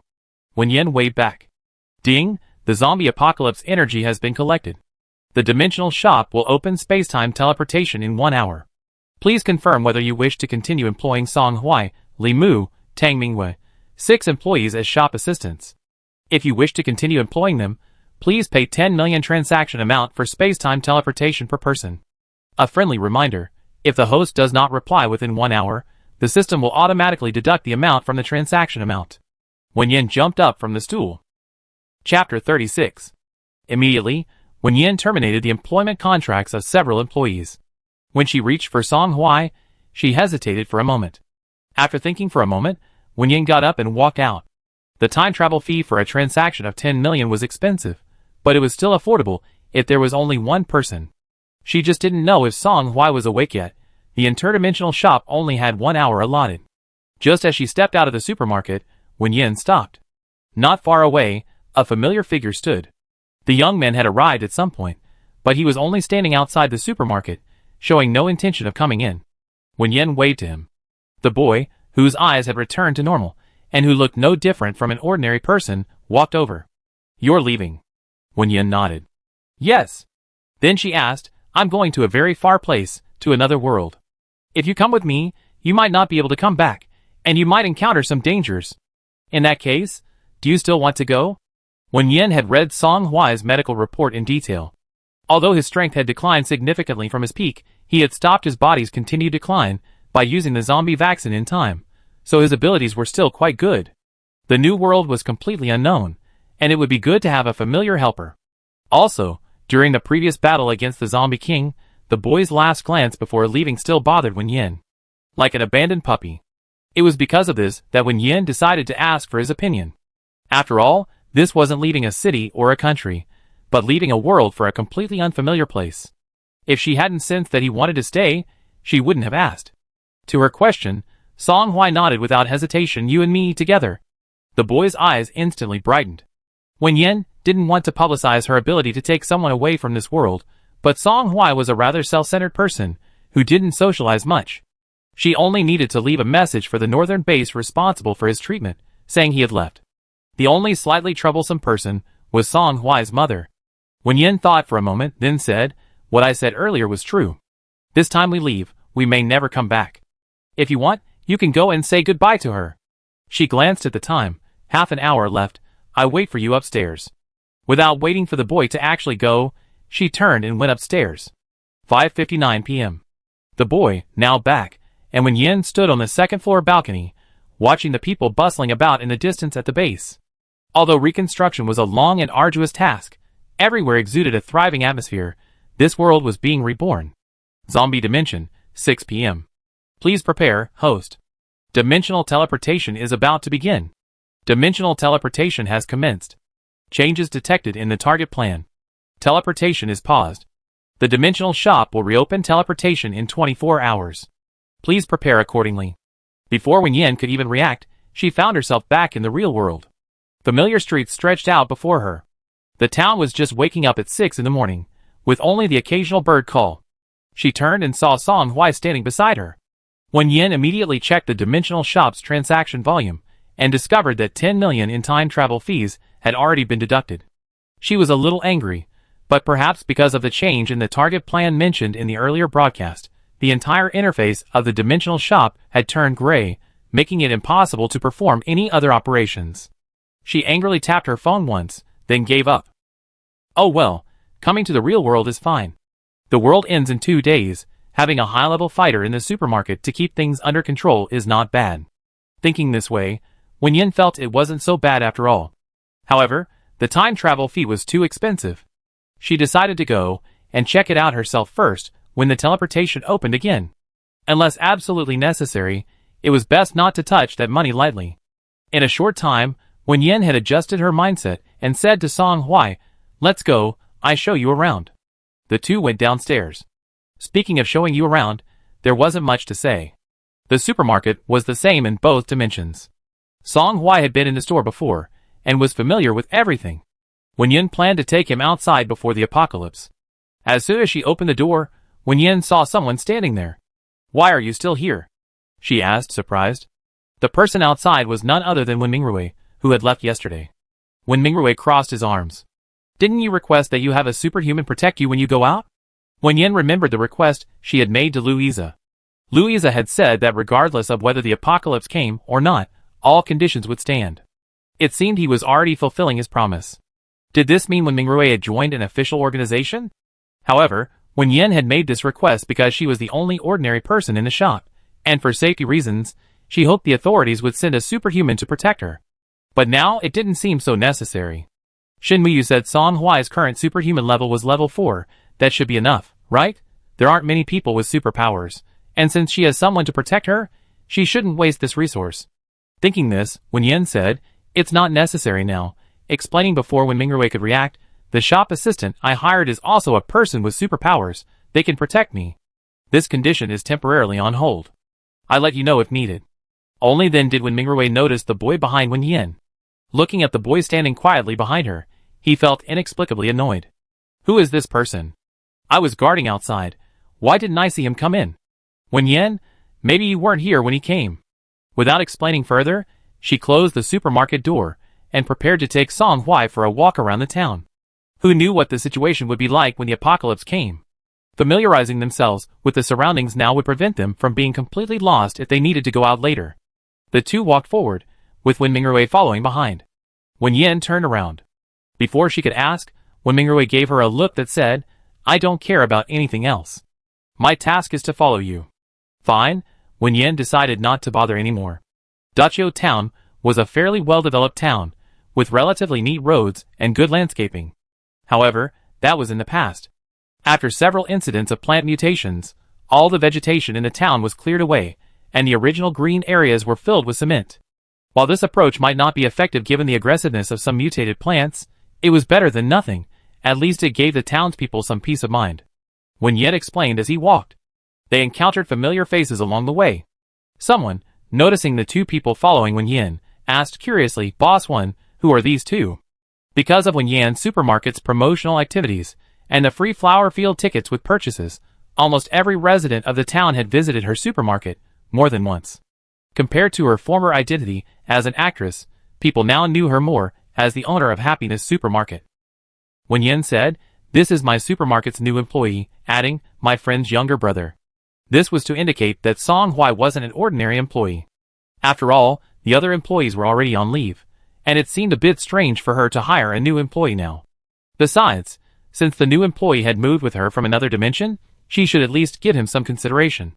Having an additional identity would also prevent others from having second thoughts or holding grudges against Song Hui. When it came to Wen Mingrui, Wen Yan hesitated for a moment, unsure how to introduce him. A cold snort came from behind her, and Wen Mingrui glared at the person who had asked the question, "Who I am is none of your business." Wen Yan, This is also my friend's younger brother. Sorry, he's a bit outspoken. The person who had asked the question also felt a little embarrassed, waving their hands to indicate it was alright, and quickly went home after saying goodbye. Dachio Town wasn't big, she walked around it in no time. Back at the supermarket, she encountered some local residents buying things. That's how it is with stockpiling supplies. You always feel like you don't have enough, constantly thinking you need to restock something, or that you forgot to buy something. Because their purchases are usually small, Wen Yan generally doesn't chase them away. After finishing the payments and waiting for everyone to leave, Wen Yan paused, surprised, as she tidied the checkout counter. The counter was overflowing with colorful crystal cores. Wen Yan looked at Song Hui. "Did you bring these?" Song Hui nodded. "Healer Shen, Captain He and the others, the ability users, and those bases, they asked me to bring these to you. They said you should like this, do you?" Wen Yan paused for a moment, then nodded, "I like it." Then the boy pulled out a large bag of crystal cores from somewhere, as if showing off, "I collected these during training." He shouldn't have mentioned it. It reminded Wen Yan of how he had left without a word before, even during intensive training, collecting crystal cores to forcefully improve his abilities to hunt down the zombie king. Although the outcome was good, such a thing couldn't happen again. She brought him here, so she had to take on some responsibility. Wen Yan's expression turned serious. "I won't mention your sneaking away last time, but you can't do it again. No matter what, you should at least tell me, otherwise everyone will worry about you." The boy obediently nodded, pushing the crystal cores forward a little more. Shin Muyu had said that Song Hui's body still needed rest, and if he wanted to improve his abilities later, it would have to be done gradually. Thinking about it, she put away all the crystal cores, planning to put them all into the space provided by the dimensional shop later. Wen Mingrui, who had been silent since entering, sneered, "Anyone who didn't know better would think he's your real brother." Wen Yan looked at him. Wen Mingrui's expression was complicated. "I didn't expect you to have brought all these crystals," but he quickly reverted to his disdainful look. "I don't know where you got these things, but I advise you to keep them safe. These crystals are very precious, and people have already started gathering information. Crystal cores are limited, so the authorities naturally wouldn't announce this, but the sudden, large-scale increase in strength among the official faction's ability users had already attracted some attention." When Mingrui frowned and reminded her, "There are a lot more people in town lately." When Louisa arrived, Wen Yan learned the details. "Actually, even if you hadn't mentioned that condition last time, we would have still arranged for people in Dachio Town," Louisa smiled. "You still underestimate your own importance. As for those people from the town," he said, "we suspect they're related to Xiaoyang." Wen Yan asked, "Is he still eyeing those vegetable and flower fields?" Louisa, "Most likely. We kept the information very well under wraps, but when ability users need to carry out missions, their efforts to improve their strength will eventually be discovered. Others might be clueless, but Xiaoyang had his eye on Dachio Town before, and he might have guessed that our people's improvement is related to this place. To prevent him from making connections. We sent Wen Mingrui, who's connected to you." Louisa explained the matter of sending Wen Mingrui. "Xiaoyang is in the shadows. For safety's sake, I suggest you keep Wen Mingrui around. His ability is relatively strong among ability users. Song Hui suddenly asked, who is Xiao Yang? Louisa looked at Wen Yan questioningly, who is this? Wen Yan's introduction was the same as in the morning, then she took out her phone, found a picture of Xiao Yang, and showed it to Song Hui. This person's ability might be precognition. If you encounter him, stay away from him, and don't believe what he says. She was going to other worlds later, and she needed to make things clear. Song Hui looked at it carefully, I remember. Louisa raised an eyebrow, not asking any questions about this person, who suddenly appeared in Wen Yan's shop, and seemed very familiar with her. Since the ability had already appeared, let him appear, as long as he didn't cause trouble, the higher-ups wouldn't interfere. Louisa then told Wen Yan about the official arrangements in Daqiao Town. Besides Wen Mingrui, they also had spies around the supermarket, so she didn't need to worry too much. However, since Xiao Yang hadn't been caught yet, he probably wouldn't be coming to the store for a while. Wen Mingrui moved into the supermarket and stayed in the rest room. Originally, Wen Yan had prepared this room for Aunt Chen and Xiao Hui, but Aunt Chen didn't move in. Instead, she accepted an official invitation to manage the crystal core planting fields. As the first person to actually use crystal cores to grow vegetables, Aunt Chen was initially invited as a consultant, and later naturally stayed. In Aunt Chen's words, even in the apocalypse, life had to go on. If there was no other way, so be it, as long as she could support herself, she would continue working. Wen Yan felt that this place wasn't necessarily safer than the official one, and that was fine. That evening, when Wen Yan went downstairs, she saw two people sitting on opposite sides, ignoring each other. Her gaze shifted to the dining table. There were 3 people in the supermarket, but only 2 meals on the table. Wen Mingrui sat on the other side, slurping loudly, as if he were eating some delicacy. Wen Yan remembered that during her limited time at the Wen family home, she had been mocked for eating instant noodles in a hurry, called junk food. Perhaps her supernatural abilities had altered her body's structure, changing her tastes. Wen Yan sat down to eat. Song Hui's cooking was getting better and better. Tomorrow morning was the time for another time travel to the dimensional shop. Wen Yan had told the two of them in advance. Wen Mingrui, as her protector, knew she would often be away, but she needed to explain to Song Hui. There was a slight mishap last time. You were supposed to come with me to another place, but that's not possible right now. I go check it out first, and if needed, I take you there. Until then, you stay home and mind the shop. The boy's eyes sparkled as if he thought of something. I stay home and watch the shop. The next morning at 6 o'clock, the interface of the dimensional shop finally returned to normal. Almost instantly, the scene before Wen Yan changed, replaced by lively shouts, laughter, and the aroma of food. A long, ancient-style street appeared before Wen Yan. At the same time, the dimensional shop issued a notification. This world will face its end in 3 months. Please collect energy as soon as possible. Wen Yan looked at the street full of snacks and various shops and began to worry. This world doesn't seem to need anything from supermarkets. Just then, a figure suddenly descended from the sky, seemingly floating in midair, and met Wen Yan's gaze from the 2nd floor. Young lady, it seems your shop has crushed my shop. Wen Yan looked down and saw that the ground around the supermarket was a pile of rubble. Clearly, this land belonged to someone else before her supermarket appeared. Her supermarket had indeed landed on top of someone else's shop. This dimensional shop's landing this time seems a bit too hardcore. Chapter 37. Before switching to business mode, Wen Yan glanced at the currency needed for this transaction. Spirit stones. It's a bit like a cultivation world in a novel.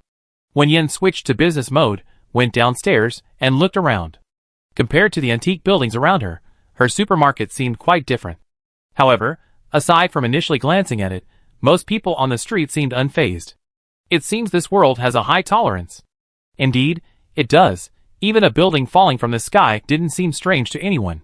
The person who had been floating and talking to her earlier had arrived at the supermarket entrance. It was a girl, looking about 18 or 19 years old, with her hair simply tied in a ponytail, wearing a clean, but clearly repeatedly washed brown outfit. Your magic artifact is quite powerful. If I hadn't reacted quickly, it would have crushed me. Wen Yan paused for a moment, realizing that the magic artifact the other person was referring to was probably her supermarket. She said apologetically sorry. Then she asked, is this your shop? I'm sorry, my magic artifact. Well, it's a bit out of control, and I can't take it away for the time being. The girl crossed her arms and frowned. Then you have to pay me. How much? Let me think. Look, my shop is located right in the center. To the east is the city lord's mansion, to the west is the treasure shop, to the south is the most prestigious Kanglan Academy, and to the north is the trading market that cultivators love to go to. Such a good location, such a good shop. Charging you 100 spirit stones isn't expensive, right? Didn't you say your magic artifact can't be moved? You have to pay for occupying such a good place, right? Wen Yan bent down and picked up a broken tile from the ground. The tile was clearly not new. In fact, it was covered in a thick layer of moss from neglect. A gentle squeeze caused crumbs to fall from the edges. Wen Yan smiled. 100 low-grade spirit stones? According to the standards offered by the dimensional shop, a low-grade spirit stone was worth 100 yuan, a mid-grade 1,000, and a high-grade one 10,000. 100 low-grade spirit stones were equivalent to 10,000 yuan. However, Wen Yan wasn't actually sure how much the house was worth. She simply didn't have any spirit stones at the moment, and was just haggling. A chuckle came from a customer waiting for food at a nearby stall. Wen Yan looked over. Before she could speak, the girl blushed and became angry. What are you laughing at? What's it to you? Why are you laughing? The customer wasn't afraid of her, and said to Wen Yan, this young lady has a good eye. If you ask me, it's good that this dilapidated house was vandalized. It saves us from having trouble every few days. 100 low-grade spirit stones isn't enough. To be fair, you should compensate her with 200 low-grade spirit stones. 200 low-grade spirit stones? At least 100 mid-grade spirit stones, not a single one less. The girl retorted angrily. Wen Yan glanced at the girl, went back into the supermarket, took 2 boxes of self-heating hot pot from the shelf, and returned to the customer. The small shop was doing good business. It was packed with people, and those at the stalls outside were also waiting, looking like they wouldn't be able to get food anytime soon. Does the guest eat spicy food? The man noticed that what she was holding was food. The food in the picture alone looked mouth-watering. He nodded, yes, they can. Wen Yan opened the self-heating hot pot, picked up the teapot on the table, poured water into the bottom, and instructed, wait about 15 minutes before eating. The steam at the bottom can be dangerous, so it's best not to touch it. Being an actress has its advantages. With a few minor tweaks to the overly colloquial lines, Wen Yan seamlessly blended into the environment. The guest was quite perceptive. Miss, are you new here? Is there anything you'd like to ask? Wen Yan, I heard you say earlier that there's been trouble here every few days. Is it because of a dispute over the ownership of the house? My magical artifact can't be moved anytime soon, and if I want to find the owner, I don't know who to contact. The girl hurriedly stepped forward. Look for me. This house is mine. The guest said, the house is indeed hers, then added, but the land isn't hers. This place originally belonged to a sect called Xianyu sect, but that sect later disbanded and became 2 smaller sects, one of which. This is the one, he pointed to the girl, from the linguist sect. This house was built by the linguist sect, but the land deed is in the hands of another sect, the Mingwist sect. Now the 2 sects are vying for it. If you want to rent a house, you definitely have to go to the Mingwist sect, who has the land deed. As he spoke, he took a deep breath. This snack smells so good. It makes my mouth water.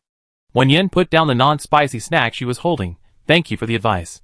This box is for you too. Just do it like I did earlier, and it'd be ready in a quarter of an hour.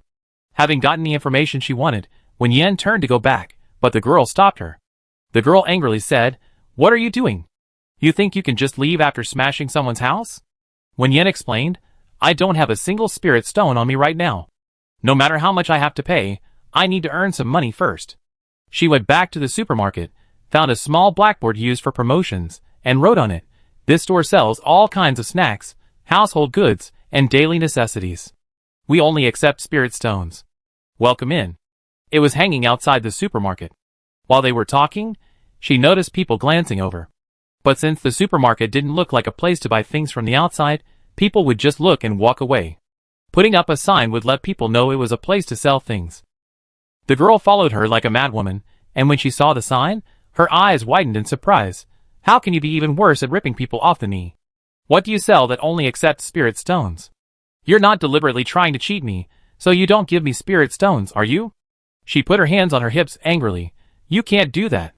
I need spirit stones. Actually, Wen Yan had no choice. This was the currency stipulated by the dimensional shop. If she wanted to earn sales, she could only accept spirit stones. Fortunately, the supermarket hadn't interfered with the pricing this time, otherwise, she definitely wouldn't have been able to complete the 100 million sales target. You know, This world is going to end in 3 months. If she hadn't collected 100 million in sales by then, who knows what would happen. Although it's already pretty tough now. Wen Yan said, I really don't have any spirit stones right now. Also, to avoid future disputes, why don't you call on the Crescent Moon sect so we can settle this together? Regardless, he had occupied someone else's land and damaged their house. Wen Yan didn't intend to renege on his obligations. The girl frowned, then finally said, alright, but let me make it clear beforehand, I want 100 mid-grade spirit stones, not a single one less.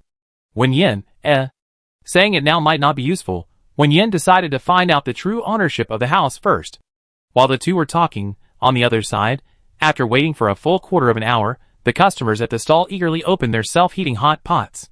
A spicy and numbing aroma immediately wafted out, making their mouths water. Ignoring the rising steam, they immediately began to devour the food. Those waiting nearby had noticed Wen Yan when he picked up the self-heating hot pot, and the aroma made their mouths water. Seeing how quickly he ate it, it was undeniably delicious. Some, unable to wait, went to the supermarket to buy some to try. But upon reaching the entrance and seeing the sign, they were shocked. What kind of shop is this? They only accept spirit stones for snacks? Are they selling spirit food? Someone asked a customer eating the self-heating hot pot.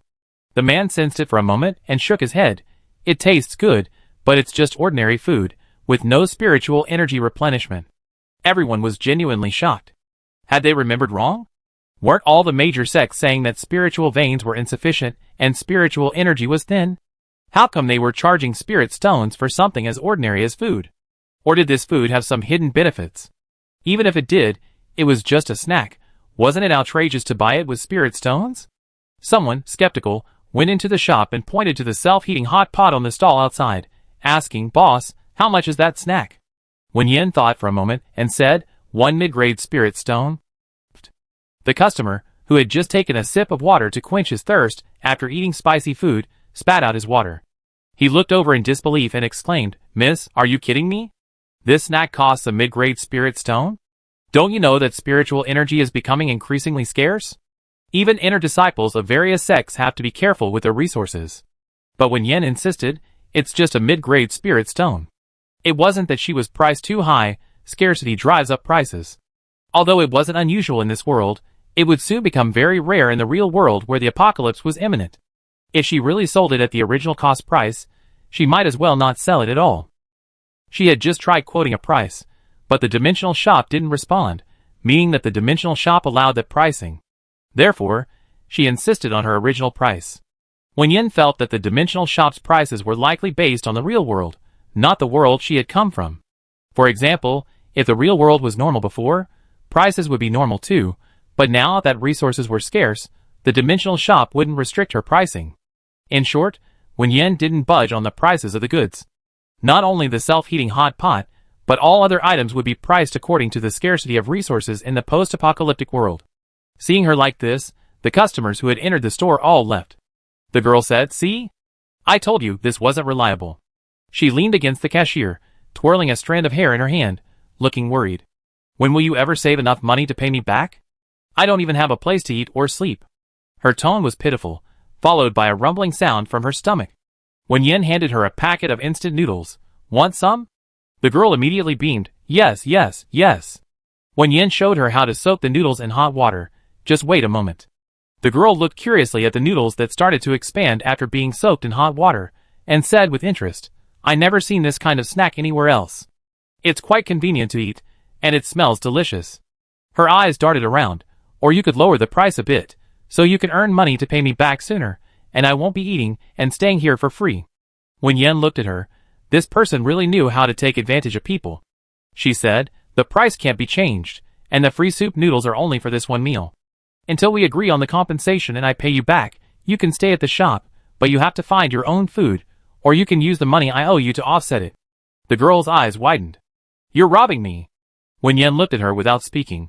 If we're talking about robbing, the other party was really trying to rob her when she first arrived. They probably saw the supermarket suddenly appear and assumed she was a disciple of some major sect, so they lavished praise on the shop, offering a price of 100 spirit stones. Now they changed their tune, saying the minimum is 100 mid-grade spirit stones. Maybe they were just waiting for her to be ripped off, offering 100 high-grade spirit stones from the start. Besides, they concealed the dispute over the shop's ownership. The girl felt a little guilty under their gaze and backed down, saying, "Okay, okay." She lowered her head to eat her noodles, trying to persuade her as she ate, "If you don't sell them so expensively, a lot of people will buy them, trust me. Or how about this, you give these things to me, and I try to sell them for a higher price. I only accept spirit stones, but the price really can't be this high." She rattled off a whole bunch of things. Wen Yan said, "Go and call the people from the Bright Moon sect after you finish eating." After finishing her meal, the girl reluctantly got up to leave, but quickly returned. "They're here." She added quickly, "Don't blame me for not warning you, the Bright Moon sect has allied with the Heavenly Sword sect. They're not as easy to talk to as I am. Be careful later." Soon, a large group of people arrived in front of the supermarket. The first person shouted, "Destroying my Bright Moon sect's shop and seizing my Bright Moon sect's property. Arrest this person and bring him back to report." The girl muttered, "I knew it." She was about to step forward when Wen Yan stopped her. "It's all right, let them in." The girl exclaimed, "Are you stupid? Someone clearly sent them a message.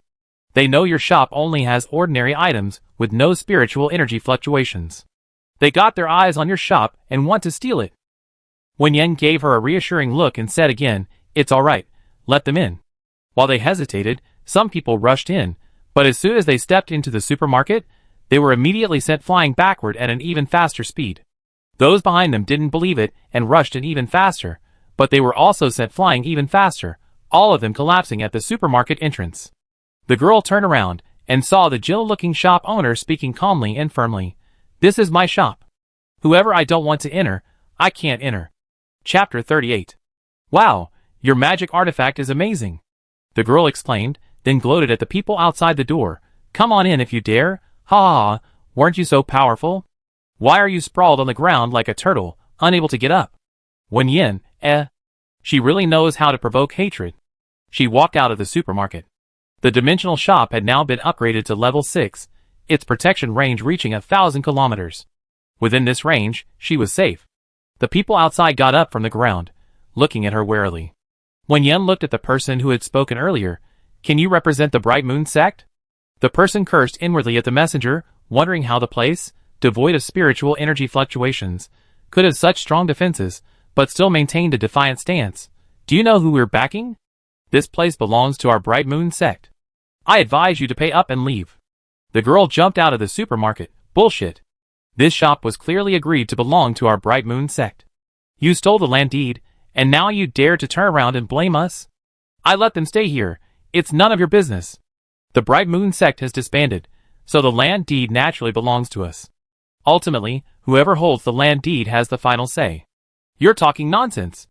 Who said the Bright Moon sect has disbanded? What kind of sect is it if only one person is left?"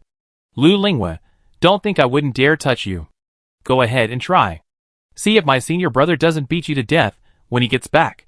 The girl seemed particularly angry about the news of her sect's disbandment, and said angrily, "Wait till my senior brother gets back, he make you pay." The man burst into laughter.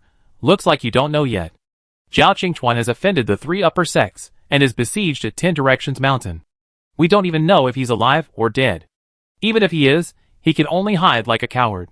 You better give up your place quickly, or don't blame us for disregarding our past camaraderie and being impolite." His face was contorted with rage. Lu Lingwa was stunned, clearly unaware of what he was talking about, and immediately stepped forward to ask for clarification. After listening for a while, Wen Yan understood the entanglement between the two sects, and why the other side had immediately started shouting for war. Besides the fact that his magical artifact lacked spiritual energy fluctuations, it was mostly because this girl named Lu Lingwa had lost her support. Jiao Qingchuan was probably in a precarious situation.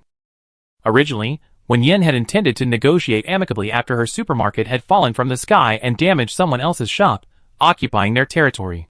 However, seeing that the Mingwa sect clearly wasn't someone she could reason with, she pulled back Lu Lingwa, who was about to confront her in anger, and asked, "Here." She remembered that Lu Lingwa had mentioned the city lord's mansion when introducing the shop, and changed her question, "Who calls the shots in this city?"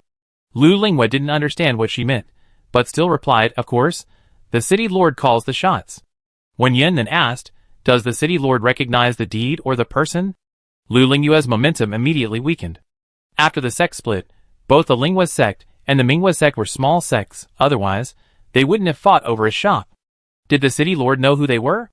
Of course, he recognized the deed, otherwise, she would have beaten these troublemakers to a pulp long ago. Hearing Wen Yan's words, the Mingwa sect members assumed she was afraid of them, and their tone immediately became arrogant. Since you know the city lord is on our side, hurry up and pay us the spirit stones. We, the Mingwa sect, aren't unreasonable. Your magic weapon looks ordinary.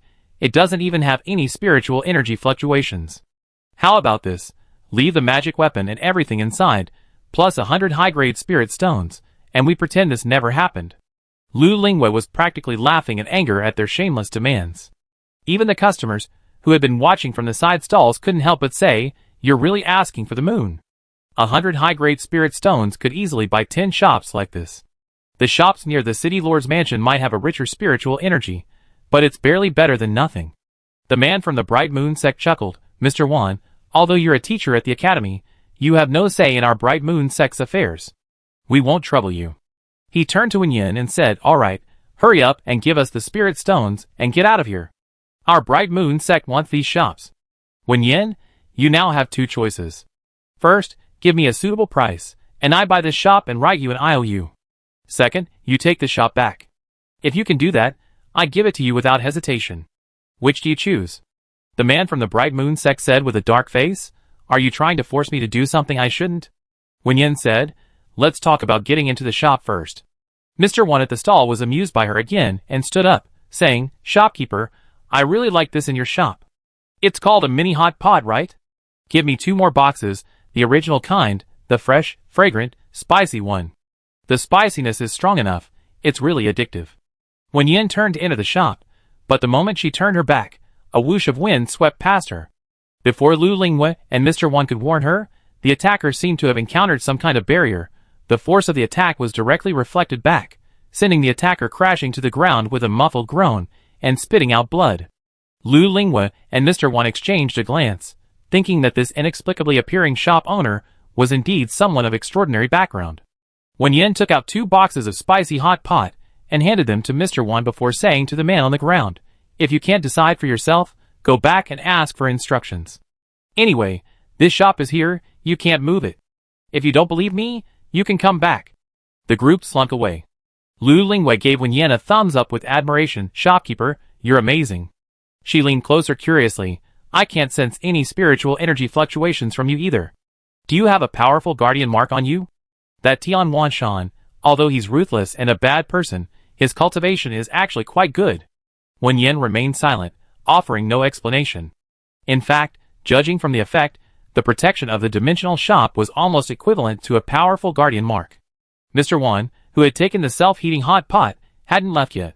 He asked curiously, "Shopkeeper, is it really true that no one else can enter your shop unless you allow them? Even nascent soul cultivators can be stopped?" Wen Yan nodded. The dimensional shop was quite reliable in this regard. After all, even a level 9 zombie king in the zombie dimension had to abide by the shop's rules. Mr. Wan looked thoughtful, but perhaps he had doubts about Wen Yan's words, so he didn't say anything in the end. He only reminded her that the patriarch of the Heavenly Sword sect behind the Bright Moon sect was a peak nascent soul stage expert, and told her to be careful. After everyone left, Lu Lingwei bid farewell to Wen Yan, saying, "I'm going to find my senior brother. You're a really nice person. That house was already dilapidated, so let it be.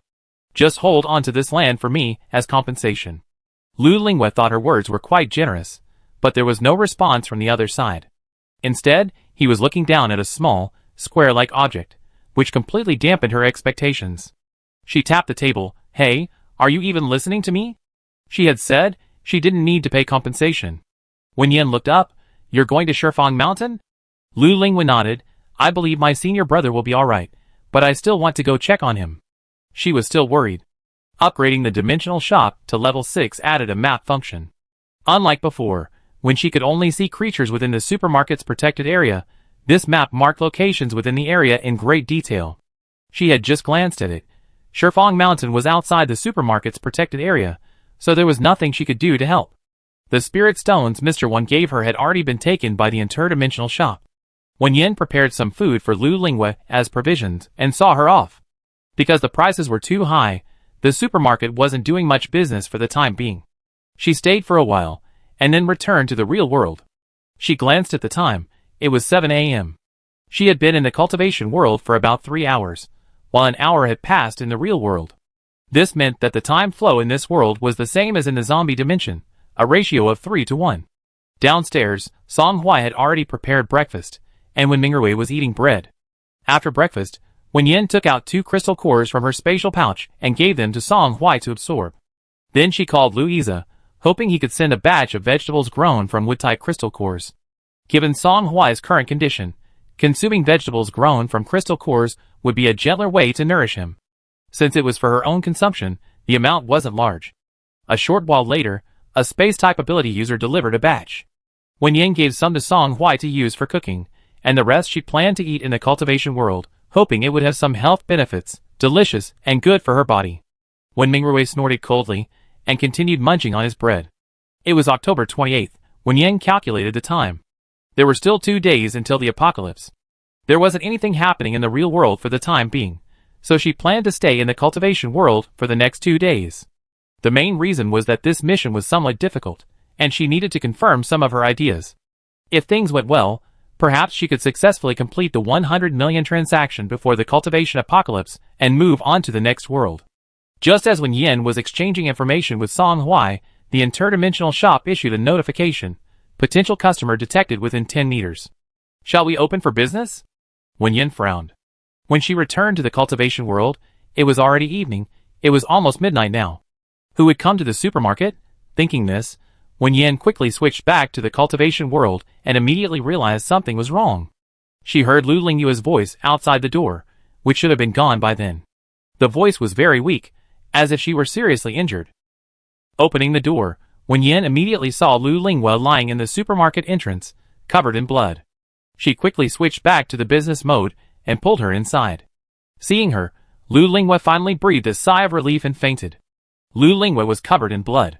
After a quick check, Wen Yan felt this couldn't continue. Her injuries were too severe. She didn't know if she could survive until dawn. She wasn't a doctor and didn't know how to treat injuries, and injuries in the cultivation world were certainly more complex than they appeared. She needed to find someone to take a look. Wen Yan stood up, then suddenly remembered something. She took out her phone and, sure enough, found a group of people lurking around the supermarket. Although they hadn't entered yet, she knew they would definitely come in and take Lu Lingyue away if she left. After thinking for a moment, Wen Yan got up, took out the vegetables Louisa had brought that day, found a juicer, made a glass of vegetable juice, and then forced Lu Lingyue to drink it. The dimensional shop had upgraded to level 6 and added 3 more employee positions. Besides Song Hui, she now had 8 vacancies. However, to officially become an employee, the applicant had to agree. Lu Lingyue had to at least nod for the invitation button to light up above the stick figure representing her in the dimensional shop. Fortunately, after drinking the vegetable juice, Lu Lingyue actually woke up. Although it was brief, it was enough. Wen Yan quickly said, "Come work as a waitress in my shop. I find someone to rescue you. Nod if you agree?" Lu Lingyue nodded groggily, and then fainted again. Becoming an employee would mean becoming a protected individual at the supermarket, so Wen Yan confidently left the person at the store. She then opened the map and ran towards the coordinates of the figure representing Mr. Wan. She hadn't been there long enough. This was the only one who seemed reliable. Following the map southwards, Wen Yan ran swiftly, finally stopping in an alley behind Kanglin Academy. She knocked on the door of one of the houses. Inside, 2 people talking exchanged a glance. One of them held a sword. "Brother Wan, thank you for taking me in these past few days. Only you and I know this place. It seems the Heavenly Tao Academy has tracked me down. I come to stop them. You should return to the academy quickly." Then, they heard a woman's voice from outside the door. "Mr. Wan, are you there? I need to speak with you." Chapter 39. Wan Yuan stopped his friend. "It's the shop owner of the strange shop I just told you about. He shouldn't be related to the Heavenly Tao Academy. Wait inside, I go see what's going on." He went outside and opened the door. "Mr. Wan, do you know any trustworthy healers? Lu Lingyue has been injured and is currently in my shop." Wen Yan briefly explained the situation. Wan Yuan was taken aback, then quickly said, "Please wait a moment." He turned and went back inside, soon returning with a medicine box on his back. "I'm a healer, I go with you." The 2 hurried back. While Wan Yuan was treating her, Wen Yan checked her phone. A group of people had been secretly following her when she left the supermarket, but they stopped following her as she approached Kanglin Academy. The group around the supermarket was now gone, probably having given up temporarily upon seeing someone approaching. Lu Lingwei didn't wake up until dawn and recounted her ordeal. I just left the city when they spotted me. I thought it was the Bright Moon sect coming to cause trouble again, but when we started fighting, I realized something was wrong. They were much stronger than those from the Bright Moon sect, and they came at me with deadly attacks right from the start. With nowhere to hide, she remembered Wen Yan saying her shop had extremely strong defenses, and barely managed to run back. Lu Lingwa said, those guys definitely won't give up so easily. Don't worry, shopkeeper, I won't cause you any trouble. I leave once I recovered a bit. From the other person's behavior during the day, Lu Lingwa could tell that this shopkeeper had her own set of standards, and wasn't interested in the grudges between other sects. She seemed only focused on selling her shop's goods at a good price. Business people dislike trouble the most, and she knew she now represented a constant stream of trouble. It sounds like you know who attacked you? Lu Lingwa nodded. It's definitely the Heavenly Sword sect. They got their eyes on our sect's secret realm slot. Now, only my senior brother and I are left in the Lingwa sect. My senior brother is trapped in 10 Directions Mountain. If I die, they can use the name of the Bright Moon sect to openly annex the Lingwa sect and conveniently seize the secret realm slot that originally belonged to the Lingwa sect. She said bitterly, I won't let them have their way. Wen Yan knew what a secret realm was. It was a common setting in cultivation novels, usually containing many rare treasures and countless opportunities. Is any secret realm about to open?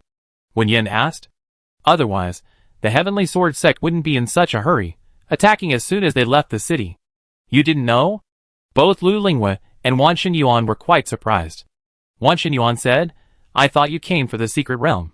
Seeing that Wen Yan was indeed unaware, he guessed that the other party might have come from some long-hidden sect and explained, now that spiritual energy is weak, cultivation is difficult for cultivators. Many sects have declined due to the depletion of spiritual veins, and some have even disbanded or split up.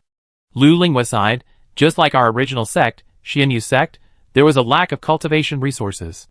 Fellow disciples fought each other for a little bit of resources, and gradually it fell apart. Now only Lingwa and Mingwa are left, but they're not much better off. Mingwa's sect, in order to survive, joined Tianjin's sect, and even wanted us to give up our secret realm spot. They're dreaming. I must go to the secret realm. Wan Xinyuan, the only thing that can be confirmed unaffected by the decline in spiritual energy is the secret realm. Obtaining the rare treasures within, or gaining some fortuitous opportunity, would be immensely beneficial to cultivation. However, secret realms are opening less and less frequently these days. The most recent one was outside Qingwu City. This time, several major sects joined forces with other sects to reduce the number of entries. Now, secret realm slots are incredibly rare. Originally, small sects like the Lingwa sect and Mingwa sect didn't have any slots, but even a weakened camel is bigger than a horse. The Xianhua sect has existed for over 1,000 years, and still maintains some relationships with other sections. Although some of their ancestors haven't spoken out of respect for them, both sects have been allocated slots. 10 spots have been allocated. With the secret realm about to open, and the Bright Moon sect's group returning empty-handed from your place yesterday, the Heavenly Sword sect might not be able to wait any longer. When will the secret realm open? About 10 days later. Wen Yan seemed thoughtful, but still focused on the matter at hand.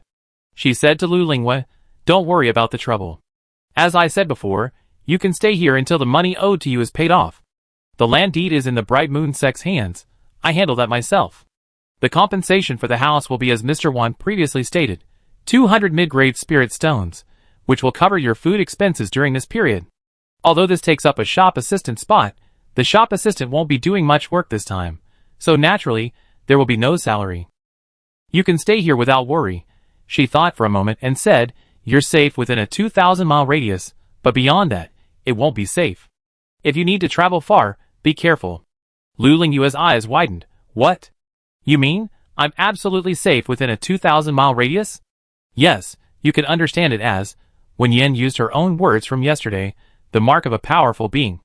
Your name has been memorized by the magical artifact, leaving a mark. As long as you're within the artifact's protection range, no one can attack you. Wan Xinyuan immediately grasped the key point. Otherwise, the consequences will be like those who attacked you yesterday? Wen Yan nodded, yes. Wan Xinyuan hesitated, as if he wanted to say something but wasn't sure if Wen Yan was telling the truth, unable to decide. Wen Yan saw this but pretended not to. In the alley behind Kanglan Academy, she saw two small figures in the other person's house. After she knocked on the door, the two small figures inside seemed startled and stopped moving. A moment later, one of them, Mr. Wan, opened the door. Given the other person's unusual attention to her supermarket's ability to protect people, Wen Yan guessed some of the inside story. But you can't force a sale, and besides, supermarket employee positions are precious. She wouldn't easily give one up without seeing the person. Since the other party hadn't decided whether to tell her or not, she didn't ask. She believed that once her words were proven true, the other party would come to her. With Wen Yan's assurance, Lu Linghua felt relieved and stayed in the store to rest. Wen Yan packed a box of various spicy snacks for Wan Xinyuan, as a thank you for coming to save the person at her request. However, Lu Linghua would have to pay for the medical expenses herself. Lu Linghua assured Wan Xinyuan, "My senior brother will definitely pay you back when he returns." She was still penniless. Lu Linghua was seriously injured, and Wen Yan prepared a room for her to recuperate. She herself began studying the nearby map. 1,000 miles in radius isn't a large area in a cultivation world, but for Wen Yan, there were many places to explore. Putting aside the transaction amount, coming to such a world, under the absolute protection of the dimensional shop, it would be like entering a treasure trove and leaving empty-handed if she didn't bring anything back. Lu Linghua's earlier words weren't wrong. The shop's location was indeed excellent. The city marked on the map, called Qingwu City, was mainly divided into two parts, an inner city and an outer city. The inner city had relatively rich spiritual energy, and was mainly inhabited by cultivators. The treasure shops and trading markets that Lu Linghua had mentioned catered to cultivators, and Kanglan Academy only enrolled students with spiritual roots.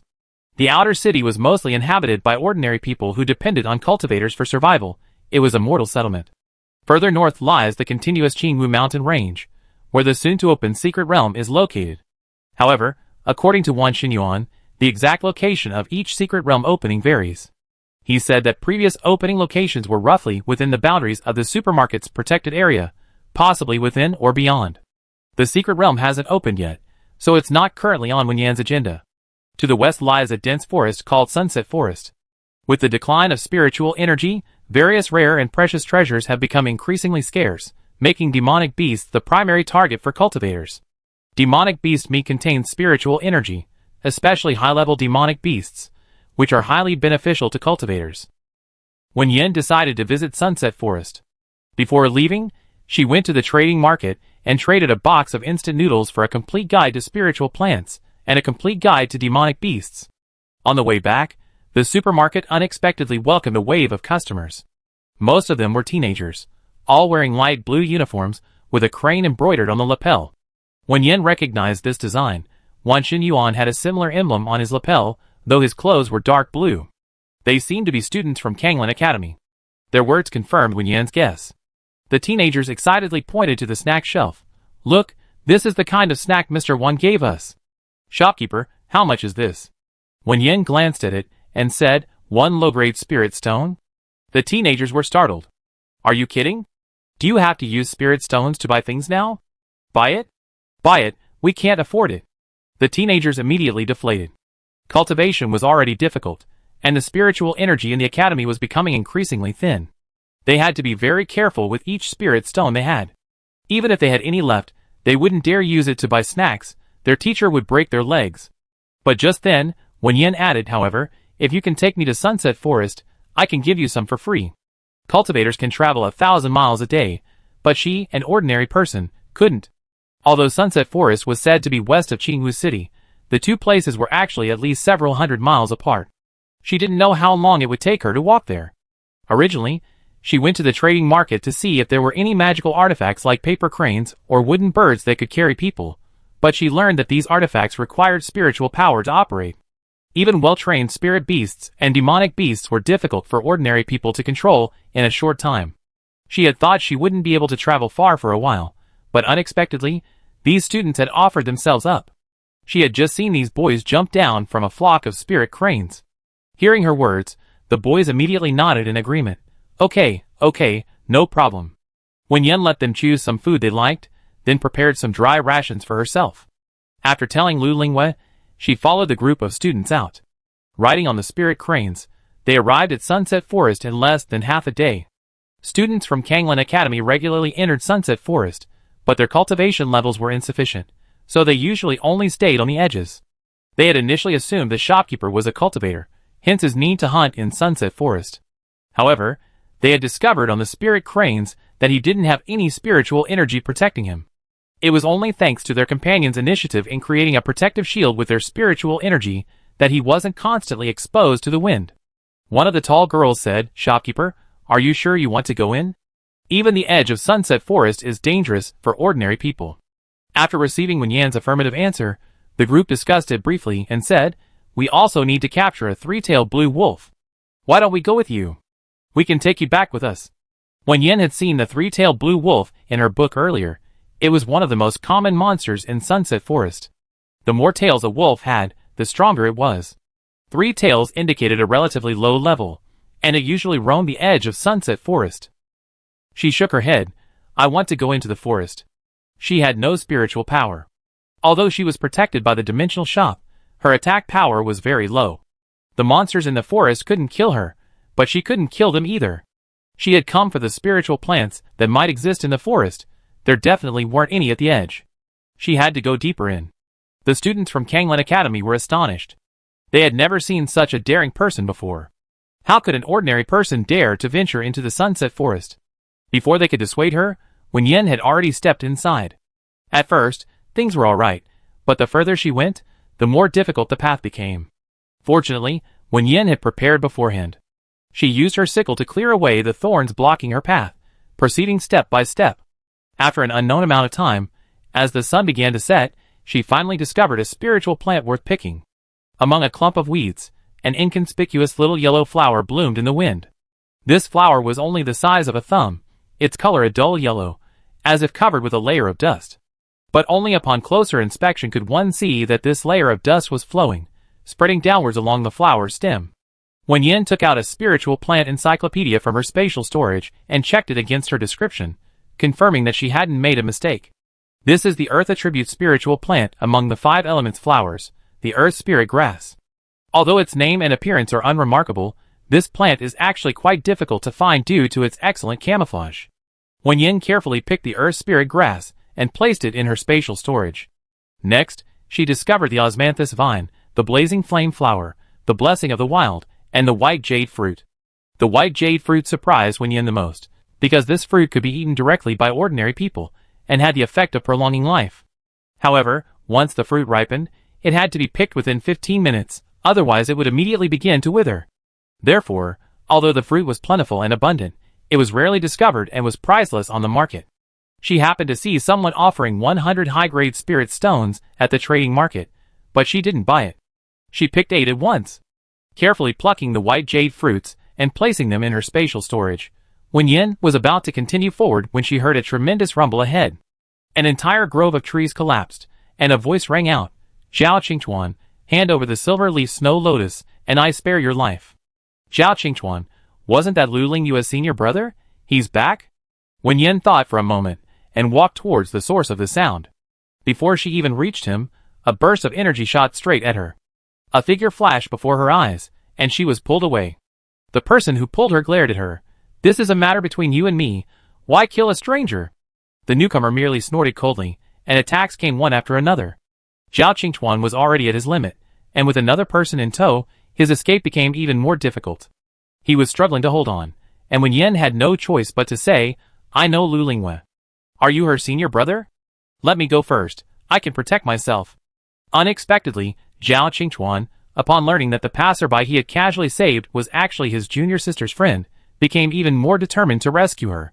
Although he didn't know how an ordinary person without spiritual energy could appear deep in Sunset Forest, it was clear that the person was implicated because of him. Glancing towards Qinggu City, Zhao Qingchuan made his decision. He handed a token to Wen Yan. "This is the Xianyu sect leader's token. If you can return, please give it to Lingyue for me." Without waiting for Wen Yan's reply, he turned and headed towards his pursuer. Using some unknown method, he managed to trap the pursuer firmly within himself. The man initially grinned maliciously, but quickly his face turned to terror. "Zhao Qingchuan, are you insane? You actually self-destructed?" He began to struggle frantically. Wen Yan, The other party truly didn't give her a chance to speak. She had to raise her voice and shout, "I have a teleportation array. Work for me for a year, and I save you." On the map of the dimensional shop, an invitation button lit up above the head of the figure representing Xiao Qingchuan. Wen Yan quickly switched to business mode, and the next instant, the two appeared inside the supermarket. Lu Lingwei, who was standing at the entrance, turned around, looking surprised. Senior brother? Shop owner? Even more surprised was Wan Xinyuan, who had been instantly ejected from the supermarket. He stared in astonishment at the two who had suddenly appeared inside the supermarket, then turned to look at the others who had been ejected like him. He stood up and said, "Everyone, I'm just a medical cultivator. I really can't handle this matter. Please do as you please." He then retreated to a food stall, ordered a bowl of tea. He was genuinely thirsty after all the persuasion. Wen Yan looked towards the door and asked, "What's going on?" Lu Lingwei became angry at the mention of it. "The people from the Bright Moon sect found you weren't here, and came to cause trouble again. They discovered that people who hadn't been here yesterday could enter the shop, so they went back to get more people, trying to steal everything. Mr. Wan and I stopped them. But it was almost over. The Bright Moon sect, relying on their numbers, took advantage of her injury. One group blocked her and Mr. Wan, while another group rushed into the shop to steal things. If the shop owner hadn't returned in time, they would have succeeded immediately." At this point, Lu Lingwei pulled her senior brother. "Senior brother, how did you get so badly injured?" Xiao Qingchuan looked no better than Lu Lingwei had been the night before. "Xiao Qingchuan, it's a long story. We owe a great debt to your friend this time, otherwise, my senior brother might not have made it back." He remembered his promise in Sunset Forest and turned to Wen Yan, saying, "I handle the people outside." Even with his severe injuries, dealing with a few members of the Bright Moon sect was more than enough. Wen Yan thought for a moment, and didn't stop him. The Bright Moon sect had caused trouble several times, partly as a test, but also because she hadn't shown enough aggression, and the next step in their plan did indeed require this. Reopening business mode, Xiao Qingchuan went outside. The people outside instinctively stepped back.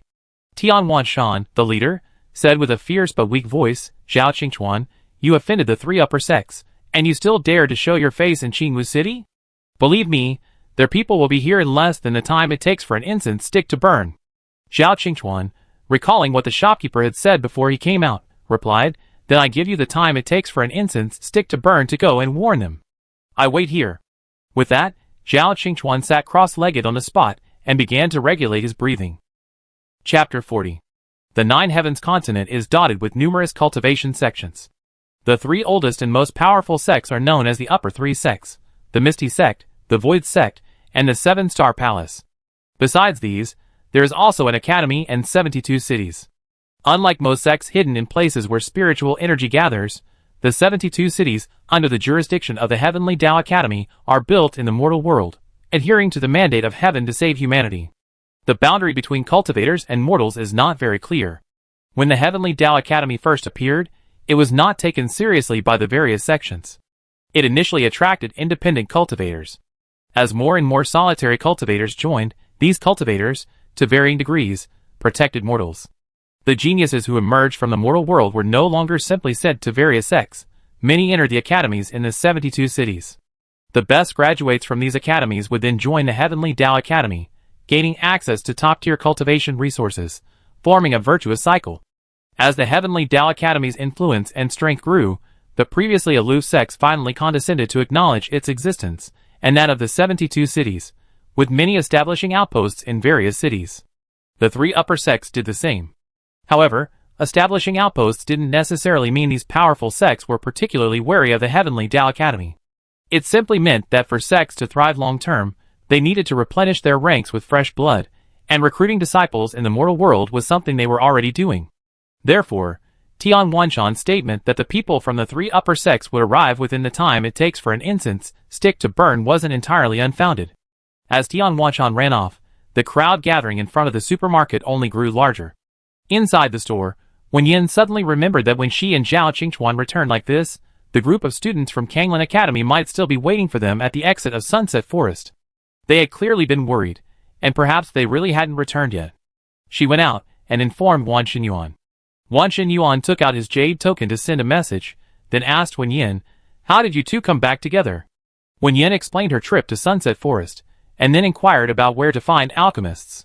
Of the spiritual plants and herbs she had gathered, only the white jade fruit could be eaten directly, the others were best refined, something alchemists excelled at. Wan Xinyuan laughed. "The person you're looking for is right under your nose." Wen Yan was a little surprised. She knew Wen Yan was a medical cultivator, but a pill cultivator? Could he be referring to Zhao Qingchuan?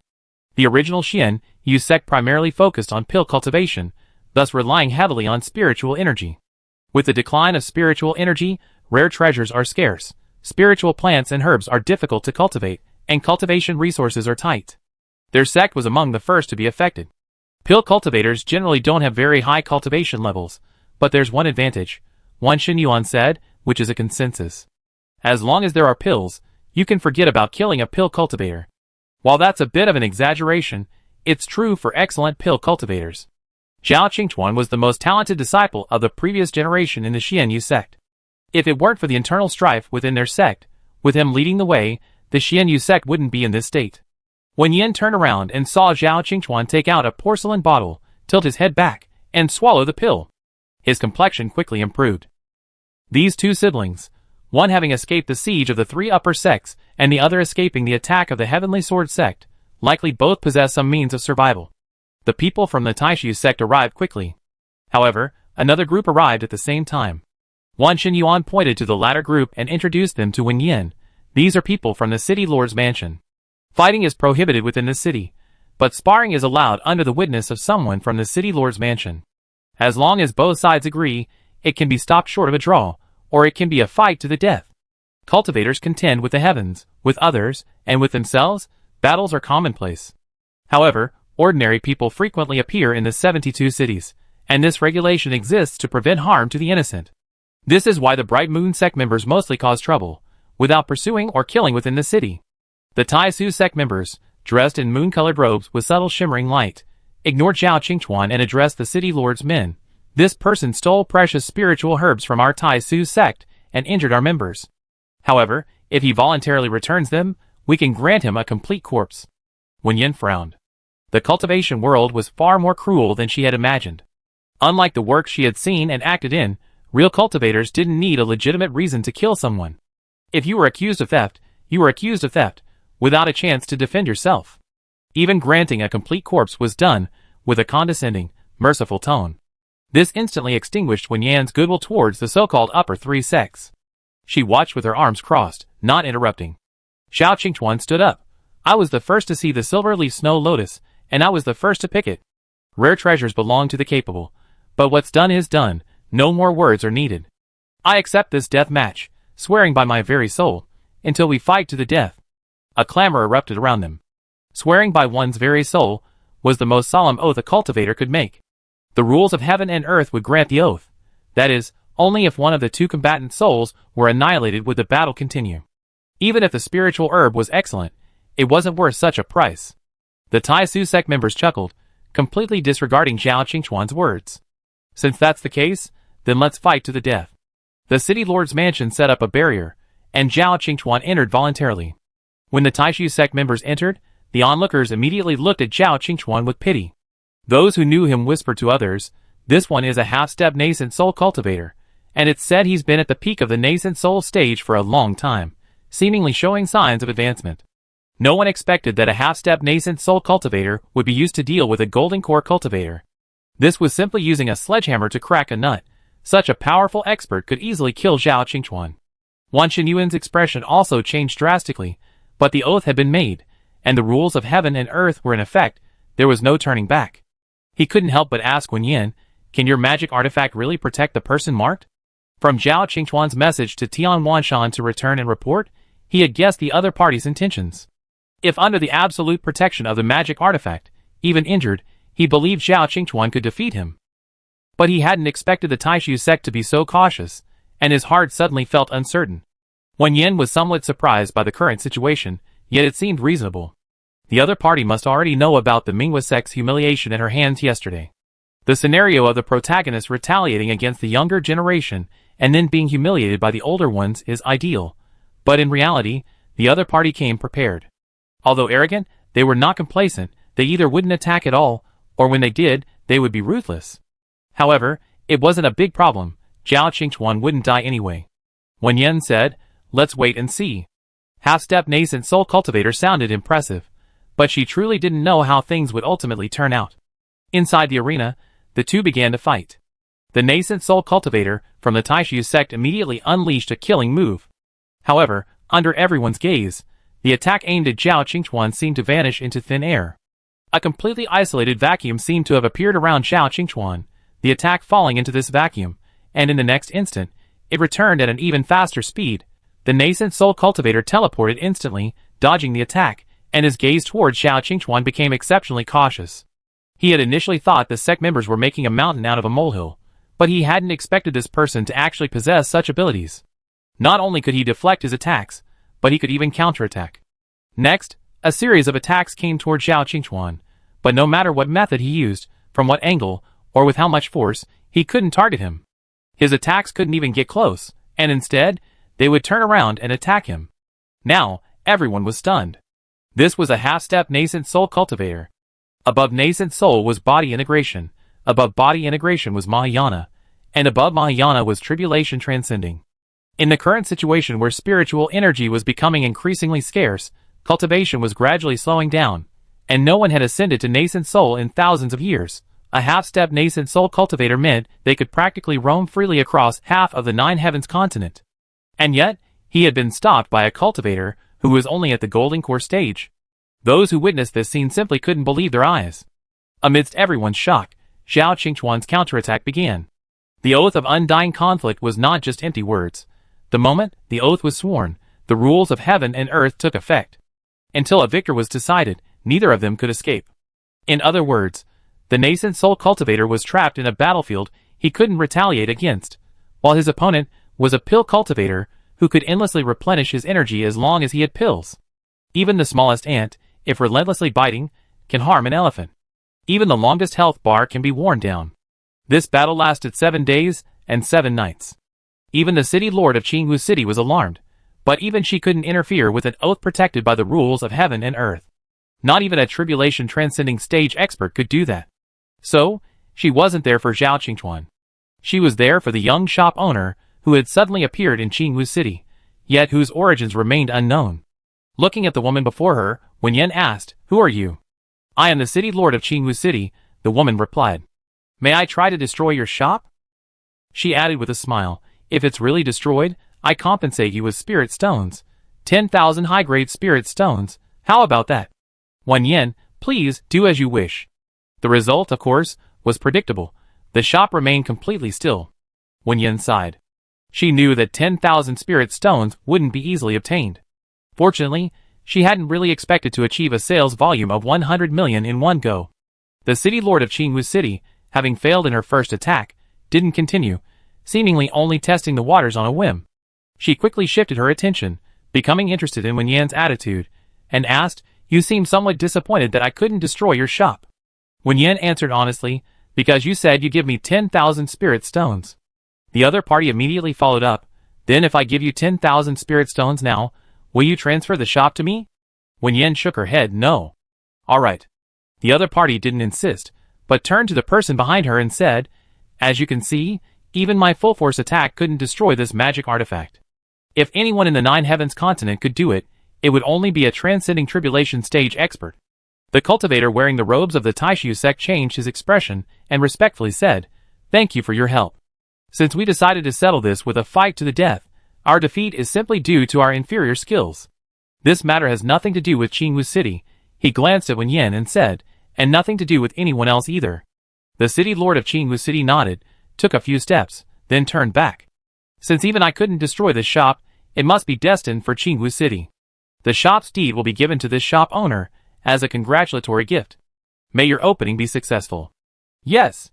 A battle began and ended amidst the attention of everyone, but the outcome was completely different from what everyone expected.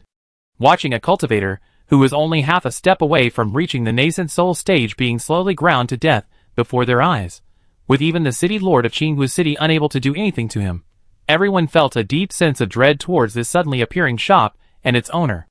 After the battle, Wen Yan hurriedly instructed Zhao Qingchuan and Lu Lingwe to stay safely in the shop. She assured them that as long as they remained within the supermarket's protected area, they would be fine. Lu Lingwe asked, "Shopkeeper, are you going on a long trip?" "Yes, I'm leaving for a while. My return date is uncertain, but it won't be long." 8 days had passed since she entered the cultivation world. In the real world, It was 6 p.m. on October 30th. In 6 hours, the apocalypse would arrive. Chapter 41. All residents, please stay home from now on, and do not go out. Please stay away from animals and plants for the time being, and do not share the same space with animals or plants. If possible, please reinforce your doors and windows as much as possible, and prepare some self-defense items. Please prepare sufficient food and water. Going out is strictly prohibited after midnight tonight. The alarm system may be busy and unable to connect. Please do not panic. Find a safe place to wait for rescue. The authorities will distribute signal flares door to door. Please use them cautiously, and do not hoard rescue resources. A serious and steady voice echoed throughout the town of Dachio. Wen Yan came downstairs and unexpectedly saw someone who shouldn't be there, Wen Yao. She was being stopped by Song Hui, and the two were facing off at the supermarket entrance. What's going on here? Wen Yan walked over and noticed the bruise on Wen Mingrui's face next to Wen Yao. Clearly, it was Song Hui who had hit him. She insists on going into the supermarket. He won't let Sister Wen Yao in. Song Hui replied calmly. Wen Mingrui said angrily, I already told him she's someone I know. She can come in. Sister Wen Yao sneaked out. It's dangerous outside right now, but I don't know what's wrong with him. He just won't let her in. Wen Yan questioned Song Hui with her eyes. Song Hui said, she's Xiao Yang's fiancée. Wen Yan remembered that when Louisa came last time he said Xiao Yang might be hiding somewhere, and she had told Song Hui to stay away if he encountered Xiao Yang and not to trust him. In the zombie world, Song Hui could beat up Liang Fangqi for knocking over a shelf, so it's normal for him to get beaten up now that Wen Mingrui insists on letting Wen Yao, who is related to Xiao Yang, in. Understanding the situation, Wen Yan signaled to Song Hui that everything was alright, let them into the supermarket first, and then asked, why are you here alone? Louisa had said that Xiao Yang hadn't given up on Wen Yao yet, so she should be well protected. Wen Yao pursed her lips. Sister Wen Yan, don't take your anger out on Mingrui because of me. As soon as he knew it wasn't safe outside, he booked a flight here immediately despite Mom and Dad's objections. He truly treats you like his own sister. Mom and Dad and my older brother didn't really disown you. It was Xiao Yang who forced them. Brother Isa told me everything. I didn't expect Xiao Yang to just want to use me. Her eyes were red, as if she wanted to prove she was telling the truth. I awakened a plant affinity ability now, at a very high level. If I find a plant that can help people awaken abilities, I definitely find a way to give it to you. Wen Yan shook her head. Wait here. I contact Louisa. She turned to leave, but was stopped by Wen Mingrui. Wen Mingrui genuinely didn't understand. Wen Yao really wants to help you. What are you so angry about? It was one thing to run off to this backwater, but now it's so dangerous outside. Isn't safety the most important thing? Do you even realize how big the difference will be between people with awakened abilities and ordinary people? Or do you think those useless promises will last forever? With a bang, Wen Mingrui flew backward. Song Hui withdrew his hand, coldly looking at him. One more word, and both of you are out of here. Wen Yao screamed and lunged at Wen Mingrui. Wen Yan couldn't stop her in time, and didn't go over to explain. In truth, Wen Mingrui's claim that she was acting out of spite was a gross overreaction.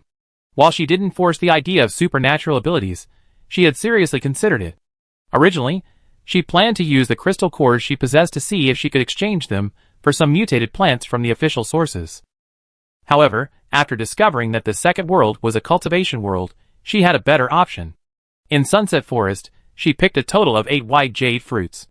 Although Zhao Qingchuan had successfully worn down a half-step nascent soul cultivator, he was also seriously injured. She gave one to him, and then ate one herself. Logically, even if it couldn't awaken her spiritual root or anything like that, the fruit should at least increase her lifespan. However, perhaps because of the connection to the dimensional shop, her life points didn't increase at all. The only benefit of one white jade fruit was a slightly better physical condition, so Wen Yan decided not to waste it.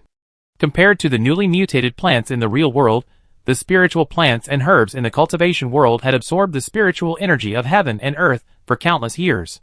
If the local treasures were useless, they would likely be of little use in the real world as well. Wen Yan felt it was more reliable to focus on running the supermarket properly. As for what Wen Yao said about the Wen family being forced by Xiao Yang, she already knew about it, so there was nothing more to say. With the apocalypse approaching and the expansion and renovation of the interdimensional shop about to begin, she had many things to do. Her immediate priority was to contact Louisa to pick up the person. After instructing Song Hui to keep an eye on the two, Wen Yan called Louisa. Louisa arrived quickly, or rather, he was already on his way. He apologized earnestly to Wen Yan. I brought her. She said she would cooperate with us to capture Xiaoyang, but during the operation, she suddenly slipped out of sight of her escorts. I guess she might have come here. When Mingrui walked over, covering his face. Sister Wen Yao just arrived. I haven't had a chance to report yet. His voice was low. He knew he was in the wrong. As someone who knew the inside story, he should have reported to his superiors the moment he discovered the person, instead of arguing with Song Hui. Wen Yao blocked his way. I acted on my own initiative. I'm sorry everyone, it's my fault. Sister Wen Yan, I really want to apologize to you. What I promised before was all true. If I can find a plant that can awaken supernatural abilities, I will definitely give it to you first. Mom, Dad, and my older brother are very worried about you. Please come back with me. She looked at Wen Yan with teary eyes. Louisa's expression was somewhat strange. If Wen Yan wanted the alien plant, there should be plenty of people willing to give it to her. He stepped forward and said, Dachio Town will become an important official base in the future. You don't need to worry about Wen Yan here, she'd be very safe. Wen Yao seemed a little surprised, and after a moment of stunned silence, she happily exclaimed, That's wonderful. As Louisa was about to leave with his people, Wen Yan said, Since this place will become an important official base in the future, its safety is definitely guaranteed. You can take Wen Mingrui with you too. Song Hui is enough for me here. Although she didn't say it explicitly, Louisa understood that Wen Yan meant that his previous request for protection was temporarily unnecessary. He nodded, and went directly to pull Wen Mingrui away. His words earlier weren't just to appease Wen Yao. After research, the authorities genuinely intended to develop Dachio Town as an important base. Among the many bases, one of the most important reasons Dachio Town was selected was because of Wen Yan. A base that originally existed because of Wen Yan would naturally prioritize her safety. Wen Mingrui was confused and angry, but he was still taken away. It was already dark outside, the broadcast continued, and a tense atmosphere filled the air. In the supermarket kitchen, Song Hui was cooking. The aroma wafting from the kitchen made Wen Yan somewhat distracted. She got up, stretched, and picked up a densely written sheet of paper on the table, checking it to make sure there was nothing to add for the time being. This sheet of paper detailed the supermarket's expansion and renovation plan. To be honest, the supermarket was still too small. The 2 floors combined only amounted to a little over 500 square meters, which wasn't very advantageous for her upcoming plans in the cultivation world. Therefore, despite the need to spend trading points, expansion and renovation were imperative. When the dimensional shop left the zombie apocalypse, it had a total transaction volume of 108 million. 10 million was deducted for Song Hui's time travel costs, leaving approximately 98 million. The expansion and renovation costs were directly deducted from the transaction volume. Different plans had different prices. According to the information Wen Yan had researched, it seemed to be based on the real world. The larger the expansion area and the better the renovation, the more transaction volume would be required. Wen Yan planned to temporarily expand the supermarket to 2,000 square meters. This was her initial plan, based on the situation in the cultivation world and estimated prices. Normally, the supermarket expansion would cost around 3 million, and even the most basic renovation would only cost less than 1 million, totaling a maximum of 4 million, which wasn't much compared to the 98 million transaction volume. However, this was only a small part of it. One aspect of the dimensional store that Wen Yan couldn't cut corners on, and which required high-standard construction, was the supermarket security. Unlike ordinary security, the dimensional store's security was comprehensive. To survive in the apocalypse, the supermarket's main building had to meet certain structural requirements, with walls at least 80 centimeters thick. Materials used included high-strength reinforced concrete, bulletproof steel plates, and multi-layered composite structures. Furthermore, the dimensional store could provide defensive electric fences with trenches, blast doors, and a complete set of intelligent surveillance systems at entrances and exits, equipped with night vision, infrared sensors, and sonar detection systems. In addition, there were medical, sanitation, energy recycling, drainage, and waste disposal systems, among others. Some of these had already been installed by the authorities according to her original requirements while Wen Yan was away, and even some she hadn't considered had been done. But even subtracting this, completing the full upgrade would still cost at least 15 million. This left only 83 million in transaction value, equivalent to less than 10 years of life points. However, since security was paramount, some expenses were necessary. Just as they were about to eat, officials from Dachio Town arrived. Su Ling came with her colleagues to fire the signal flares. The young woman was clearly frightened, but she still mustered the courage to knock on the door and explain to Wen Yan how to use the flares, warning her not to use them unless absolutely necessary. She then prepared to leave, saying she needed to visit other townspeople to reiterate the precautions and check if everyone was home and had enough food and water. Wen Yan learned that Su Ling had also awakened a special ability. Most of the original staff in Dachio Town were still working, cooperating with those with special abilities to protect the town and maintain order. As one of the few people who had awakened supernatural abilities, Su Ling volunteered for the task of delivering door-to-door notices. Sister Wen Yan, don't be afraid. Many powerful people have come to town now, much more powerful than me. They protect everyone's safety. Wen Yan nodded and handed the 2 fruits on the table, giving Su Ling the one that was entirely white like jade. Fresh is best, don't leave it too long. Su Ling thanked her, took the fruit, and continued on to the next shop with her colleague. The first white jade fruit is the most effective, the second half effective, and subsequent fruits have even less effect. In the evening, before Louisa left, Wen Yan had given him 3 fruits, and now she gave 1 to Su Ling. The remaining 2 were given to Song Hui. As her only employee and bodyguard, Song Hui's strength needed to be improved quickly. Compared to crystal cores, white jade fruits, as spiritual plants that absorb spiritual energy to grow, can replenish energy and also have certain medicinal value. That evening, Song Hui told her that his supernatural ability seemed to have recovered to level 5. Midnight. The continuously playing broadcast stopped, and the entire town fell into complete silence. Wen Yan immediately opened the dimensional shop. Sure enough, the expansion and renovation section was lit up. Following her prearranged plan, Wen Yan quickly clicked the various buttons. As the transaction amount decreased rapidly, the supermarket changed at an astonishing speed. Song Hui had already been informed of all this. He was slightly surprised at first, but quickly calmed down, as if it were all meant to happen. The 2 of them quickly focused their attention on the outside of the supermarket. They heard a rustling sound coming from below, like something was rapidly passing through. A muffled impact came from below, but perhaps because the newly reinforced supermarket was too difficult to penetrate, the sound quickly disappeared. The next instant, right before their eyes, a huge, bizarrely shaped, and ugly monster, or rather, an earthworm magnified countless times, burst out of the ground from the center of the reinforced road. Wen Yan heard a scream coming from across the street, and a bad feeling crept into his heart. Sure enough, right after the scream, the giant earthworm seemed to have found its target. Its enormous, slimy body moved towards the source of the scream at a speed completely defying science. Wen Yan called out, "Song Hui." The boy responded, and with him came the ever-present darkness. Chapter 42. Darkness is the best disguise, and also the boy's most readily available weapon. A level 5 dark elemental ability already allows for free manipulation of the surrounding dark elements, and the dead of night is the stage for darkness, directly elevating dark elemental abilities to a higher level. Almost the instant he responded, Song Hui appeared above the giant earthworm. The dagger composed of dark elements fell without hesitation. Stinky pus mixed with blood spurted out, and the giant earthworm, stabbed, howled, immediately changing its target and charging towards Song Hui. The boy used the dark elements to instantly teleport to the side of the earthworm, lengthening the dagger in his hand, and stabbed it deeply into the earthworm's flesh.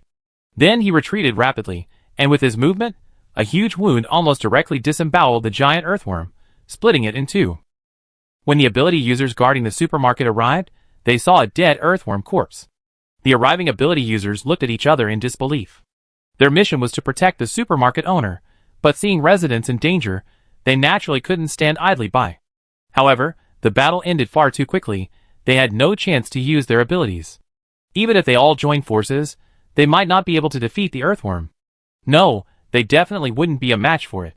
Song Hui completed the task assigned by Wen Yan, ignored the others, and went straight back to the supermarket. Before entering, he glanced down at the filthy, foul-smelling pus splattered on his body, frowned, took off his coat, hesitated for a moment, and then carried it into the supermarket. Wen Yan hadn't expected things to be resolved so quickly. She had only seen a superhuman properly fight during the final battle against the zombie king in the zombie apocalypse. She had initially thought Song Hui's strength had diminished and it might take some time, but now it seemed that a level 5 ability in the zombie apocalypse should be enough to deal with these newly mutated plants and animals, perhaps all of humanity and the mutated plants and animals. Throw away the dirty clothes, I prepared plenty in advance. Wen Yan had prepared thoroughly for the potential apocalypse, including clothes and various daily necessities. Song Hui threw away the clothes, clearly disgusted with them. Outside the supermarket, signal flares lit up in all directions. Although officials had repeatedly emphasized the caution of using signal flares, in the face of actual danger, only a few could remain calm. This night was destined to be anything but peaceful. The giant earthworm's failed attack on the supermarket, coupled with Song Hui's demonstrated strength, proved that she was safe enough. Wen Yan said to the ability users protecting her, "Go help them, the others need help more than I do." Several ability users had witnessed Song Hui's attack power firsthand, but after discussing it, one of them stayed behind to cooperate with Song Hui in case of any unexpected situations. After all, protecting Wen Yan's safety was their primary mission.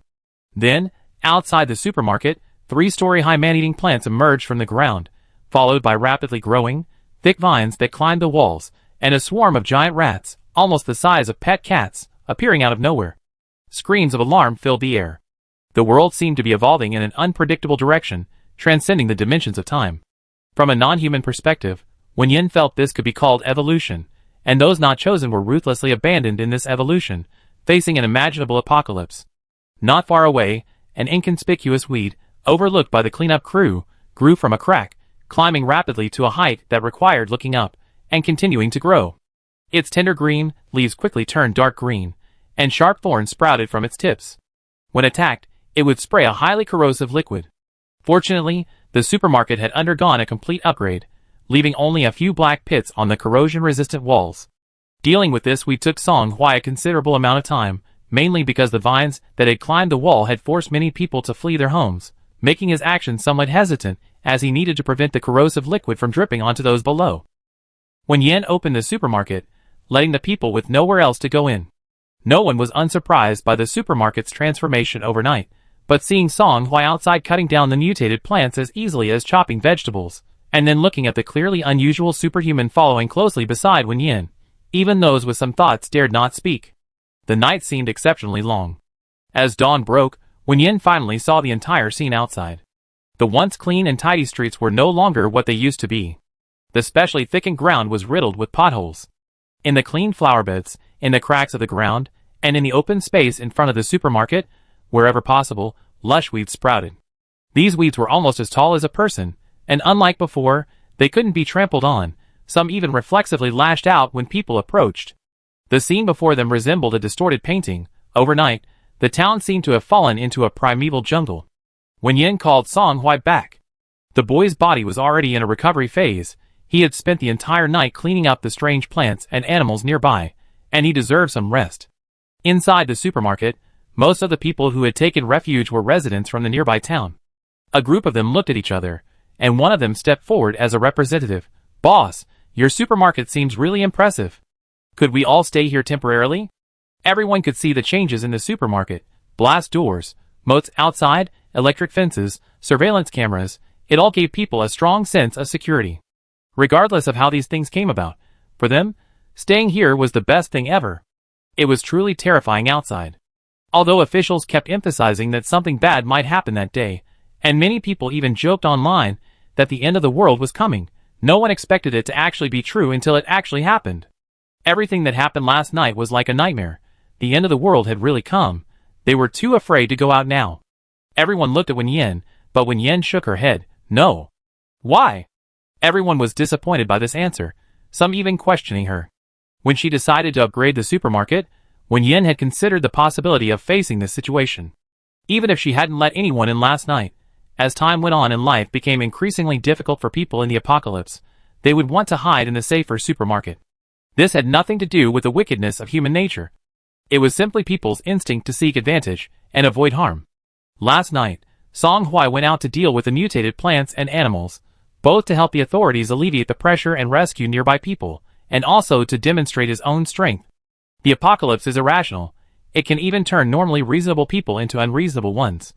People are capable of becoming incredibly wicked in their struggle for survival. Therefore, Wen Yan wouldn't be affected by the other party's attitude, nor would she say things like "this is my place." She simply firmly refused the other party's request. "I don't want to." The person who asked the question got angry. "What are you doing?" but was pulled back by the others. The crowd looked warily at Song Hui beside Wen Yan. They had witnessed it last night. If the supermarket was in danger, he would absolutely not take a single step outside. Only when it was safe here would this taciturn young man listen to the owner and go help those in danger in the distance. They were only able to get in alive because of the supermarket owner. Some of them stepped forward to apologize to Wen Yan. We were rescued by the boss. The situation outside doesn't look like it end anytime soon. There's no reason for us to be supported forever. Boss, can we wait a while and see what the situation is like outside before we leave? Wen Yan nodded, sure. After a pause, she added, the officials have made preparations in advance. It might not be as bad outside as you think. She had provided 3 batches of crystal cores. According to Louise's feedback, the official ability users had generally improved significantly. Last night, Song Hui had an almost overwhelming advantage over the mutated plants and animals.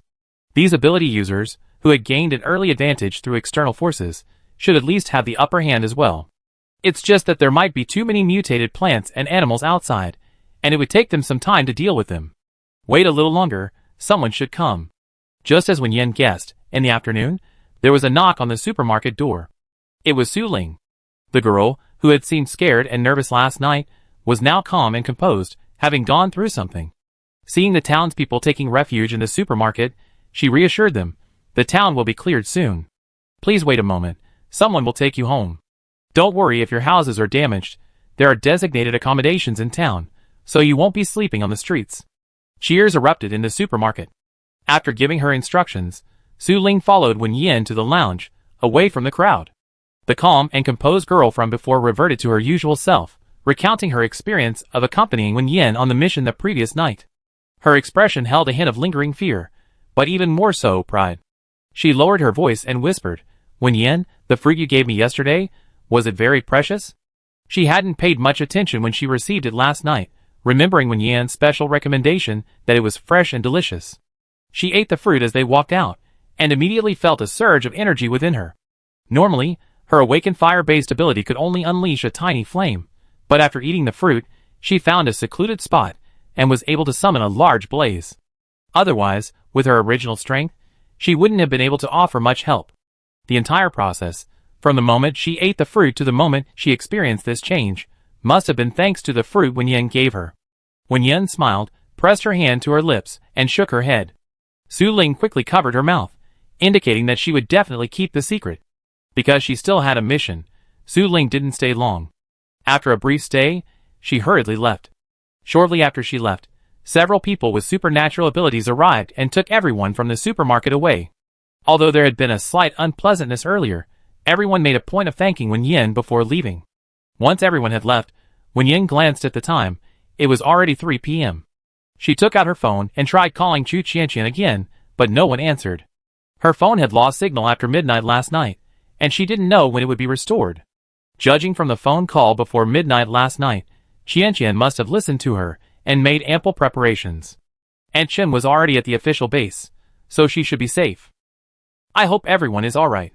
After taking out some crystal cores from her spatial storage and leaving them for Song Hui, and explaining things to him, Wen Yan switched dimensions and returned to the cultivation world.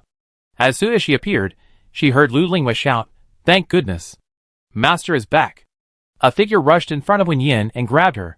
"Thank goodness you came back in time, Master, otherwise my senior brother and I wouldn't know whether we should enter the secret realm." "Is the secret realm about to open?" Wen Yan asked. Lu Linghua excitedly replied, "It opened yesterday. Counting from the opening date, the entrance to the secret realm will close 3 days later, and won't reopen until a month later. Tomorrow is the last day the secret realm is open. If you don't come back soon, Master, you won't be able to enter." Everyone knew the benefits of the secret realm, and everyone assumed Wen Yan would also enter. Wen Yan didn't answer immediately, but instead asked, "Where did this secret realm appear?" Wan Xinyuan, who was waiting at the shop so late for some reason, replied, "It's less than 2,000 miles from your shop." Clearly, he had already learned about the supermarket's protected area from Lu Linghua and her senior brother. Zhao Qingchuan apologized to Wen Yan, "My junior sister is a bit careless." Wen Yan stopped him, "It's alright." The fact that Zhao Qingchuan had worn down a half-step nascent soul cultivator under the supermarket's protection had probably already spread throughout the cultivation world. It wouldn't matter if the protected area got out. Wan Xinyuan wasn't stupid, and his bringing it up now meant he had something to say. Thinking this, Wan Xinyuan said, I heard that as long as you become a waiter in your shop, you can have your name imprinted on a magical artifact and receive protection. I wonder if the shop owner is still hiring. I have someone I'd like to recommend to you. Lu Linghua looked surprised, while Zhao Qingchuan seemed unsurprised. Wen Yan had already guessed something, but didn't immediately agree. Instead, he asked, the person you're recommending him? 3 pairs of eyes looked at Wen Yan. Wan Xinyuan's heart pounded even harder. He had witnessed Zhao Qingchuan kill the half-step nascent soul cultivator from beginning to end, so he knew very well how difficult it was to create a magic weapon of that caliber. The other party likely had a tribulation-transcending expert behind them, and seeking the protection of such an expert would certainly come at a high price. He was prepared for the other party to make a request. Then Wen Yan said, actually, the person you recommended is trying to hide from some people, right? Wan Xinyuan nodded, that's right. His heart sank. My brother hasn't done anything heinous. Being hunted is a misunderstanding. He just can't produce evidence and doesn't want to be interrogated, so he has to go into hiding. He once saved my life, and I owe him a debt of gratitude, but I can assure you that my brother is truly a chivalrous and kind-hearted person. If possible, I hope the shopkeeper can take him in. Wen Yan, who did your friend offend? Is the other party very powerful? Wan Xinyuan, very powerful. The Heavenly Tao Academy has issued an arrest warrant for him. Lu Linghua and Zhao Qingchuan were truly shocked. You see, Qingwu City is under the jurisdiction of the Heavenly Tao Academy, and Kanglan Academy is an academy in Qingwu City. This means that Wan Xinyuan is essentially a member of the Heavenly Tao Academy, and he has actually protected someone wanted by the Heavenly Tao Academy right under their noses. Lu Linghua sighed, Mr. Wan, you truly are a man of few words, but when you do speak, you astound everyone. Then, Zhao Qingchuan was patted on the shoulder by his senior brother. Sorry, my junior sister is a bit outspoken. Wan Xinyuan smiled wryly. Although I'm doing this to repay a life-saving debt, I truly believe my brother hasn't harmed anyone. Right now, it's just a matter of the blind spot, which is why I can barely cover his tracks. But with the Heavenly Tao Academy's control over the cities, I might not be able to keep it a secret any longer. He looked at Wen Yan and said, originally, I was a little unsure whether to speak up, but after what happened a few days ago, I observed that the shopkeeper didn't seem afraid of the Qingwu City Lord and had no involvement with other forces, so I dared to make this request.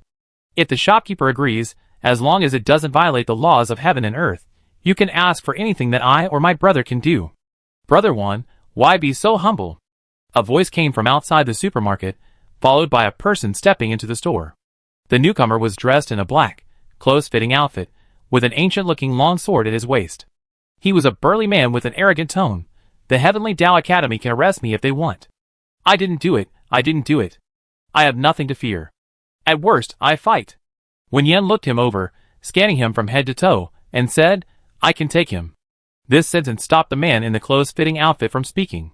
He had been waiting in the shadows, and seeing the shopkeeper's prolonged silence, he assumed the shopkeeper didn't want to agree, but not wanting to put Brother Wan in a difficult position, he had stepped forward. But what was going on now? Ran Chungjia felt that the shopkeeper's gaze had been strange, but he couldn't quite put his finger on it. His expression became wary. What conditions do you want to propose? If it goes against morality, I cannot agree. He'd rather die than have his Tao heart tarnished. Wen Yan hadn't really thought that far ahead. Having been here for a while, she learned some basics. While cultivators could abstain from grains, they still needed to eat unless absolutely necessary, such as during long journeys or seclusion. A large physique meant a large appetite. Wen Yan said, as a waiter, you can only eat in the shop for all 3 meals, and the food must be purchased at the shop's prices. Think about it, and see if you can afford it. Ran Chongjia, This request was too simple. He turned to look at the supermarket's price tags and his eyes widened. What kind of food costs a mid-grade spirit stone? He'd eaten this before. Brother One had brought him a box. It was delicious, but just ordinary food, devoid of any spiritual energy. This shop was selling it for a mid-grade spirit stone. He turned to Wan Xinyuan. Brother Wan, I remember this kindness. Wan Xinyuan, Actually, he'd given him the box of tomatoes the shopkeeper had given him. He didn't like them. Wan Xinyuan stepped forward. I also receive a monthly stipend of 100 mid-grade spirit stones at Kanglan Academy. Could you send that over to cover my meal expenses? I wonder if that's enough. 100 mid-grade spirit stones per person per month was Wen Yan's ideal estimate. Once the supermarket's reputation spread, it would definitely attract many people like Ran Chungjia. If there were 300 people, each spending 100 mid-grade spirit stones per month. That would amount to 30,000 mid-grade spirit stones per month, and 90,000 mid-grade spirit stones in 3 months. She should be able to sell some more in between, or simply recruit more people. In this way, before the end of the world in 3 months, she should be able to achieve her goal of 100 million in sales, successfully upgrade the dimensional shop to level 7, and leave this place. As for the questions about Ranchungjia, Wen Yan needed to assess the stability of her employees. She needed to recruit people who strongly desired the supermarket's protection. This way, they would stay longer and be more accepting of the store's slightly inflated prices. Overall, Ranchungjia met the requirements, so she agreed. No problem. The supermarket had gained another full-time employee. After reaching level 6, the dimensional store had a total of 9 employee slots.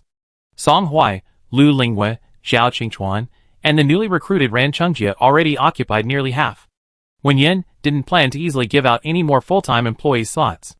However, this didn't affect her plan. People like him who could cause trouble were usually quite capable, and didn't actually need to stay at the supermarket indefinitely. The dimensional store had a limited number of employee slots, and those who hid in didn't necessarily need to become full-time employees. As long as they hid in the supermarket before their enemies arrived, and she blacklisted their enemies, it would provide the same protection. This way, the other party can go out when they're free, and hide in the supermarket when enemies come. The effect is essentially the same.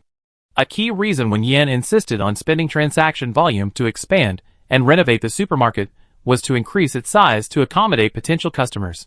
Now everything is ready, except for one crucial element. That crucial element is the secret realm. Based on her experience acting in similar roles and reading the original novel, successfully obtaining the rare treasures within the secret realm isn't true success.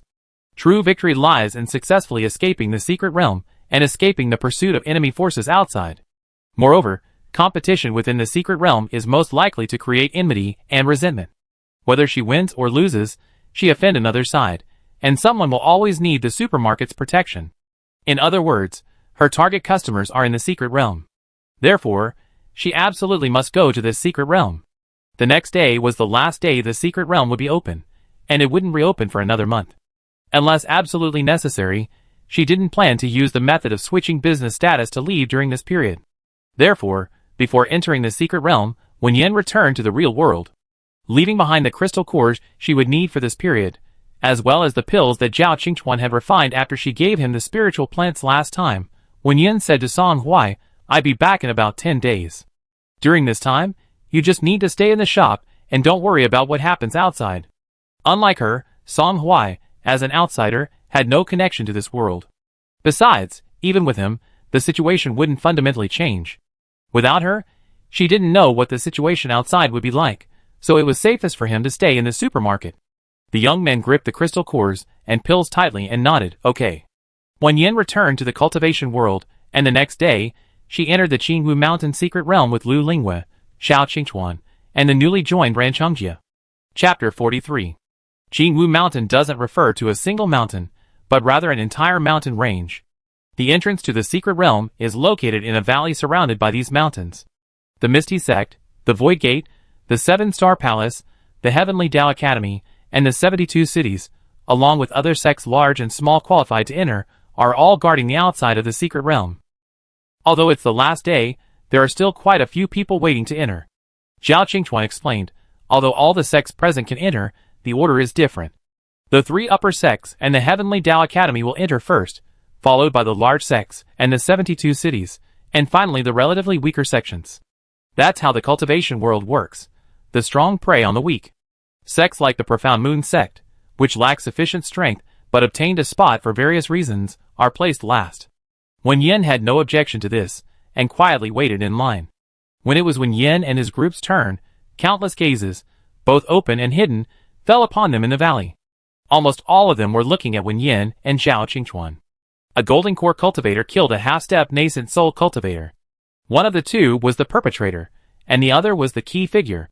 Countless gazes were focused on Wen Yan. This mysterious shopkeeper, who had suddenly appeared, had indeed arrived. The group arrived at the entrance to the secret realm. Lu Lingwe produced the Lingwe sect leader's token. Our sect has 10 slots. This had been decided beforehand, and should have been without question. However, from the moment they appeared, the expressions of the representatives from various sects present turned somewhat grim. Now, who didn't know that this shopkeeper possessed a powerful magic artifact, capable of preventing even a half-step nascent soul cultivator from getting close. These people are probably all like Xiao Qingchuan, possessing invincible protection. How can they compete like this? If they let people like that in, how can their people still grab good resources? But as for stopping them, no one is making a move right now. After all, the example of a half-step nascent soul cultivator is right before their eyes. They're unsure who the powerful figure behind the other side is. The Taishu sect, having suffered a loss, hasn't uttered a word, so the others are even less willing to be the first to act. Finally, the host, the city lord of Qingwu City, stepped forward. These individuals do indeed possess the qualifications for the secret realm and meet the requirements. I believe they may enter. The Qingwu Mountain secret realm is vast, and Qingwu City is confident and unafraid to compete with others. The head of the Seven-Star Palace chuckled. The geniuses of the Seven-Star Palace fear no one. The leader of the Misty sect was a cultivator with white hair and a youthful face, possessing an air of otherworldly elegance. He smiled faintly. Time's up, hurry in. The Taishu sect. Everything will proceed according to the rules. With the three major sects and the city lord of one of the 72 cities speaking, the remaining sects, even if they had objections, dared not object. Besides, even if they objected, it would be useless. Their own ancestors were at most at the peak of the nascent soul stage, easily worn down by someone at the half-step divine transformation stage. One more wouldn't make a difference. Wen Yan nodded slightly to the city lord of Qingwu City and stepped into the secret realm. Suddenly, she found herself alone. Wen Yan remained calm. She already knew before entering that she would be randomly teleported after entering the secret realm. This was not the first time the Qingwu Mountain secret realm had been opened. In the past, some seniors from the Xian Yu sect who were qualified to enter had gone in. Although they did not get close to the core area, they left behind some useful information. She had a simple map of the outer perimeter of the secret realm that Xiao Qingchuan had given her before she entered. However, this map was mainly for the others. Wen Yan opened the dimensional shop and quickly found several marked figures. Checking the distance, she realized they had been teleported quite far. Before entering, they had agreed that if they were separated, they would each head towards the central area and wait for a rendezvous at a designated location. Therefore, Wen Yan only confirmed their locations and didn't plan to go find them. She began planning her route. The city lord of Qingwu City was right. This secret realm was vast. For Wen Yan, who lacked spiritual energy and couldn't fly or teleport, reaching the central area would take at least a week, and that was the straight-line distance. In reality, various situations might arise along the way. However, the secret realm lasted quite a long time, so it wasn't a big problem, as long as she could arrive before the various sects in the central area began their struggle. Wen Yan confirmed her direction and put her phone away. It's no wonder that various sects strictly control access to secret realms. From the moment she entered, she felt as if she were enveloped by a soft breeze. With each breath, her body became light, and she felt incredibly comfortable. This must be due to the abundant spiritual energy that cultivators spoke of. After walking a short distance, Wen Yan discovered a spiritual herb. It was Gigi grass, a herb known for its rapid hemostatic effect. Although it was classified as a low-grade spiritual plant in the plant encyclopedia and not very effective against injuries sustained in combat between cultivators, it was still extremely useful for ordinary people. More importantly, this herb grew in dense patches.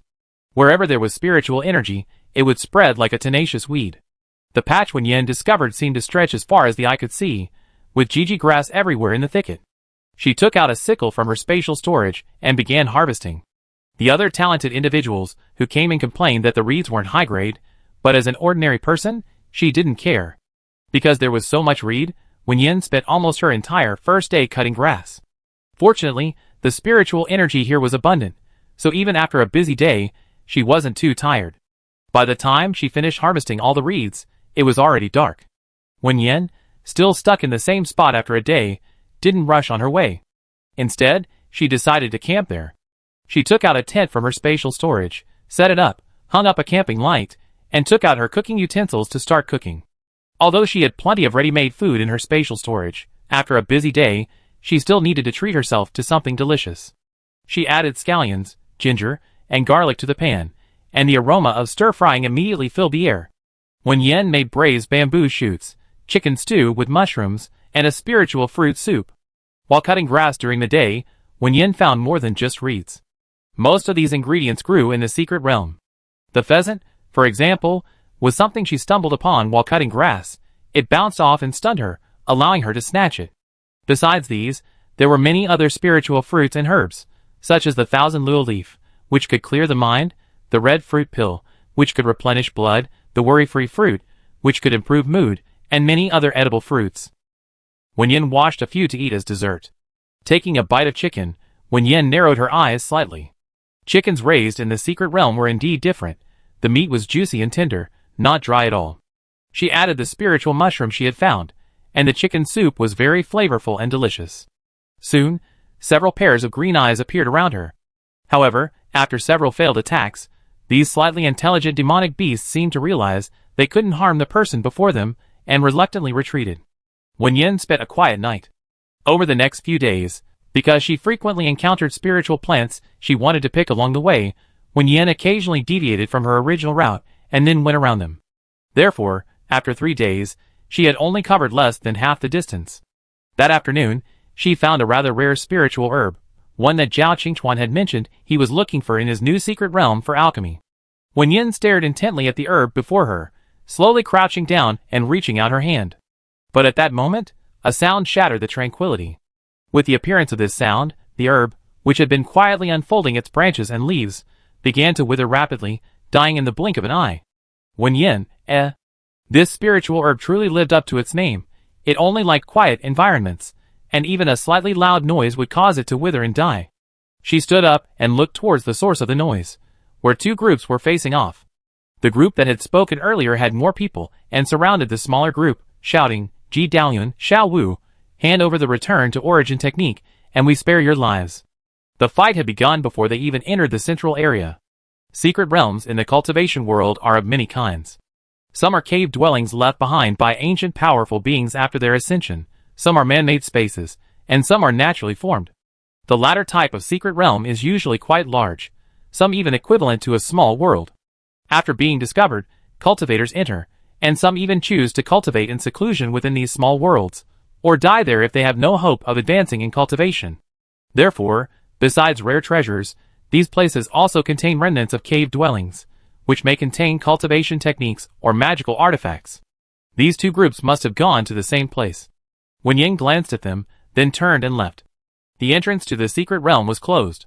She didn't plan to leave now, nor did she intend to waste her staff slots. She couldn't help or recruit anyone. The 2 groups not far away had already noticed Wen Yan.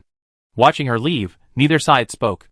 Before entering, each person's sect would help them understand their biggest competitor. The young woman who left was someone her elders had specifically instructed her to be backed by a powerful cultivator. They didn't want to cause trouble for such a person unless provoked.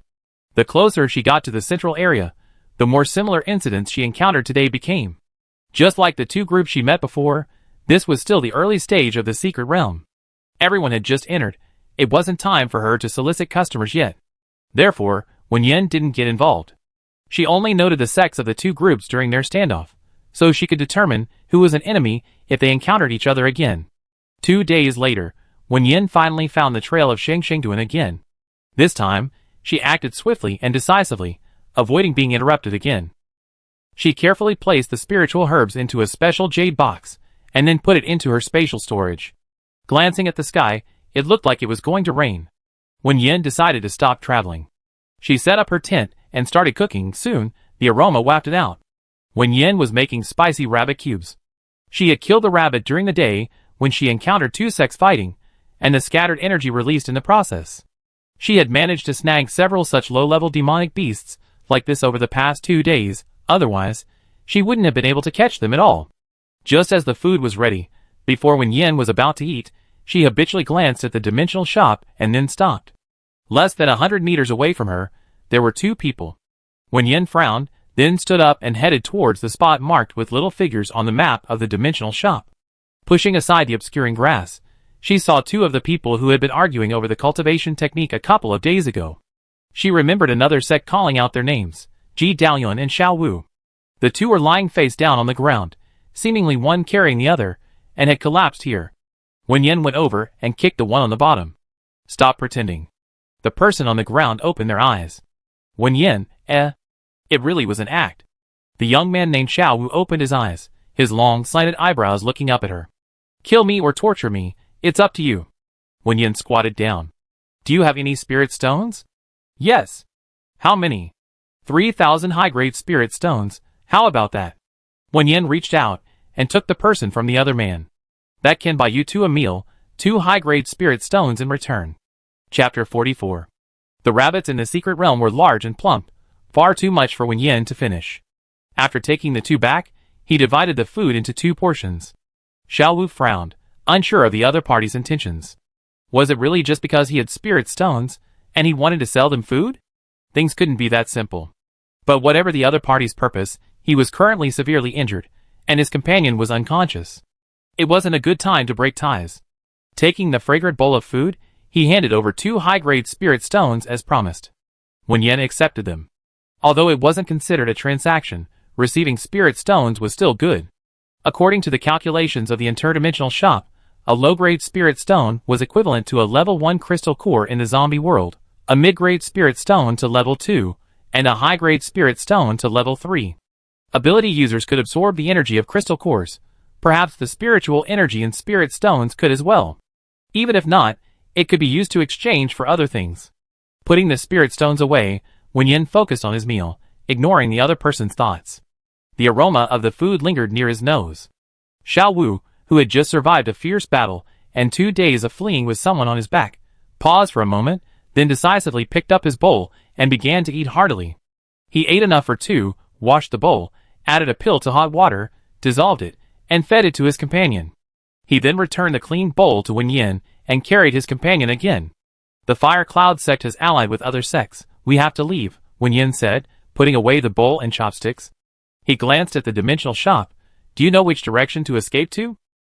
Any direction is better than waiting to die, Xiao Wu said. Wen Yan pointed him in a direction. Go that way, there are fewer people there. For the sake of the 2 spirit stones, Wen Yan gave him this message. However, after she finished speaking, Xiao Wu, who had been eager to leave, stopped. He glanced at Wen Yan and remembered his master's instructions before he came in. This shopkeeper had opened a shop selling mortal goods after appearing in Qingwu City, but he only accepted spirit stones, and at exorbitant prices. Rumors circulated that this was just an excuse. How could a magical artifact that could keep a half-stabbed nascent soul cultivator at bay be from an ordinary shop?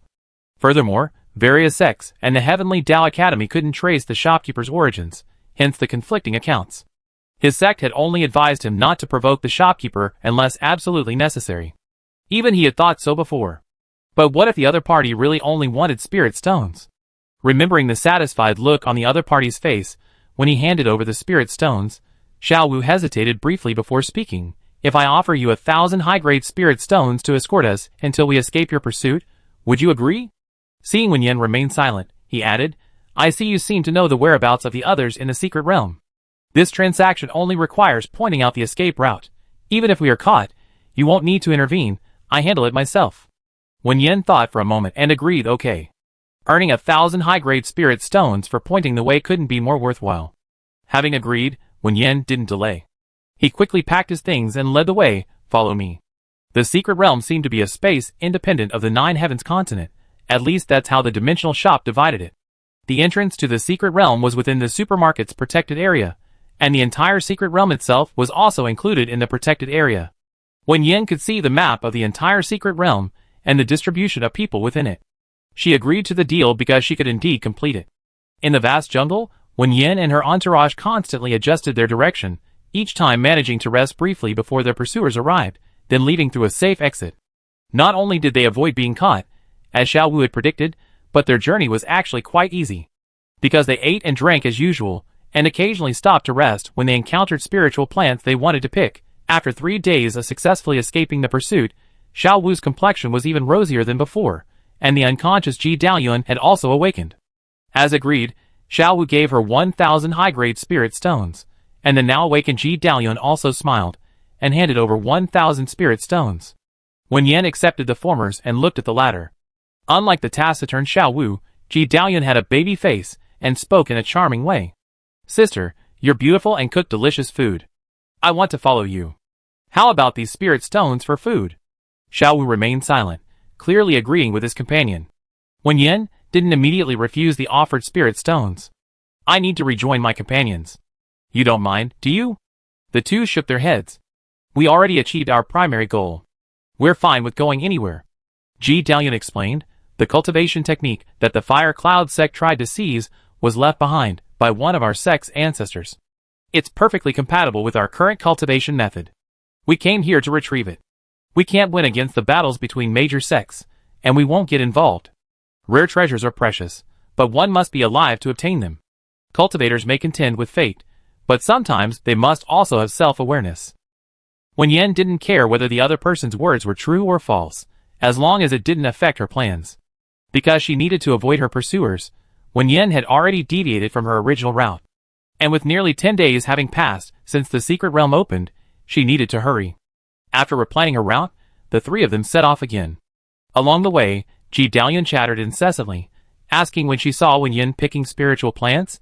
These are all low-grade spiritual plants. Do you want some, sister? Wen Yan didn't explain, but simply nodded. Then Ji Dalian rolled up her sleeves. I help you. Cultivators naturally pick things much faster than ordinary people. Using some unknown method, Ji Dalian waved her hand, and an entire patch of spiritual plants snapped off, automatically floating into the air and arranging themselves neatly into small bundles, placed in front of Wen Yan. Xiao Wu, though not talkative, also helped. These two seemed to have achieved their primary objective, just as they had said. They hadn't caused any trouble along the way, and had even offered some assistance. Over time, Wen Yan would sometimes answer their questions. For example, when they encountered a sect duel and noticed Wen Yan observing the two combatants, Ji Dalian asked, Sister, what are you looking at? Wen Yan asked, Do you know which sects these two belong to? These two looked quite different from those she had encountered before, seemingly more powerful. Xiao Wu answered her, The one in black clothes with stars embroidered on them is from the 7-Star Palace. The one in the moon-white robe is from the Misty Sect. However, the 7-Star Palace member only has 5 stars embroidered on his robe, so he shouldn't be a core member. He's no match for the Misty Sect. As soon as the words were spoken, the two sides began to fight. Just as Xiao Wu had said, the 7-Star Palace members were no match for the Misty Sect. They were quickly on the defensive, but the 7-Star Palace members showed no sign of backing down, fighting with a reckless, almost suicidal style. For a time, the two sides were locked in a stalemate. Do the 7-Star Palace and the Misty Sect have a grudge? Wen Yan asked. She had witnessed many battles these past few days. Unless there was a personal grudge, or someone like Ji Dalian who stubbornly refused to hand over their possessions, the fight would usually end with the winner taking the item, not a fight to the death. Ji Dalian shook his head. It's not that we have a grudge. He looked at the 7-Star Palace with some confusion, and whispered, The people of the 7-Star Palace are really crazy. They do whatever they want. If they don't want something, they fight to the death. Xiao Wu's tone was somewhat admiring. Cultivators cultivate their Dao heart. If they don't want their Dao heart to be clouded, they must act according to their heart. The 7-Star Palace has taken this to the extreme, facing death to find life, comprehending the Dao in desperate situations. Thus their strength increases very quickly. However, they also die very quickly. Countless counterattacks are rare. Soon, under the attack of the Misty Sect cultivators, the 7-Star Palace cultivators were defeated. The Misty Sect cultivator took the magic weapon, leaving the 7-Star Palace cultivator on the ground, his fate unknown. Upon hearing Xiao Wu's introduction, Wen Yan knew that the people from the 7-Star Palace wouldn't be her target customers. Such people wouldn't hide, so they didn't need the protection of the dimensional shop. Just as she was about to leave, she heard Xiao Wu, who had come to check, say, The person is still alive. Ji Dalian asked, The people from the 7-Star Palace are unpredictable to outsiders, acting entirely on their whims, but they're very kind to their own people. If you save a 7-Star Palace disciple, you can get a reward of spirit stones from them.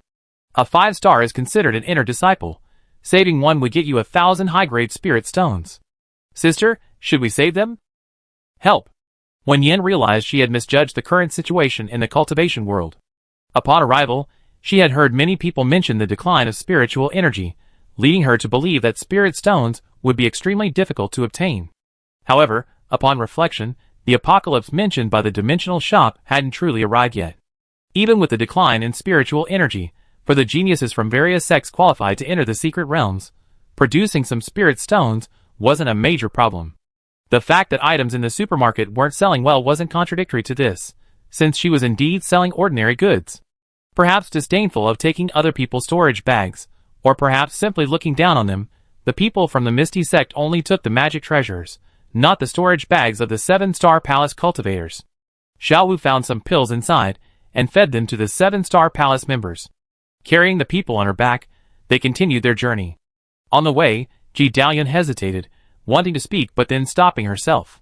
Wen Yan glanced at him. "What do you want to ask?" Ji Dalian immediately couldn't bear it and leaned closer to ask, "Sister, are you short of spirit stones? And spirit plants too? It seems like you want everything." He scratched his head. "I didn't mean anything by it, but you already have such powerful magical artifacts. You shouldn't lack these things, right?" There was no point in hiding it. Wen Yan nodded. Actually, it wasn't just spirit stones and spirit plants. She just had a strange feeling that she might not encounter something like entering the cultivation world before the apocalypse again. Before leaving, she wanted to collect as many things as possible. Ji Dalian thought for a moment, then rummaged through his storage bag and pulled out a bunch of things, giving them to Wen Yan. "Then you can have all of these. Our sect isn't very big, and these aren't anything particularly valuable. If you want them, you can have them all." Xiao Wu glanced at Ji Dalian. Among the disciples qualified to enter the sect, Ji Dalian wasn't actually the most talented, nor the strongest. However, he was the most valued in the sect, and the last disciple the sect leader accepted on behalf of the patriarch. All of this was because Ji Dalian was favored by heaven. He possessed an innate instinct to seek advantage and avoid harm, and always managed to turn misfortune into good fortune. Some things he might not have done intentionally, but the final outcome proved that his actions benefited him, making those close to him. Xiao Wu didn't interrupt. At this point, letting things take their natural course was best. Although Ji Dalian said what he gave wasn't anything particularly valuable, that was relative. Wen Yan recognized the few spiritual plants inside as mid-level spiritual plants listed in the encyclopedia.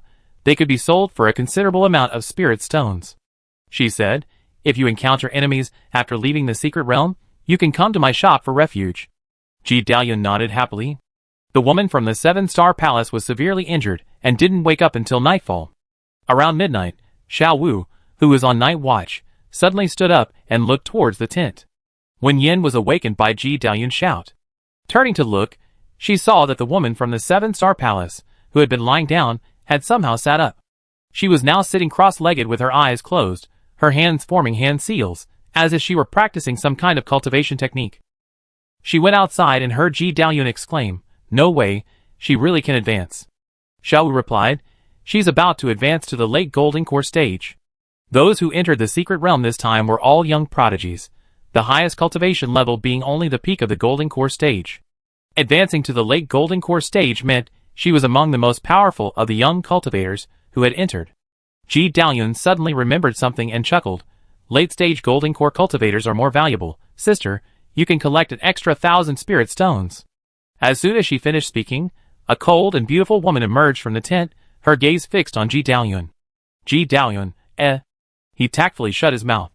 The cold and beautiful woman withdrew her gaze and tossed a ring to Wen Yan. Reward, 2,000 high-grade spirit stones. Then she left. Wen Yan asked Xiao Wu to retrieve the items from her spatial ring. Although the ring had no restrictions, she was an ordinary person and couldn't take them out. Xiao Wu glanced at Wen Yan with some surprise, but didn't ask any questions, retrieving the items as requested. Then she discovered that the spatial ring contained not just 2,000 high-grade spirit stones, but nearly 2,500, along with some pills, talismans, spiritual plants, and even some low-level cultivation techniques. She was quite generous.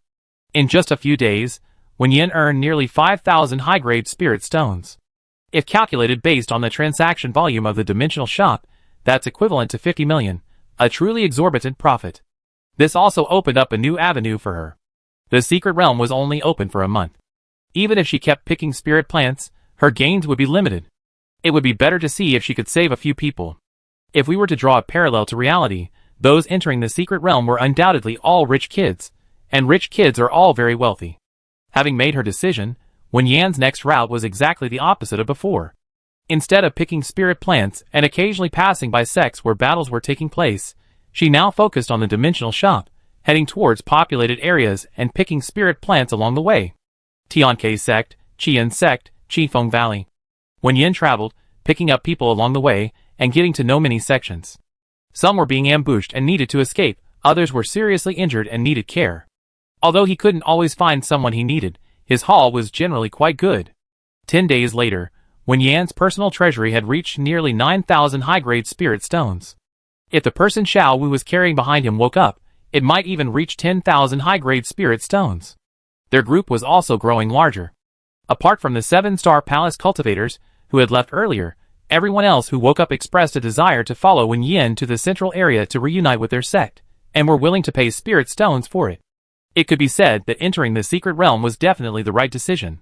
Although rescuing people involved taking a longer route, they were now very close to the central area of the secret realm. The focus of the competition among these prodigies was the very center of the secret realm, a top-grade spiritual plant nearing maturity, the divine blood vine. The meeting point Wen Yan and Lu Lingwa had agreed upon was on the outskirts of the area where the divine blood vine grew. When they arrived, almost everyone else who was supposed to be there had already arrived, each occupying their own area, wary of one another. Rare and precious treasures are guarded by demonic beasts. Even the prodigies of various sects were unwilling to provoke a level 9 demonic beast before the divine blood vine matured, much less fight amongst themselves and allow others to gain an advantage. But this peace did not extend to Lu Lingwa and her 2 companions, who were surrounded by the crowd. Lu Lingwa anxiously shouted to Wen Yan, "Master, run. They're deliberately surrounding us, not letting us go anywhere." Chapter 45. In a flash, the people who had been following Wen Yan surrounded her. "We apologize, but the divine blood vine grants unparalleled advancement beyond one's level after reaching the nascent soul stage, greatly benefiting both the primordial spirit and physical body. We are determined to obtain it. Your magical artifact is too powerful. Until the secret realm ends, just wait here.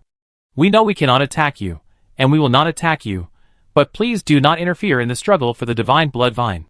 We apologize." Whether their words were polite or impolite, their attitude was very clear. They would not allow Wen Yan and her group to enter the center of the secret realm.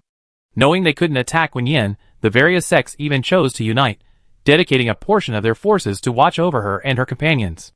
Unable to get close, they formed a human wall, trapping her in a corner. However, not everyone chose to do so. Those who refrained from action were mostly from smaller sections. The group silently handed over the spirit stones they had been promised for this trip, saying apologetically, "We are no match for these large sections." In the end, only Ji Daoyuan and Xiao Wu remained. Wen Yan asked them, "Aren't you leaving?" Ji Daoyuan replied, "Sister, as we said before, we completed our mission in the secret realm. It's quite interesting to watch these people fight like dogs." He spoke with a smile, but his expression betrayed his true feelings. Those who are ungrateful should be careful, their Dao hearts are tainted. Xiao Wu stood silently behind Wen Yan. The expressions of the besieged group remained unchanged. Having made their choice, they shouldn't waver, otherwise, their Dao hearts would truly develop cracks. Having already made their decision, they wouldn't doubt it anymore. "Please, everyone." More cultivators surrounded them, trapping Wen Yan and his companions, along with Lu Lingwa and her group. Lu Lingwa was protected by her magical artifact. Since these people could only surround her and couldn't do anything to her, she immediately launched into a tirade. "Cultivators defy the heavens. You're so cowardly, yet you dream of ascension? I bet you don't even need a heavenly tribulation. A single bolt of lightning will strike you dead after all your misdeeds. Once the divine blood vine matures, I laugh and watch you beat each other senseless. Heavenly Palace sect, don't you have a grudge against the myriad flower pavilion? Now you're acting like brothers. Be careful someone doesn't stab you in the back." Lu Lingwa cursed her heart out, but she wasn't happy at all. She had been cursing these people ever since they were surrounded, but they were all like turtles, remaining silent no matter what she said. However, if they tried to break through, they would use sheer numbers to completely block the way. "We're just too useless," she said, her spirits low. Ultimately, it all came down to their weak strength. Even with magical artifacts protecting them, preventing their opponents from attacking, they couldn't harm them either. These people were all prodigies from various sects, unlike the previous half-step nascent soul cultivator, who was bound by the heavenly Tao oath and unable to escape. They weren't fooled at all. Wen Yan gently patted her to comfort her and asked, "Have you found all the spiritual plants you were looking for this time?" Before coming in, she learned that Zhao Qingchuan was willing to offend the Taishu sect to obtain the silver leaf snow lotus, because one of his junior brothers had suffered damage to his primordial spirit after losing a battle, and was still unconscious.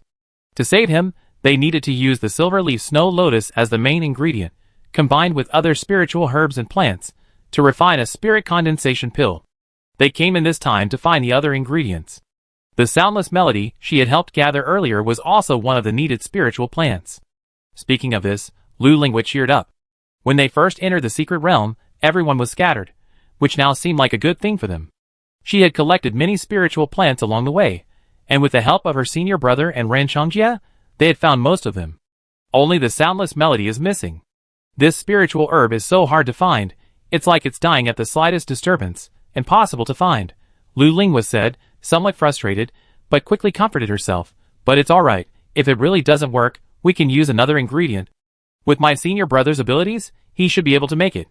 Then, Wen Yan took out a jade box, opened it, and inside was a soundless melody. Lu Lingwa hugged Wen Yan tightly with delight. Master, you're so kind. I want to work for you for the rest of my life. Wen Yan handed her the jade box. Are you happier now? Lu Lingwa carefully took out the jade disc and nodded repeatedly. Happy, happy. Just as those sects themselves said, they knew they couldn't attack them, and hadn't figured out Wen Yan's background. Although they had trapped them here, they hadn't done anything else besides this, and even sent some food. However, they didn't need it, and wouldn't use it. Wen Yan took out some daily necessities from his spatial storage. 10 days left. We'd be fine once we get out. These sects weren't just idle. Unless they posed a real threat, they wouldn't unite like this. Besides, many of them already had grudges against each other. A short-term alliance was fine, but for real cooperation, they had to guard against being stabbed in the back. Seeing that she herself was unaffected, the remaining members were relieved. They hadn't expected to compete with these people from various sects for the divine bloodvine anyway, so they figured they wouldn't get involved. They curiously accepted the tent Wen Yan had given them, and asked her how to set it up. After demonstrating and explaining the key points, Wen Yan quietly sat inside the tent and organized her spatial inventory. Although things had deviated from the original plan after she entered, it was actually alright. Those people were probably wary of the person behind her. Despite their change of heart, they still gave her the promised spirit stones. So she now truly had 10,000 high-grade spirit stones. The worst-case scenario was that she would take out these spirit stones herself and wash them for the dimensional shop. Although things had taken an unexpected turn, she had actually achieved her goal of entering, at least before the apocalypse, she could successfully upgrade the dimensional shop to level 7 and leave this place. However, being controlled by others wasn't exactly a pleasant experience. Wen Yan glanced at the people surrounding them, and then looked down at the interface of the dimensional shop. At the very center of the secret realm, there wasn't just one demonic beast, but 3. 10 days passed in the blink of an eye. On the last day, a strange fragrance wafted from the central valley. The divine blood vine had finally matured. The roars of demonic beasts echoed through the valley. With a whoosh, everyone stood up. The divine blood vine is mature. As we agreed before, let's work together to deal with the demonic beasts first, then each of us will fight for our own strength. Alright. Let's deal with the demonic beasts first, then fight for the divine blood vine. Each of us will fight for our own strength. Aside from those who remained to surround Wen Yan and her group, the other sect prodigies headed straight for the center of the secret realm. Wen Yan remained seated, not moving. She had also heard the roars of the demonic beasts, but only one. She thought that perhaps it wasn't just the cultivators planning to deal with the demonic beasts before vying for the divine blood vine. The demonic beasts themselves might have the same idea. It was just a matter of who would prevail. Wen Yan had originally thought she only needed to wait for the outcome, but unexpectedly, another group of people appeared at this moment. It was people from the 7-star palace. Why had they returned? Did they also discover the matter of the demonic beasts? What are you doing? Asked the people surrounding them. However, there was no intention to communicate. Wen Yan saw the female cultivator from the 7-star palace whom she had once saved step forward, and then, without saying a word, launch an attack. Behind her, her companions, also dressed in the black robes of the 7-star palace, did the same, attacking simultaneously without uttering a sound. Ran Changjia jumped up and looked at Wen Yan. Shopkeeper, should we make a move? He'd been incredibly frustrated these past few days, only holding back because of his status as a wanted criminal, and not wanting to cause trouble for the shopkeeper. Now, seeing someone make a move, his first thought wasn't to seize the opportunity to seize the divine blood vine, but to fight back.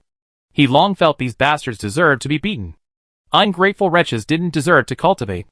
Lu Lingwa and Zhao Qingchuan also looked over, waiting for Wen Yan's answer.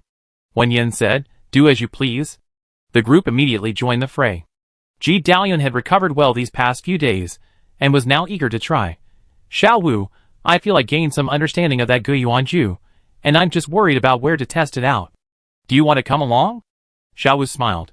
That's exactly what I was thinking.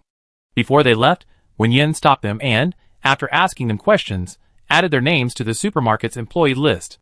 From now on, you will all be protected by the magical artifact. You can remove it after we leave if you wish. Due to the dimensional shop's rule that hiring must be voluntary, she had to inform them beforehand that the price of the brand was becoming an employee, but this was only nominal and had little impact. The two readily agreed. Ji Daoyun curiously looked herself up and down. She felt nothing. Could this mean she could unilaterally beat people up like Lu Lingwei and the others? This was wonderful. The two quickly went to help. The guards left behind were not as good as the group that went in. Now, under the attack of the Seven-Star Palace and Lu Lingyue's group, they quickly became overwhelmed and were soon tied up and thrown together. The Seven-Star Palace people arrived suddenly, and after the battle, they didn't say a word before turning to leave. Wen Yan called out, "Wait a moment." The aloof female cultivator turned around. "Our debt of gratitude is completely settled. I will not give you the divine blood vine." Wen Yan shook her head. "I wanted to tell you that there are 3 demonic beasts in the secret valley." Hearing her words, even the usually calm Seven-Star Palace members showed surprise. How can there be 3? Wasn't it said that there was only one level 9 demonic beast equivalent to the peak nascent soul stage next to the divine blood vine? If there are 3, how can we possibly defeat them? The entrance to the secret realm is restricted to cultivators below the nascent soul stage. However, advancing in rank after entering is not a problem. It's just that going from golden core to nascent soul is not a matter of a day or two. Except for those who are reckless, few people would risk entering the secret realm at such a crucial moment. Therefore, those currently in the secret realm are all golden core cultivators below the nascent soul stage. They might have a chance against one level 9 demonic beast equivalent to the peak nascent soul stage if they join forces, but if there were 3, they would surely die. The aloof female cultivator confirmed again, "Are you telling the truth?" When Yin looked at the interface of the dimensional shop, the 3 scattered demonic beasts had now gathered together. However, she didn't need to answer further. The roars from the valley confirmed her words. A cultivator covered in blood fled from the valley in panic, shouting, "It's not just one demonic beast, it's 3 level 9 great demons. The spiritual plant in that valley isn't the divine blood vine, it's the legendary heavenly tribulation fruit, which can help powerful cultivators in the tribulation transcending stage ascend." Chapter 46. Heavenly tribulation fruit? Isn't that something from legends? It actually exists? The man who escaped spoke with certainty. The people from the Heavenly Tao Academy discovered it first, and the people from the Misty sect and the Tai Su sect also confirmed it. I barely escaped because I entered late. Everyone else was surrounded by those 3 demonic beasts. He looked terrified. "We can't go in. We absolutely can't go in." Those waiting outside for various reasons looked at each other. Someone said, "Even the elite disciples of those major sects are no good. If we go in, we'd just be throwing our lives away. Fortunately, the secret realm is about to reopen. We might as well wait here." Most people agreed with him. Even those who were worried about their fellow disciples who had gone in and wanted to go in to rescue them knew that going in now would only be a pointless death unless they could bypass those 3 demonic beasts. Yes, as long as we can get around those 3 demonic beasts. Immediately, someone looked at Wen Yan. "You have the mark of a powerful cultivator at the tribulation transcending stage protecting you from the demonic beast's attacks. Could you please help save my senior brothers and sisters?" Instantly, all eyes turned to Wen Yan and his group. "Yes, you have the mark of a powerful cultivator. Please save our sect members. What happened earlier was wrong, but we really didn't mean to do anything to you. Lives are at stake, saving lives is the priority. Yes, what happened before was wrong, we apologize, but saving lives is the priority." Every sect that had members inside pleaded with Wen Yan and his group to hurry in and save their people. Lu Lingwei sneered, "Now you know how to beg? Did you not want to act before? Clearly, it was because you couldn't." That sounds nice, but if they didn't have those protective marks, who knows what these people would have done? Ji Daoyun smiled and said, "What goes around comes around. Who told you to go so far before?" He immediately thought the beautiful woman was kind-hearted. Although she claimed to be helping to save people for spirit stones, she had been very considerate, ensuring these people were well-fed and clothed, only to have them all turn on him so coldly. If it were him, he wouldn't care about them. Let them die if they want. The remaining people remained silent, clearly following Wen Yan's lead. After all, their protective marks were entirely due to her. The Seven-Star Palace group, who had been discussing something since the person who sent the message appeared, approached. The cold and beautiful female cultivator asked Wen Yan, Are you really immune to attacks from demonic beasts? If so, what conditions are required for you to save people? She asked seriously, clearly not joking. Wen Yan was somewhat surprised. After all, the 7-Star Palace's style of doing things was more about clear-cut likes and dislikes, not the kind of people who would meddle in other people's business. After thinking for a moment, she asked, is there some reason why those people must be saved? The cold and beautiful female cultivator did not hide anything. According to our sect's records, the heavenly tribulation fruit grows in a place where the 5 elements converge. It takes 1,000 years to bloom, and 1,000 years to bear fruit. If you want to move the heavenly tribulation fruit out before it matures, you must water it with pure yang and pure yin blood for 100 years, until it matures. On the day it matures, you must then infuse it with a large amount of pure and spiritual blood. When the heavenly tribulation fruit matures, it will attract 10,000 lightning tribulations. If you swallow it at this time, you can transcend the tribulation and ascend. Besides those who ascend, the surrounding area of 10,000 miles will be annihilated by lightning. I don't know if you can escape, but if those 3 demonic beasts kill everyone inside, I'm afraid everyone in the secret realm will die without a burial place. Wen Yan and the aloof female cultivator exchanged a glance, understanding each other's unspoken meaning. The sudden appearance of 3 demonic beasts in the center of the secret realm was no accident, but rather a premeditated act. Someone planned to use the blood of geniuses from the entire 9 heavens continent to nourish the heavenly tribulation fruit, a fruit capable of granting ascension through tribulation. The divine blood vine was merely bait. She glanced around. Not everyone present had entered. Some sects, knowing they were powerless to compete for the top-grade spiritual plants, would find a place to wait for the secret realm to end after acquiring sufficient resources, and wouldn't come here to join the fray. Judging from the map in the dimensional shop, there were quite a few such people. So who could it be? Is it an elite disciple who disguised themselves and entered the center of the secret realm, or someone who used insufficient strength as an excuse to leave them behind, or perhaps those scattered throughout the secret realm who never came to the center? Wen Yan said to Lu Linghui and the others, let's save them first. According to the female cultivator from the 7-Star Palace, cultivating this heavenly tribulation fruit would likely require countless deaths.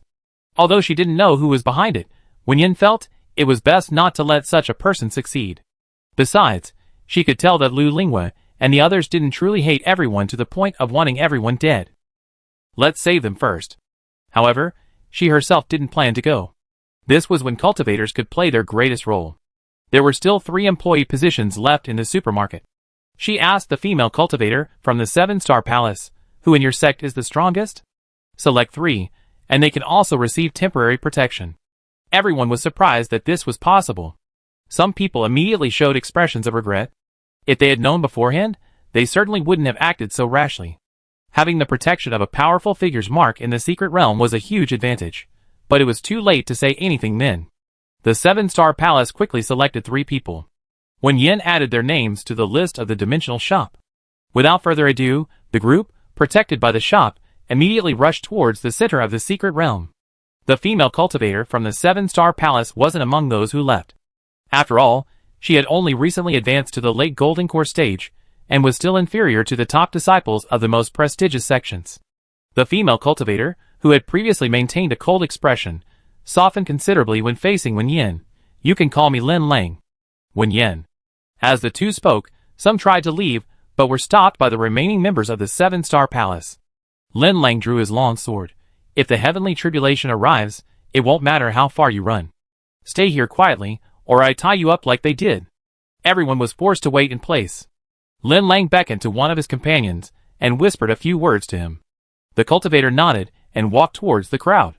A moment later, a dispute arose from within the crowd. Someone shouted, I don't have any fellow disciples in there. Why should I have to pay a reward? Wen Yan looked over. Lin Lang, don't worry about it. When the heavenly tribulation fruit ripens, everyone will die. They're naturally trying to save their lives. Although she explained this to Wen Yan, when she reached the objecting cultivator, the female cultivator didn't say much. She directly beat him up before asking if he still had any objections. The result, of course, was that he readily handed over the reward. Soon, Wen Yan received all sorts of storage treasures, containing spirit stones, cultivation techniques, spiritual plants, pills, and talismans. Because those who dared to come to the center of the secret realm were all inner disciples, the resources in each storage bag were incredibly abundant. Lin Lang handed everything over to Wen Yan. Wen Yan smiled, finding this female cultivator quite interesting. She accepted it, saying thank you. The usually aloof female cultivator, seeing that she didn't refuse, also curved her lips into a smile. It's their duty. The two didn't talk much, but both had a good impression of each other. Lin Lang wasn't as cold as she appeared. On the contrary, she was quite considerate. Seeing Wen Yan looking towards the valley, she said, demonic beasts of the same level are inherently stronger than cultivators. A level 9 demonic beast is equivalent to a peak nascent soul cultivator. Even with magical artifacts protecting them, it will still take some time to rescue someone from the beast's jaws. Wen Yan nodded.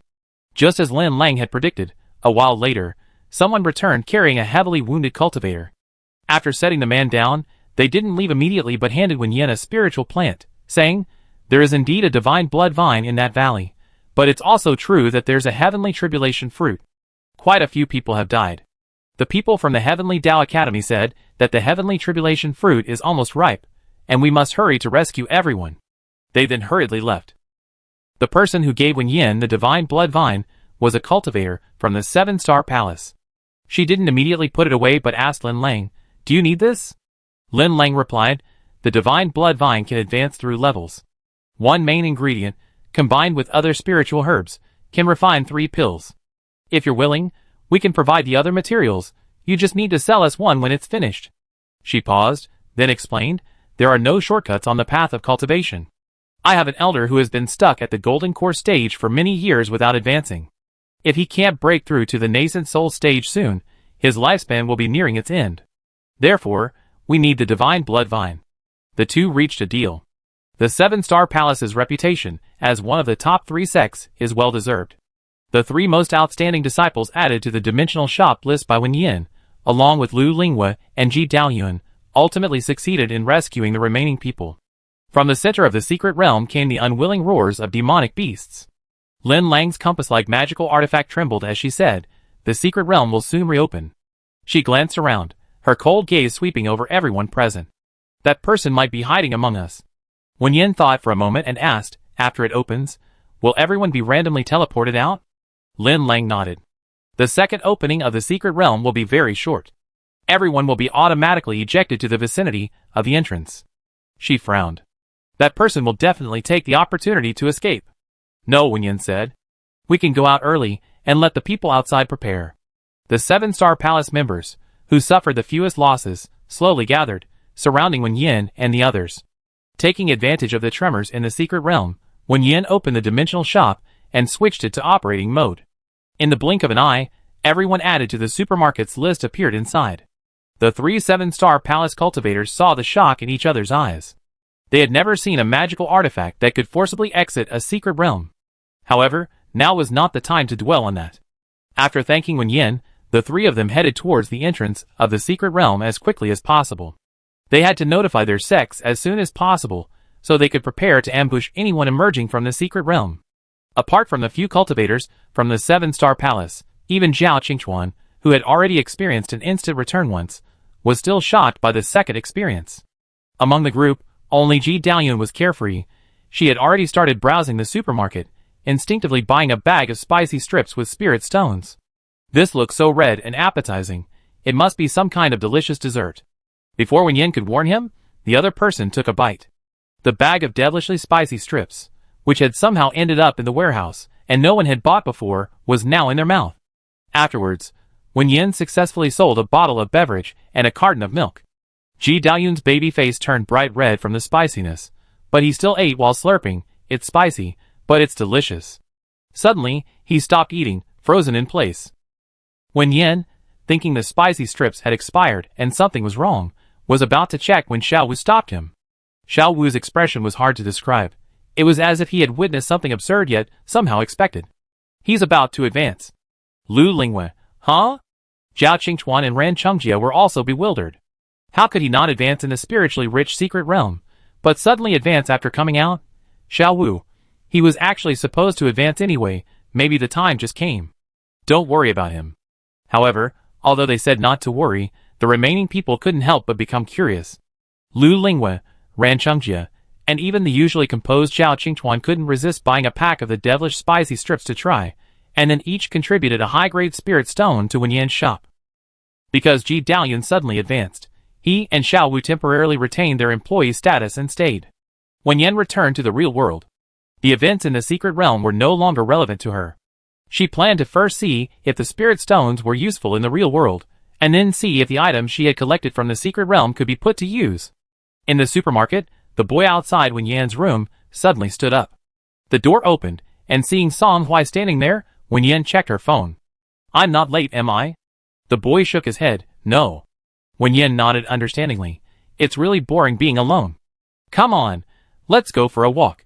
When Wen Yan said go for a walk, she really meant it. With Song Hui with her, she didn't need to worry about safety, so she carefully explored Dachau town. 10 days passed, and the plants that had evolved overnight still hadn't been completely eradicated. Probably due to a shortage of manpower, only the area near the residential area had been cleared to create a buffer zone, and small paths had been cleared for people to walk on. Even so, walking on the roadside, one was still ambushed by weeds.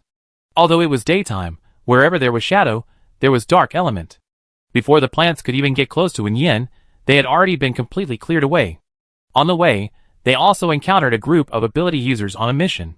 From them, Wen Yan learned that the evolution that night hadn't completely stopped. Even now, some plants and animals were still mutating, and those that had already mutated were still evolving. Therefore, they were under great pressure, and couldn't spare any extra manpower for the time being. It was pretty much what Wen Yan had guessed. Having gotten a general idea, the two didn't stay outside for long.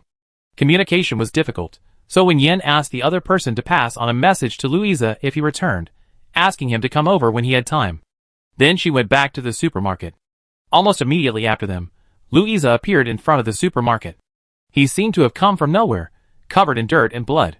Upon seeing them, he urgently asked, "Do you have any crystals left? We can trade supplies. There are too many mutated plants and animals. The plants are alright, but the animals have too wide a range. Many mutated beasts are attacking human settlements. We're severely undermanned. If this continues, it will be terrible." His expression was exceptionally serious. "Just now, we lost another comrade." Wen Yan shook her head. "I only have the last of my spirit stones left. I can't give them to you." She had Song Hui try it out earlier, but perhaps due to the vastly different awakening methods of the two worlds, even with his special abilities, he couldn't use spirit stones and, like her, couldn't open his storage space. So, those spirit stones were for Song Hui's future use. Hearing Wen Yan say this, Louisa immediately showed disappointment, but quickly adjusted his mindset. Actually, spirit stones alone aren't enough. Ultimately, it's because compared to plants and animals, we humans have evolved far too little. It's only right that you keep some. Wen Yan took out various cultivation-related items that she had previously retrieved from her storage bag and placed in the dimensional supermarket space, pushing them forward. "I also think that relying solely on spirit stones isn't a good solution. Perhaps, does our country have cultivators?" "Huh?" Louisa looked puzzled. Wen Yan realized she had been too vague. She pushed something towards Louisa, a pure white stone that looked like jade. "This is a stone for testing spiritual roots. If someone has a spiritual root, even a weak one, it can be detected." She then pushed forward several cultivation manuals she had selected after consulting with Zhao Qingchuan and others. "These are suitable for beginners. If this path is viable, we should have more help. According to the cultivation world, wherever there are living beings, there is spiritual energy. It's just a matter of degree. If someone can detect aptitude, even if cultivation is slow due to a lack of spiritual energy, it's already quite good, since they're not trying to transcend tribulations and ascend to immortality." According to her observation, those golden core cultivators, who entered the secret realm, were essentially equivalent to high-level superhumans in the zombie world. Anyone who even entered the initial stage was considered a low-level superhuman. If one could truly succeed on this path, it would significantly reduce the pressure. Louisa seemed to understand, yet not quite, but he grasped Wen Yan's meaning. Although it felt somewhat surreal, with the apocalypse upon us, nothing seemed impossible. Louisa left with a pile of belongings. That evening, after dinner, Louisa, who had left in the afternoon, hurriedly returned. Without a word, Wen Yan saw the answer in his expression. It really works. It actually works. And judging from the current test samples, the proportion of people who can cultivate is much higher than the proportion who evolve. Even the usually composed Louisa couldn't hide his excitement. Although the progress is slower than that of the superhumans, that's not a problem. As long as the superhumans hold on in the early stages and persevere until they grow stronger, everything will be fine. He even wanted to grab Wen Yan's arm and shake it, but Song Hui slapped it away. However, this didn't dampen his good mood. Do you know what this means? It means everything will return to order, no more people will die, and one day, we can return to normal life. Wen Yan nodded gently. She knew. She had already seen it in the zombie apocalypse. Thankfully, they didn't have to experience everything that happened in the zombie world. Wen Yan said gently, I will try to find more suitable cultivation techniques and some pills that can improve one's abilities. In this world where spiritual energy is scarce, cultivators are destined not to achieve immortality through cultivation like people in the cultivation world. Perhaps Qi refining is already the peak, so there is no need to consider the side effects of external forces limiting future development. Such basic pills are relatively easy to obtain in the cultivation world. Not to mention Zhao Qingchuan, even Lu Linghui could refine it. Taking advantage of these 2 months before the apocalypse, she could gather more resources in the cultivation world. Resources needed by low-level cultivators should be easy to collect. If all else fails, she could go to Sunset Forest to gather them and refine pills. Having confirmed what she wanted to confirm, Wen Yan prepared to return to the cultivation world. Although she was prepared to hand over the spirit stones she had collected to the interdimensional shop if things didn't work out, whether it was to take advantage of the cultivation world or to save spirit stones, she still wanted to try. Before leaving, the boy followed her pitifully. Wen Yan left behind all the spirit fruits she had obtained this time and thought for a moment before saying, if you feel bored, you can go out. If you don't want to go out, that's fine too. I should be going to another place in 20 days. We see how things go then, and I take you out to play. If things went smoothly in the cultivation world, she could earn another 100 million in transaction volume. Then her balance wouldn't be so tight, and depending on the situation in the next world, she could bring Song Hui along as well. Being alone in a strange world is very lonely. The boy immediately perked up and nodded. Wen Yan returned to the world of cultivation. As soon as he went downstairs, his gaze was met by the crowd of people filling the supermarket. Upon closer inspection, everyone in the supermarket turned out to be people they had met in the secret realm. They couldn't help but ask, what are you all doing here? Lu Linghui, who was at the cashier, handed her spirit stones to her senior brother and ran over, saying, those sects brought these people here. They said there's a traitor among them, so they can't leave temporarily, and have to stay here to await investigation.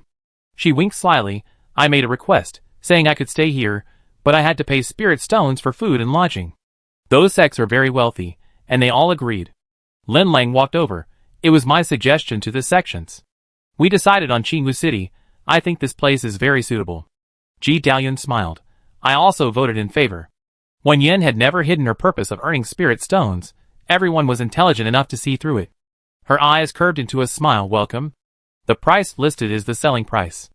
Everyone welcome. Chapter 47. In reality, the number of people at the supermarket was far greater than what Wen Yan saw. Besides those queuing inside, there were long lines outside. After all, nearly 2,000 people were entering the secret realm this time. If they all went in, the supermarket would fill both floors. Lin Lang, let them squeeze in. However, Wen Yan wasn't entirely inhumane. The supermarket shelves alone took up a lot of space. Cramming 2,000 people into the remaining area would indeed be quite crowded. She said, wait a moment. Then she looked for Lu Linghui. How did you persuade the shop owner next door last time? Last time, because the real world was about to end, she was in a hurry to return and asked Lu Linghui and her brother to rent the surrounding shops for 3 months. After all, the supermarket needed to be expanded, and based on her first appearance in the cultivation world, she feared that once she expanded, the supermarket would directly encroach on the shops next door. Fortunately, they handled it well. Lu Linghui said, that's simple. My senior brother gave them spirit stones and pills, and they agreed. After all, Zhao Qingchuan had just killed a half-step nascent soul cultivator, and the city lord of Qingwu City had even sent over the shop's land deed, publicly acknowledging the legality of their settlement in Qingwu City. Offering a reasonable price and a short lease term, they quickly agreed. Wen Yan silently calculated that expanding the supermarket would require a considerable amount of transaction volume, but if they could successfully accumulate 100 million in transaction volume in the cultivation world, it would obviously be worthwhile. She guessed that the reason this group agreed to come to the supermarket was more to investigate its background. If they didn't treat these privileged individuals with respect, they would definitely leave quickly after finding nothing out. Qingwu City was so big, they could go anywhere. After careful consideration, Wen Yan decided to expand the supermarket again, hoping to pique the curiosity of the visitors and encourage them to stay longer. Practice makes perfect. Upon hearing Wen Yan mention the expansion, Lu Lingwei volunteered, "I go negotiate. I go negotiate." Wen Yan gave her a bag of spirit stones. She hadn't before, but now she was considered a major spirit stone consumer, and most of them were high-grade spirit stones. She was willing to offer more compensation to make up for the losses incurred due to the store's closure. With spirit stones, everything was easier to negotiate. Lu Lingwei quickly returned. They all agreed. In front of everyone, Wen Yan spent 10 million in transaction value to double the supermarket's area. During the first expansion, considering the potential encroachment on shops in the cultivation world, Wen Yan chose to expand the original 2-story supermarket, 500 square meters total, into a 4-story building with a main floor area of 500 square meters and 2 additional floors above. This time, instead of adding more floors, she directly increased the main floor area to 1,000 square meters. What everyone saw was that the seemingly sturdy building had suddenly doubled in size. The surrounding shops had emptied out, and the emptied stores were instantly crushed into piles of rubble. When Wen Yan performed this transformation, he didn't let the people inside the supermarket leave first. Thus, the prodigies inside witnessed the supermarket's change firsthand. Each person had a different expression, but in their hearts, they were even more curious about this suddenly appearing shop. They didn't detect any fluctuations in spiritual energy, yet, in the blink of an eye, the shop had changed its appearance. The prodigy from the Heavenly Tao Academy was the first to enter the shop and paid for food and lodging. He then approached Wen Yan, saying, "Hello, I am Ing Shuzhou, a disciple of the Heavenly Tao Academy." While in the secret realm, not all sects participated in besieging Wen Yan and his group. For example, the Heavenly Tao Academy, the 3 upper sects, and some cities like Qinghu City did not intervene, but they also refrained from interfering. The surrounding people looked over, wanting to see what the Heavenly Tao Academy prodigy had to say. Wen Yan also looked at him. Then Ing Shuzhou asked, "You were able to leave the secret realm early, can you go back in now?" Although Wen Yan and his companions had quietly left during the tremors in the secret realm, it was possible that someone had noticed them at the time, and even if they hadn't, they would have quickly guessed it after they came out. Wen Yan wasn't surprised by what the other person said, and she could roughly guess what was going on with the second question. She shook her head. "I can't get in." Ing Shuzhou looked disappointed, his brows furrowed tightly, as if he were worried about something, but he didn't press further. Instead, he took out a storage bag and handed it to Wen Yan. "Thanks to you this time, you saved my life. Also, I'm sorry I didn't stop them earlier." Wen Yan accepted the storage bag without ceremony. As for the apology, she shook her head. "It's none of your business." He had no obligation to apologize. After Ing Shuzhou, one after another, rescued prodigies gave Wen Yan rewards. These people were different from those who hadn't entered the center of the secret realm. They were all the hope of their sects and were very wealthy. In no time, Wen Yan received over 10,000 high-grade spirit stones. This journey through the cultivation world was much smoother than Wen Yan had expected. After the supermarket was expanded, it was still a bit crowded to accommodate so many people, but it was impossible for Wen Yan to spend more transaction amount. The prodigies were assigned rooms according to their sects and settled in the supermarket. From Lin Lang, Wen Yan learned that during this time, a powerful being's divine sense would constantly surround the supermarket to prevent anyone inside from leaving. Even Lin Lang was somewhat impressed when this was mentioned, saying, "Your magical artifact is very powerful. Even my master couldn't use his divine sense to detect what was happening inside. Even those who entered couldn't use their divine sense. It was as if it were blocked by something." Wen Yan smiled but didn't explain. Lin Lang didn't delve deeper. She mentioned this only to let Wen Yan know that once she left the supermarket, her whereabouts would be monitored by a powerful being. She quickly brought up another matter, also related to the question Ing Shuzhou had asked earlier. The day the heavenly tribulation fruit ripens is the day the heavenly tribulation descends. Therefore, among those who entered the center of the secret realm, besides those who died, those who were rescued are the most suspicious, followed by the others within the secret realm. But actually, there is another possibility. Lin Lang told Wen Yan, "My master and the others suspect that the Qinghu Mountain secret realm might not have been naturally formed, but rather a cave dwelling left behind by a powerful being after their ascension. If such a cave dwelling had an owner, they could control the cultivation level of those who entered, as well as the opening and closing of the cave." Wen Yan quickly realized, if that's the case, then someone deliberately set a trap, using rare treasures to lure geniuses in, and then trying to obtain their blood to accelerate the ripening of the heavenly tribulation fruit? She thought for a moment and asked, "How often does Qinghu Mountain open?" 10 years.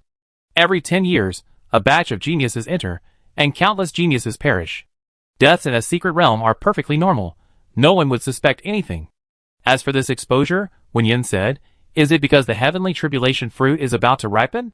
Yes. Lin Lang nodded. Those sects are still guarding the entrance to the secret realm, saying they're trying to find a way in. But some of them are definitely trying to take advantage of the chaos, and it's possible that a tribulation transcending stage expert might get involved. No one in the cultivation world has ascended to immortality for thousands of years. The temptation is simply too great. The secret realm is very chaotic. You better not go there recently. In everyone's eyes, although Wen Yan's magical artifact is powerful, at most she has the backing of a tribulation transcending stage expert.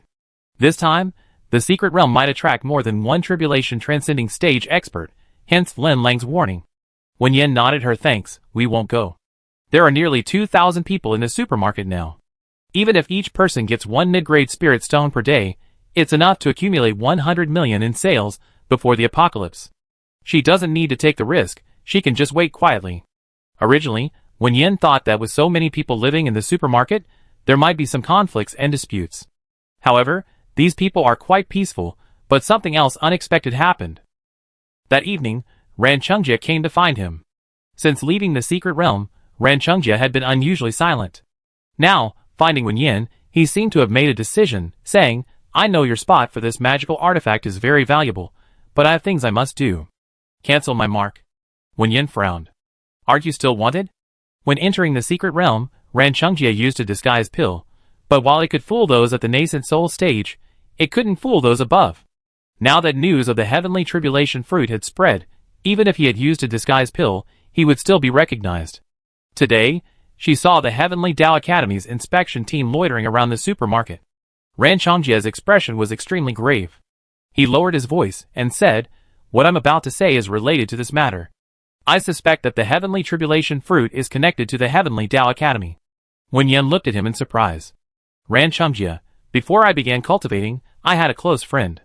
Several months ago, he sent me a letter saying that his only great-grandson had gone missing while playing in the mountains.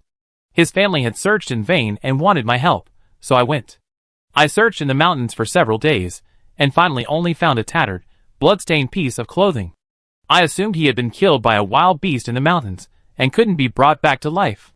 Just as I was about to go down the mountain to inform my friend, I discovered someone abducting a young woman to the mountains.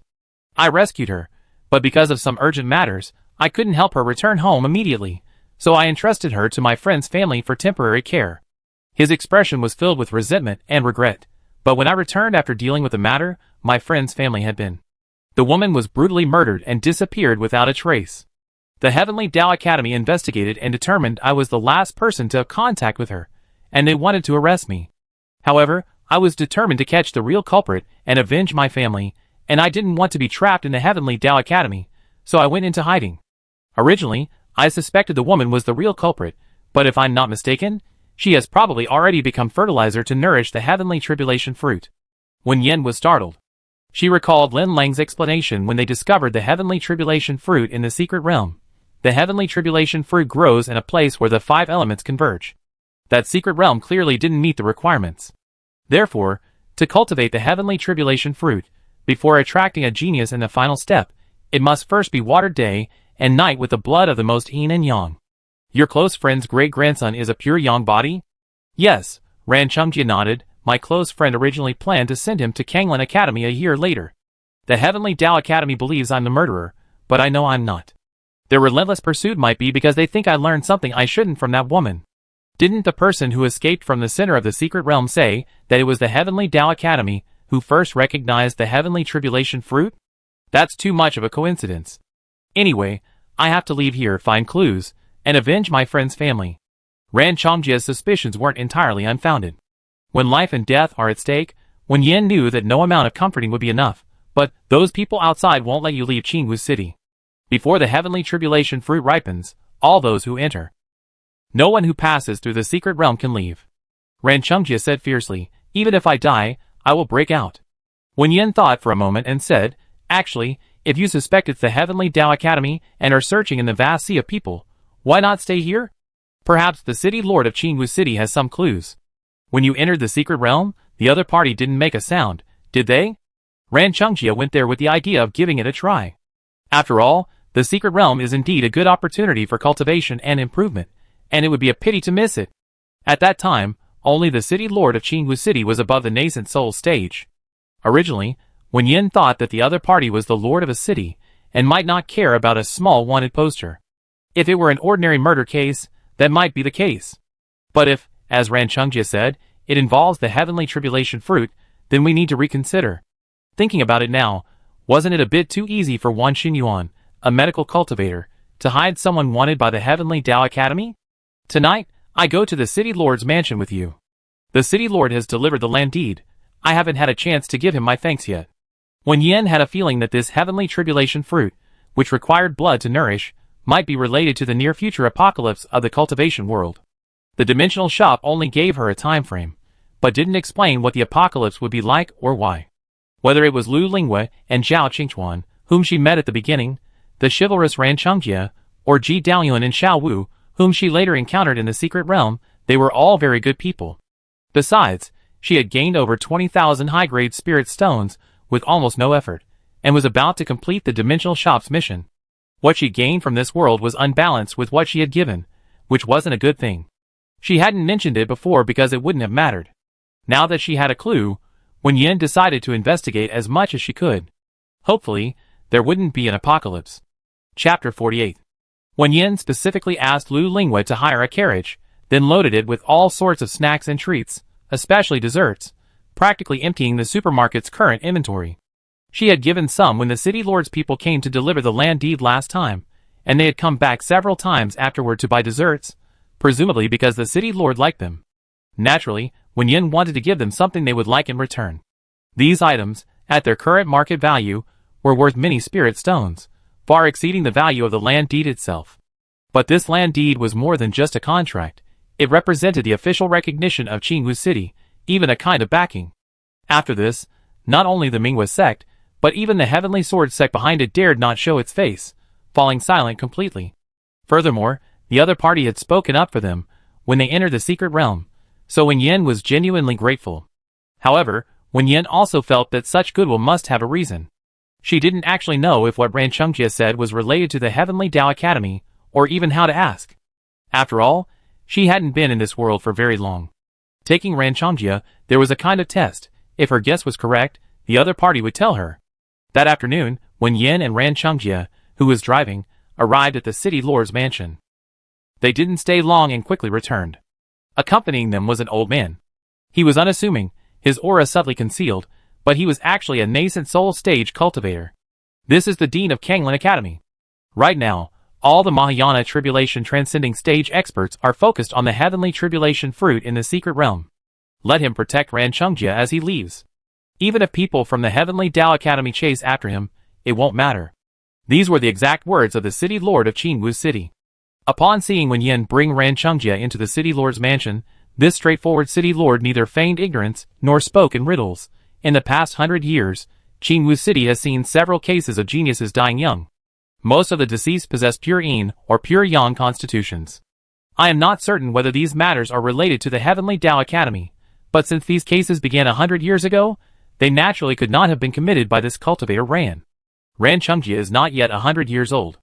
The City Lord of Qingwu City could not leave at this point, so he finally invited the Dean of Kanglin Academy to protect Ran Chungjie. You two entering my residence so openly will surely attract attention. Someone hiding nearby can't do anything within your shop's boundaries. If you want to lure them out, this person will have to make the trip themselves and put on a show. The Dean of Kanglin Academy is a trustworthy person, you can rest assured, said the City Lord of Qingwu City. If you could add the Dean's name to the magical artifact, they could leave even more safely. Would you be willing? Wen Yan hesitated for a moment before replying somewhat awkwardly, but the quota for imprinting on magical artifacts is already full. The Dean of Kanglin Academy smiled and said, no problem. That evening, Ran Chungjie and the Dean of Kanglin Academy were about to leave. Before leaving, Wen Yan called the person back. She seemed to hesitate for a while before saying, Senior, the magical artifact my master gave me can actually be imprinted with a person's name. It was originally meant for my junior sister, but we haven't found her yet. Your journey is dangerous, so please use it first. Your junior sister? Wen Yan nodded, her expression sorrowful. My junior sister's name is Shinluo. Actually, I came out this time to find her and bring her back. Not long ago, she went down the mountain to eliminate demons and protect the righteous path, but she disappeared without a trace. According to the guidance, this magical artifact should have been near my junior sister, but unfortunately, we haven't found her. I suspect, she sighed softly, that she has been secretly murdered.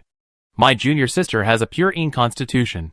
Ran Chungjie, standing nearby, roared angrily, how many more people does this demon want to harm? Shopkeeper, don't worry, even if it costs me my life, I will find the person behind this. The dean sighed, what a pity. Dean, would you be willing to temporarily register your name under my shop's name?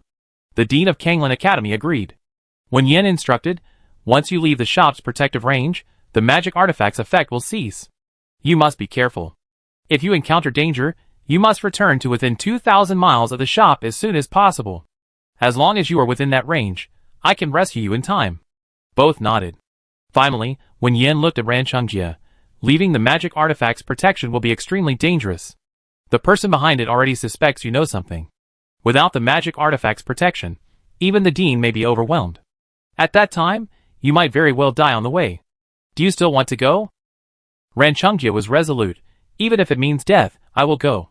Under the cover of the city lord, the two quickly disappeared into the night. Once the two figures were out of sight, Wen Yan turned and went back into the supermarket. She beckoned to Lu Lingwe, who was tidying up the checkout counter. It's not safe outside lately. Until things calm down in the secret realm, you should stay in the store and not go out. Xiao Qingchuan, standing nearby, said, I keep an eye on her. Lu Lingwe retorted, it's like you're saying I can't understand human language. I won't go out. Xiao Qingchuan replied, that's for the best. However, the next day, Lu Lingwe broke her promise.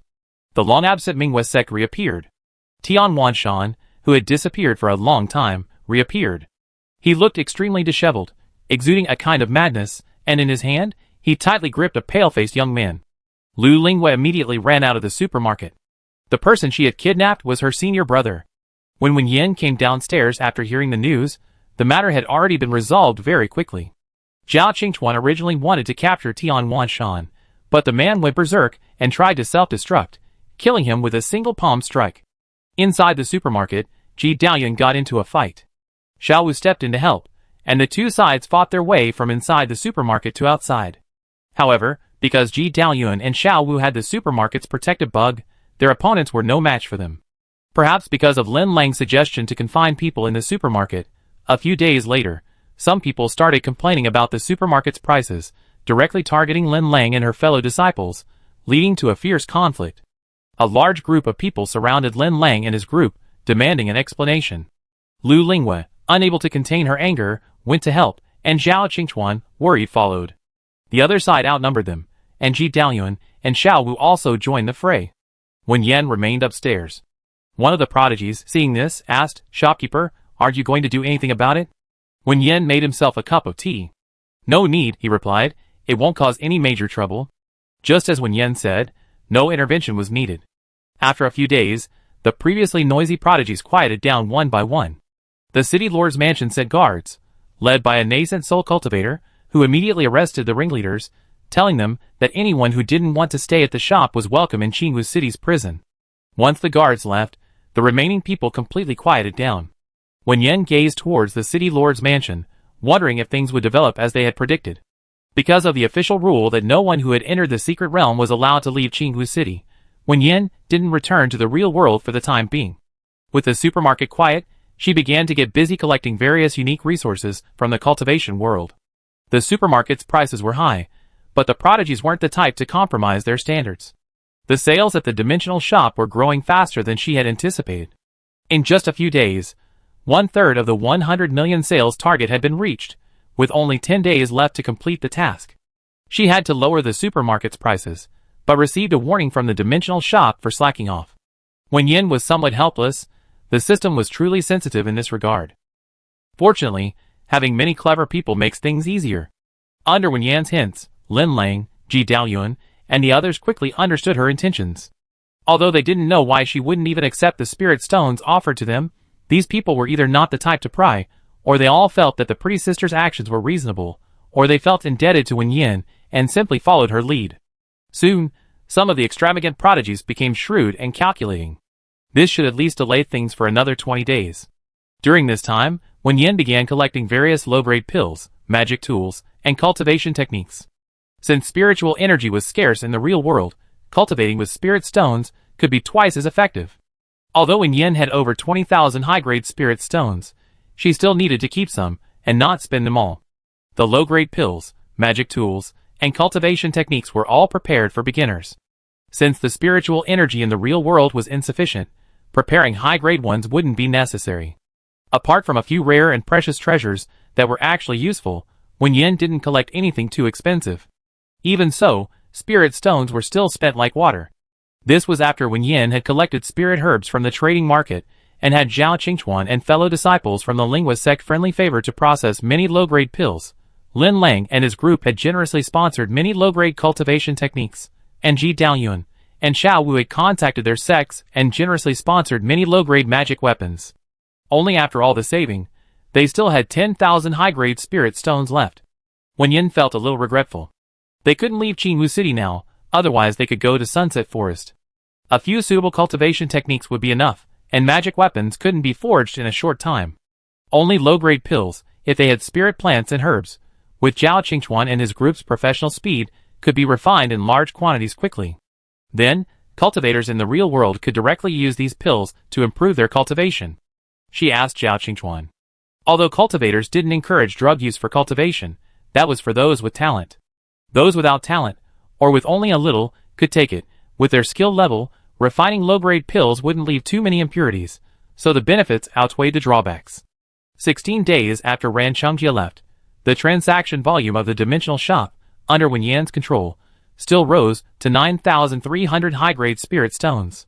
Just when she thought she might have to leave before the end of the world, the city lord's mansion arrived.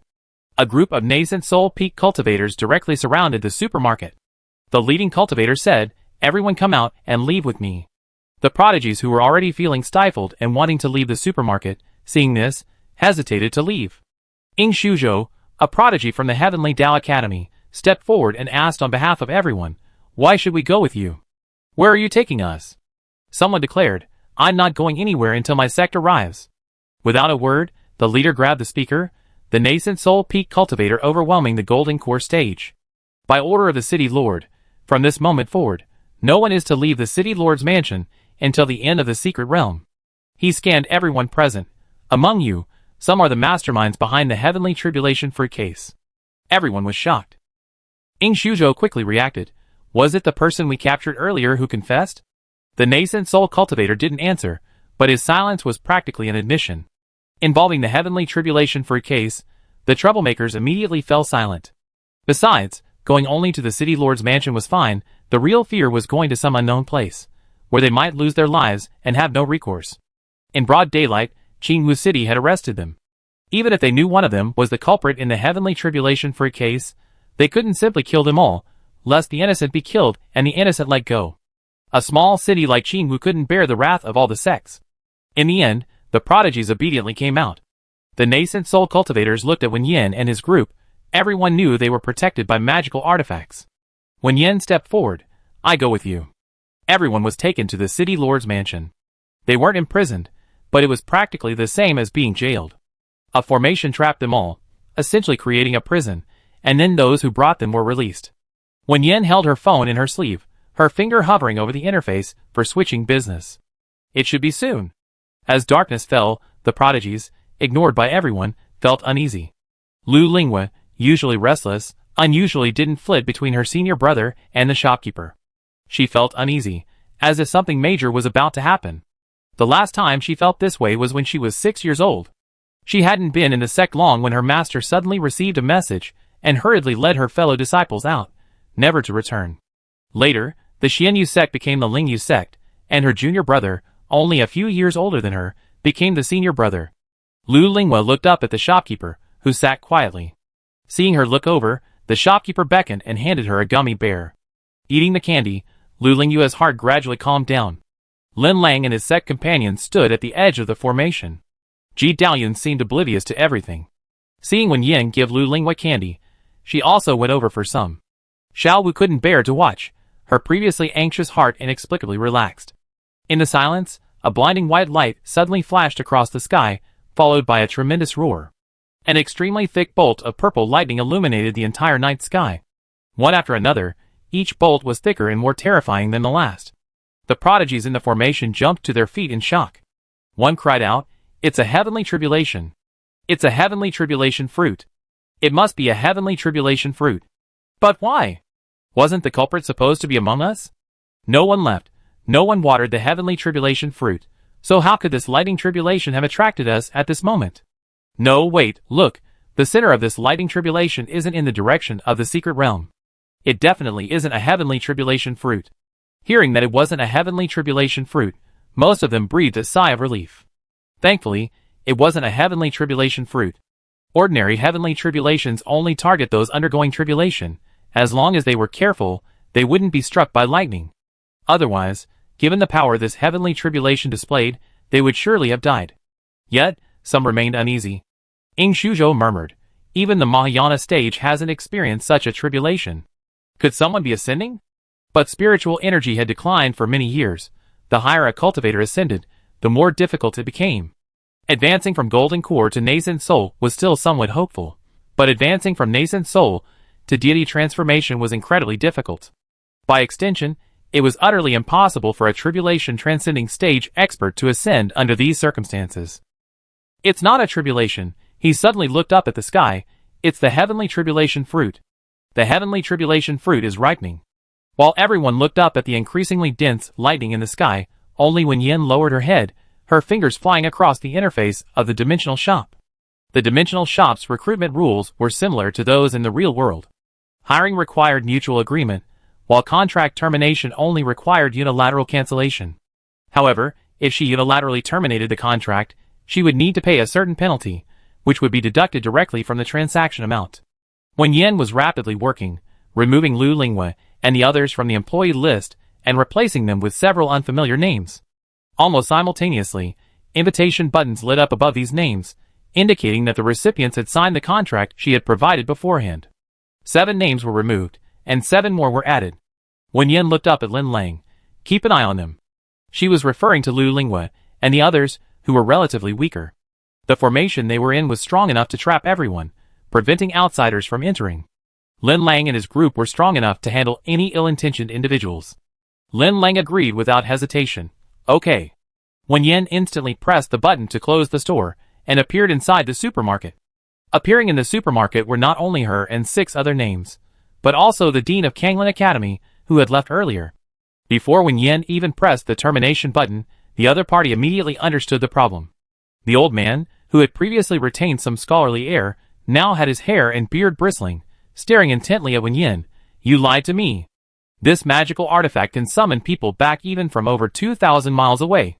On the dimensional shop, the other party's name instantly dimmed. Wen Yan was equally swift, switching back to business mode almost simultaneously with the other party's dismissal.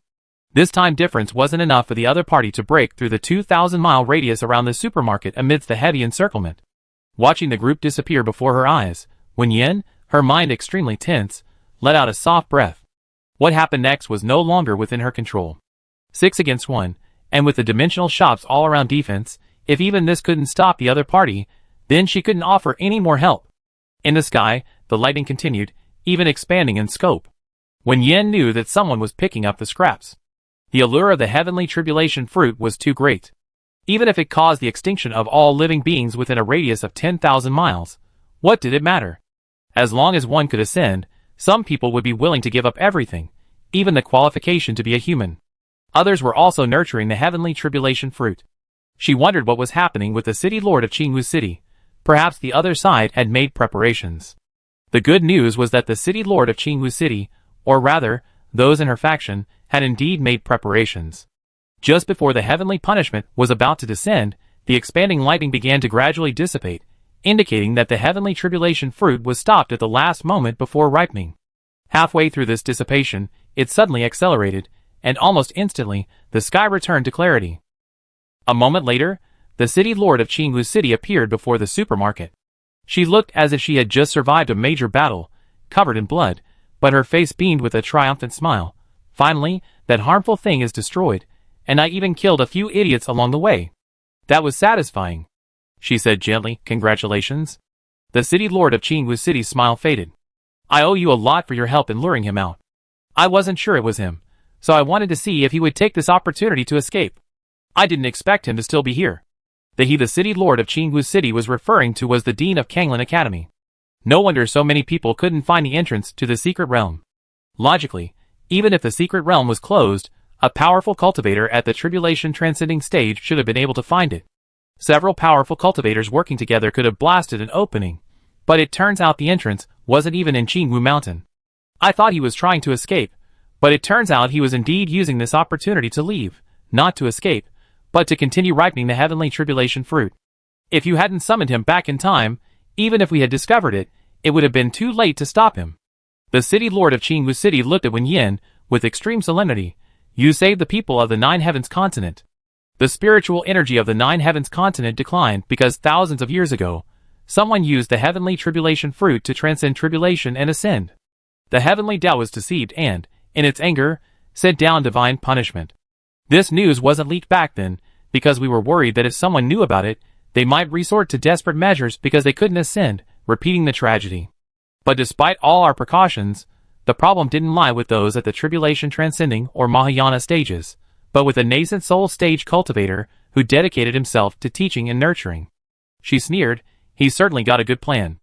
The academy knows best where the geniuses are, and it's easiest for them to reach those mortal disciples who know nothing about cultivation. A cultivator's lifetime is common. By then, the mortals will be long gone. Even if he secretly kills hundreds or thousands, who will know? Fortunately, everything can end now. The city lord of Qingwu City didn't linger long. She had too many things to attend to. The Nine Heavens continent will thank you. With that, she headed towards Kanglin Academy. The major threat has been eliminated. It's time to clean up those petty, scheming individuals. After everyone left, Ran Chungjie, who had been standing silently by, approached, his face filled with shock. So this was all planned? I thought the dean really wanted to go with me to investigate the murder of my best friend. He genuinely thought so. Wen Yan explained, I'm sorry I didn't tell you, but it might be safer if you didn't know. Ran Chungjie was a man of strong emotions.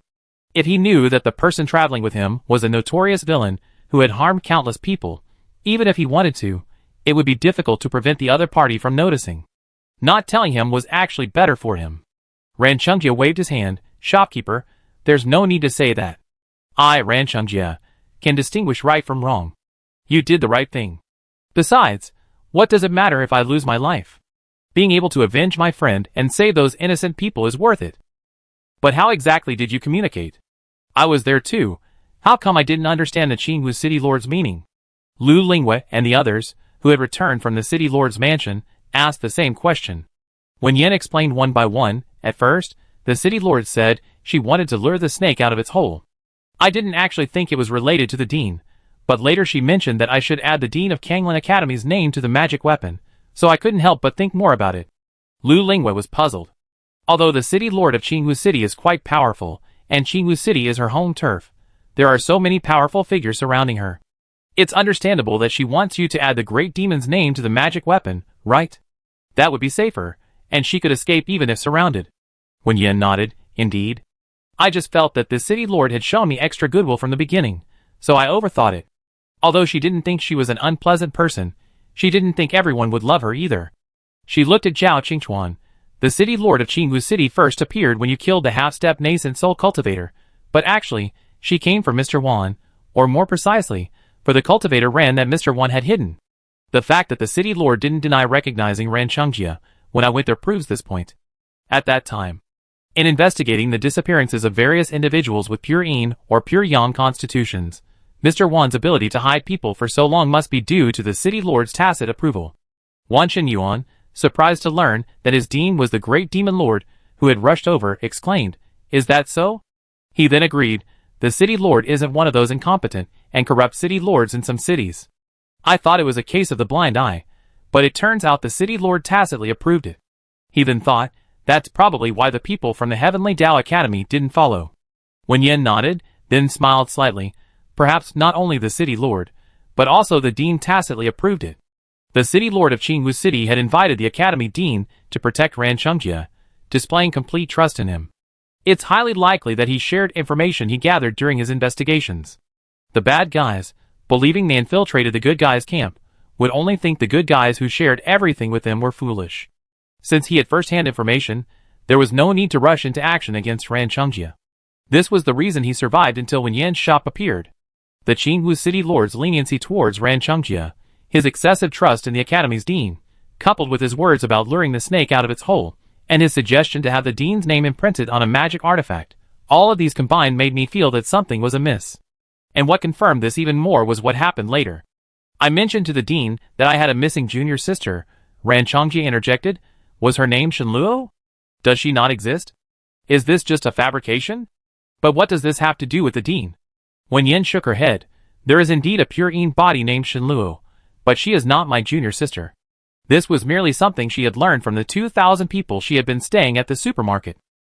A chance encounter with a prodigy revealed the existence of a reclusive sect that had lost a junior sister with a pure Yin constitution. She asked Lin Lang and the others, if someone from your sect goes missing, how do you confirm their death without finding their body? Ji Dalian quickly replied, by their life tablet. Every disciple has one. Unless the tablet is broken, we won't abandon our fellow disciples. Wen Yan added, yes, I only suspected it, but the dean directly confirmed her death.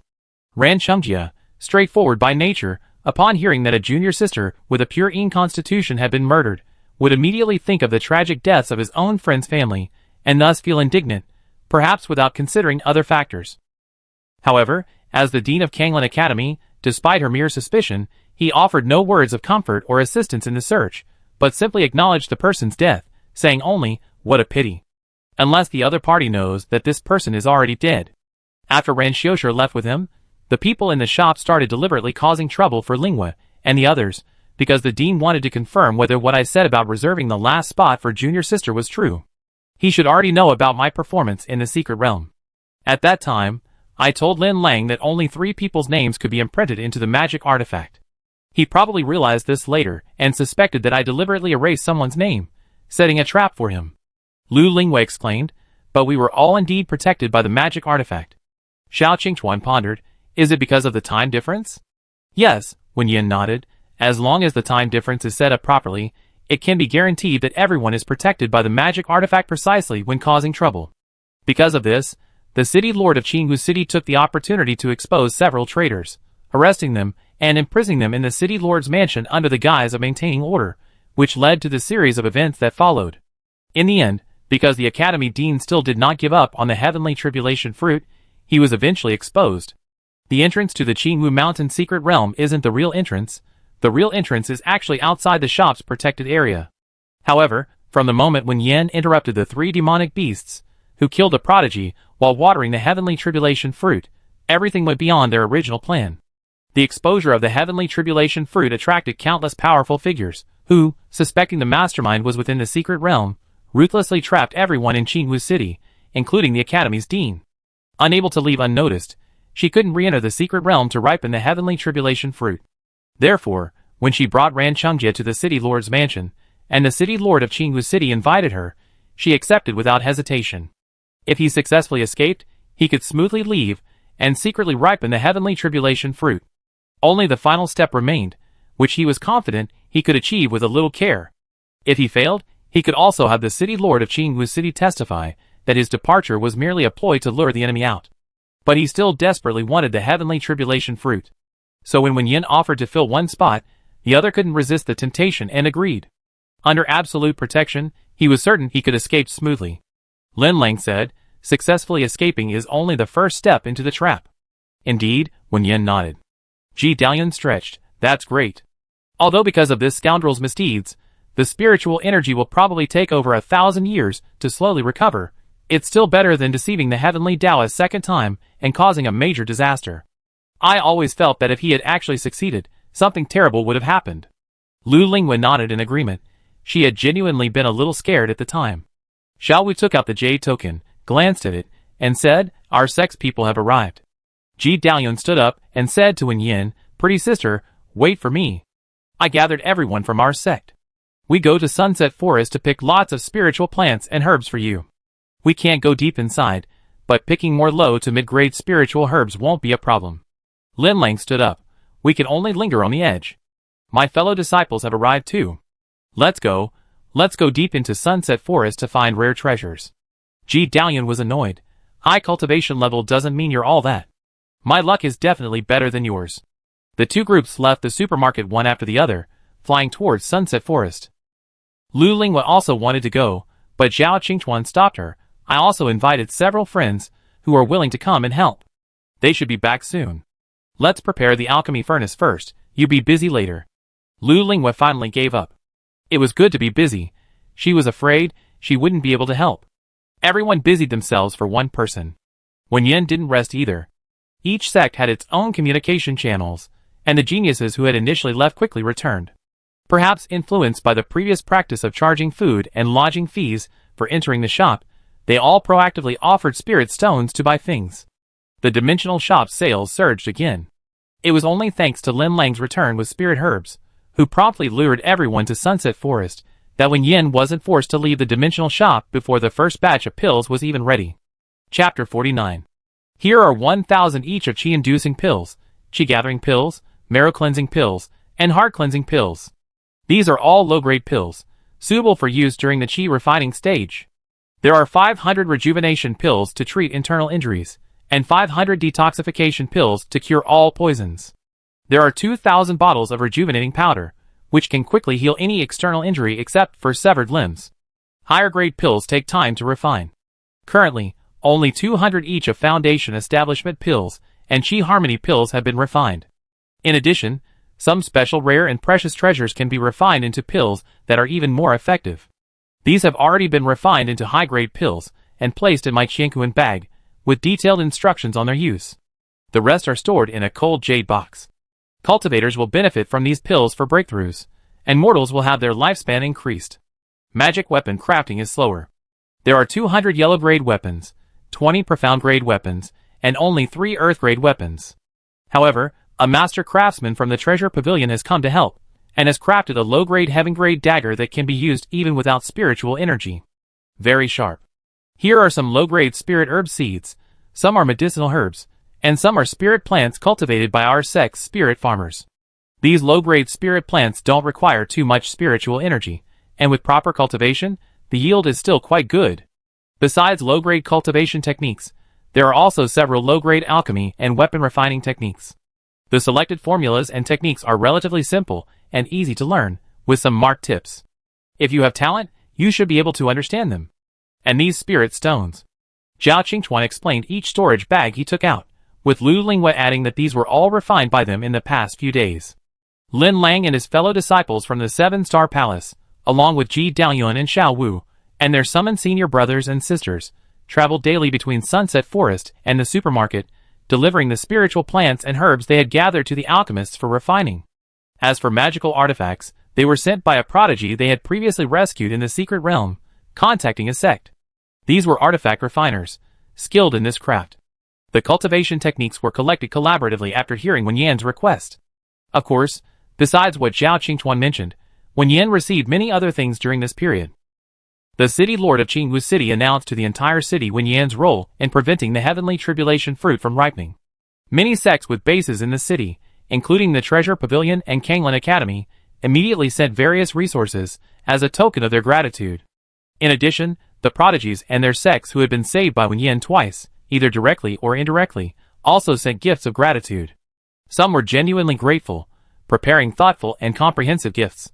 Of course, some didn't feel anything special, but since others had already given gifts, they felt obligated to do so for the sake of their sect's reputation, especially with so many people watching, and they had to choose the best gifts. Some members of the Heavenly Tao Academy were aligned with the Kanglin Academy, but most cultivators were good people, and hadn't forgotten the original intention behind the founding of the Heavenly Tao Academy. Despite the fact that the decline in spiritual energy on the Nine Heavens continent would continue for a long time, they still sent a large amount of resources. With the Heavenly Tao Academy setting an example, the 72 cities below also sent various resources. And because the city lord of Qingwu City was the first among the 72 cities to send a gift, his gift was particularly generous. The remaining city lords, while worrying about future cultivation resources, still tried their best to keep up and send more and more than the others. Among the 3 upper sects, the Taishu sect, which had once pursued Zhao Qingchuan, but was instead killed by a half-stabbed nascent soul cultivator, was the first to send a gift of thanks. When the heavenly tribulation fruit was about to ripen, Wen Yan had dismissed Lu Lingwei and her team of employees to deal with the dean of Kanglan Academy, replacing them with 6 new ones. These 6 were at least nascent soul stage experts, one of whom was a Mahayana cultivator from the Taishu sect. After the battle, these individuals, having dealt with the dean of Kanglan Academy, inquired about the origins of Wen Yan's shop. Initially, most people believed the shop's defensive capabilities were due to a tribulation transcending stage expert behind Wen Yan. However, after personally experiencing it, these experts were certain that it was definitely not something a tribulation transcending stage cultivator could achieve. After the matter was resolved, they attempted to attack each other, but still couldn't harm each other in the slightest. It should be noted that one of them was a tribulation transcending stage expert. Even with differences in cultivation levels among those of the same level, the difference shouldn't be this vast. There's something wrong with this magical artifact. Wen Yan didn't answer their questions. In fact, she was merely a host bound to the dimensional shop, and she didn't really know how the dimensional shop could do this. She herself didn't know. The powerful figures, having received no answers, didn't press further. They left behind a large quantity of rare and precious treasures, various resources, and spirit stones before departing. Before leaving, they gently told Wen Yan to come to their sect if she encountered any trouble. Wen Yan certainly didn't take this seriously and wouldn't need it, but she still politely thanked them and saw them off. She transferred all the delivered items into the dimensional shop's spatial storage, almost filling the entire space. The dimensional shop's transaction volume reached 99.98 million, just 2 high-grade spirit stones short of reaching 100 million. It had been exactly 3 months since Wen Yan entered the cultivation world. The apocalypse warned of by the dimensional shop hadn't arrived. The streets were bustling with people, laughing and joking, the aroma of food wafting into the shop, just like when Wen Yan first arrived in this world. Perhaps not everyone was satisfied, but after today, there would be tomorrow. Wen Yan found the shop's land deed and handed it to Lu Lingwei. I have to go. Lu Lingwei's eyes were red. She hugged Wen Yan and said sullenly, shopkeeper, can't you stay here? My senior brother, and I can work for you. Wen Yan had told them a month ago that she would be leaving soon. The reason Zhao Qingchuan and the others mostly refined low-grade pills was because time was limited. After careful consideration, Wen Yan felt it was better to train more people. With the help of zombie crystal cores, the ability users were already ahead of other evolved creatures. Leveling up was only a matter of time. However, the spiritual energy in the real world was scarce, meaning there wouldn't be any high-level cultivators. Even if they were forcibly upgraded with pills, they could only cultivate a few strong individuals. It was better to proceed gradually, and help more cultivators enter the field. Wen Yan also had some personal motives in this matter. No matter how strong one's abilities, a person's energy is ultimately limited. Once they reach a certain level, regardless of their own wishes, they are destined not to protect ordinary people because they have more important things to do. She was an ordinary person without abilities, so she considered things from the perspective of an ordinary person. However, judging from what she saw while organizing her belongings, she actually received quite a few low, medium, and high-level resources, so she could manage to keep up with both. Knowing the young girl was simply reluctant to leave, Wen Yan jokingly said, why don't you come with me to my little world? To explain her origins, Wen Yan used the more easily accepted explanation of other small worlds in the cultivation world. To make it clear, she genuinely needed low-level spiritual plants and pills. She also explained that her small world's spiritual energy was extremely thin, making it impossible to cultivate or use even high-level ones. Lu Lingwei's expression became conflicted. It wasn't that she disliked the shopkeeper's small world's thin spiritual energy, but rather that she was reluctant to leave her senior brother and sect. This unexpected event had brought her fellow disciples back together, and she wanted to rebuild the Xianyu sect, a goal that would likely take a long time. Wen Yan wasn't truly trying to make things difficult for her, quickly saying, even if you want to leave, I can't take you with me. I was just joking. Lu Lingwei breathed a sigh of relief, but immediately became reluctant to leave again. Ji Daoyun, who usually seemed clingy, was surprisingly carefree. Meeting his fate. Pretty sister, quickly think of anything else you need. Let's go find it while we still have time. Xiao Wu nodded in agreement.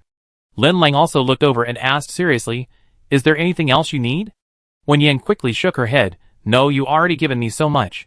Taking advantage of the remaining time, Wen Yan said, Cultivator Ran, please invite Mr. Wan over. We're having hot pot today, including his favorite super spicy flavor. Ran Chungjia clapped his hands, Hot pot is great. I love it too. During this time, everyone was busy gathering spiritual plants and refining pills. Wen Yan usually did the cooking, making all sorts of dishes she knew how to cook. Hot pot was the most popular, receiving unanimous praise from everyone. After finishing their meal, a commotion arose outside. A group of boys and girls in Kanglin Academy uniforms jostled their way into the shop. They browsed the shelves, quickly selecting their desired items. One of them, acting as if familiar with the place, went to the cashier to pay. "Shopkeeper, these are 2 high-grade spirit stones. They had received some rewards for calming the city's populace when the heavenly tribulation fruit was about to ripen." Wen Yan took the spirit stones and waved to the crowd before placing them on the counter. "Goodbye, everyone." The transaction value jumped to 100 million, and the system notification followed. "Please prepare, host, interdimensional teleportation is about to begin." Interdimensional teleportation has started. Teleportation completed. An unknown system was detected in this dimension. The unknown system cannot be queried. It is recommended that the host not leave the protected area. Wen Yan was stunned. Another system existed in this world? Unqueried? Was this system of higher level than the interdimensional shop system? No, the interdimensional shop only advised her not to leave the protected area. It didn't say that the system's protection had failed. She opened her phone and glanced at the interdimensional shop interface. All functions were still working normally. This time, the supermarket didn't land in a city, but like the first time, it landed in the wilderness. There was no weeds to cover it. It was a completely bare area. But that wasn't the point. The point was that when Yin saw from the map that the population density around her was extremely low. Just over 10 miles away from her, the map marked a small town with only a dozen or so scattered people. Dozens of miles further away, the area marked as a county town also appeared to have far fewer people than it should. This place, like the zombie world, should be a post-apocalyptic world. But what kind of post-apocalyptic world? Wen Yan felt the situation shown on the map was a bit strange. The dimensional shop had now been upgraded to level 7, and its protection range had expanded to 2,000 kilometers. Within 100 kilometers of the supermarket, just like what she had seen before, the population was very small. However, looking at the entire map, not all areas were like this. Compared to her surroundings, some areas were exceptionally densely populated, to an absurd degree, as if all the living people had gathered there. This world is a bit strange. Is it because of that unsearchable system? Just as Wen Yan was thinking this, the system issued a reminder. The first wave of acid rain will arrive in 30 minutes. This round will last for 48 hours. Please prepare, host. Chapter 50. The first wave of acid rain will arrive in 30 minutes. This round will last for 48 hours. Players, please prepare. The safe zone has refreshed. The nearest safe point is 118 kilometers away.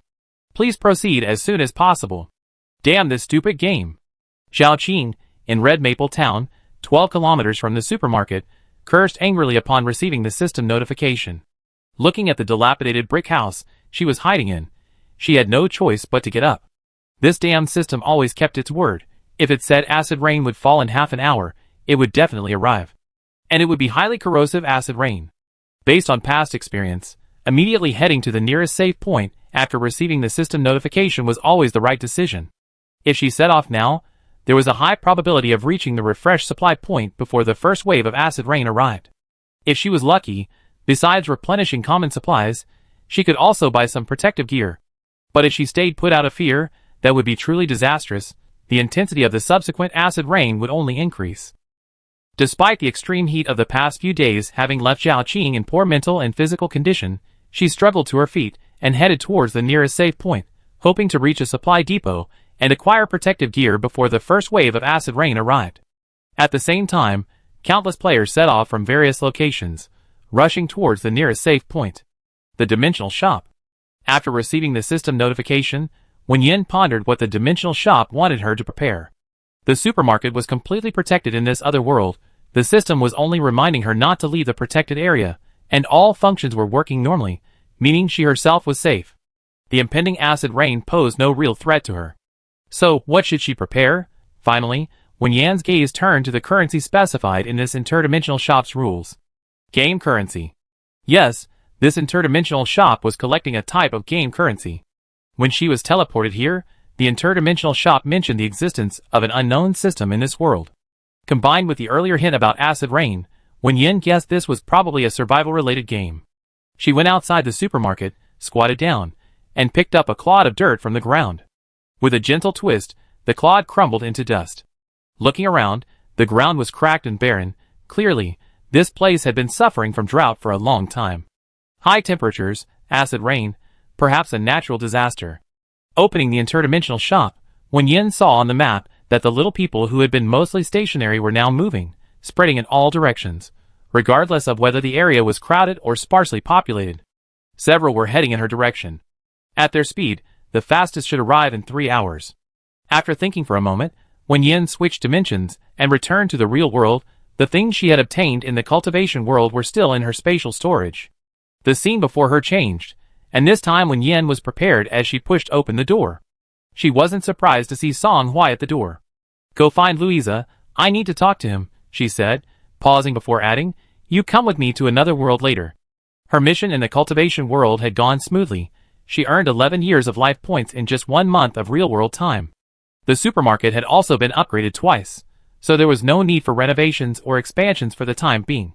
There weren't many places that would cost life points, and she could afford to take Song Hui with her.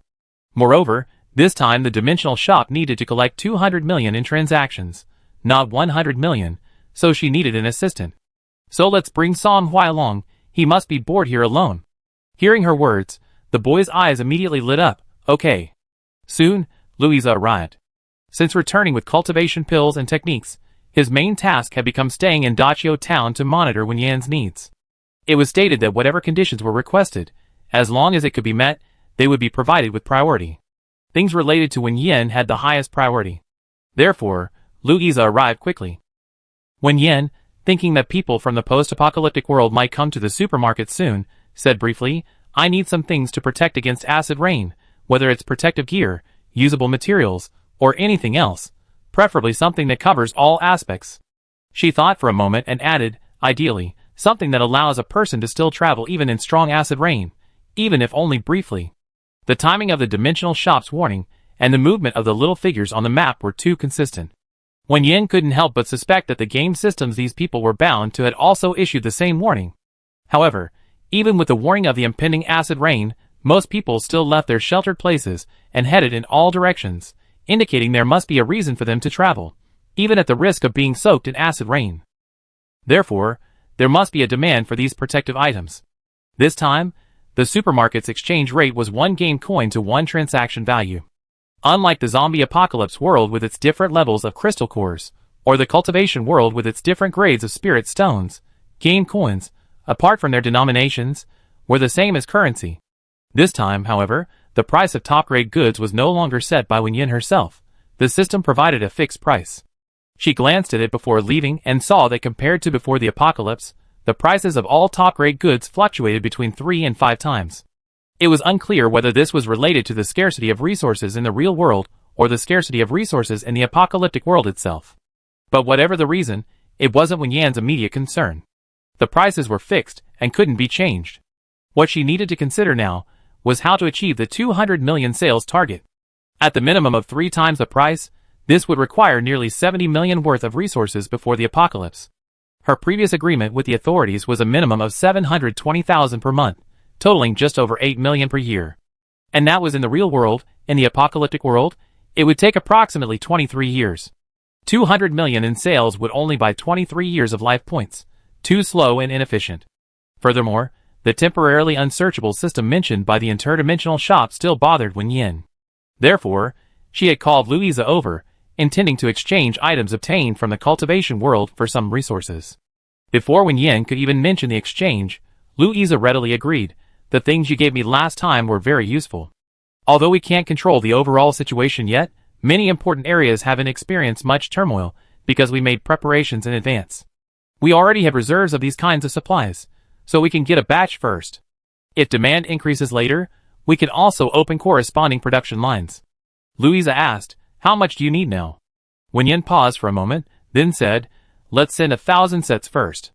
I'm not entirely clear on the situation over there yet, but the subsequent demand should be huge." Louisa nodded. "Okay," I reported. He could tell Wen Yan did have a need, and said, "Just tell me what you need. Once things are back on track here, We can quickly resume most production, and there shouldn't be any problems with the supply of materials. He said sincerely, the resources you provided before were substantial and very important. We should have provided you with unlimited supplies, but we have too many things to manage, and the future is uncertain, so we can't make any promises lightly. Fortunately, the situation is much better than we expected. We deployed ability users to protect key areas in advance, and so far, there haven't been any major losses. Everything is improving. This was something he was instructed to explain clearly before he came. Wen Yan's absence this time was exceptionally long. They didn't know what had happened to her in the other dimension, but it must be very important. They would do their utmost to provide support. Wen Yan listened quietly, able to tell the other person was serious. However, she preferred a fair exchange and began taking things out of her spatial storage one by one.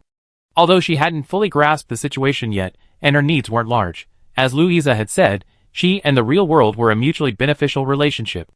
If the real world prospered, she would receive maximum support and have no worries.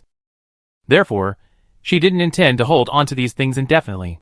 Louisa, while speaking, found himself unable to continue, staring at the things before him, speechless for a moment. He recognized those crystalline stones. They were spirit stones, used to accelerate cultivation for those capable of it. The first batch of highly talented individuals had already used them with excellent results. There were also small bottles containing chi-inducing pills, chi-gathering pills, marrow-cleansing pills, rare and precious treasures, a variety of cultivation techniques, and weapons that were clearly extraordinary. Countless items were brought out by Wen Yan. Louisa could no longer maintain his composure, exclaiming incredulously, "You went to rob someone?" Song Hui glared at him. Wen Yan smiled. Actually, she had kept some for herself, but there was no need to mention it. These are what I obtained from the previous world, intended to exchange for resources later. However, there might not be any left in the future. It seems there aren't many resources to acquire in this world right now. Previously, she could only scavenge for resources when small dimensional shops needed to collect crystal cores and spirit stones. This time, she had arrived in what appeared to be a cataclysmic apocalypse, and the system needed game currency. Although she didn't know what use this kind of thing was to the system, it was clearly useless in the real world. Sometimes, the greater the hope, the greater the disappointment. Therefore, she needed to make this clear to avoid disappointment if the other party saw so much now, but was disappointed later. But Louisa hadn't actually thought that far ahead. He was simply stunned by what he saw. So much stuff, so many resources. If they kept feeding them like this, how many more helpers could they get? The key was that things like cultivation techniques, weapon forging manuals, and pill formulas weren't just useful now, but had long-term significance. He even saw seeds among them. This was too comprehensive. As for Wen Yan's comment about the possibility of not having more later, Louisa felt no disappointment whatsoever. Having already obtained so many resources, it would be truly hopeless to still expect constant help from others. He even joked, if this doesn't work, we might as well just smash our heads against a block of tofu and die.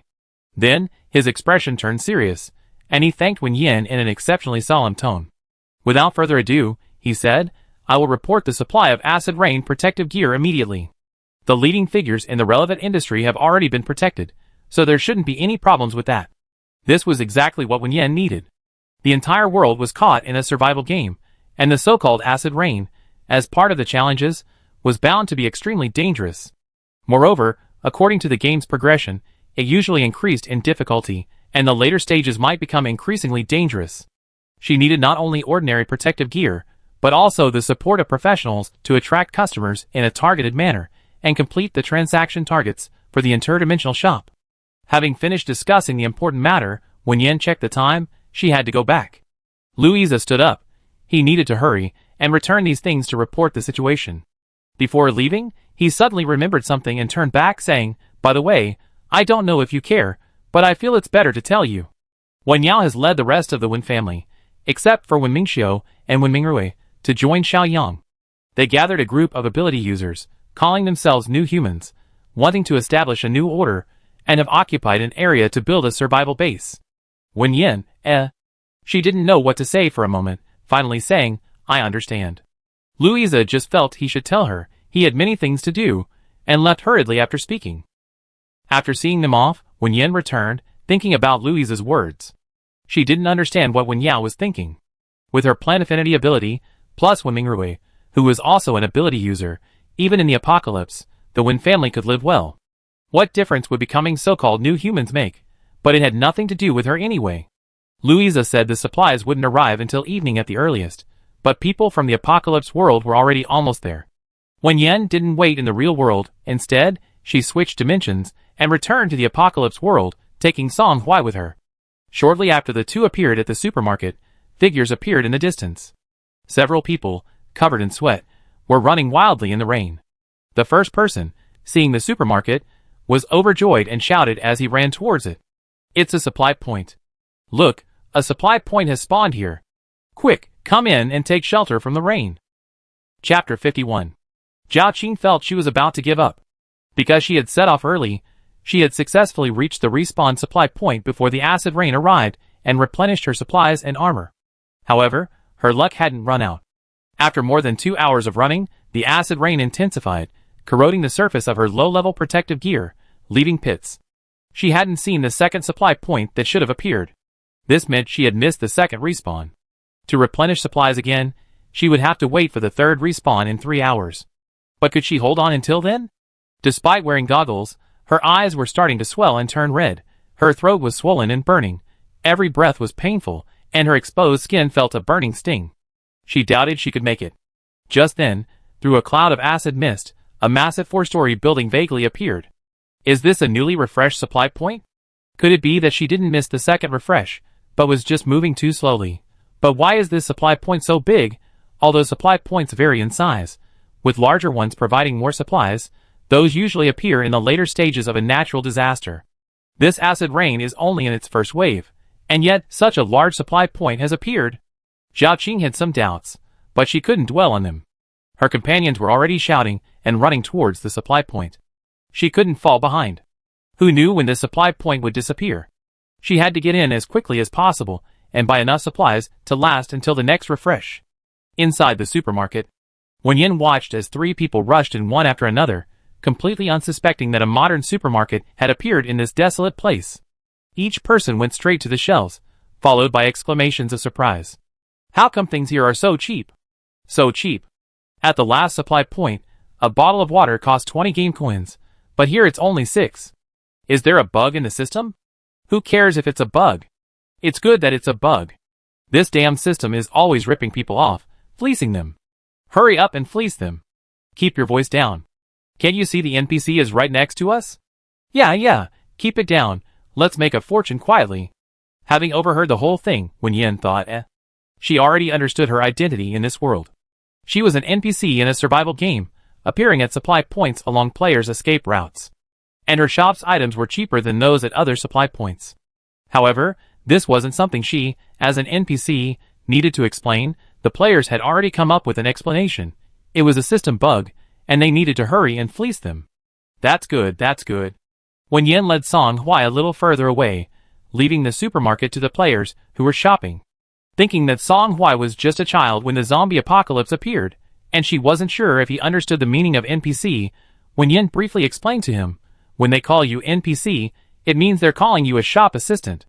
Call me shopkeeper, just like before in your world. Just sell things to them. She explained carefully, worried that he might not understand. The boy glanced at her silently and said, I heard them talking too. His expression looked somewhat aggrieved. Wen Yan thought about it, and realized she might have been treating him a bit like a child. But Song Hui had a researcher mother, and his own intelligence was definitely not low, as could be seen from their daily interactions. Otherwise, he wouldn't have been able to escape the research institute and survive independently outside. She just felt that she had brought him into a world completely different from her own, and therefore needed to bear some responsibility. So she couldn't help but worry a little more. But if he didn't like it, she would respect his wishes. Okay, I understand, Wen Yan said. This shop will be in our hands from now on. If you have any questions later, just ask me. The boy nodded, looking very happy, his beautiful eyes sparkling with excitement. Back at the cashier, they saw the players already paying. They really treated Wen Yan and Song Hui like NPCs, speaking without any restraint. Did you receive the system reward? Usually, the first to arrive at the supply point gets a reward. The other two shook their heads. Zhao Qing said, It's been 2 hours since the first supply point refreshed. We're definitely not in the first wave to get here. It's just a pity there's no proper protective gear. The next supply point refreshes in 3 hours. I don't know if we'd be able to buy any. Logically, later supply points should have protective gear, but it's not always the case. The system just acts up every now and then. Being able to replenish supplies is already good. Besides food and water, she found goggles, face masks, rubber gloves, raincoats, etc. in the shopping area. Because the prices were several times cheaper than the previous supply point, it was a good deal, and she bought several sets. Actually, Zhao Qing was conflicted. The supply point refresh time was unpredictable. Given their current condition, resting was the best option, but she worried about missing the third supply point if they rested. What if there was professional protective gear there? After paying with game currency, Zhao Qing still hadn't decided whether to set off. To be honest, traveling through the acid rain was incredibly uncomfortable. She felt like she was soaked in acid mist. Since entering this supply point called Happiness Supermarket, she genuinely felt much better. She was reluctant to leave. No, she couldn't think like that. A slow start meant a slow finish. Reaching the safe zone too late would not only be risky, but also result in a smaller game currency reward. If she didn't have enough game currency, she might not even have enough to cover the cost of staying overnight in the safe zone. She looked back reluctantly and prepared to leave. The others did the same. Just then, they heard the beautifully modeled but silent female NPC say, "Our first batch of acid rain protective gear will be available in 3 hours. Welcome to visit us again." All the players stopped and turned around in disbelief. The first batch of acid rain protective gear in 3 hours? Were they hallucinating? Supply points usually mainly provide food and disaster-related protective gear, so offering acid rain protective gear wasn't unusual. What shocked them was that this NPC said the first batch would be available in 3 hours, so this supply point would only exist for at least 3 hours. Actually, it would probably be longer, since the NPC said it was only the first batch in 3 hours. Was it really a system bug? Generally, supply points only have one NPC, and while they are quite intelligent and can usually answer questions, after figuring out the rules at the beginning of the game, people rarely interacted with the NPC anymore. They were too tired and busy to chat. But now, all 3 people in the store had huge question marks hanging over their heads. Zhao Qing was actually really tired. Her throat still felt like it was on fire, and looking at the increasingly heavy acid rain outside, she couldn't bring herself to take a step. That's how people are. If they're constantly running away, they can manage to hold on for a while, but once they relax, they always want to escape. 3 hours. That's a long time to rest. Zhao Qing frowned, finally unable to resist the temptation. She turned back to the cashier and asked, "You said the first batch of protective gear would be on the shelves in 3 hours. After that, how many more batches are there?" The NPCs in the game were very intelligent, basically like real people. Some would answer the players' questions, while others would remain silent. Zhao Qing didn't really have high hopes, because her question was beyond the NPC's capabilities, but she still couldn't help asking. But to her and the other two's surprise, the other party actually answered. The NPC, who usually seemed to have a somewhat insincere smile, smiled very humanly this time, and his voice was very gentle and pleasant. "Yes, the first batch of protective gear will be available in 3 hours, the second batch in 6 hours, and the third batch's availability is currently undetermined." Zhao Qing swallowed hard. There really was more than one batch. According to this supply point wouldn't be open for 3 hours, but at least 6. If they could actually wait for the protective gear to be available during that time, and with the supplies at this point being 3 times cheaper than normal, they could buy more, and should be able to last until the next supply point. Besides, they were already a step too late. Rushing forward now might not even get them anything useful, so it was better to buy cheaply here. The 3 exchanged a glance. One said, "Why don't we wait here?" Zhao Qing made her decision. "Let's wait here." Although NPCs don't answer every question, since an NPC answered, it meant it was real. The system, though unreliable, still kept its word. If it said there would be at least 2 groups, then there would be 2 groups. They could rest here for at least 6 hours. The remaining person had long since given up on leaving. Unlike the other 2, he hadn't reached the first supply point in time. He wasn't wearing professional protective gear, just a regular raincoat he found at someone's house. He was afraid he'd die on the road if they continued traveling like this. So the 3 decided. The respawning supply points didn't prevent players from stopping, since they didn't exist for long anyway, and there was no need. Since the 3 had made their decision, they didn't ask Wen Yan's opinion again, but instead found a corner to settle in. Wen Yan glanced at them, got up, grabbed a water cup, and filled it with hot water from the water dispenser. The players were already suspicious of this strange supply snack. Although they hadn't come over, they had been observing Wen Yan. Seeing her drink a cup of hot water, they were tempted and wanted some too. Qi Xian, who had accompanied Zhao Qing from the first supply point, whispered, "The NPCs are getting smarter and smarter these days, even drinking hot water." Zhao Qing had already taken out her own water cup from the system panel. "Whether the NPCs can drink it or not is none of our business. The important thing is whether we can drink it," she said, walking over with her cup and asking, "Can we drink this water?" She didn't see a price tag on the water dispenser. Wen Yan went to get water specifically to remind them, yes, but only for in-store consumption, no outside takeout. From these players' words, she could tell that the dimensional shop was actually different from the supply point they described. And even though her shop was clearly more comfortable, the players were still eager to leave after buying things and taking a short rest, indicating they must have a reason to leave. However, after she mentioned that protective gear would be available in 3 hours, and after the female player hesitated and then gave a 6-hour answer, she finally got these players to stay. This showed that as long as the benefits were sufficient, the players weren't necessarily going to leave. Providing some hot water in the shop was nothing special. Consider it a perk for the players. Meanwhile, the players were indeed very happy. They spent 6 game coins on a bottle of water, and these game coins weren't easy to earn, so every little bit saved was precious. After downing a cup of hot water, all 3 of them slowly let out a sigh of relief, finally feeling a bit better. After finishing, Qi Xian glanced towards the cashier and coughed lightly.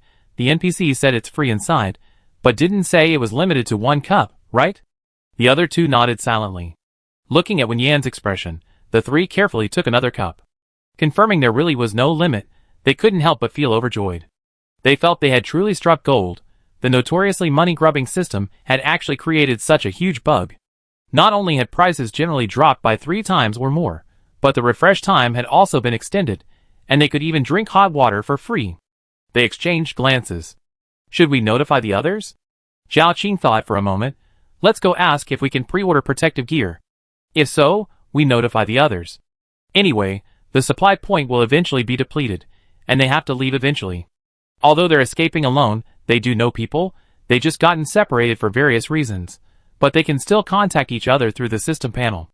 As for other supplies, there's even less to worry about. They only have so many in-game currency, and this supply point is so large, selling so many things, even a top player on the leaderboard couldn't buy them all. The news won't get out of hand." Zhao Qing went to the cashier again, asking if they could pre-order protective gear. Wen Yan thought for a moment and said, "You can pre-order, but the price isn't set yet. It will be listed after it's available. However, you can register in advance, and you can be among the first to buy if it's listed." Louisa said before leaving that he would send a space-age ability user to deliver a batch of stock as soon as possible, because it would arrive in time. She didn't know what level of protective gear would be delivered. The prices were set by the Interdimensional shop, and she wouldn't know the prices until the goods arrived. Zhao Qing and her 2 companions simply wanted priority purchasing. Having received a reply, they immediately began notifying their friends and family.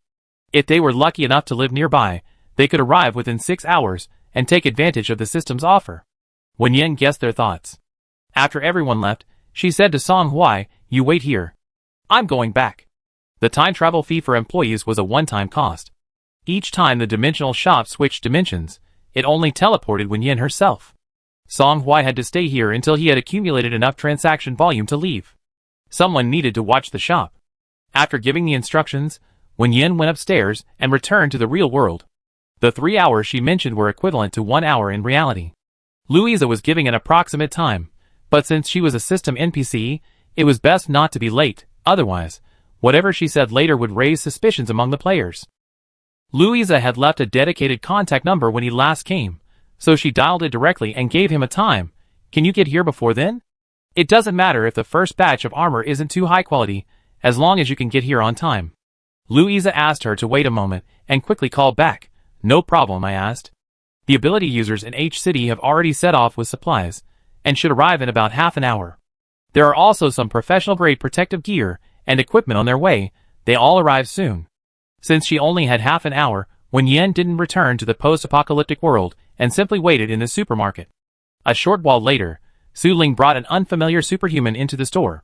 "Sister Wen Yan, this is a superhuman from H City. He said he was here to deliver something to you, and I met him on the way and brought him along." The superhuman looked around and asked, "Is there a larger area?" Although Wen Yan found it a bit strange, she still led the Superhuman to the back warehouse area. The supermarket was quite large after the expansion, and there was a dedicated warehouse area with ample space. Then Wen Yan saw a car appear out of thin air. The Superhuman explained, "Back then, we didn't know the type of apocalypse, so we stockpiled all sorts of supplies. This car was specially built to transport experts and important figures. It has strong protective capabilities and a high level of corrosion resistance, so we brought it along. Besides these, there were various acid-resistant protective gear, probably several hundred sets. As a city with millions of inhabitants, the city could mobilize a great deal of resources." In reality, what Wen Yan could send was far more than what was currently available. However, roads between different areas were difficult to navigate now, making mobilization unlike before the apocalypse, when supplies could simply be loaded onto vehicles and set off immediately. In fact, the delivery team today wasn't just this one spatial ability user, but an entire squad of ability users. "My space isn't very large, so this delivery is limited. I make another trip later." Wen Yan gave the delivery person a level 3 zombie crystal core. It was clear the delivery person had been in a great hurry. Their hands were even trembling slightly as they took out the SUV, indicating they had expended a lot of energy to get here as quickly as possible. She said, "Use this to recover some energy before heading back. Otherwise, the journey would be very dangerous." The second batch of supplies she had agreed upon with the players needed to arrive in 6 hours, but in reality, it was only 3 hours. She definitely needed their help. Several hundred sets are actually enough for now, but to retain players, she needs to provide sufficient resources to attract enough people. She put these several hundred sets on the shelves as the first batch of supplies, and the second batch will have even more. The ability user who received the crystal core was completely surprised. He awakened later and missed the first batch of companions who used crystal cores to advance, but because of his special spatial ability, it's extremely useful in the current situation where communication between different regions is unreliable. Therefore, he obtained a level 2 crystal core for improvement. He never expected to get a level 3 crystal core after coming here, of course. He knew this was for the entire team, but it was a level 3 crystal core, a level higher than the one he gotten before. Even if it was shared among several people, the energy it could absorb would be far greater than what he received before. This trip was truly worthwhile. He wanted to come back. After letting the ability user team rest at the shop, Wen Yan returned to the cataclysmic apocalypse. Having spent half an hour in the real world, an hour and a half had already passed here. There was still some time before the 3 hours she mentioned, but Wen Yan didn't take out the armor in advance, planning to put it on the shelves at the agreed time. The players were right. The dimensional shop appearing here was, to some extent, a bug. Although the system said it couldn't query unknown systems, Wen Yan now suspected that this inability to query was applied to her, not the dimensional shop. Otherwise, how could she have received advance notice of the impending acid rain, and also, the prices in the supermarket? The price was several times lower than what players found at other supply points, as if they had adjusted it based on those prices. They seemed to be a program secretly inserted into another system, pretending to be a bugged supply point, secretly collecting in-game currency. Since that's the case, Wen Yan decided to play the NPC role as well. The system might glitch, creating a different supply point than usual, but this supply point should still maintain a semblance of order. If it said it would be available in 3 hours, it would be available in 3 hours. When the second batch arrived, she would wait 6 hours before listing it. Ignoring the players resting in the shop, Wen Yan took Song Hui to the back warehouse to organize protective gear.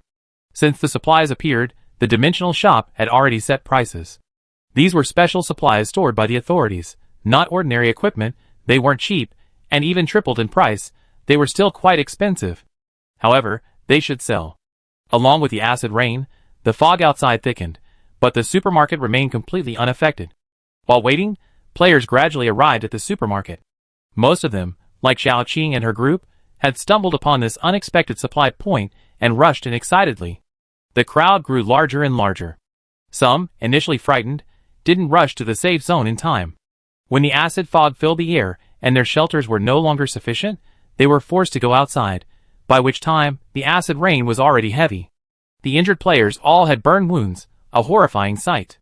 Wen Yan frowned. The authorities had considered everything thoroughly. They had sent not only protective gear, but also some related medicines. After thinking for a moment, she found a corner and placed the medicines on the shelf, which were quickly discovered by other players. "Look, medicine has been refreshed," Xiao Qing said thoughtfully. "Does this supply point refresh its supplies according to our needs?" Before, we needed hot water, and it had hot water. Later, we needed to walk in the rain, and it had protective gear. Now, there are medicines when someone is injured. It refreshes with everything we need. Chi-Hsien muttered. Has the damn system suddenly had a change of heart? It wasn't that these supplies weren't available before, but usually, supply points only refresh what they sell, and sometimes there are even quantity limits. If you arrive late, you won't be able to buy anything. But this supply point was different. They were already surprised before they even entered. Such large supply points were usually found in safe zones, where the population was highest and the demand for supplies was greatest. A 4-story supermarket like this wasn't unusual there. But he quickly added, whatever. Whether it's a sudden change of heart or a bug, we can't control it. Just buy. Zhao Qing nodded. The game's arrival was sudden, and those of them caught up in it had no choice. No matter how the system changed, it wasn't something they could control. Right now, they should focus on their own survival. Although the two didn't need the supplies immediately, they still went to stock up on some medicine. Time ticked by, and finally, the agreed-upon time for the protective gear to be put on the shelves arrived. Everyone turned to look at the shelves. The previously spacious shelves suddenly became crowded, and in the space that had been cleared, several rows of shelves appeared out of thin air, displaying the protective gear the NPC had mentioned. Everyone rushed over. Zhao Qing stared intently at the price tags, while Chi-Hsien exclaimed, acid-resistant gloves, acid-resistant boots, acid-resistant work clothes, helmets, goggles, gas masks, respirators, all professional grade. Better than what we bought before. And the prices were incredibly reasonable. Zhao Qing silently agreed in her mind, quickly grabbing 2 sets of acid-resistant protective gear. Although buying these 2 sets cost almost all her savings, Zhao Qing felt she had to buy them. She had a feeling that if this store disappeared, she might never again be able to buy such a complete set of professional-grade protective gear at such a reasonable price. The last extreme heat wave lasted 3 months, and the duration of this acid rain is unknown. The protective gear at this supply point is of even better quality than she expected, exceeding her expectations. Originally, she planned to buy a set first and leave in 6 hours, but now she's changed her plans. She's currently about 100 kilometers from the nearest safe zone. At top speed, it will take almost 2 days.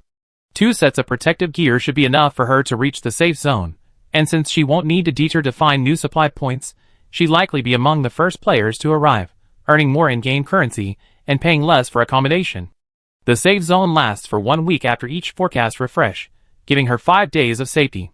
Perhaps even a good one. After making the purchase, Zhao Qing shared her thoughts with Chi-Hsien. Chi-Hsien was surprised for a moment, but quickly agreed, saying, surviving longer in the acid rain will also earn us game currency rewards. Although constantly traveling like this will probably wear out 2 sets of protective suits, they weren't that expensive to begin with. The survival reward should be enough to offset the cost. The sooner we reach the safe zone, the more rewards we get, and the less we spend, so it's a good deal. Thinking about it this way, it really was time to leave. He said with a long face, if only we could stay here forever. Zhao Qing smiled. She also wished she could stay here forever, but that was impossible. Not only did they not know when this bug would disappear, but if they stayed here indefinitely, they would miss out on the survival rewards. Without game currency, how would they buy supplies? So even if it's comfortable here, you can't do that. Many people shared Zhao Qing's thoughts. In the end, aside from the injured and those who didn't have enough game coins, everyone else spent all their game coins on protective gear, some even buying multiple sets. Clearly, some wanted to resell. However, the dimensional shop didn't stop them this time. Wen Yan could tell that these players probably hadn't earned their game coins easily. The most they bought was only 5 sets, far from a monopoly. Thinking about it, unlike the Lost World, there's no distinction between ordinary people and those with superpowers here. Everyone is bound to the same game, starting on the same footing. Even those with more game coins earn them themselves, and their surplus wouldn't be significant. In a short time, the supermarket sold 30 sets of protective gear, and also sold a considerable amount of food and water. The transaction amount reached 320,000. The sales were growing rapidly, but those who had already bought them probably wouldn't buy again anytime soon. You could tell from the pained expressions on the players' faces when they paid. Even a full set of professional protective gear was a significant burden for them. They were spending so much here purely out of a desire to take advantage of the system bug and profit from the extra spending. Wen Yan didn't try to persuade customers who didn't have extra money to stay. The supermarket was left with some injured players, and others who didn't have enough funds to buy a full set of protective gear, and were too exhausted to leave. As darkness fell and acid mist filled the air, it became impossible to see clearly outside the supermarket, but the players still couldn't help but look out. Those still outside, they'd die without protective suits, wouldn't they? One person sighed. Another chimed in, how many people have died since this damn game started? Don't worry about others, maybe we be next. While we're still alive, and can have some hot water, let's rest. The first person chuckled self-deprecatingly, you're right. Maybe he be next. Why worry so much? At the checkout counter, Wen Yan glanced at the map. There were still people traveling near the supermarket, but some figures representing people were standing still, unmarked on the map. It was wilderness. But since the dimensional shop was marked, it meant people weren't dead yet. Since the customers couldn't come, she'd go get them.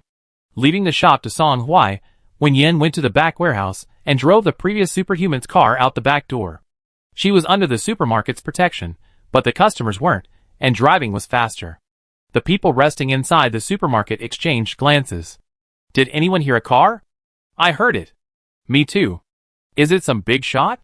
A car that can still run in this weather can't be an ordinary car. It must be someone on the leaderboard. Ordinary people really can't afford it. It must cost at least hundreds of thousands. The group discussed, all looking towards the entrance, waiting to see who would be coming. After all, this was a supply depot, and even big shots needed to replenish their supplies. But they waited for a long time, and no one appeared. One person said regretfully, it's probably someone who doesn't lack supplies, but things here are really cheap. It would be a real shame to miss out. It's a real shame. Even if you have money, you should be careful with it. The group discussed it briefly. The previous group of players had told them the shop would last at least 3 more hours, and now a while had passed. They didn't have much time to rest, so they decided to take advantage of this time to rest, and then pick up some durable protective gear before continuing their escape. While the players were no longer concerned, Wen Yan followed the map and headed towards the unconscious player. After picking up the player, she checked the map again, and saw there were no more people near her location. Wen Yan continued forward, picking up more and more people along the way, all of them injured. After picking up another one, the car was full, so Wen Yan stopped and started heading back. On the way, she upgraded the supermarket, building a canopy in an open area in front of it. Because it used a highly acid-resistant material, the canopy was expensive, but Wen Yan felt it was necessary. The supermarket's functions, after reaching level 7, are what she's currently using. Within the supermarket's protected area, she can use the renovation and expansion functions anywhere. As long as she has health points, she can construct any building she wants. However, these buildings are different from the main supermarket. For example, she can return to the supermarket by switching business status, but she cannot access these separately constructed buildings. These buildings are individual entities, and their functions are determined by the materials used in their construction.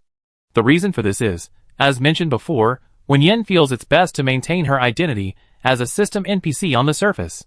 An NPC won't proactively go out to rescue people, so she doesn't plan to directly send the person into the supermarket, but instead intends to leave them outside. Once the people woke up, they would naturally go into the store on their own. If they didn't wake up, Wen Yan had already applied some ointment for the more seriously injured, but she wasn't a doctor herself, and couldn't help those with even more severe injuries, so whether they were inside or outside the store didn't really matter. The car arrived in front of the supermarket. Wen Yan took out a mat and placed it on the ground, then put the people on it one by one. The car started, circled around, and drove away again. The sound of the car in front of the supermarket attracted the players again, but because of the acid mist outside and the distance, they could only see a blurry, yellowish light, and couldn't make out who got out of the car. A short while later, the car drove away again. Everyone was curious, but no one wanted to go out. Fortunately, after a while, someone passing by who had discovered the supermarket answered everyone's questions.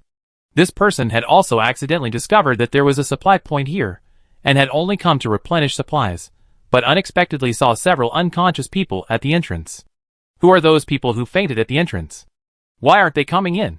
This person arrived later, and hadn't seen Wen Yan drive them away, so she didn't know who these people outside were. Her words, combined with the car lights seen by those inside the shop, pieced together a complete picture. The person who first heard the car said, some big shot must have seen it, and is trying to help him. You said those people fainted? This round of acid rain is going to last 48 hours. If they keep getting soaked like this... He trailed off, unable to continue. If they keep getting soaked like this, they definitely die. In a few days, Only skeletons will remain. After that, perhaps even skeletons will be gone. The mere thought is heartbreaking and terrifying. But in such circumstances, the fact that someone was willing to lend a helping hand and rescue these people brought them some reassurance. Thankfully, there were still kind-hearted people. At least these people were saved. The girl who had just entered initially didn't understand the situation, and therefore didn't intervene. After hearing the story, before even removing her protective gear, she turned and went back out. I go carry them in. The big shot probably doesn't want to reveal his identity. There aren't many people who can afford a car these days, and he must have at least tens of thousands of game coins. Murder and robbery are common occurrences. Except in the safe zone, players can attack each other in the outer areas without penalty. If you kill someone, you can take their supplies and gain coins. Therefore, many players travel alone, and even those who travel together only occasionally. Cheng Xuexiang wasn't afraid. She practiced martial arts since childhood, and her combat skills were higher than most people's. Besides, she was poor and didn't have many game coins. Carrying people in from outside wasn't difficult. She couldn't just pretend she hadn't seen anything. The other people in the supermarket felt ashamed. One of them, who wasn't seriously injured, put on the protective gear he bought in the store. I go help too. It's such a short distance, they won't get hurt much. I go too. Soon, the people outside were moved into the supermarket. Cheng Xuexiang took out a first aid kit from the system panel and began checking each person's burns. She found that their burns had already been treated. Although the technique was a bit rough, it was clear the person who treated them was careful, and the ointment applied was of very good quality. She helped deal with it briefly, and then left it at that. A person nearby reminded her, "Go buy some things, the stuff here is very cheap." Actually, even without this person saying so, Cheng Xuexiang had already seen it. She looked at the supermarket in front of her with some curiosity. This supply point was really big, the goods were really complete, and they were really cheap. Perfect for a poor person like her. Cheng Xuexiang went on a shopping spree, spending all her game coins in one go. Besides protective clothing and food, she mostly bought some urgently needed medical supplies. These things were ridiculously expensive in the game, and that's how she spent all her game coins. After learning that the supply point also offered free hot water, Cheng Xuexiang was even happier. She comfortably drank a cup of hot water, then cooked a bowl of noodles in the small pot she had bought with her game coins, and ate a hearty meal. Just then, the sound of a car driving outside was heard again. Cheng Xuexiang, everyone, don't go out. The boss doesn't want anyone to know. Let's pretend we don't know, we go later. The others nodded. Actually, they were also afraid of angering their opponents. Don't let their poverty and injuries fool you. The big shots, especially those on the leaderboards, are incredibly powerful. They play the same game, but they developed completely different strategies. Right now, they can only hide at the supply depot, resting and worrying about when they have to brave the acid rain again, while the big shots can drive freely through it. They can't compete, and they can't afford to offend them. Finally, once the sound of the car stopped, the group put their protective gear back on, and went out to bring the person back in. Over the course of the night, more than 60 people had been rescued by the big shot. Cheng Xuexiang put down the last person she had carried in on her back and looked at the players lined up in the supermarket's open space, a puzzled expression on her face.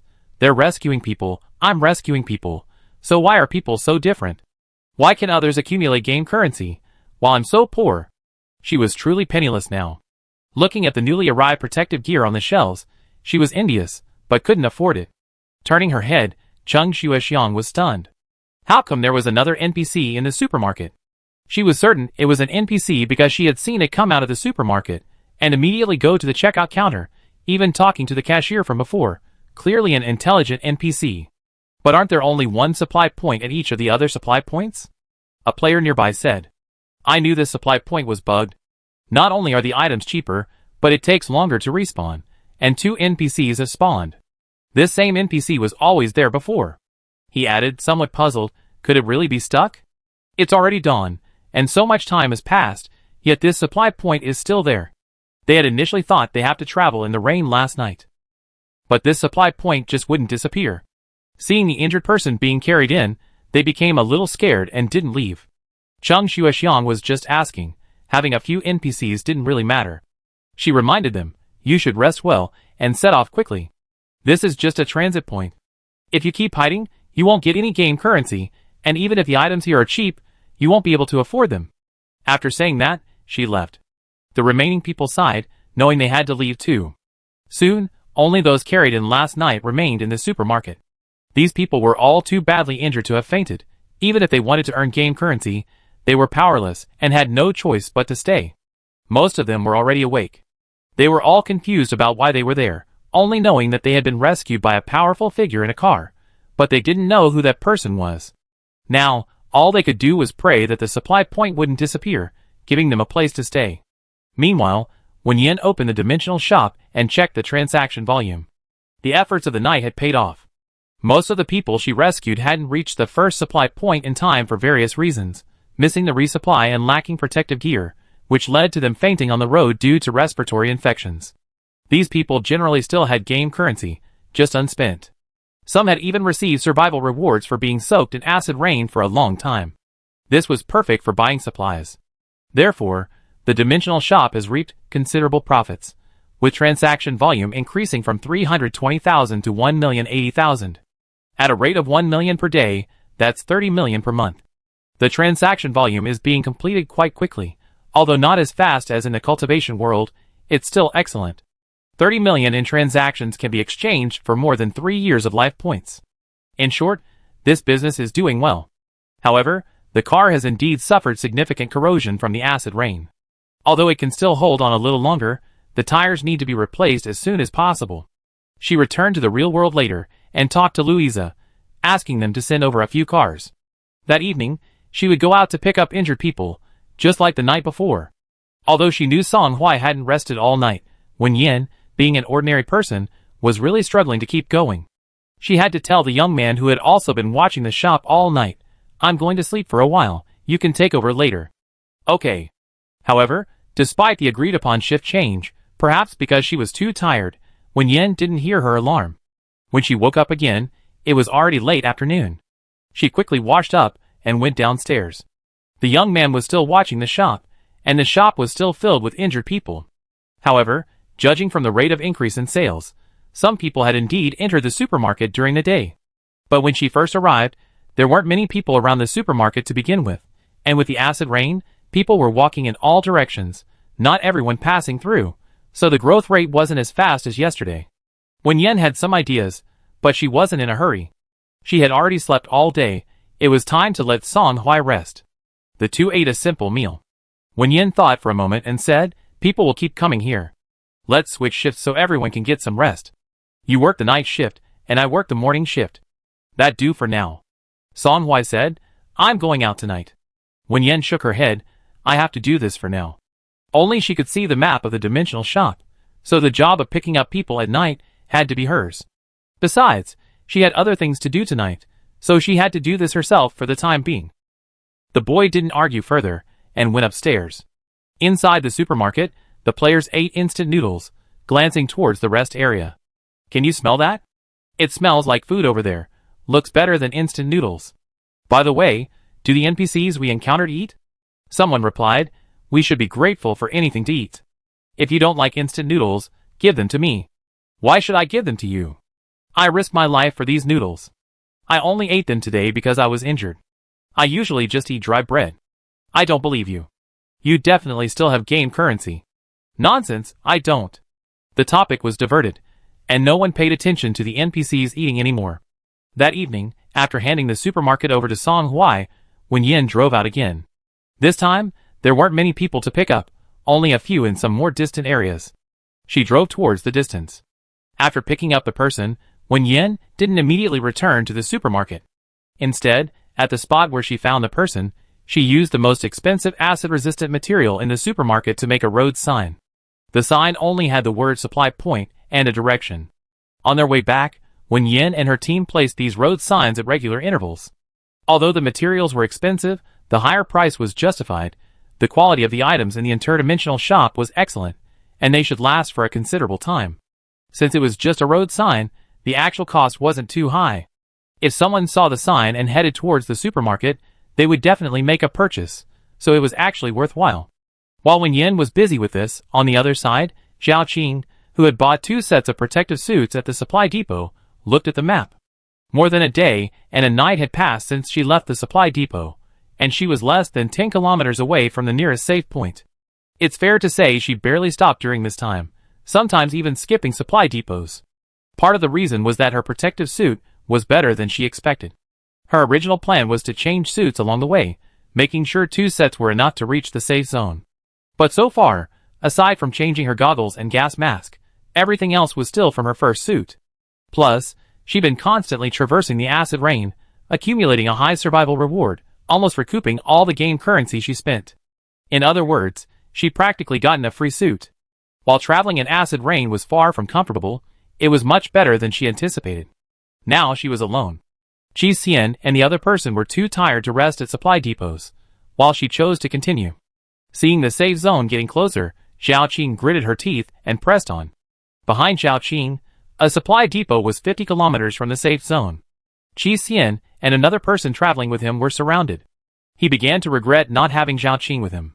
He hadn't expected these people to even steal his protective suit. He frowned and tried to struggle. There's a supply point up ahead. Why can't you buy your own with your game currency? The person blocking his way smiled. Why should we buy when we can just steal? Your protective gear looks pretty good. You should have some new ones, right? We don't want this old, tattered stuff. Give us the new ones, and hand over your game currency, and we let you go. Otherwise, you should know the consequences. The protective gear and the game currency will all be ours. Qi Xian, He knew the other person was telling the truth. There was no reasoning with these people. Giving them protective suits and game coins now might keep them alive. If not, they really would kill. He blamed himself for being lazy and lacking vigilance. The two eventually handed over the protective suits and game coins. After they left, the boy who had also been robbed asked, Brother Qi, are we going to the safe zone? Qi Xian sneered. I don't deserve your brother Qi. We agreed we were just resting at the supply point. You told those people our protective gear was different, didn't you? Otherwise, how would they know? They were still wearing their first set of protective gear, which had been corroded from the long journey through acid rain. Even if there were differences at the beginning, they were no longer noticeable. Nobody would want a pile of rags. He saw the other person being stopped, and then the other person came over. He wouldn't have believed it unless the other person said something. The person accused stammered, I really didn't mean to. One of those people was someone who had traveled with me before. He, like me, missed the first supply point. When he saw me, he grabbed me and asked why I was still alive. There were so many of them, I really couldn't manage alone. Qi Xian didn't care what the other person said anymore. He said, whatever, but let's not travel together anymore. I'm out of game currency and protective gear. There's nothing for me to gain. Don't come with me. With that, he headed towards the safe zone. While the time lost wasn't too great, if he could reach the safe zone quickly, he could receive another reward, lower his rent, and at the very least, get some survival rewards. He just hoped the protective gear would be effective enough to get him to the safe zone. After Qi Xian left, the group that had left earlier returned. Do you think he's telling the truth? This guy really only has one set of old protective gear and nothing else. One of them gestured towards his neck. Should we just kill him? The leader said, forget it, killing him would be a waste of energy. Dongzi said he has nothing, so he probably doesn't. You're not lying to us, are you, Dongzi? Dongzi, the boy who had been with Qi Xian, smiled and said, I've been with him all this way. This is all he has. But that supply center. It seems a bit strange. Boss, should we go back there? The man called Boss thought for a moment. Forget it, getting to the safe zone is more important. We go check that place after we get the reward, he chuckled. If that supply center is still there then, that'd be interesting. We just camp outside then, and we rob it every time. The group burst into laughter. What's the point of slowly accumulating supplies? It's much faster to steal from others. This game is great, they like it.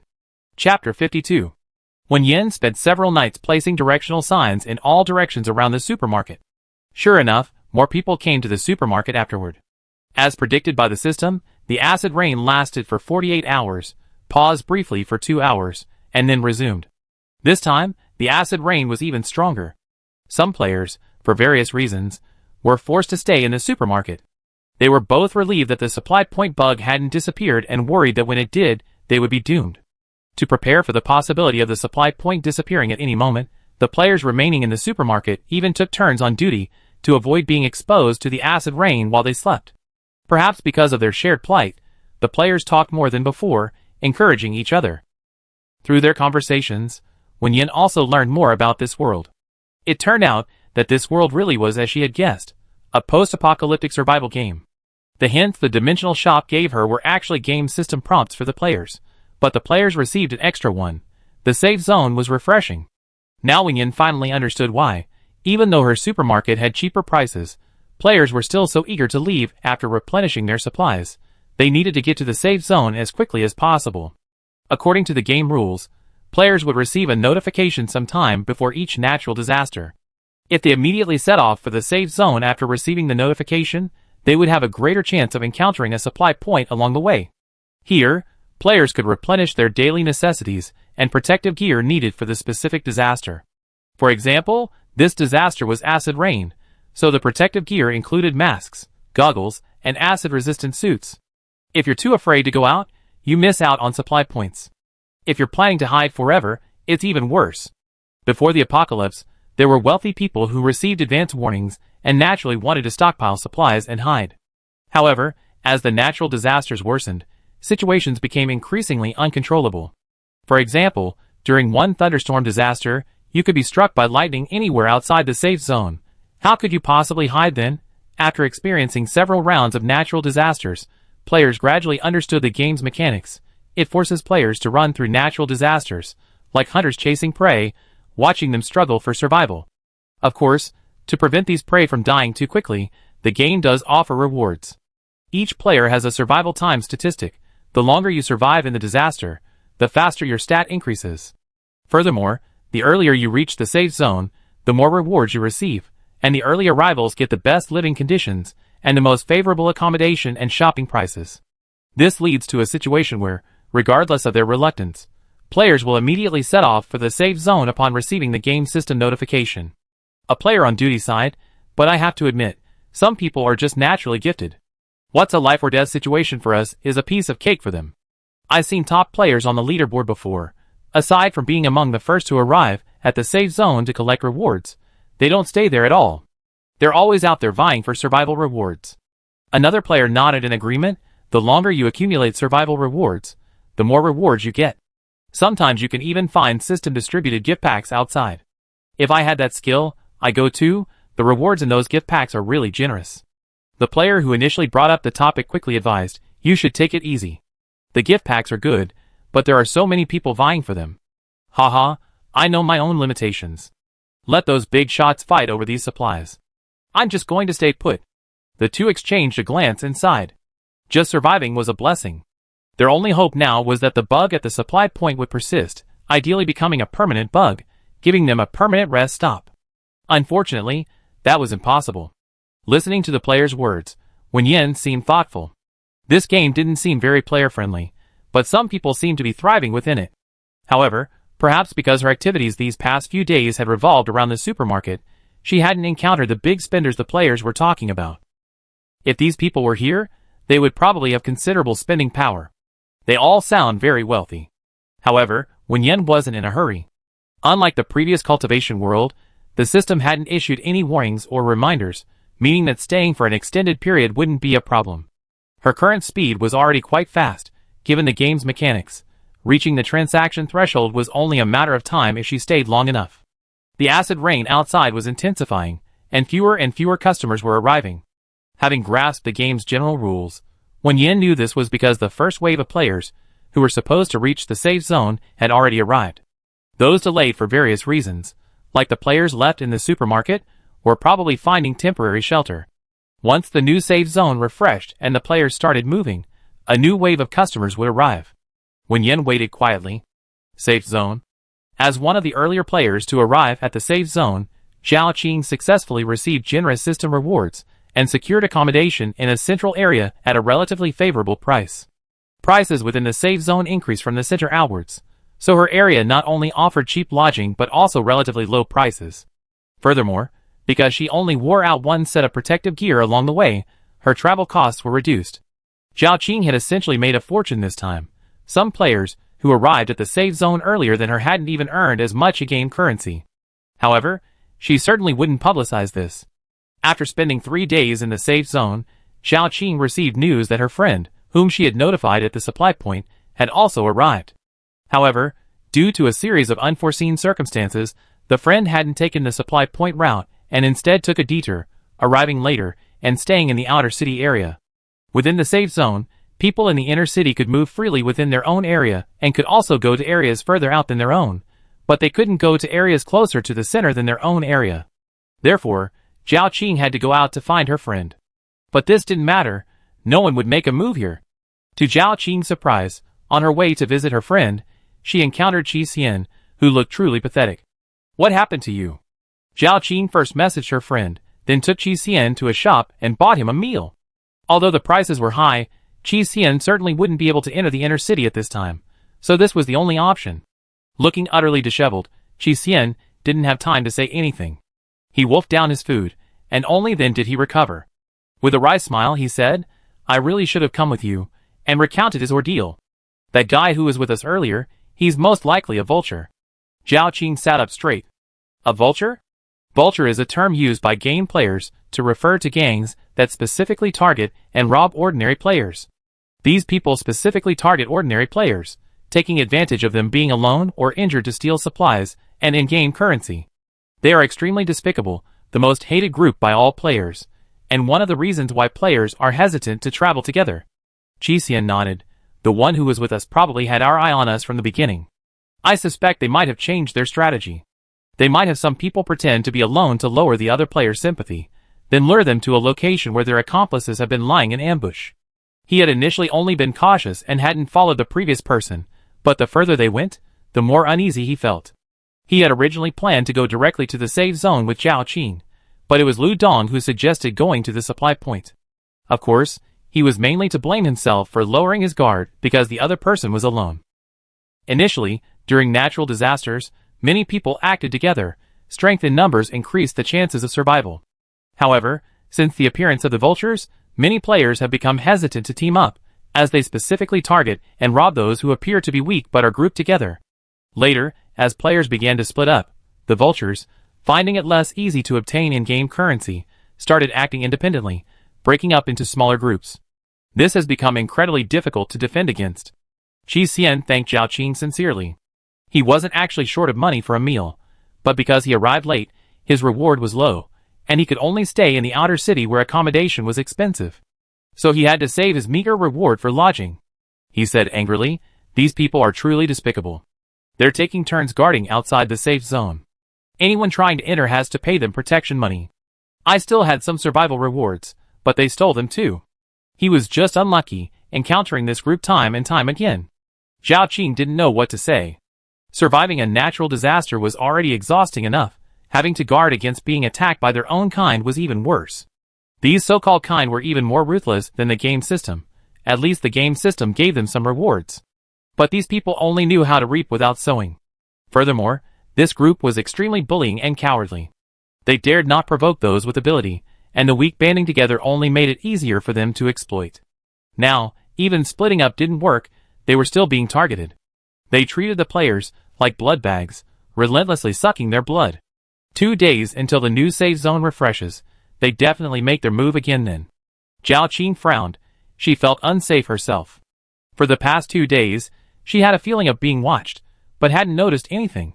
Since fighting was prohibited within the safe zone, she hadn't paid much attention. But now it seemed she might be being watched too. After all, she was one of those who went with them. It's possible that everyone who went to that supply depot was being watched. Because the prices were cheap, players were afraid the bug would disappear someday, so almost everyone used all their in-game currency to buy supplies. Plus, the protective suits, which are now desperately needed, were more expensive even in the central safe zone shops than at that supply depot. If you could snag some, reselling them would be very profitable. Zhao Qing, remembering that Qi Xian's protective suit had been stolen, asked, "What are you going to do when the safe zone refreshes next time?" Although the protective suits they bought were of good quality, they were almost ruined along the way. Qi Xian, like her, bought 2 sets, one was stolen, and the other was ruined, leaving them with nothing. Protective suits in the outer city were particularly expensive.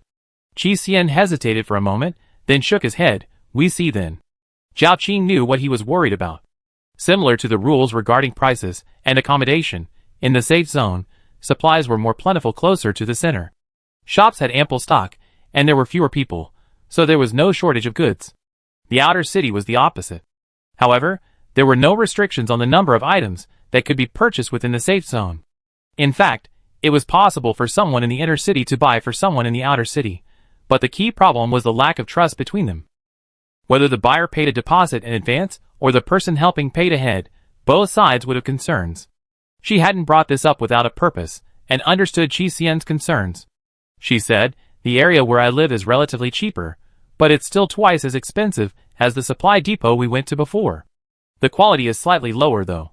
If you need something, I can get you something. You don't need to pay a deposit, just give it to me before the safe zone refreshes." Entering the safe zone doesn't completely eliminate the opportunity to earn game currency, but it will be very hard work, and the rewards are meager. However, the advantage is its safety, which suits Qi Xian well right now. If he can endure the hardship, he should be able to earn a decent amount of game currency before the new safe zone refreshes. Qi Xian paused, then asked seriously, "What do you need me to do?" They were merely strangers who had met by chance. He knew Zhao Qing had invited him to dinner to get information from him, but since she had treated him, he was grateful and provided the information without reservation. However, a set of protective clothing wasn't cheap, she must have other conditions. Zhao Qing, who was about to speak, nodded, "Indeed." She lowered her voice and told Qi Xian her plan. The two quickly parted ways. Zhao Qing went to see a friend, then returned to the inner city to begin her operation. 2 days later. A dimensional shop. The players ate hot noodles, looking at the acid rain outside, unsure whether to call themselves unlucky or lucky. Lucky, perhaps. Despite the various situations along the way, they had found a place to rest. In fact, they were almost reluctant to leave. But a new safe zone was about to refresh. They hadn't used survival mode for a long time, their game currency was only going out and not coming in, and they desperately needed to replenish it. After such a long rest, it was time to set off. Wen Yan knew the new safe zone was about to refresh today, but she wasn't too concerned, mainly because it wouldn't affect her much. Fewer customers had come to her shop these past few days, but she was also quite busy. In the real world, the first large batch of supplies had arrived, escorted by a team of ability users. This time, the supplies were truly abundant, various protective suits, the specially acid-resistant vehicle she had mentioned needing, and even a large quantity of special acid-resistant materials marked with Research Institute numbers. Each city has a large population and prepared a lot of supplies. This batch sent to her contained tens of thousands of sets, enough for her to sell for a while. This batch also included hundreds of sets of chemical protective suits, specially sourced from a specialized laboratory. Even if sulfuric acid rained down, they could provide protection for a certain period. The Interdimensional shop priced them very high. Wen Yan thought for a moment and put them on the shelf anyway, in case any of the top players on the leaderboards, as the players had mentioned, needed them. In the afternoon, the safe zone refreshed again. Wen Yan couldn't hear the notification of the safe zone refresh, but she could tell from the players' reactions.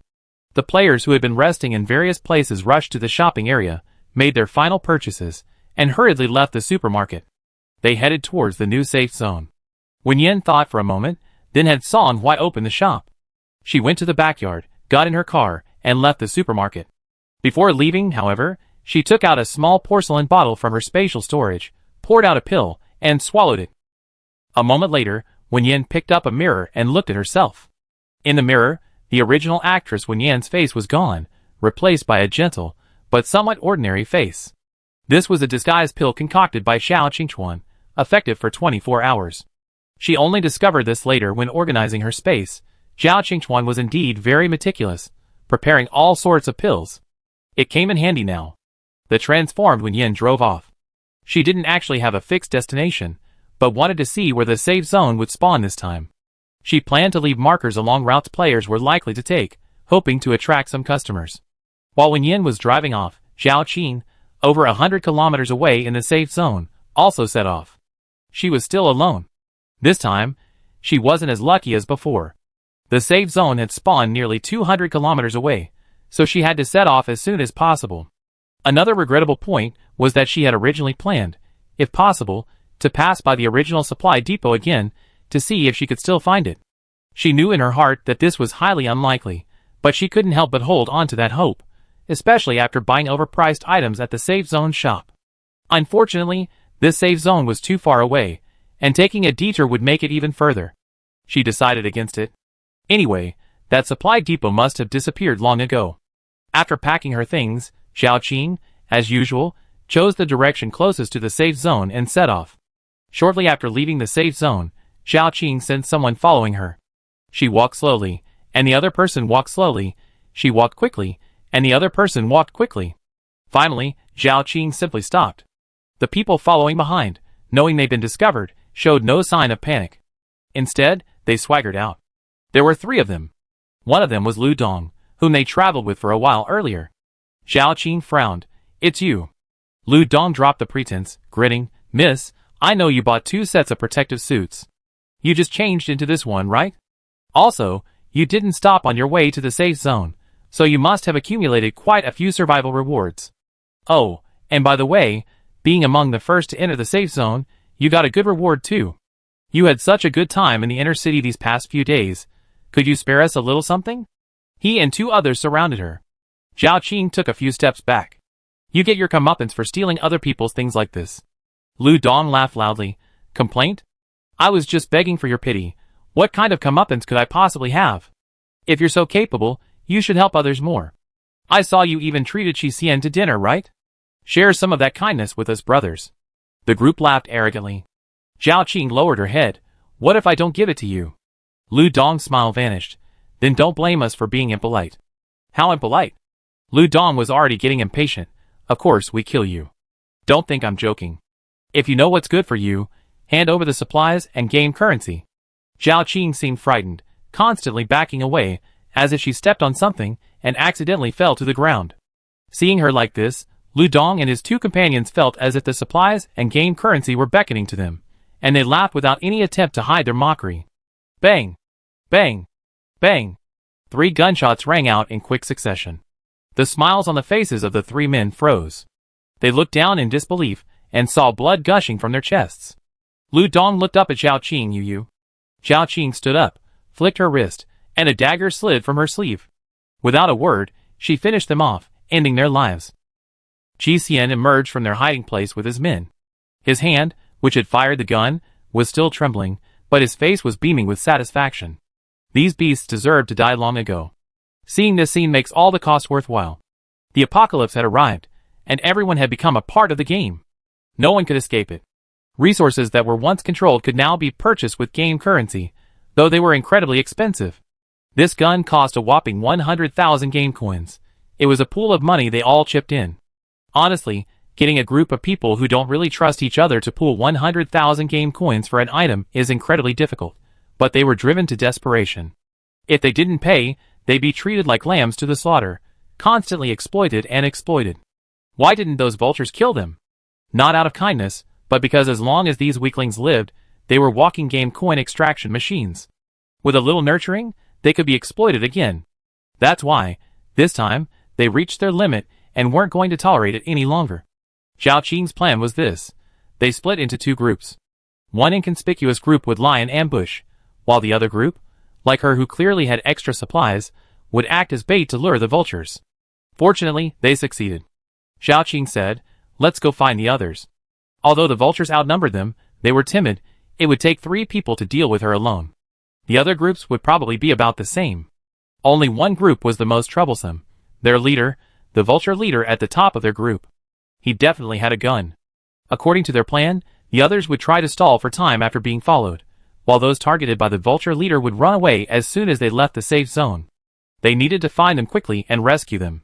Wen Yan drove in the direction the players had left in. However, because she was walking faster, after a while, she wasn't entirely sure if she was on the right route to the safe zone. Fortunately, she encountered players every so often, so she just followed the direction with the most people. Over an hour later, a building came into Wen Yan's view. It was a building that didn't seem to occupy much of the space, resembling a supermarket in appearance, but much smaller. Players were going in and out. If she wasn't mistaken, this should be the actual supply point the players had been talking about. Wen Yan thought for a moment, then decided not to go in. Although this area was still within the protected zone of the dimensional shop, Wen Yan now understood that she and her system were likely posing as people to earn game currency here. If she went in, it would feel like a provocation. Although she didn't know if there was a risk of being identified, Wen Yan decided not to go in. On the way here, Wen Yan had stopped several times, but none of the players around her dared to approach her. Now it was the same. The car was parked not far from the supply point, but no one approached. Wen Yan knew they mistook her for the so-called leaderboard big shot. While this would save her a lot of trouble, it sometimes made it difficult for her to gather information using her player identity. So, Wen Yan simply got out of the car, changed into a special hazmat suit, and headed towards the people emerging from the supply depot. However, halfway there, she faintly heard cries for help. She paused, then turned towards the direction of the sound. The sound was faint, and after walking a considerable distance, Wen Yan finally located its source, her brow furrowing deeply. There, hanging upside down from a large tree, were more than 10 people suspended in midair by ropes. The crucial point was that none of them were wearing protective suits. Wen Yan recognized one of the people still calling for help. It was the girl who had been among the first to enter her supermarket. Without a second thought, she immediately stepped forward and lowered the person. But as she did so, the person above showed a terrified expression, frantically shaking their head at her. At the same moment, a gunshot rang out. Zhao Qing's eyes widened, filled with immense regret. She had harmed the other person, and she had harmed everyone. The apocalypse was the apocalypse. It wasn't something she could control. Their plan was perfect. Everyone had even spent in-game currency to buy guns to ensure unity. But just when she thought she was about to succeed, reality dealt her a heavy blow. There was a traitor among them. And Vulture was ruthless to players, just as ruthless to his own comrades. The enemy had used a clever scheme, sacrificing their own comrade's life to make them believe their plan was about to succeed. Those who rushed to rescue their comrade had walked into a trap themselves. Now, another person was about to be harmed by her naivete. Zhao Qing could only hope that her will to survive wasn't so strong that she hadn't attracted the attention of those in front of her. But as Zhao Qing grieved, she realized something was wrong. Gunshots rang out, but no one seemed to fall. The person below not only didn't fall, but seemed completely oblivious to the sound and danger, casually taking out a ladder and climbing closer and closer. Wen Yan, of course, heard the gunshots and knew they were aimed at her. However, protected by the system, she didn't need to worry about her safety. Instead, she was concerned that the attacker might try to silence her by attacking the person in the tree. Players usually put their purchased items into the game panel, so Wen Yan didn't need to hide when retrieving items. She took out the ladder, climbed up, and asked, "Do you still have the strength?" If they have the strength, they can climb down by themselves. Otherwise, she need to carry them. If it's the latter, she can manage that too. She consumed many spiritual fruits in the cultivation world. While they hadn't increased her lifespan, her physical constitution had improved significantly. However, it would be best if the other person could climb down on their own. Zhao Qing was somewhat confused, but judging from the other person's demeanor, she knew they were a powerful figure. Although she didn't know why the gunshot hadn't harmed them, this wasn't the time to dwell on that, so she quickly nodded. Wen Yan supported the person and cut the rope. Soon, the first person was rescued. Wen Yan draped a raincoat made of special materials that Louisa had given them over the person. These raincoats were temporary, but their duration was short. The advantage was that they were cheap and plentiful. Giving out a few wouldn't be considered slacking off by the system. Then, Wen Yan began rescuing people one by one, asking as she went, "Who fired the shot?" Clearly, the person who fired the shot in the shadows was warning her not to rescue anyone. But for some reason, there was no movement now. Zhao Qing touched the raincoat draped over her shoulders, surprised by the other person's generosity. She guessed this must be a big shot on the leaderboard and replied, "It's Vulture." Realizing that such a big shot might not even be paying attention to Vulture, she quickly added, "They stole our supplies and game currency. We wanted to fight back, but we had a traitor and fell into a trap. They tied us up here to vent their anger. Naturally, they wouldn't surrender easily. During their resistance, they killed and wounded many Vulture members, earning them their hatred." Wen Yan put the second person down and draped a raincoat over him as well. Since she was rescuing someone, she couldn't let them get soaked in acid rain, so this wasn't the time to worry about that. She then walked to the third person and asked, "Why did they stop shooting?" Zhao Qing, She also longed to be a big shot. Even her questions were answered with such confidence. She honestly explained, "Because you're a big shot, they bully the weak and fear the strong, so they wouldn't dare." That initial shot wasn't so much a warning to the big shot not to save them, but rather that they were driven by greed. They knew the big shot had a lot of game currency, so they wanted to take advantage of the opportunity to snipe him. Killing the big shot would be best. If not, they could simply slip away. Just like now. Wen Yan was unaware of such a group for the first time. After understanding, she didn't ask any more questions. After rescuing more than 10 people, Wen Yan looked at them, frowned, and said, Given your condition, she seemed to ponder for a moment. I send you to the nearest safe zone. That way, you should be among the first to arrive, and the rewards will be greater. The rescue people looked at each other, momentarily unable to believe what they had just heard. Ignoring his injuries, Qi Xian asked, "You mean you take us there?" Wen Yan nodded. "I have a car." She shook her car keys. Zhao Qing, Qi Xian, and everyone else, The boss is indeed a boss. Truly amazing. They were tied to trees and left to bask in acid rain, while the boss risked his life driving through the acid rain, incidentally rescuing someone, and even scaring away the vultures. But regardless, this was the best option for them right now.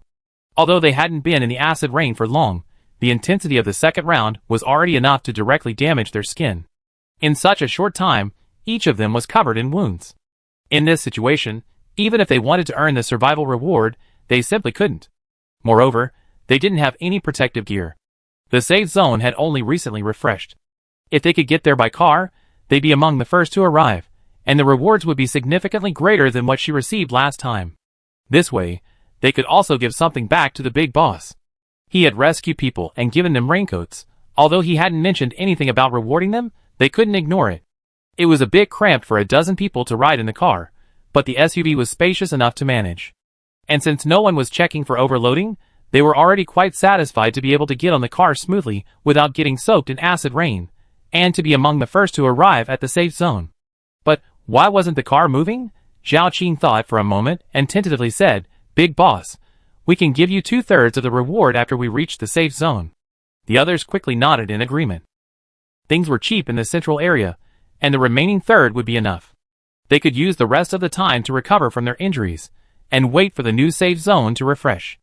As long as they weren't unlucky enough to encounter the vultures again, everything could start afresh. The big boss still didn't speak. Just as Zhao Qing was wondering if they hadn't given her enough, the big shot spoke up. "I have no sense of direction." Everyone looked confused. Heart of direction? Had they heard correctly? This big shot, who drove a car worth at least hundreds of thousands, who seemed to be able to stroll freely in his own neighborhood even on a rainy day, was saying he had no sense of direction? They suspected they might have misheard. Seeing that these people didn't react, Wen Yan could only repeat, "I have no sense of direction, please give me directions." In fact, she didn't have the game panel, and didn't know where the new safe zone spawned. Since she offered to give someone a ride, she must have already prepared an excuse, that she was terrible with directions, so the other person could give her directions. Zhao Qing was the first to react. Actually, it's quite normal for geniuses to have some peculiar quirks. Thinking that someone with no sense of direction could become a genius, she admired her even more and quickly said, "I give you directions." 2 hours later. Without Zhao Qing needing to give directions anymore, Wen Yan saw the extremely modern city in the distance. Yes, a city. Long city walls somewhat similar to those of ancient times, but not made of earth and stone. Instead, they were very high-tech white walls, with projections on them that read "Welcome to Safe Zone 16893. Below, at the gate, was a not too long queue to enter the city. Wen Yan parked the car a short distance away. After Zhao Qing and the others got out, seeing that the genius hadn't gotten out, she leaned over and asked, "Aren't you going into the city?" "Entering the city comes with a reward." Wen Yan shook her head. "I have enemies in this city." She made up a lie on the spot. She wouldn't even go into the supply depot, let alone the safe zone, which was clearly more closely connected to the system. Zhao Qing wondered what kind of person could make the big shot consider an enemy, and was also touched by the fact that the other party knew there were people she disliked here, but still sent them. She promised, "We definitely come out, and give you the game currency when we get the reward." Wen Yan shook her head, "No need." She didn't have a system to receive them, and she didn't lack supplies. For her, these people's game currency had other uses. Just as Zhao Qing was surprised, she heard the big shot say again, "Have you guys seen a 4th floor supply depot? I received a message that there are cheaper supplies there, but because, well, I have no sense of direction, I haven't been able to find it." Upon hearing about the supply point on the 4th floor, Zhao Qing immediately thought of the supply point that had been exploited by a bug. Hearing it was even cheaper, she was certain the place the expert was referring to was the same one they had previously visited. She thought for a moment, not mentioning that the supply point might have already respawned. The expert couldn't possibly be unaware of this, yet he still brought it up, so there must be a reason for going. She said, "If you don't mind, I can go with you. Please wait a moment. I collect my reward and buy some healing items, then I'd be right back." The burns from the acid rain were painful, But because she had been rescued in time, it didn't hinder her movement. The resentment of being tricked, seeing the expert's complete indifference to threats, and the fact that the expert, despite being directionally challenged, had managed to reach this point, all spurred Zhao Qing on. She couldn't stop to rest, she had to keep going. If the supply point was still there, that would be great. She could repay the expert's kindness, replenish her supplies, and then return to the safe zone from the supply point, allowing her to farm survival rewards again. It was actually a good thing for her. Zhao Qing had already made the powerful player before her her role model. Wen Yan was unaware of all this. She had only mentioned it to let the players know that the supply point was still there. As a player considered powerful, his words should carry weight. Originally, she had planned to wait for him to mention whether the supply point might respawn before telling them it was still there. Unexpectedly, this player agreed to guide her without even asking. But that was fine too, seeing was believing. Once she witnessed the supermarket's continued existence, she could spread the news wherever this player went. Wen Yan smiled. Okay, I wait for you to come out. Chapter 53. Although Wen Yan agreed, she didn't have high hopes. Just like the existence of groups, like the vultures that these players mentioned, human nature is the most unpredictable thing in the apocalypse. She said she had enemies in the safe zone and wouldn't even go in.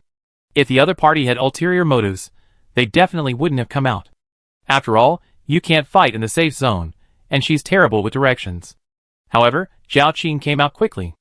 As if worried she left early, she ran out quickly. Her face, covered by a raincoat, showed a relieved smile when she saw the car was still there. She opened the door and got in. Boss, I'm here. Wen Yan smiled and nodded. However, Zhao Qing's expression quickly became somewhat awkward. She carefully observed Wen Yan's expression and said cautiously, some of them gave me some of their game currency and asked me to give it to you, but they haven't given you the rest. She had no choice. When she first proposed giving away 2/3 of her game currency, she knew some people would disagree, but they wouldn't say it. So, disregarding everyone else's opinions, she directly represented everyone and forced them to promise. But promises are worthless in the apocalypse. Some regretted it as soon as they entered the safe zone. The game currency in their imagination could be generously promised, but in reality, they couldn't bear to part with it. Zhao Qing knew they had their own difficulties, knew they had been badly robbed and needed game currency. She understood, but she wouldn't accept it. She raised her hand. I give you the game currency from all 6 of us. She named 6 people, including herself. Wen Yan thought for a moment and said, when we get to the supply depot, you can buy me things. Zhao Qing figured the boss probably didn't want to reveal her contact information, so buying supplies directly was fine. She nodded, okay. Zhao Qing was always very good at finding her way around, especially to a supply depot that had left a deep impression on her along the way. She gave directions readily, and nearly 4 hours later, just before dark, they finally arrived. Although she had been somewhat prepared because of the boss's words, Zhao Qing still couldn't help but widen her eyes when she actually saw that the supply depot she had visited a week ago was still there. It really was still there. It really was still there. It was still that 4-story happiness supermarket, unchanged. Except for the fact that there were more people there. Zhao Qing quickly said, Boss, is this what you mean? Wen Yan nodded, yes, this is it. She opened the car door and got out. Now that she had changed her appearance, it didn't matter if she went into the store. She just didn't know if Song Hui would recognize her. Taking the disguise pill before leaving was a last-minute decision. She hadn't had time to tell Song Hui beforehand. Thinking this, Wen Yan and Zhao Qing walked into the supermarket together. If Song Hui didn't recognize her, she would have Zhao Qing pay for her first. Zhao Qing had said she would buy her supplies, so she could consider it repayment for the raincoats Wen Yan had given her. Wen Yan didn't feel any guilt. Just as she entered, Wen Yan noticed Song Hui looking over. The boy's eyes held some doubt, his brows furrowed tightly, as if he was suspicious but uncertain. The disguise pill was very effective, but Wen Yan had observed many people when she was an actress. Even with completely different makeup and styling, as long as one didn't deliberately create habits completely different from their previous appearance, familiar people could still recognize them. Players wouldn't be familiar with an NPC, let alone suspect someone could disguise themselves, so Wen Yan didn't bother to hide. She winked at Song Hui. The boy paused, his confusion vanishing, and nodded slightly. Wen Yan looked away, pretending to be a player, and browsed the shopping area. However, she didn't bother transferring money between her own pockets. She simply grabbed some food and drinks and went to pay. The supply points payment method was to scan the system panel. Each player could see their own game panel, but others couldn't. The system deliberately recognized them, so Wen Yan only needed to mimic the actions of the previous players and perform a card swipe gesture. She pushed a box of strawberry cake towards Song Hui, smiling, "This is for you." A player also in line chuckled, "You're flirting with an NPC, aren't you? This guy is pretty good looking, but NPCs don't pay attention to people." He'd been there for a while, and observed this NPC. He was always cold and rarely interacted with anyone, only giving a wretched glance when collecting money. He never seen him say a word to anyone. But just as he spoke, the NPC, who had always been cold and indifferent, actually accepted the cake. And he even opened it and started eating. The player was puzzled. Was he playing favorites? But he hadn't seen anything particularly special about the female player. Just as he was wondering, he saw the cold-faced NPC eat, while simultaneously pulling out food and drinks, pushing a whole bunch of food and drinks in front of the female player. He paused, then it dawned on him. He slapped his thigh. This must be a new game mechanic. Gaining favor with NPCs earns extra rewards. Meanwhile, Wen Yan, who had received a huge pile of food, was somewhat amused and exasperated. She had simply seen the strawberry cake, remembered Song Hui loved it, and grabbed it on a whim. After a busy day at the shop, a reward was warranted. However, since she had received it, she didn't refuse. She stored everything in her system space. She had been going out frequently lately, so having extra supplies in her space was a good idea. As a result of this misunderstanding, Song Hui was harassed by players for a while afterward. Many people saw Wen Yan give him a cake, and then received a return gift. Each of them thought they had discovered the new system mechanic and tried it out, only to fail. Some gave up and left, while others persisted and were simply thrown out of the shop by Song Hui. If Wen Yan hadn't stopped them, they probably would have been blacklisted. However, Wen Yan knew that these players didn't really mean anything by it.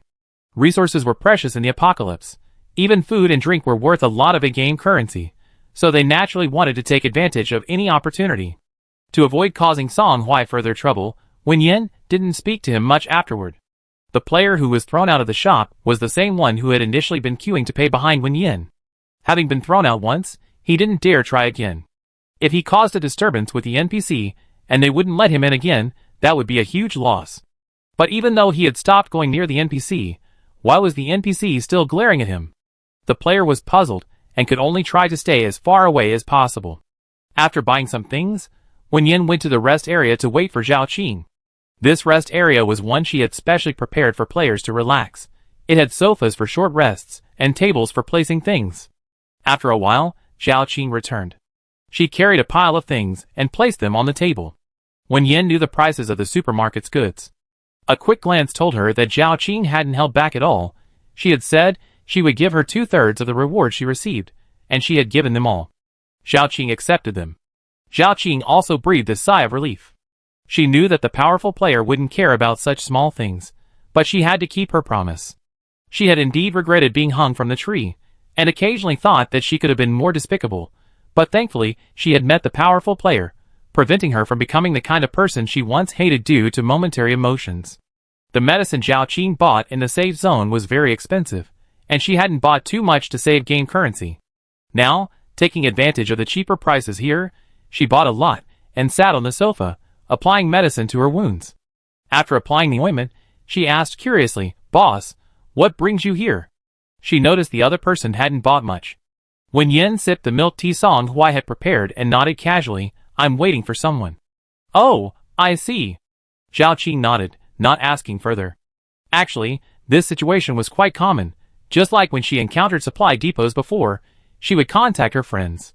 Thinking of this, her eyes dimmed. It was she who had called her friend, and it was she who had caused her friend to now have almost nothing. Even her friend was more seriously injured than her in protecting her. Luckily, she encountered a powerful player, otherwise, she didn't know what would have happened if she had survived alone. She would probably have died in the endless acid rain, filled with guilt. She planned to rest for a while, before returning to the safe zone.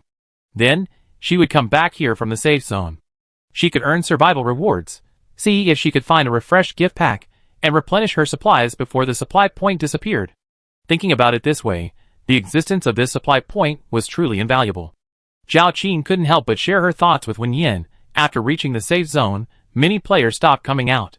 In the later stages of the cataclysm, even vultures rarely leave the safe zone. I just saw that the protective suit level at this supply point has been upgraded again. If we can buy one, we can travel back and forth between the two places, earning game currency while hoarding cheap supplies to resell. Wen Yan glanced at her, inwardly admiring the girl's resilience. She wanted to find the safe zone and leave road signs between it and the supermarket.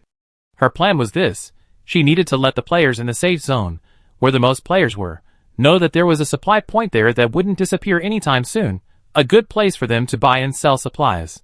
Even if they weren't buying and selling, stockpiling supplies for themselves would be very profitable. To think of this so quickly despite being injured, and to brave the acid rain to come back with her, and then have to brave the acid rain again soon, she actually admired her somewhat. Her tone softened. Your idea is correct. This supply point won't disappear anytime soon. Her voice wasn't too loud or too soft, but everyone around her immediately perked up their ears. They had all seen the two enter. They were driving. Judging from their behavior, the one drinking milk tea was clearly the leader. Come to think of it, someone who could afford milk tea at a time like this was no ordinary person. This kind of person said the supply point wouldn't disappear anytime soon. If that's true, those who hadn't informed their friends and family due to distance, after much deliberation, finally sent messages to everyone close to them. This was an opportunity they couldn't miss. Zhao Qing was overjoyed. Her idea had been approved by the big shot, and the big shot had even revealed inside information. The supply point wouldn't disappear anytime soon. So, if she used it wisely during this period, she should be able to accumulate a considerable amount of game currency. Just imagining herself one day, like the big shot, leisurely driving around during natural disasters, and casually rescuing people, made Zhao Qing feel incredibly satisfied. And she decided that once she grew to be like the big shot, she would definitely wipe out all the vultures. Just then, a shout came from outside. Turning around, she saw a strange young woman carrying a blood-covered person, rushing towards the supply depot. Having just received help herself, she felt even more empathetic. She immediately ran to the door and helped take the person off the young woman's back, asking what happened. What happened when you shouted murder? Cheng Xuexiang, panting heavily, finally caught her breath and said, I was terrified. I saved someone on the way, and then vultures spotted me. They were chasing me the whole way, so I had to shout. Her martial arts skills were quite good. But the problem was, the other side had guns. 2 guns at that. Terrified, she immediately ran away. Thinking of this, her expression changed, and she handed the man to Zhao Qing saying, he's been shot. I need to get the bullets out quickly. You watch over him while I see if there are any medical supplies here. Wen Yan took out a first aid kit from her spatial storage. Use this. She stepped forward, took out a pill, and fed it directly to the injured man. His breathing was too weak. If he didn't use the pill to keep him alive, he might die before receiving treatment. The supermarket had medical supplies, but none were as complete as the one Louisa had prepared specifically for her. It was better to use hers. At this moment, Cheng Xuexiang didn't have time for words of thanks. After a slight nod, she immediately opened the first aid kit.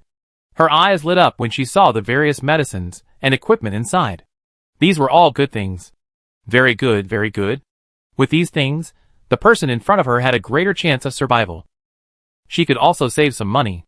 While emergency rescue efforts were underway, the players were thrown into a state of panic by the news brought by Cheng Xuexiang. They were all ordinary players, otherwise, they wouldn't be hiding here, but would have been out earning survival rewards. Hearing that vultures were nearby, everyone was worried. Zhao Qing gritted her teeth. She suspected that the people who injured the man were the same group that had robbed them before. When she was kidnapped, they had mentioned this supply point, but at the time, she thought it had long since disappeared and that the other party wouldn't come back. Now it seemed they had indeed come. Half of the supply points respawn very quickly, disappearing before Vulture can even stake them out. So normally, the area around supply points is safe, but this place is different. According to the expert, this supply point shouldn't disappear anytime soon. Once those people discover it, they definitely use it as a base, hiding in the shadows, ready to pounce at any moment. Thinking about how everyone's hard-earned, life-risking game currency was easily harvested by these people, Zhao Qing was filled with anger. But she also knew her current strength was still very weak. The gun she bought for 100,000 yuan was stolen because of a traitor, and now the other side had 2 guns. She was no match for them. Now, let alone dealing with them, even her previous plans might not be able to proceed. With Vulture around, no matter how much game currency she earned, it would all be for someone else's benefit. The players looked outside with some worry. When Yen returned to the sofa, her brows slightly furrowed. She wanted to attract players to come regularly. If a group like this were lurking in the shadows, even if the supermarket's goods were incredibly cheap, players definitely wouldn't dare come.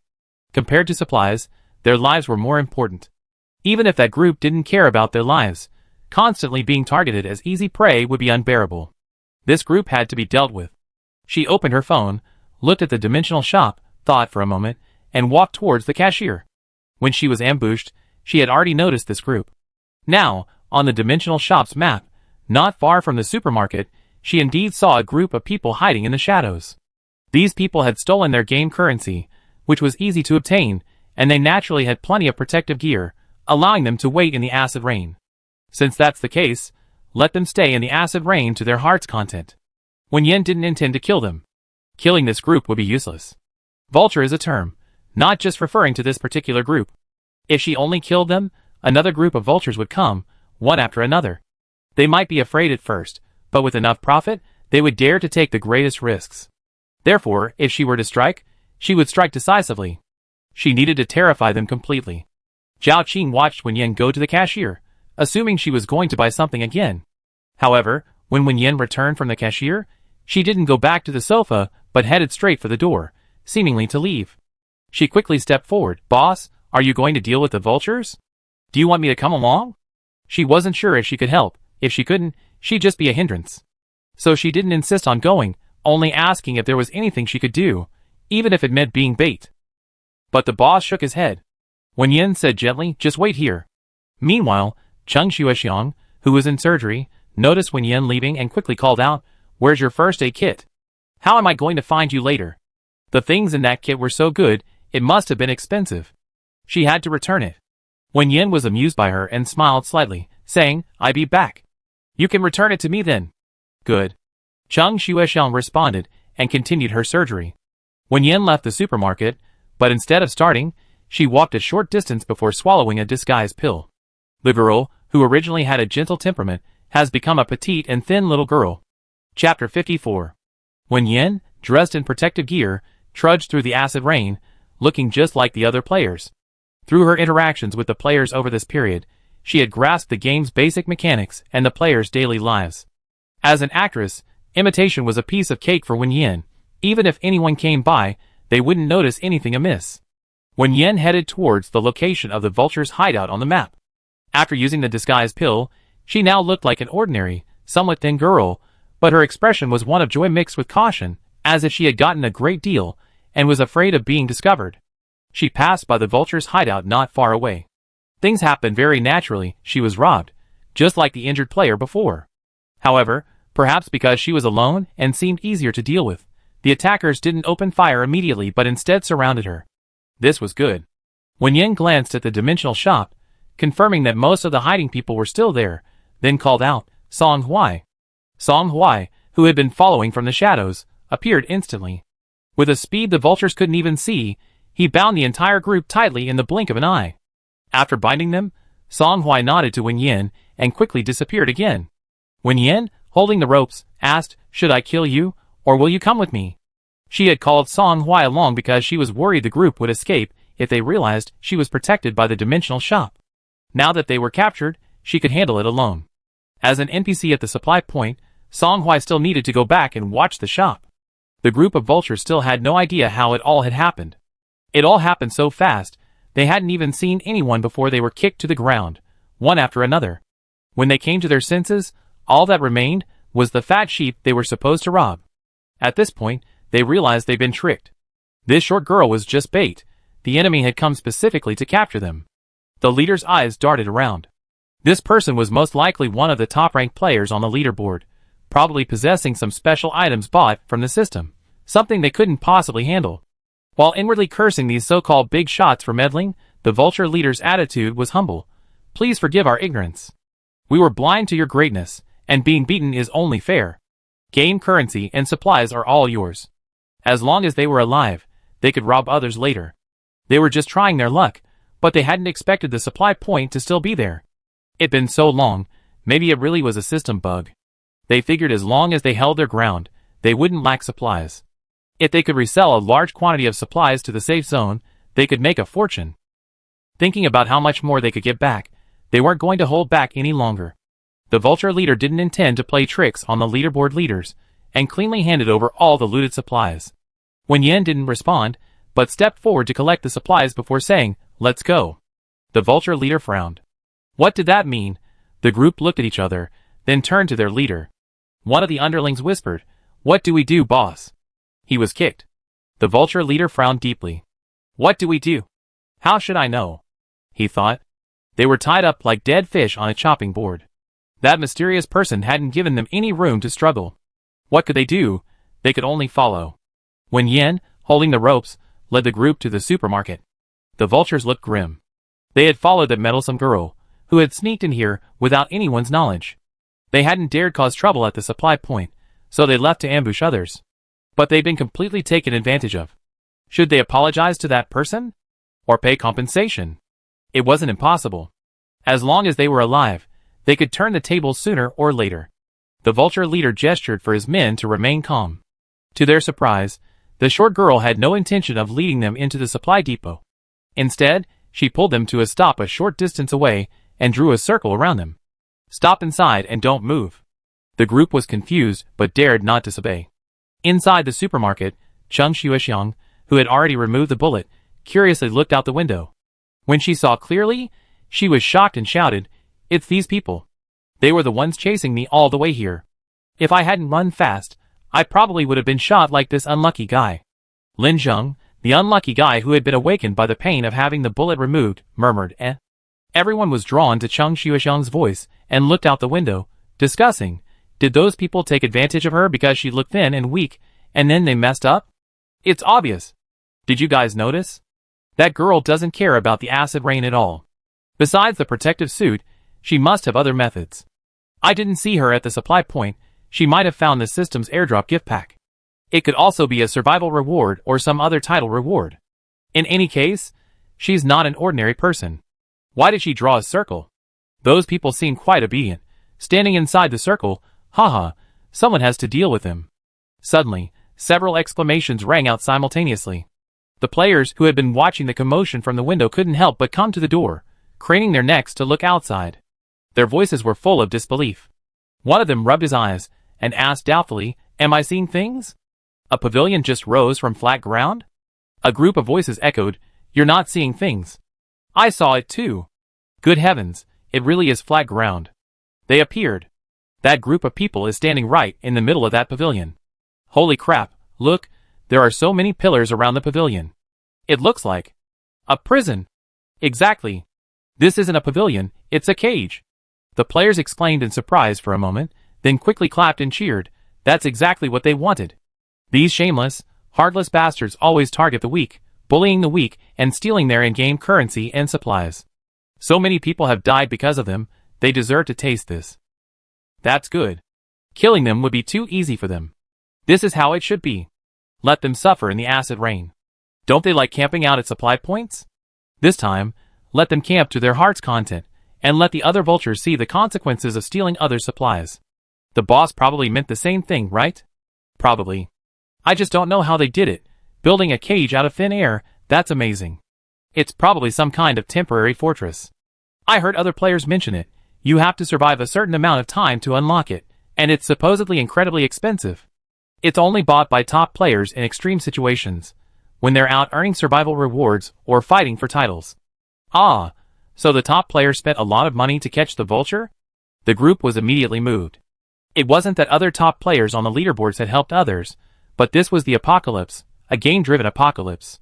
They had no idea when it would end, and top players, especially strangers, wouldn't pay such a high price to help. Just thinking about it, anything requiring a certain amount of survival time to unlock must be extremely expensive. This damn apocalypse system is a money pit. When Wen Yan finished dealing with her business and returned, she saw a group of tearful players. She paused, somewhat puzzled.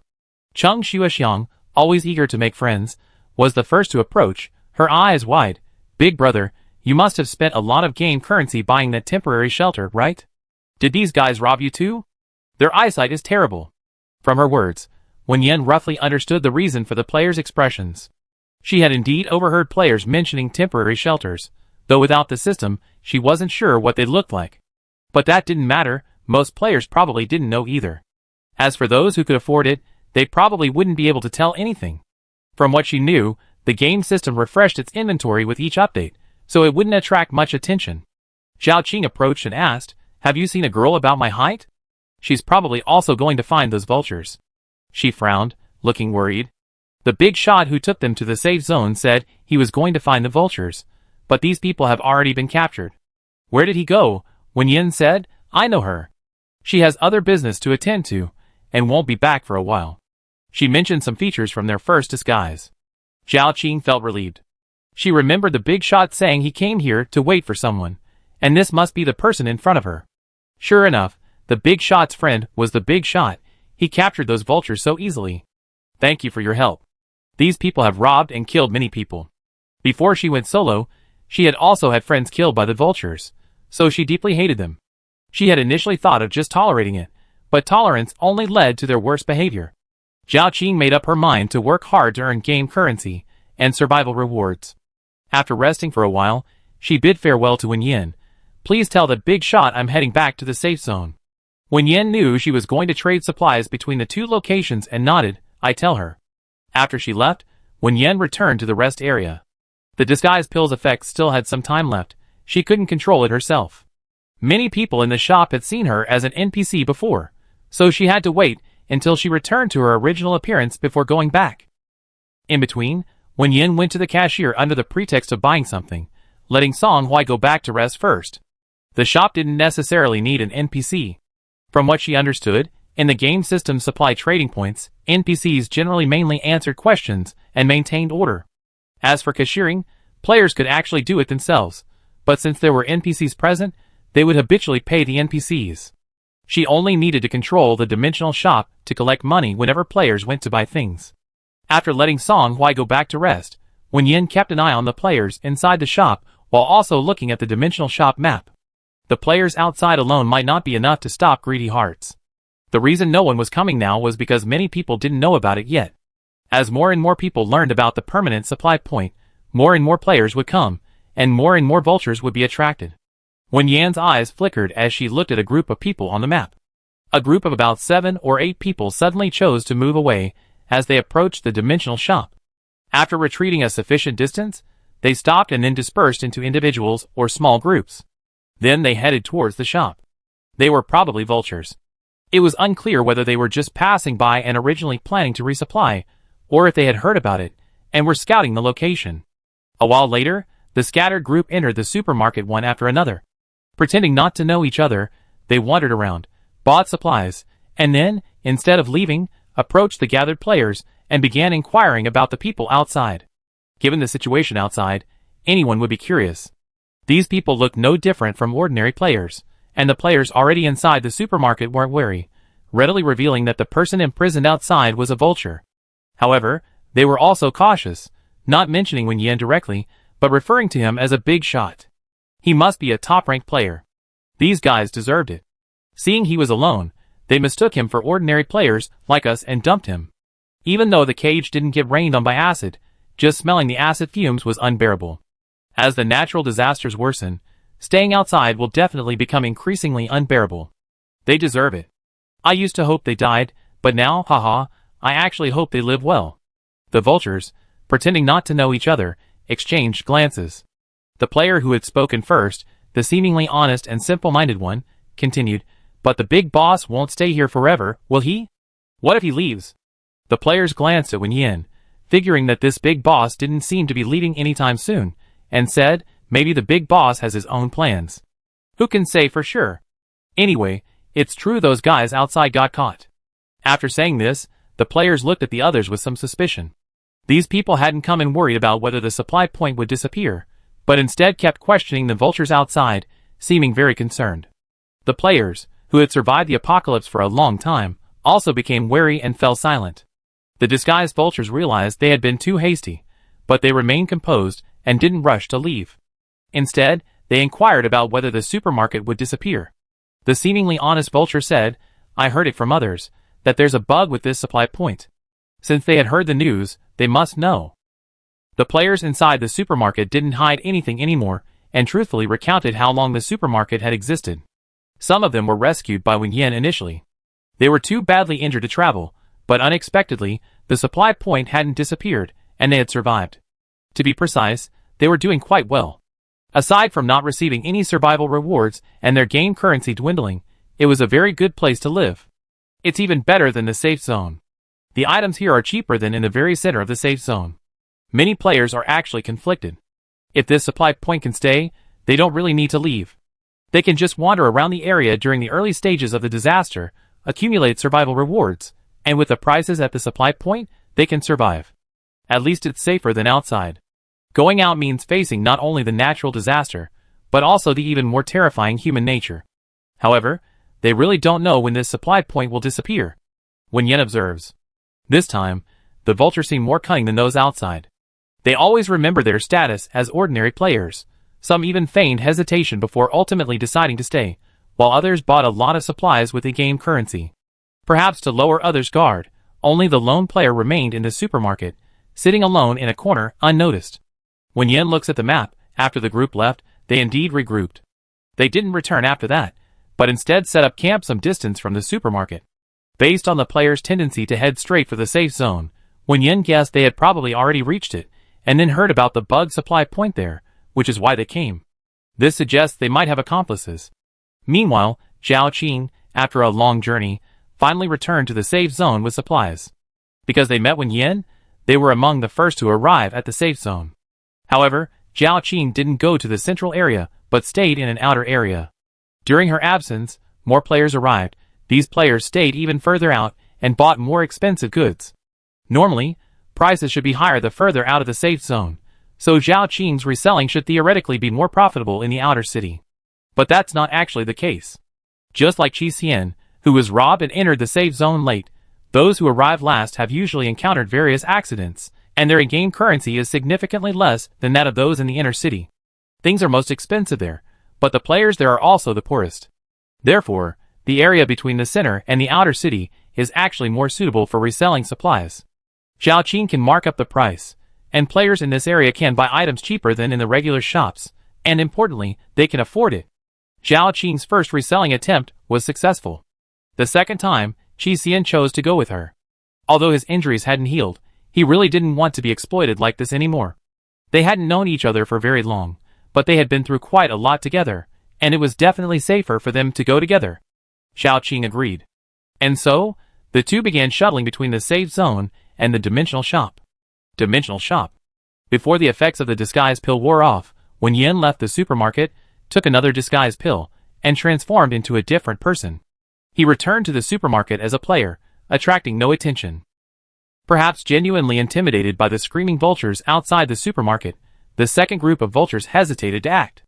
Only after Zhao Qing and Qi Xian had made several trips back and forth did the group finally gather and march towards the supermarket in a large procession. Upon reaching the entrance, the dimensional shop issued a notification. When Yan glanced at the entrance, there were about 30 or 40 people outside. Zhao Qing and Qi Xian, who had just finished their purchase, were blocked at the door. This was to avoid repeating the mistakes of the previous vulture raids. They were directly using their power to intimidate them. Surrounded, Zhao Qing and Qi Xian's expressions changed. This time, Zhao Qing had specifically checked. The big boss, who had captured the previous batch of vultures, was gone, and the one who had initially helped them hadn't returned. They were once again lambs to the slaughter. Zhao Qing lowered her eyes to hide her expression. Fortunately, she wasn't greedy. On her way back, she had entrusted most of her game currency to a friend for safekeeping. The vultures treated players like easy prey, only willing to bleed them dry, not kill them. Even if they suffered a loss this time, there was still a chance. Qi Xian was also secretly relieved.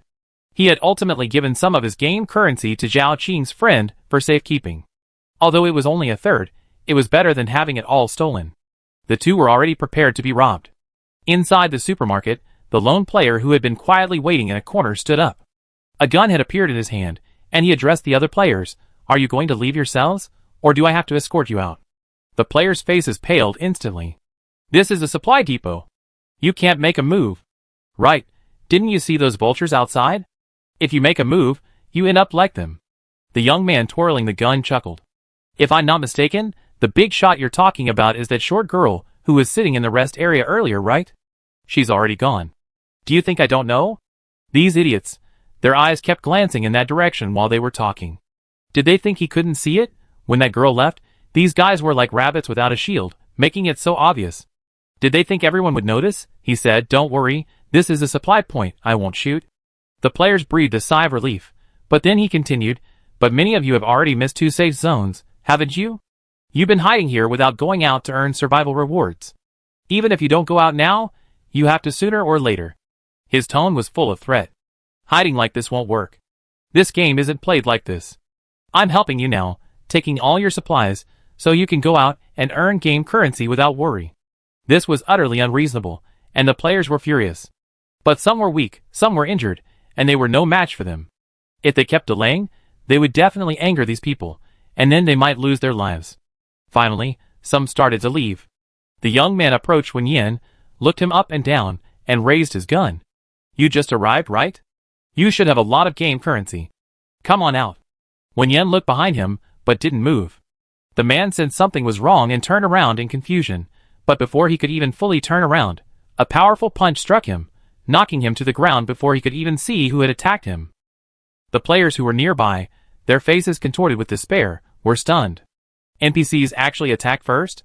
In the past, when they went to supply depots, while they weren't allowed to fight, they were practically forbidden from damaging the depots themselves. Even struggling or knocking over a chair in the supply center was forbidden. Any violation would result in punishment from the NPCs. But this didn't include verbal threats.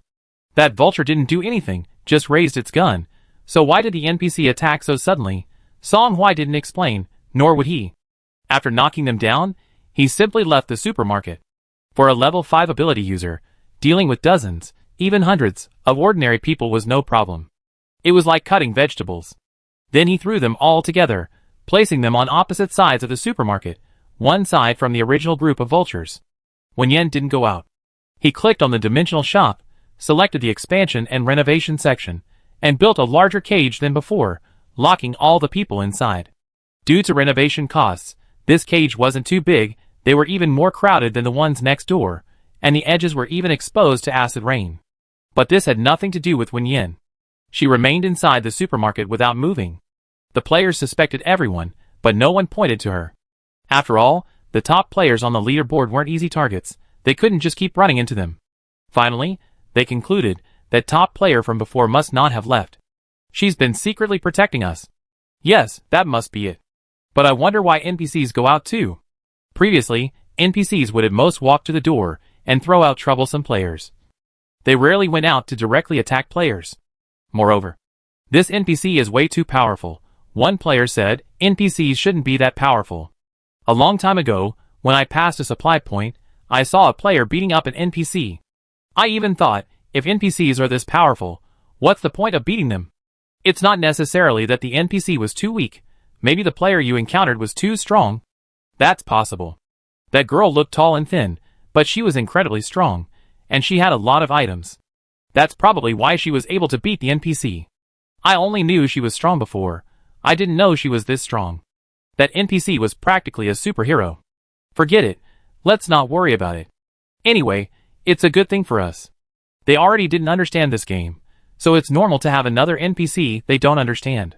For the players, how things happened wasn't that important, what mattered was that it benefited them. Now that 2 groups of vultures were locked up at the supply point entrance, that should scare away those greedy vultures, right? In fact, it did.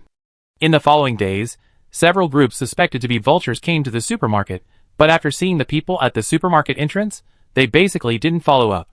They just bought supplies and quickly left. Wen Yan guessed they might have gone somewhere else, but she couldn't care less. The players, on the other hand, seemed to be starting to have an idea. After discussing it, the group of players went to the shopping area and purchased a batch of supplies. However, instead of buying food or ready-made protective gear as before, they chose a batch of acid-resistant materials.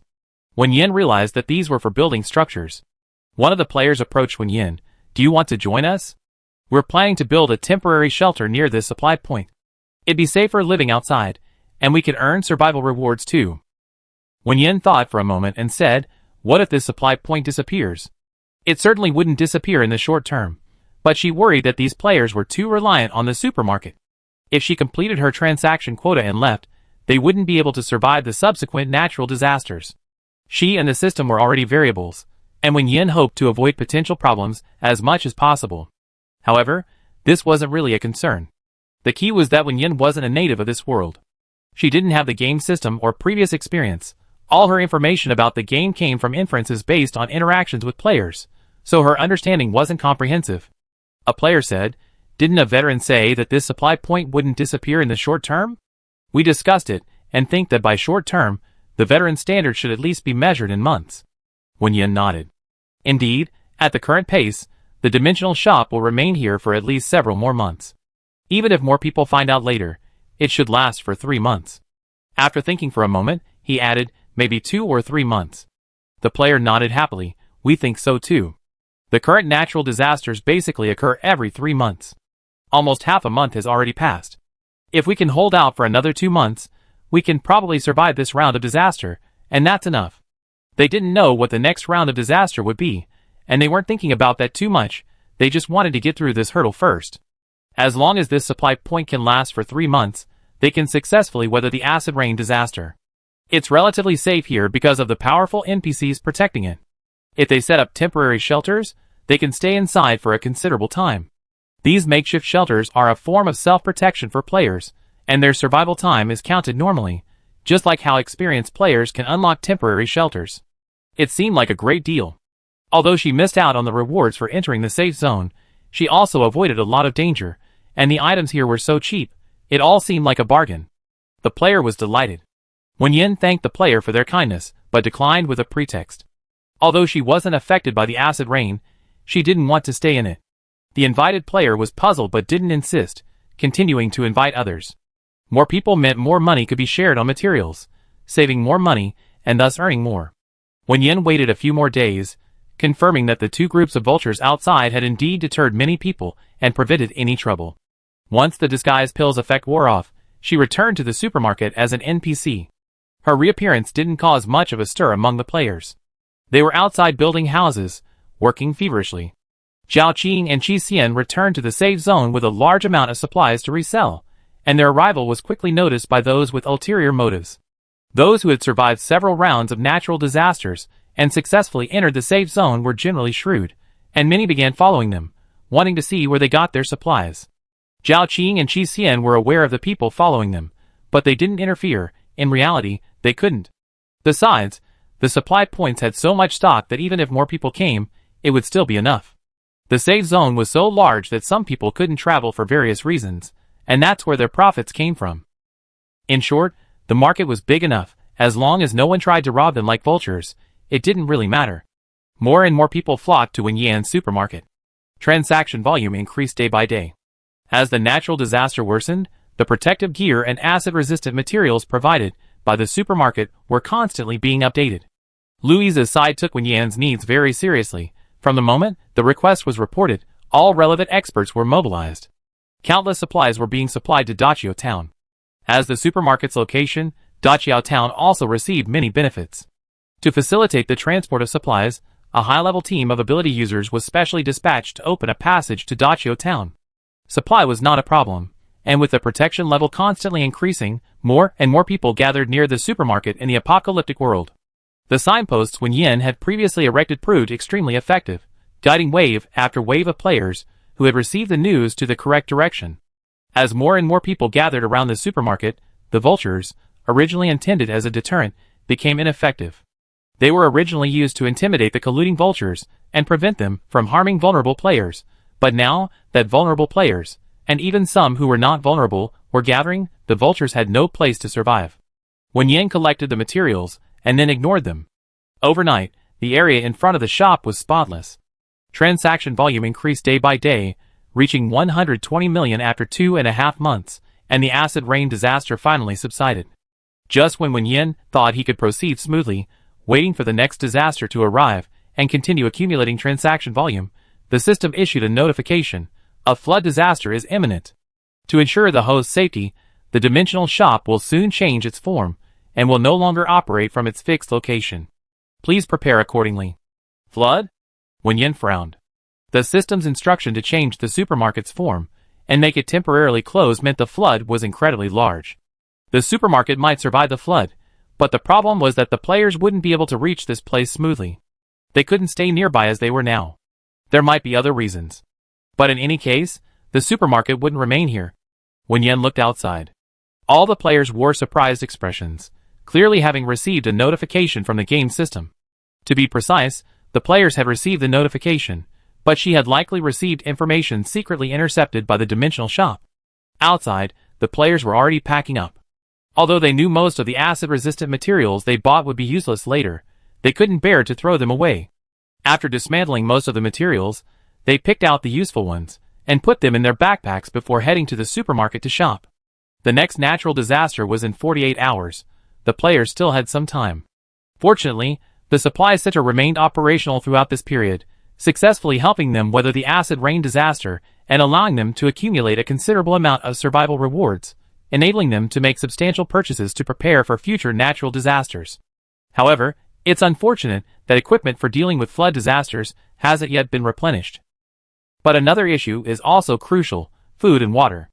The flood the system speaks of is definitely a real flood, and like previous disasters, it will grow larger as the disaster progresses.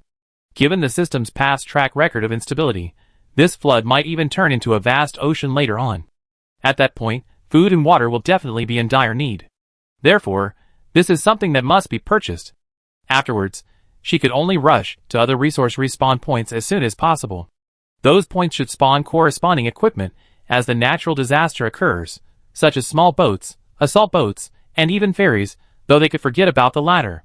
Because the notification time was limited, and the time flow between reality and the post-apocalyptic world was still 1 to 3, Wen Yan didn't remind the players in advance that flood-related equipment would continue to be restocked, because the players didn't have time to wait, nor could they afford to. There were too many players around the supermarket now. Even if she could have an emergency batch sent over by ability users, it wouldn't be enough to supply all the players. They would waste time waiting here and miss the real resource restocking points. Therefore, Wen Yan didn't try to stop the players from leaving. Only after everyone had left did she return to the real world and tell Louisa that she didn't need to continue providing acid rain protective gear. What she needed next was equipment to protect against floods. Louisa agreed to her request without hesitation. After a month, the group of people who initially had the aptitude to cultivate, with the help of the pills Wen Yan provided, had successfully entered the initial stages of cultivation. To their delight, these newly initiated cultivators were practically equivalent to newly born superhumans. Unlike superhumans, who had to learn through trial and error, this group of cultivators had a successful path to follow. The cultivation methods Wen Yan provided were the best. As long as they practiced step by step, they were guaranteed to improve. Although not as fast as superhumans, their progress was much more stable. Because of the need to protect ordinary people, the first batch of cultivators had already begun carrying out missions, greatly relieving the pressure on the superhumans. With their addition, at least they no longer had to perform multiple roles. And following this trend, things will only get better. If Wen Yan hadn't been so busy, Louisa really wanted to take her to see what it was like to cultivate alongside other cultivators. Things unimaginable before the apocalypse, things only written in novels, were actually happening. Sometimes Louisa felt they were incredibly lucky to have met Wen Yan. So, regarding her situation, not only because of the higher-ups' requests, but also because he himself was very attentive, he immediately began arranging the flood-resistant vehicles Wen Yan mentioned. After giving her instructions, Wen Yan returned to the apocalyptic world. A light drizzle began to fall. It wasn't the acid rain that had fallen before, but a normal light rain, like a harbinger of the impending natural disaster. The supermarket was empty of players. Those who remained, probably hoping the dimensional shop would continue and the bug would persist, all left after Wen Yan posted a notice of impending closure. Only she and Song Hui remained in the shop. Because of the acid rain, the two had mostly stayed inside the supermarket. Now, Wen Yan simply moved their dining table outside and temporarily erected a shed using the renovation materials. Let's eat outside later, get some fresh air. Although they wouldn't be harmed by going out during the acid rain disaster, it was still uncomfortable. There was always a faint odor in the air, so they rarely went out. After being cooped up for so long, it was time for some fresh air. Song Hui always agreed with Wen Yan's suggestions. After cooking, the two moved everything outside to eat. Song Hui had been cooking for the past few months. Wen Yan picked up a bite of sweet and sour pork ribs and gave him a thumbs up. Delicious. The boy's lips curved into a smile. Want to eat this again tonight? Wen Yan never got tired of her favorite foods, even eating them for a week straight, So she nodded, okay. 2 days passed like this. Aside from sleeping, the two spent most of their time outside. Wen Yan returned to the real world briefly to collect the first batch of supplies Louisa had sent, and then the next natural disaster struck. Almost the instant Wen Yan put the table back, a torrential downpour began. It wasn't an exaggeration at all. The sky seemed to have a gaping hole. Raindrops larger than soybeans poured down, making a loud thud as they hit the ground. You could imagine how painful it must have been. Wen Yan looked outside. At this rate, a flood would arrive soon. However, the dimensional shop's promise of changing form hadn't materialized. Considering the recent natural disaster, and the shop's statement that it wouldn't be operating from a fixed location anymore, Wen Yan guessed that her supermarket might transform into a ship. The floodwaters weren't high enough yet, so the supermarket remained unchanged. Wen Yan was right. 7 days later, Wen Yan was woken by the raging floodwaters. She paused, then looked out the window. All she could see was an endless expanse of floodwater, and she was drifting with it. Knowing the dimensional shop was safe, Wen Yan wasn't worried. She got up, intending to call Song Hui, but found him neither in the room nor downstairs. Opening the supermarket door, she found him.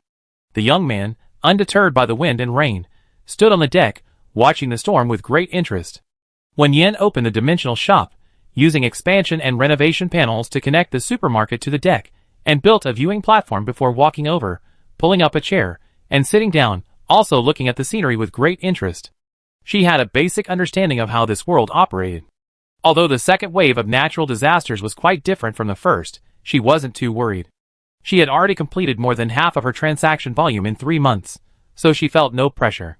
Perhaps because she had requested a vehicle from Louisa, a large basket of crabs and lobsters was also delivered along with the supplies. According to Louisa, these were mutated creatures, and experts had confirmed they were edible before sending them. Yesterday, when they arrived, Song Hui immediately prepared a seafood feast, which was quite delicious. It matched the scenery outside quite well. She said, "Let's have drunken crab for lunch today." Song Hui turned around, okay. So, amidst the floodwaters outside, the two ate drunken crab for lunch. Wen Yan even took out a bottle of red wine, a gift from someone when she was still an actress. However, Song Hui was still underage, so she said, "You're not 18 yet, so don't drink." The boy frowned, seemingly unhappy, but ultimately obeyed and didn't ask for any more. When Wen Yan wasn't filming, she actually quite enjoyed a drink. Perhaps it was from the drunken crab she ate at lunch, or maybe she had too much red wine, but she frowned slightly as she looked into the distance. "Xiao Hui, look at that in the distance, what's that? It looks like a giant turtle. Have the creatures in this world mutated too?" Song Hui looked over, paused for a moment, and then replied, "It's a person."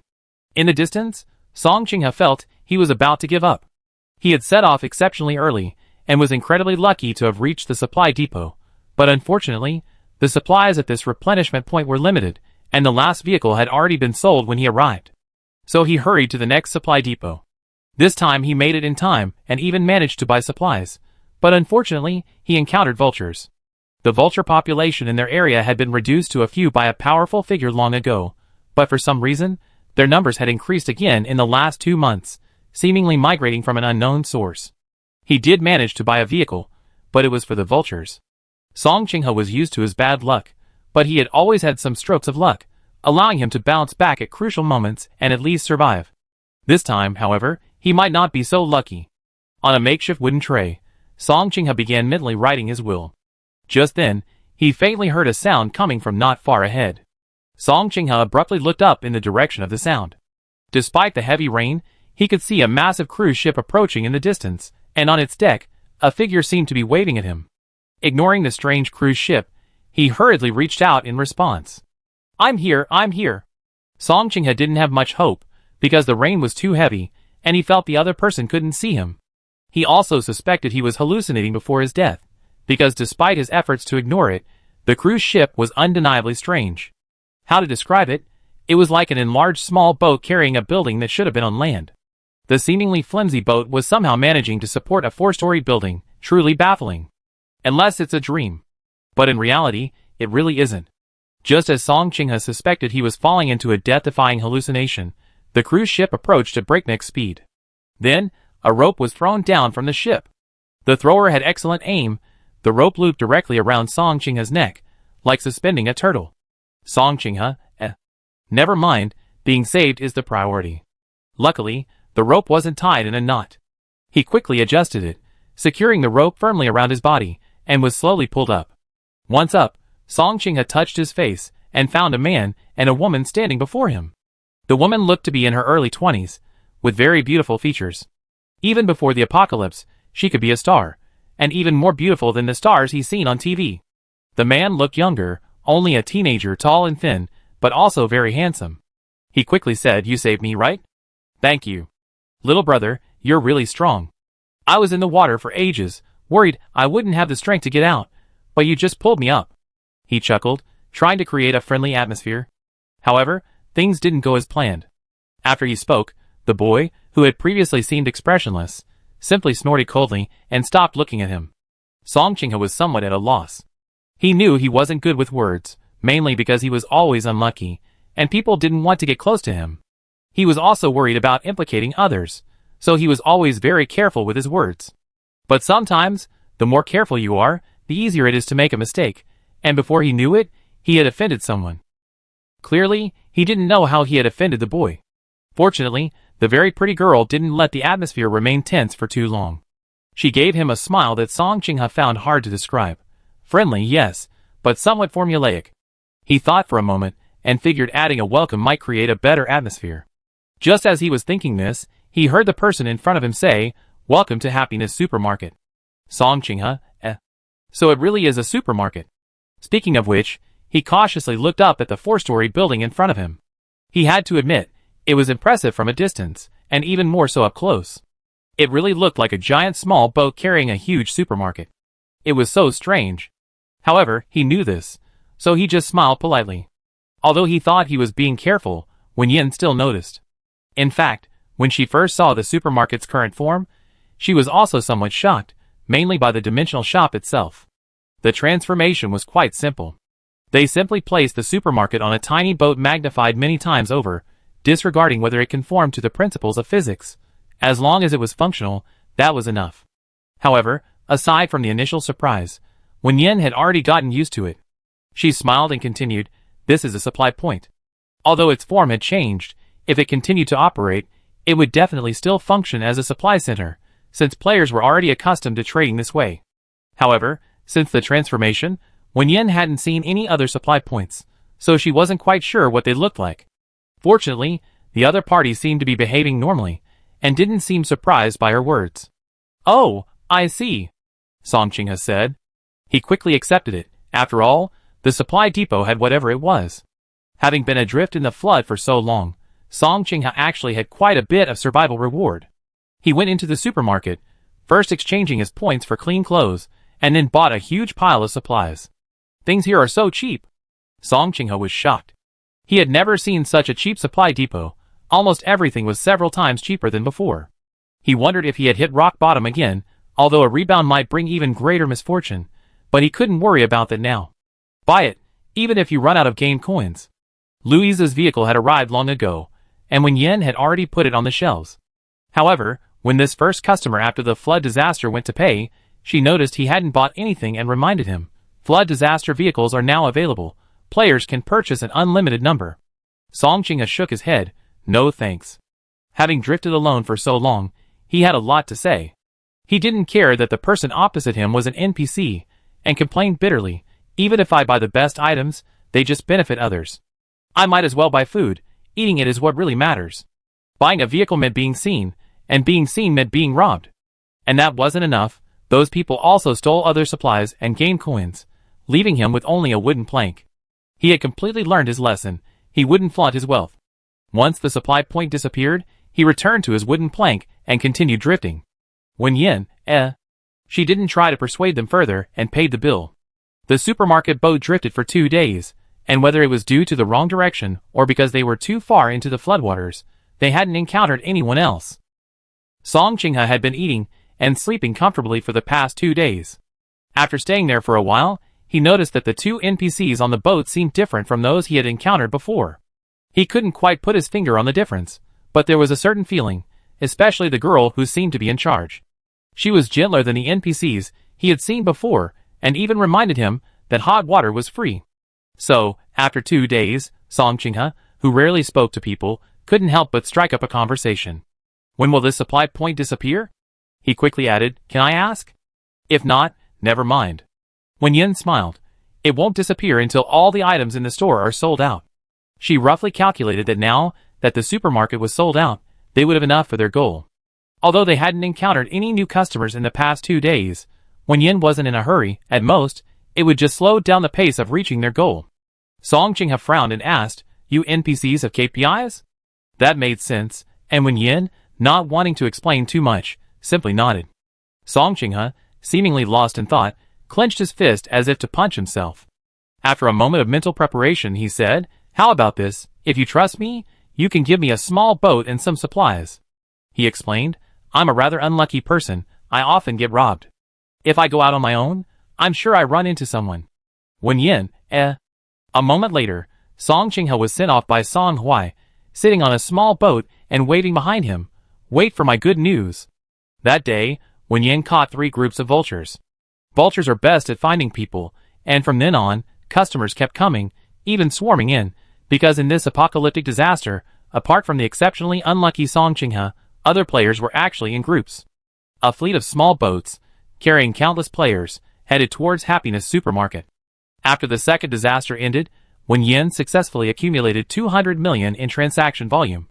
The system issued a reminder as usual, about to teleport, but at the last moment, the system suddenly froze. System intrusion, malfunction, employee teleportation function temporarily disabled. Wen Yan's eyes widened instantly. Song Hui.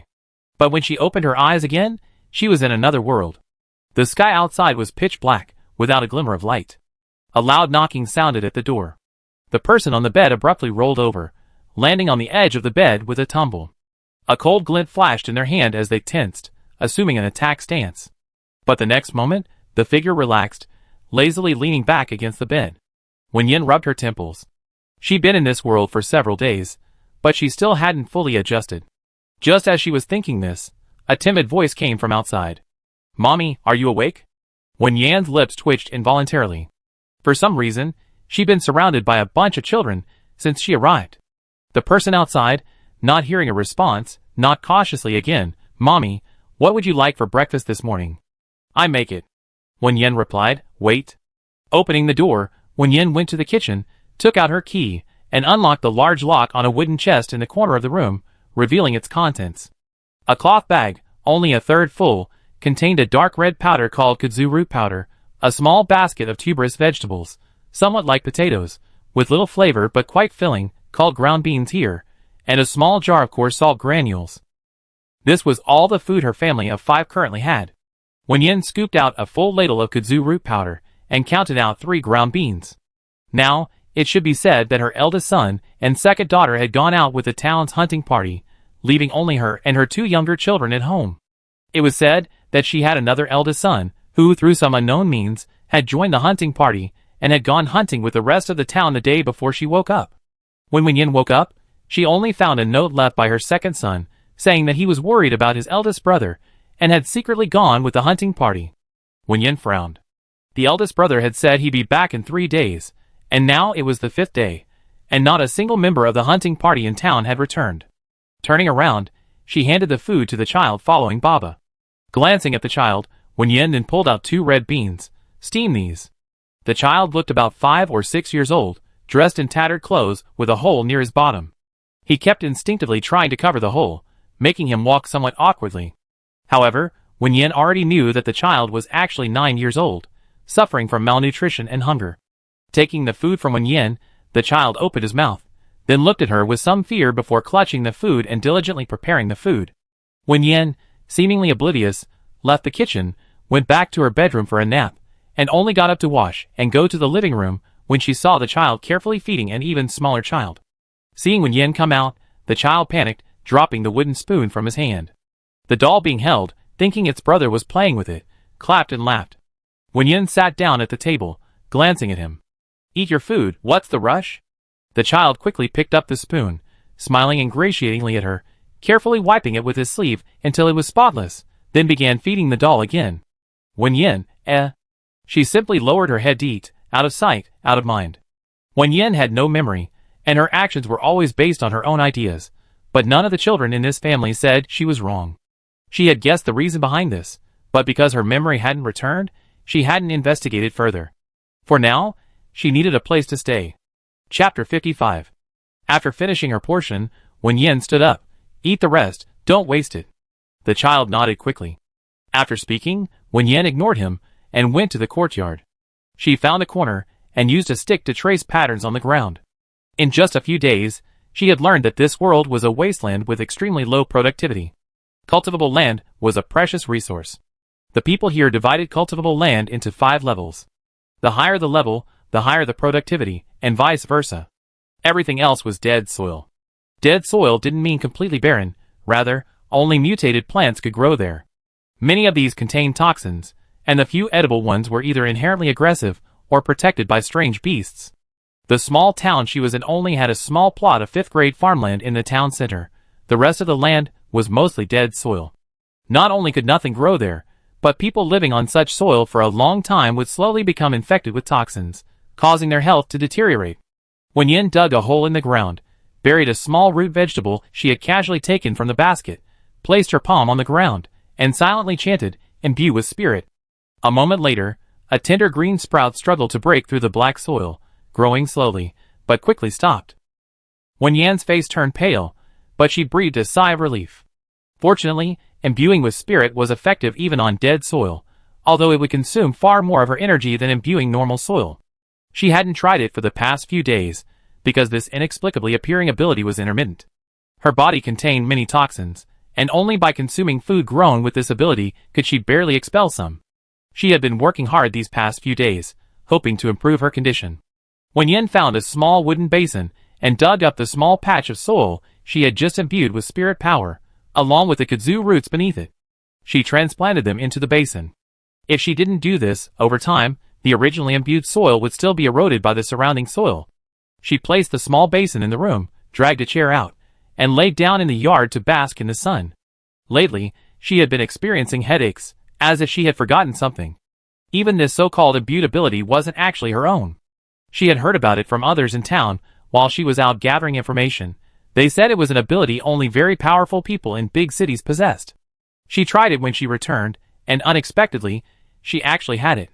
However, because it was intermittent, she hadn't tried it before. With the most crucial point confirmed, Wen Yan felt slightly relieved and began to recall what had happened after she woke up. In reality, she felt she shouldn't be the mother these children were talking about, nor should she be from the town. When she went out, the townspeople didn't recognize her. More accurately, they didn't recognize her appearance, only her identity. After several rounds of subtle questioning, she roughly concluded that, in the townspeople's eyes, she was the children's stepmother, and the children's father had died unexpectedly a few days earlier while participating in the town's hunting activity. As for why they didn't recognize her as the original owner, it was because the original owner had barely left the town after marrying into it. This was also evident in the children's reactions. The 2 younger children in the family were at an age where they couldn't hide anything. Their calls of mom were distant, as if they were dealing with a stranger. As for why they insisted on calling her mom, she roughly knew a thing or two. The scene before she fainted flashed through Wen Yan's mind. Before waking up this time, she had been briefly conscious.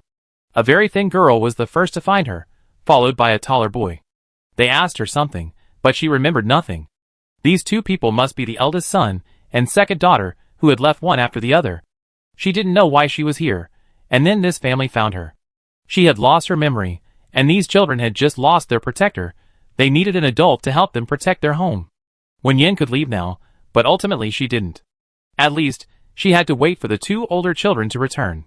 After all, she had been saved by them, and it wouldn't be right to just leave like that. After some thought, Wen Yan clutched her stomach. She was hungry again. The breakfast wasn't filling at all, but she was too embarrassed to fight with 2 such young children for food. When you're really hungry, your imagination runs wild, and countless delicious foods involuntarily flooded Wen Yan's mind. She guessed she must have lived a very comfortable life before, maybe even the kind of life people in town talked about. A life in a big city. After all, she had spiritual abilities, didn't she? If only the food in her mind could become real. Thinking this, Wen Yan suddenly felt a heaviness in her hand. A large chicken leg appeared. Chapter 56. Just as Wen Yan was staring at the chicken leg that had inexplicably appeared in her hand, wondering where it came from, a crackling sound of electricity rang in her mind. System, rebooting. Reboot successful, connected. A virtual panel appeared out of thin air in front of her. Wen Yan's brows twitched slightly as she looked at the lines of data on the panel. 1567 Dimensional Shop Name, Happiness Supermarket. Level, 8. Current transaction amount, 365,130,000. Remaining health points, 365,130. Hours. Before she could examine it closely, Wen Yan felt a sharp pain in her head. Countless fragments of memory flashed rapidly through her mind. Gradually, these fragments connected, piecing together a complete memory. She remembered everything. Song Hui. The first thing Wen Yan did upon remembering everything was to immediately search for her phone, which contained the Dimensional Shop app. She had briefly regained consciousness when the local natives found her, but she had no recollection of the phone, which made Wen Yan somewhat panicked. Having brought Song Hui out of the zombie world, Wen Yan always felt a responsibility towards the boy. She was the one who brought him out, and whether in the zombie world, the real world, or the previous disaster-stricken world, he had helped her countless times. She still remembered the system's interrupted announcement when they left the disaster-stricken world.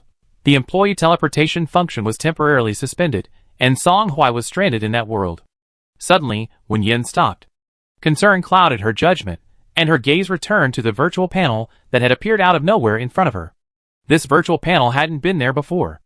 At this moment, the system, which had previously seemed non-existent except for its mechanical broadcasts of teleportation reminders, suddenly spoke.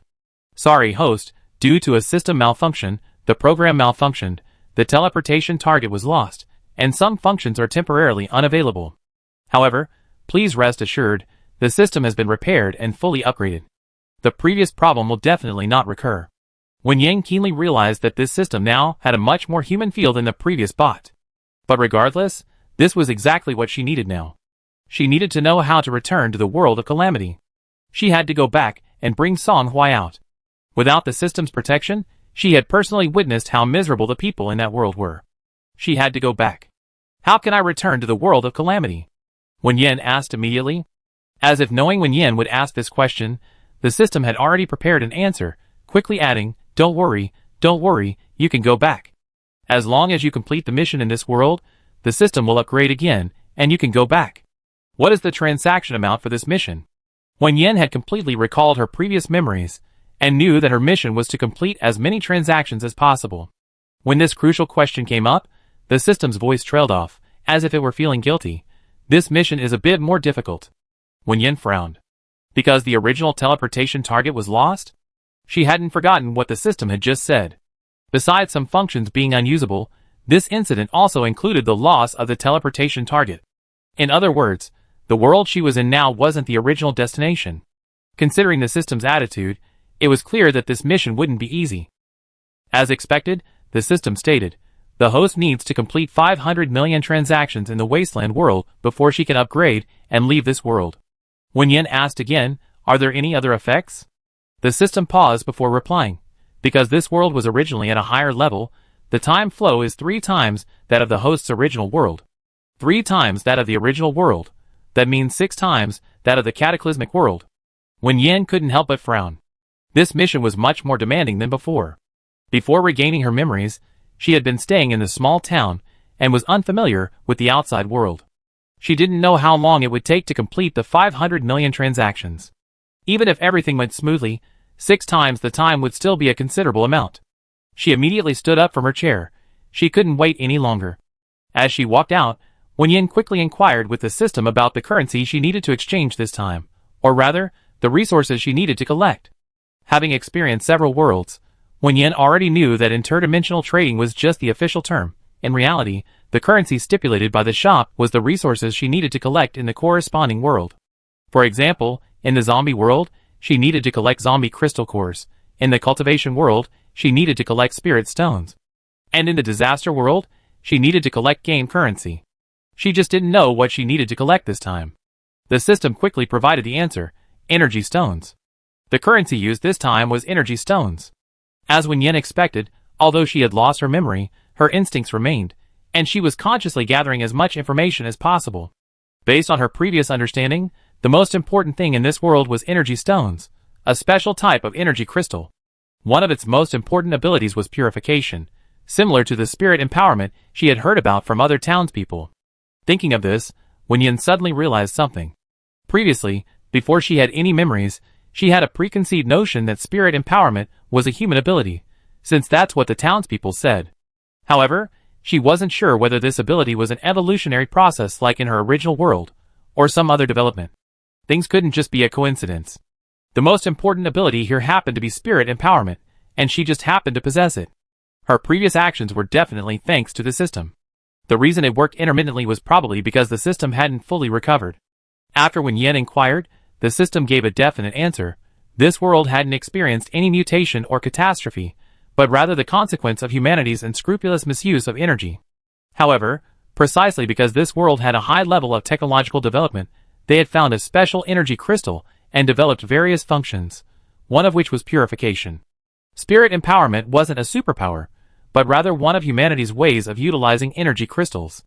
As for the host's spirit empowerment, it was a function added after the upgrade of the dimensional shop, purification, a more thorough purification than spirit empowerment. It could not only remove toxins from the soil, but also give fruits grown in purified soil a certain degree of purification ability. Wen Yan was thankful that she had been cautious and hadn't revealed her spirit-enhancing ability to anyone before. The latter part of the system's words proved extremely useful. She had already decided what she wanted to sell this time. This time, unlike before when she used the alternate world to provide resources to the real world, she would utilize the faster time flow in the real world to grow as much food as possible as quickly as possible, and then sell it. Based on her previous understanding and the system's words, she understood what this world lacked most: purified food. Just as Wen Yan was preparing to find a chance to return to the real world, a commotion suddenly erupted outside the door. A group of people carrying something forcefully pushed the door open, shouting, "Come out quickly! Come out, and you have a chance to see her one last time." A loud bang echoed inside. Perhaps a child had knocked something over. Wen Yan didn't have time to pay attention. She had already seen the person on the stretcher, the girl she had seen when she first woke up. The girl was now completely unconscious, her body covered in wounds. A deep, bone-revealing gash stretched from her left shoulder to her side, the chapped flesh mixed with the filthy fabric. She looked like she was on the verge of death. Meanwhile, the boy being carried wasn't in much better shape. He was barely holding on, refusing to lose consciousness. Following the crowd's gaze, he looked at Wen Yan, who was walking quickly towards him, but his eyes were blank, as if looking at her, yet also as if seeing nothing at all. "You're the mother of these two children, right? The girl is beyond saving, but the boy can still be saved. If you made up your mind, we help you take him to the town doctor. If not, then make something good for him, so he can have one last good meal." Before Wen Yan could answer, suddenly, a child ran out of the house crying. This cry also snapped the dazed boy out of his reverie. His gaze gradually focused as he looked at Wen Yan. No need to save me. The hunting supplies are yours, the house is yours, and then take care of them for another 5.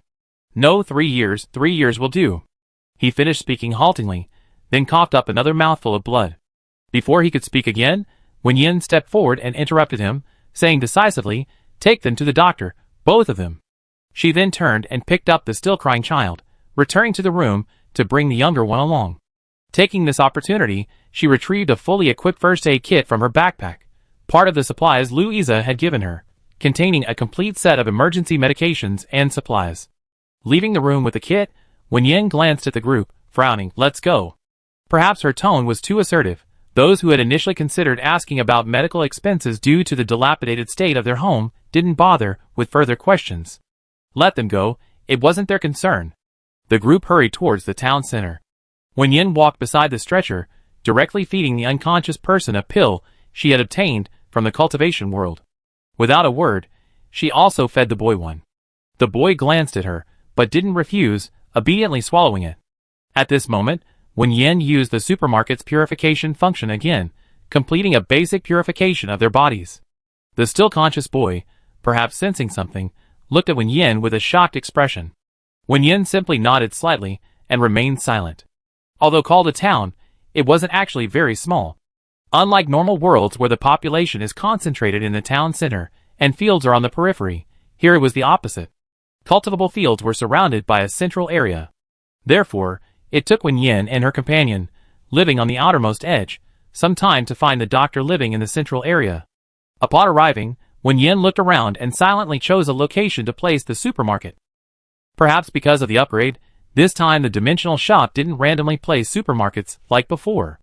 The system gave Wen Yan the option to choose. She only needed to select a location and confirm its placement. Wen Yan had limited time. After confirming with the system that the dimensional shop had fully returned to normal, and that she was still fully protected as before, she decided that she wouldn't explore the big cities the townspeople mentioned. Instead, she planned to place the supermarket here directly and begin trading as soon as possible. The purified land is incredibly important to the people of this world. As long as she continues to use the supermarket's purification function to expand the area, people will naturally flock to it. She won't need to search for it herself. However, to achieve this effect in a short time, she must make a stunning debut. Chapter 57. In a vast field, a building seemed to appear out of thin air. The surrounding townspeople were startled. Some didn't even have time to figure out what was happening before they turned and ran. There were just too many anomalies in the apocalypse. Sometimes curiosity came at a price they couldn't afford. Wen Yan ignored the fleeing townspeople. She only grabbed the doctor who had just come out and was about to turn back. Save people first. Then she added, "That supermarket is mine." Hearing her words, those who hadn't yet run realized that the building in the distance actually had a supermarket sign. Happiness Supermarket? What is that? The doctor, who had been grabbed by Wen Yan, found that he couldn't shake her off, and his attempts to defend himself were completely ineffective. He immediately understood that what she said was likely true. Anyone capable of this is no ordinary person. It's just a mystery what methods they used to create such a massive building here. Could it be some new technology developed using energy stones? Thinking this, the doctor stopped struggling. After all, she was saving lives, not harming them, and she was still useful. The other party shouldn't do anything. While treatment began, the town's guard arrived. Identified by the townspeople, the guard surrounded Wen Yan. Before they could ask any questions, Wen Yan stated directly, "That building is mine. I can purify the land and also cleanse toxins from people's bodies. These are like supermarket services, requiring energy stones to purchase." She emphasized, anyone can do it. The newcomer's eyes widened slightly, clearly shocked by Wen Yan's words, but not immediately believing them. Since the apocalypse, various research institutes have claimed to have developed some new technology that can grow clean, toxin-free food, or completely remove toxins from the human body. However, these are all just tricks to obtain energy stones. So far, the only known and confirmed purifying substance is the special energy stone created because of the apocalypse. After a brief moment of shock, the other side quickly calmed down. However, regardless of the circumstances, the sudden appearance of a building in the middle of farmland, the only piece of land in their town supplying all the residents, needed an explanation. Just before the order was given, a gasp rang out from the other side. It was the doctor, who, after hearing Wen Yan's words, couldn't resist performing a basic toxin test on the two children being treated. This testing method was now very common and yielded results very quickly. The toxin test he had just performed on the two children was 0. If he remembered correctly, these two children were locals from their town, right? The doctor's exclamation drew everyone's attention, and after he explained his discovery, everyone's gaze changed. The person who brought the two children said incredulously, "How could this be? Toxin levels are always highest after hunting trips. How could they be 0? That's right, especially since we were unexpectedly trapped in a highly toxic area this time. Several people died along the way. I don't believe it. Test me. Test me too." With the guard's permission, the doctor quickly conducted toxin tests on the hunting team. The results confirmed their prediction. The team members had abnormally high levels of toxins, even exceeding their usual average. Now, everyone had to believe Wen Yan's words. A wave of elation followed. If someone could truly help them clear the toxins from their bodies, they could improve their physical abilities more quickly, have more opportunities to leave the safe zone and explore, and thus obtain survival resources. Many also remembered another key point from Wen Yan's earlier statement. She said she could purify the land, didn't she? Yes, I heard that too. If she can purify the land, wouldn't that be equivalent to the effect of an energy stone? Anyway, we're looking for energy stones to grow more food. If there's safe food, what difference does it make who gets the energy stone? Exactly. If it provides safe food, and can also clear toxins from their bodies, let's give her the energy stone. Their gazes towards Wen Yan instantly became fervent, especially among the guards. Wen Yan wasn't unaware of the ill-intentioned glances in some of the eyes, but she made no attempt to explain. After confirming that the doctor was providing proper treatment, and that both children had survived, she looked at the doctor and said, "Would you like to work as a clerk in my supermarket?"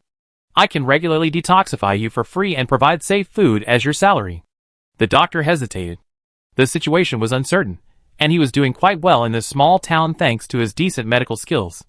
If he agreed now, and this person later attracted the attention of powerful figures, he might not fare well. However, considering the inexplicable obstruction he had encountered when resisting earlier, and the other party seemingly having hidden cards, he feared that if he missed this opportunity, he might never get another one. Fortune favors the bold. The doctor gritted his teeth and nodded firmly. Boss, I go with you. Wen Yan nodded. She hired the doctor partly because she needed someone to care for the 2 injured children, and partly because besides the 2 older ones, there were 2 younger ones, who also needed care. She didn't know anyone here, and a doctor was more reliable than others. After a few words, Wen Yan prepared to take her people back to the supermarket. Then she was stopped. She glanced around and saw that besides the town security team, there were quite a few townspeople. The guard captain was relatively polite. You should know the importance of your words to all of us. Please come with us to the mayor. Wen Yan didn't have time to waste. If it's about providing energy stones, come to the supermarket to find me. Nothing else is necessary. She glanced at the crowd and picked out a man carrying a boy, asking, would you like to work for me like him? After the supermarket's upgrade, there were now 100 more job openings. On the way here, she had managed to register several children into the system and recruited a doctor. The man in front of her had been carrying the boy the whole way and seemed the most energetic in the group. He was also carrying a weapon, appearing very alert and likely quite skilled. The man was even more decisive than the doctor. Unlike the doctor, he didn't rely on his skills for survival. He worked on the edge of a knife, and because he was often out and about, his body had a much higher level of toxins than others. He readily nodded, okay. Wen Yan then selected a few more people. Soon, those around her understood her intention, and some immediately volunteered.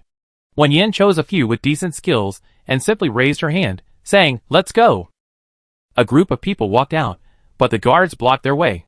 Those following Wen Yan understood that now was their chance to prove themselves. Otherwise, why would she cleanse them of toxins and provide them with clean food? So neither side would back down, and unsurprisingly, a fight broke out. At this moment, something unexpected happened again. They discovered that these chosen individuals seemed to have a protective shield. No one could harm them. It turned into a one-sided beating. Wen Yan didn't stop them, because this was her intention. She had to act to quickly show these people that what she said was true, and that she had the ability to protect her people. So far, it seemed to be working well. The remaining people could only watch Wen Yan leave. Wen Yan kept her word. Back at the supermarket, she immediately cleansed the people, and then distributed the food. This instantly made the group's eyes red with excitement. It really was true. After settling the doctor and the children, and assigning tasks to the recruits, Wen Yan went upstairs and returned to the real world. Louisa, who had been waiting outside the supermarket, spotted Wen Yan immediately and stood up, asking, are you alright? Wen Yan sensed something in his words and, recalling the system's malfunction, asked, what happened here? Louisa nodded, his expression serious.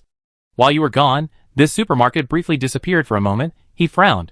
If it weren't for the ability user watching, we wouldn't have noticed. It happened almost instantly.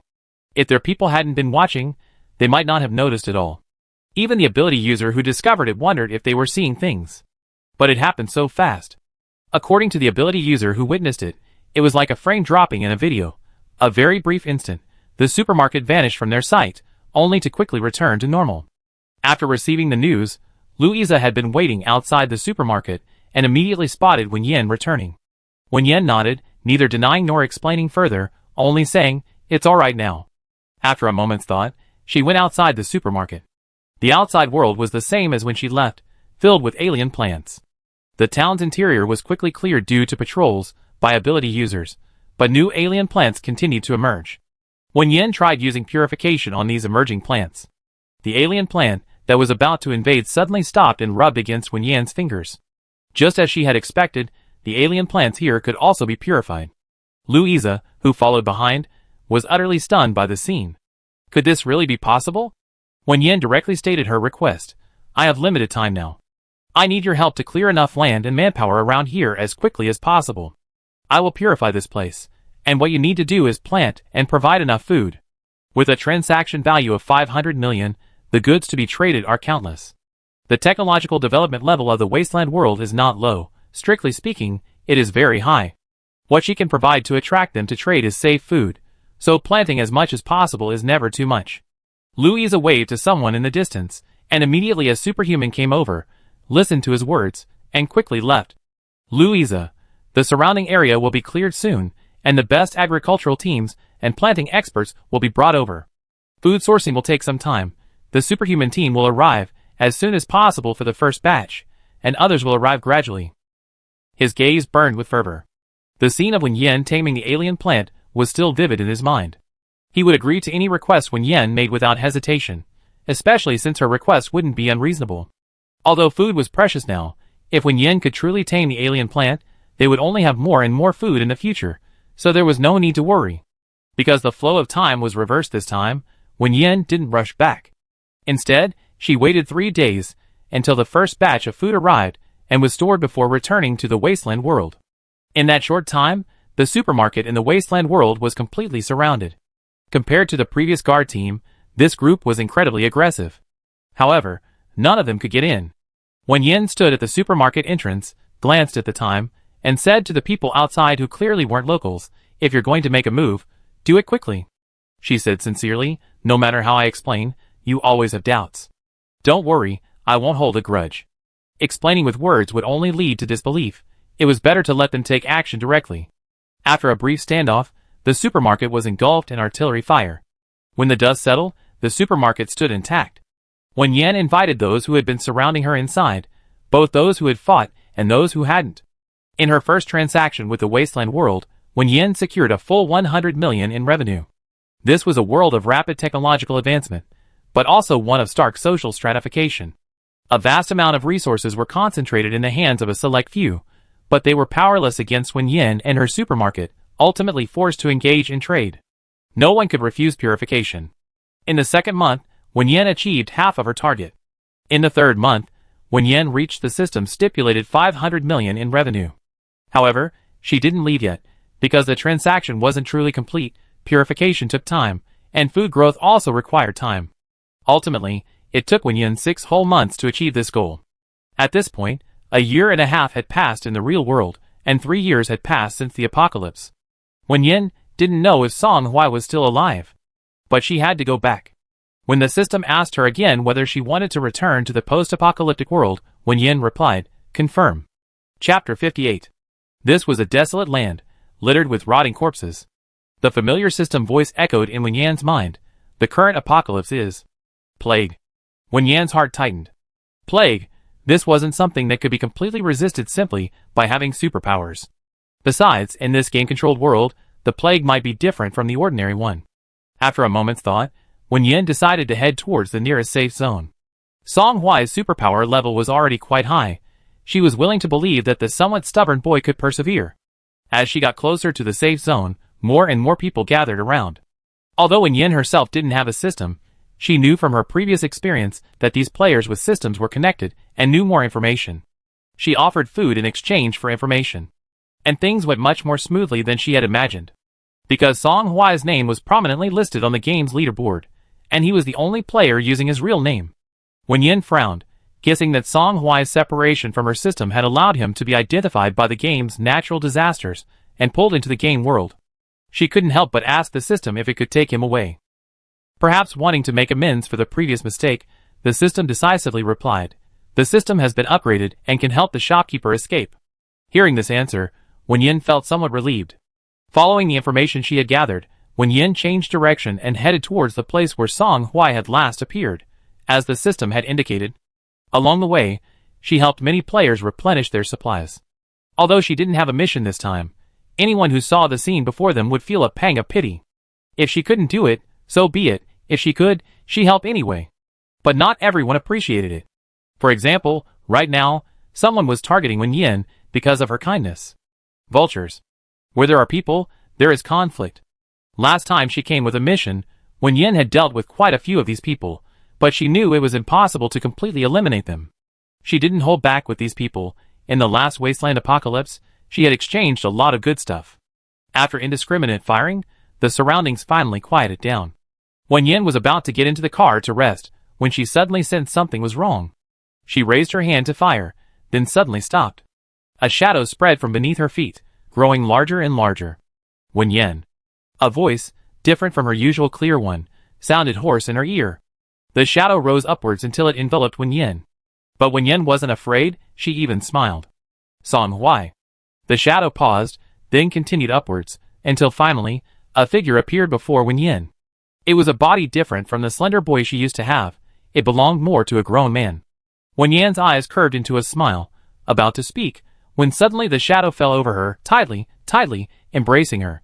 A voice, filled with an indescribable, extremely restrained emotion, rang out, "No, don't leave me again." Slender, pale hands gently held her. Wen Yan responded, "Okay."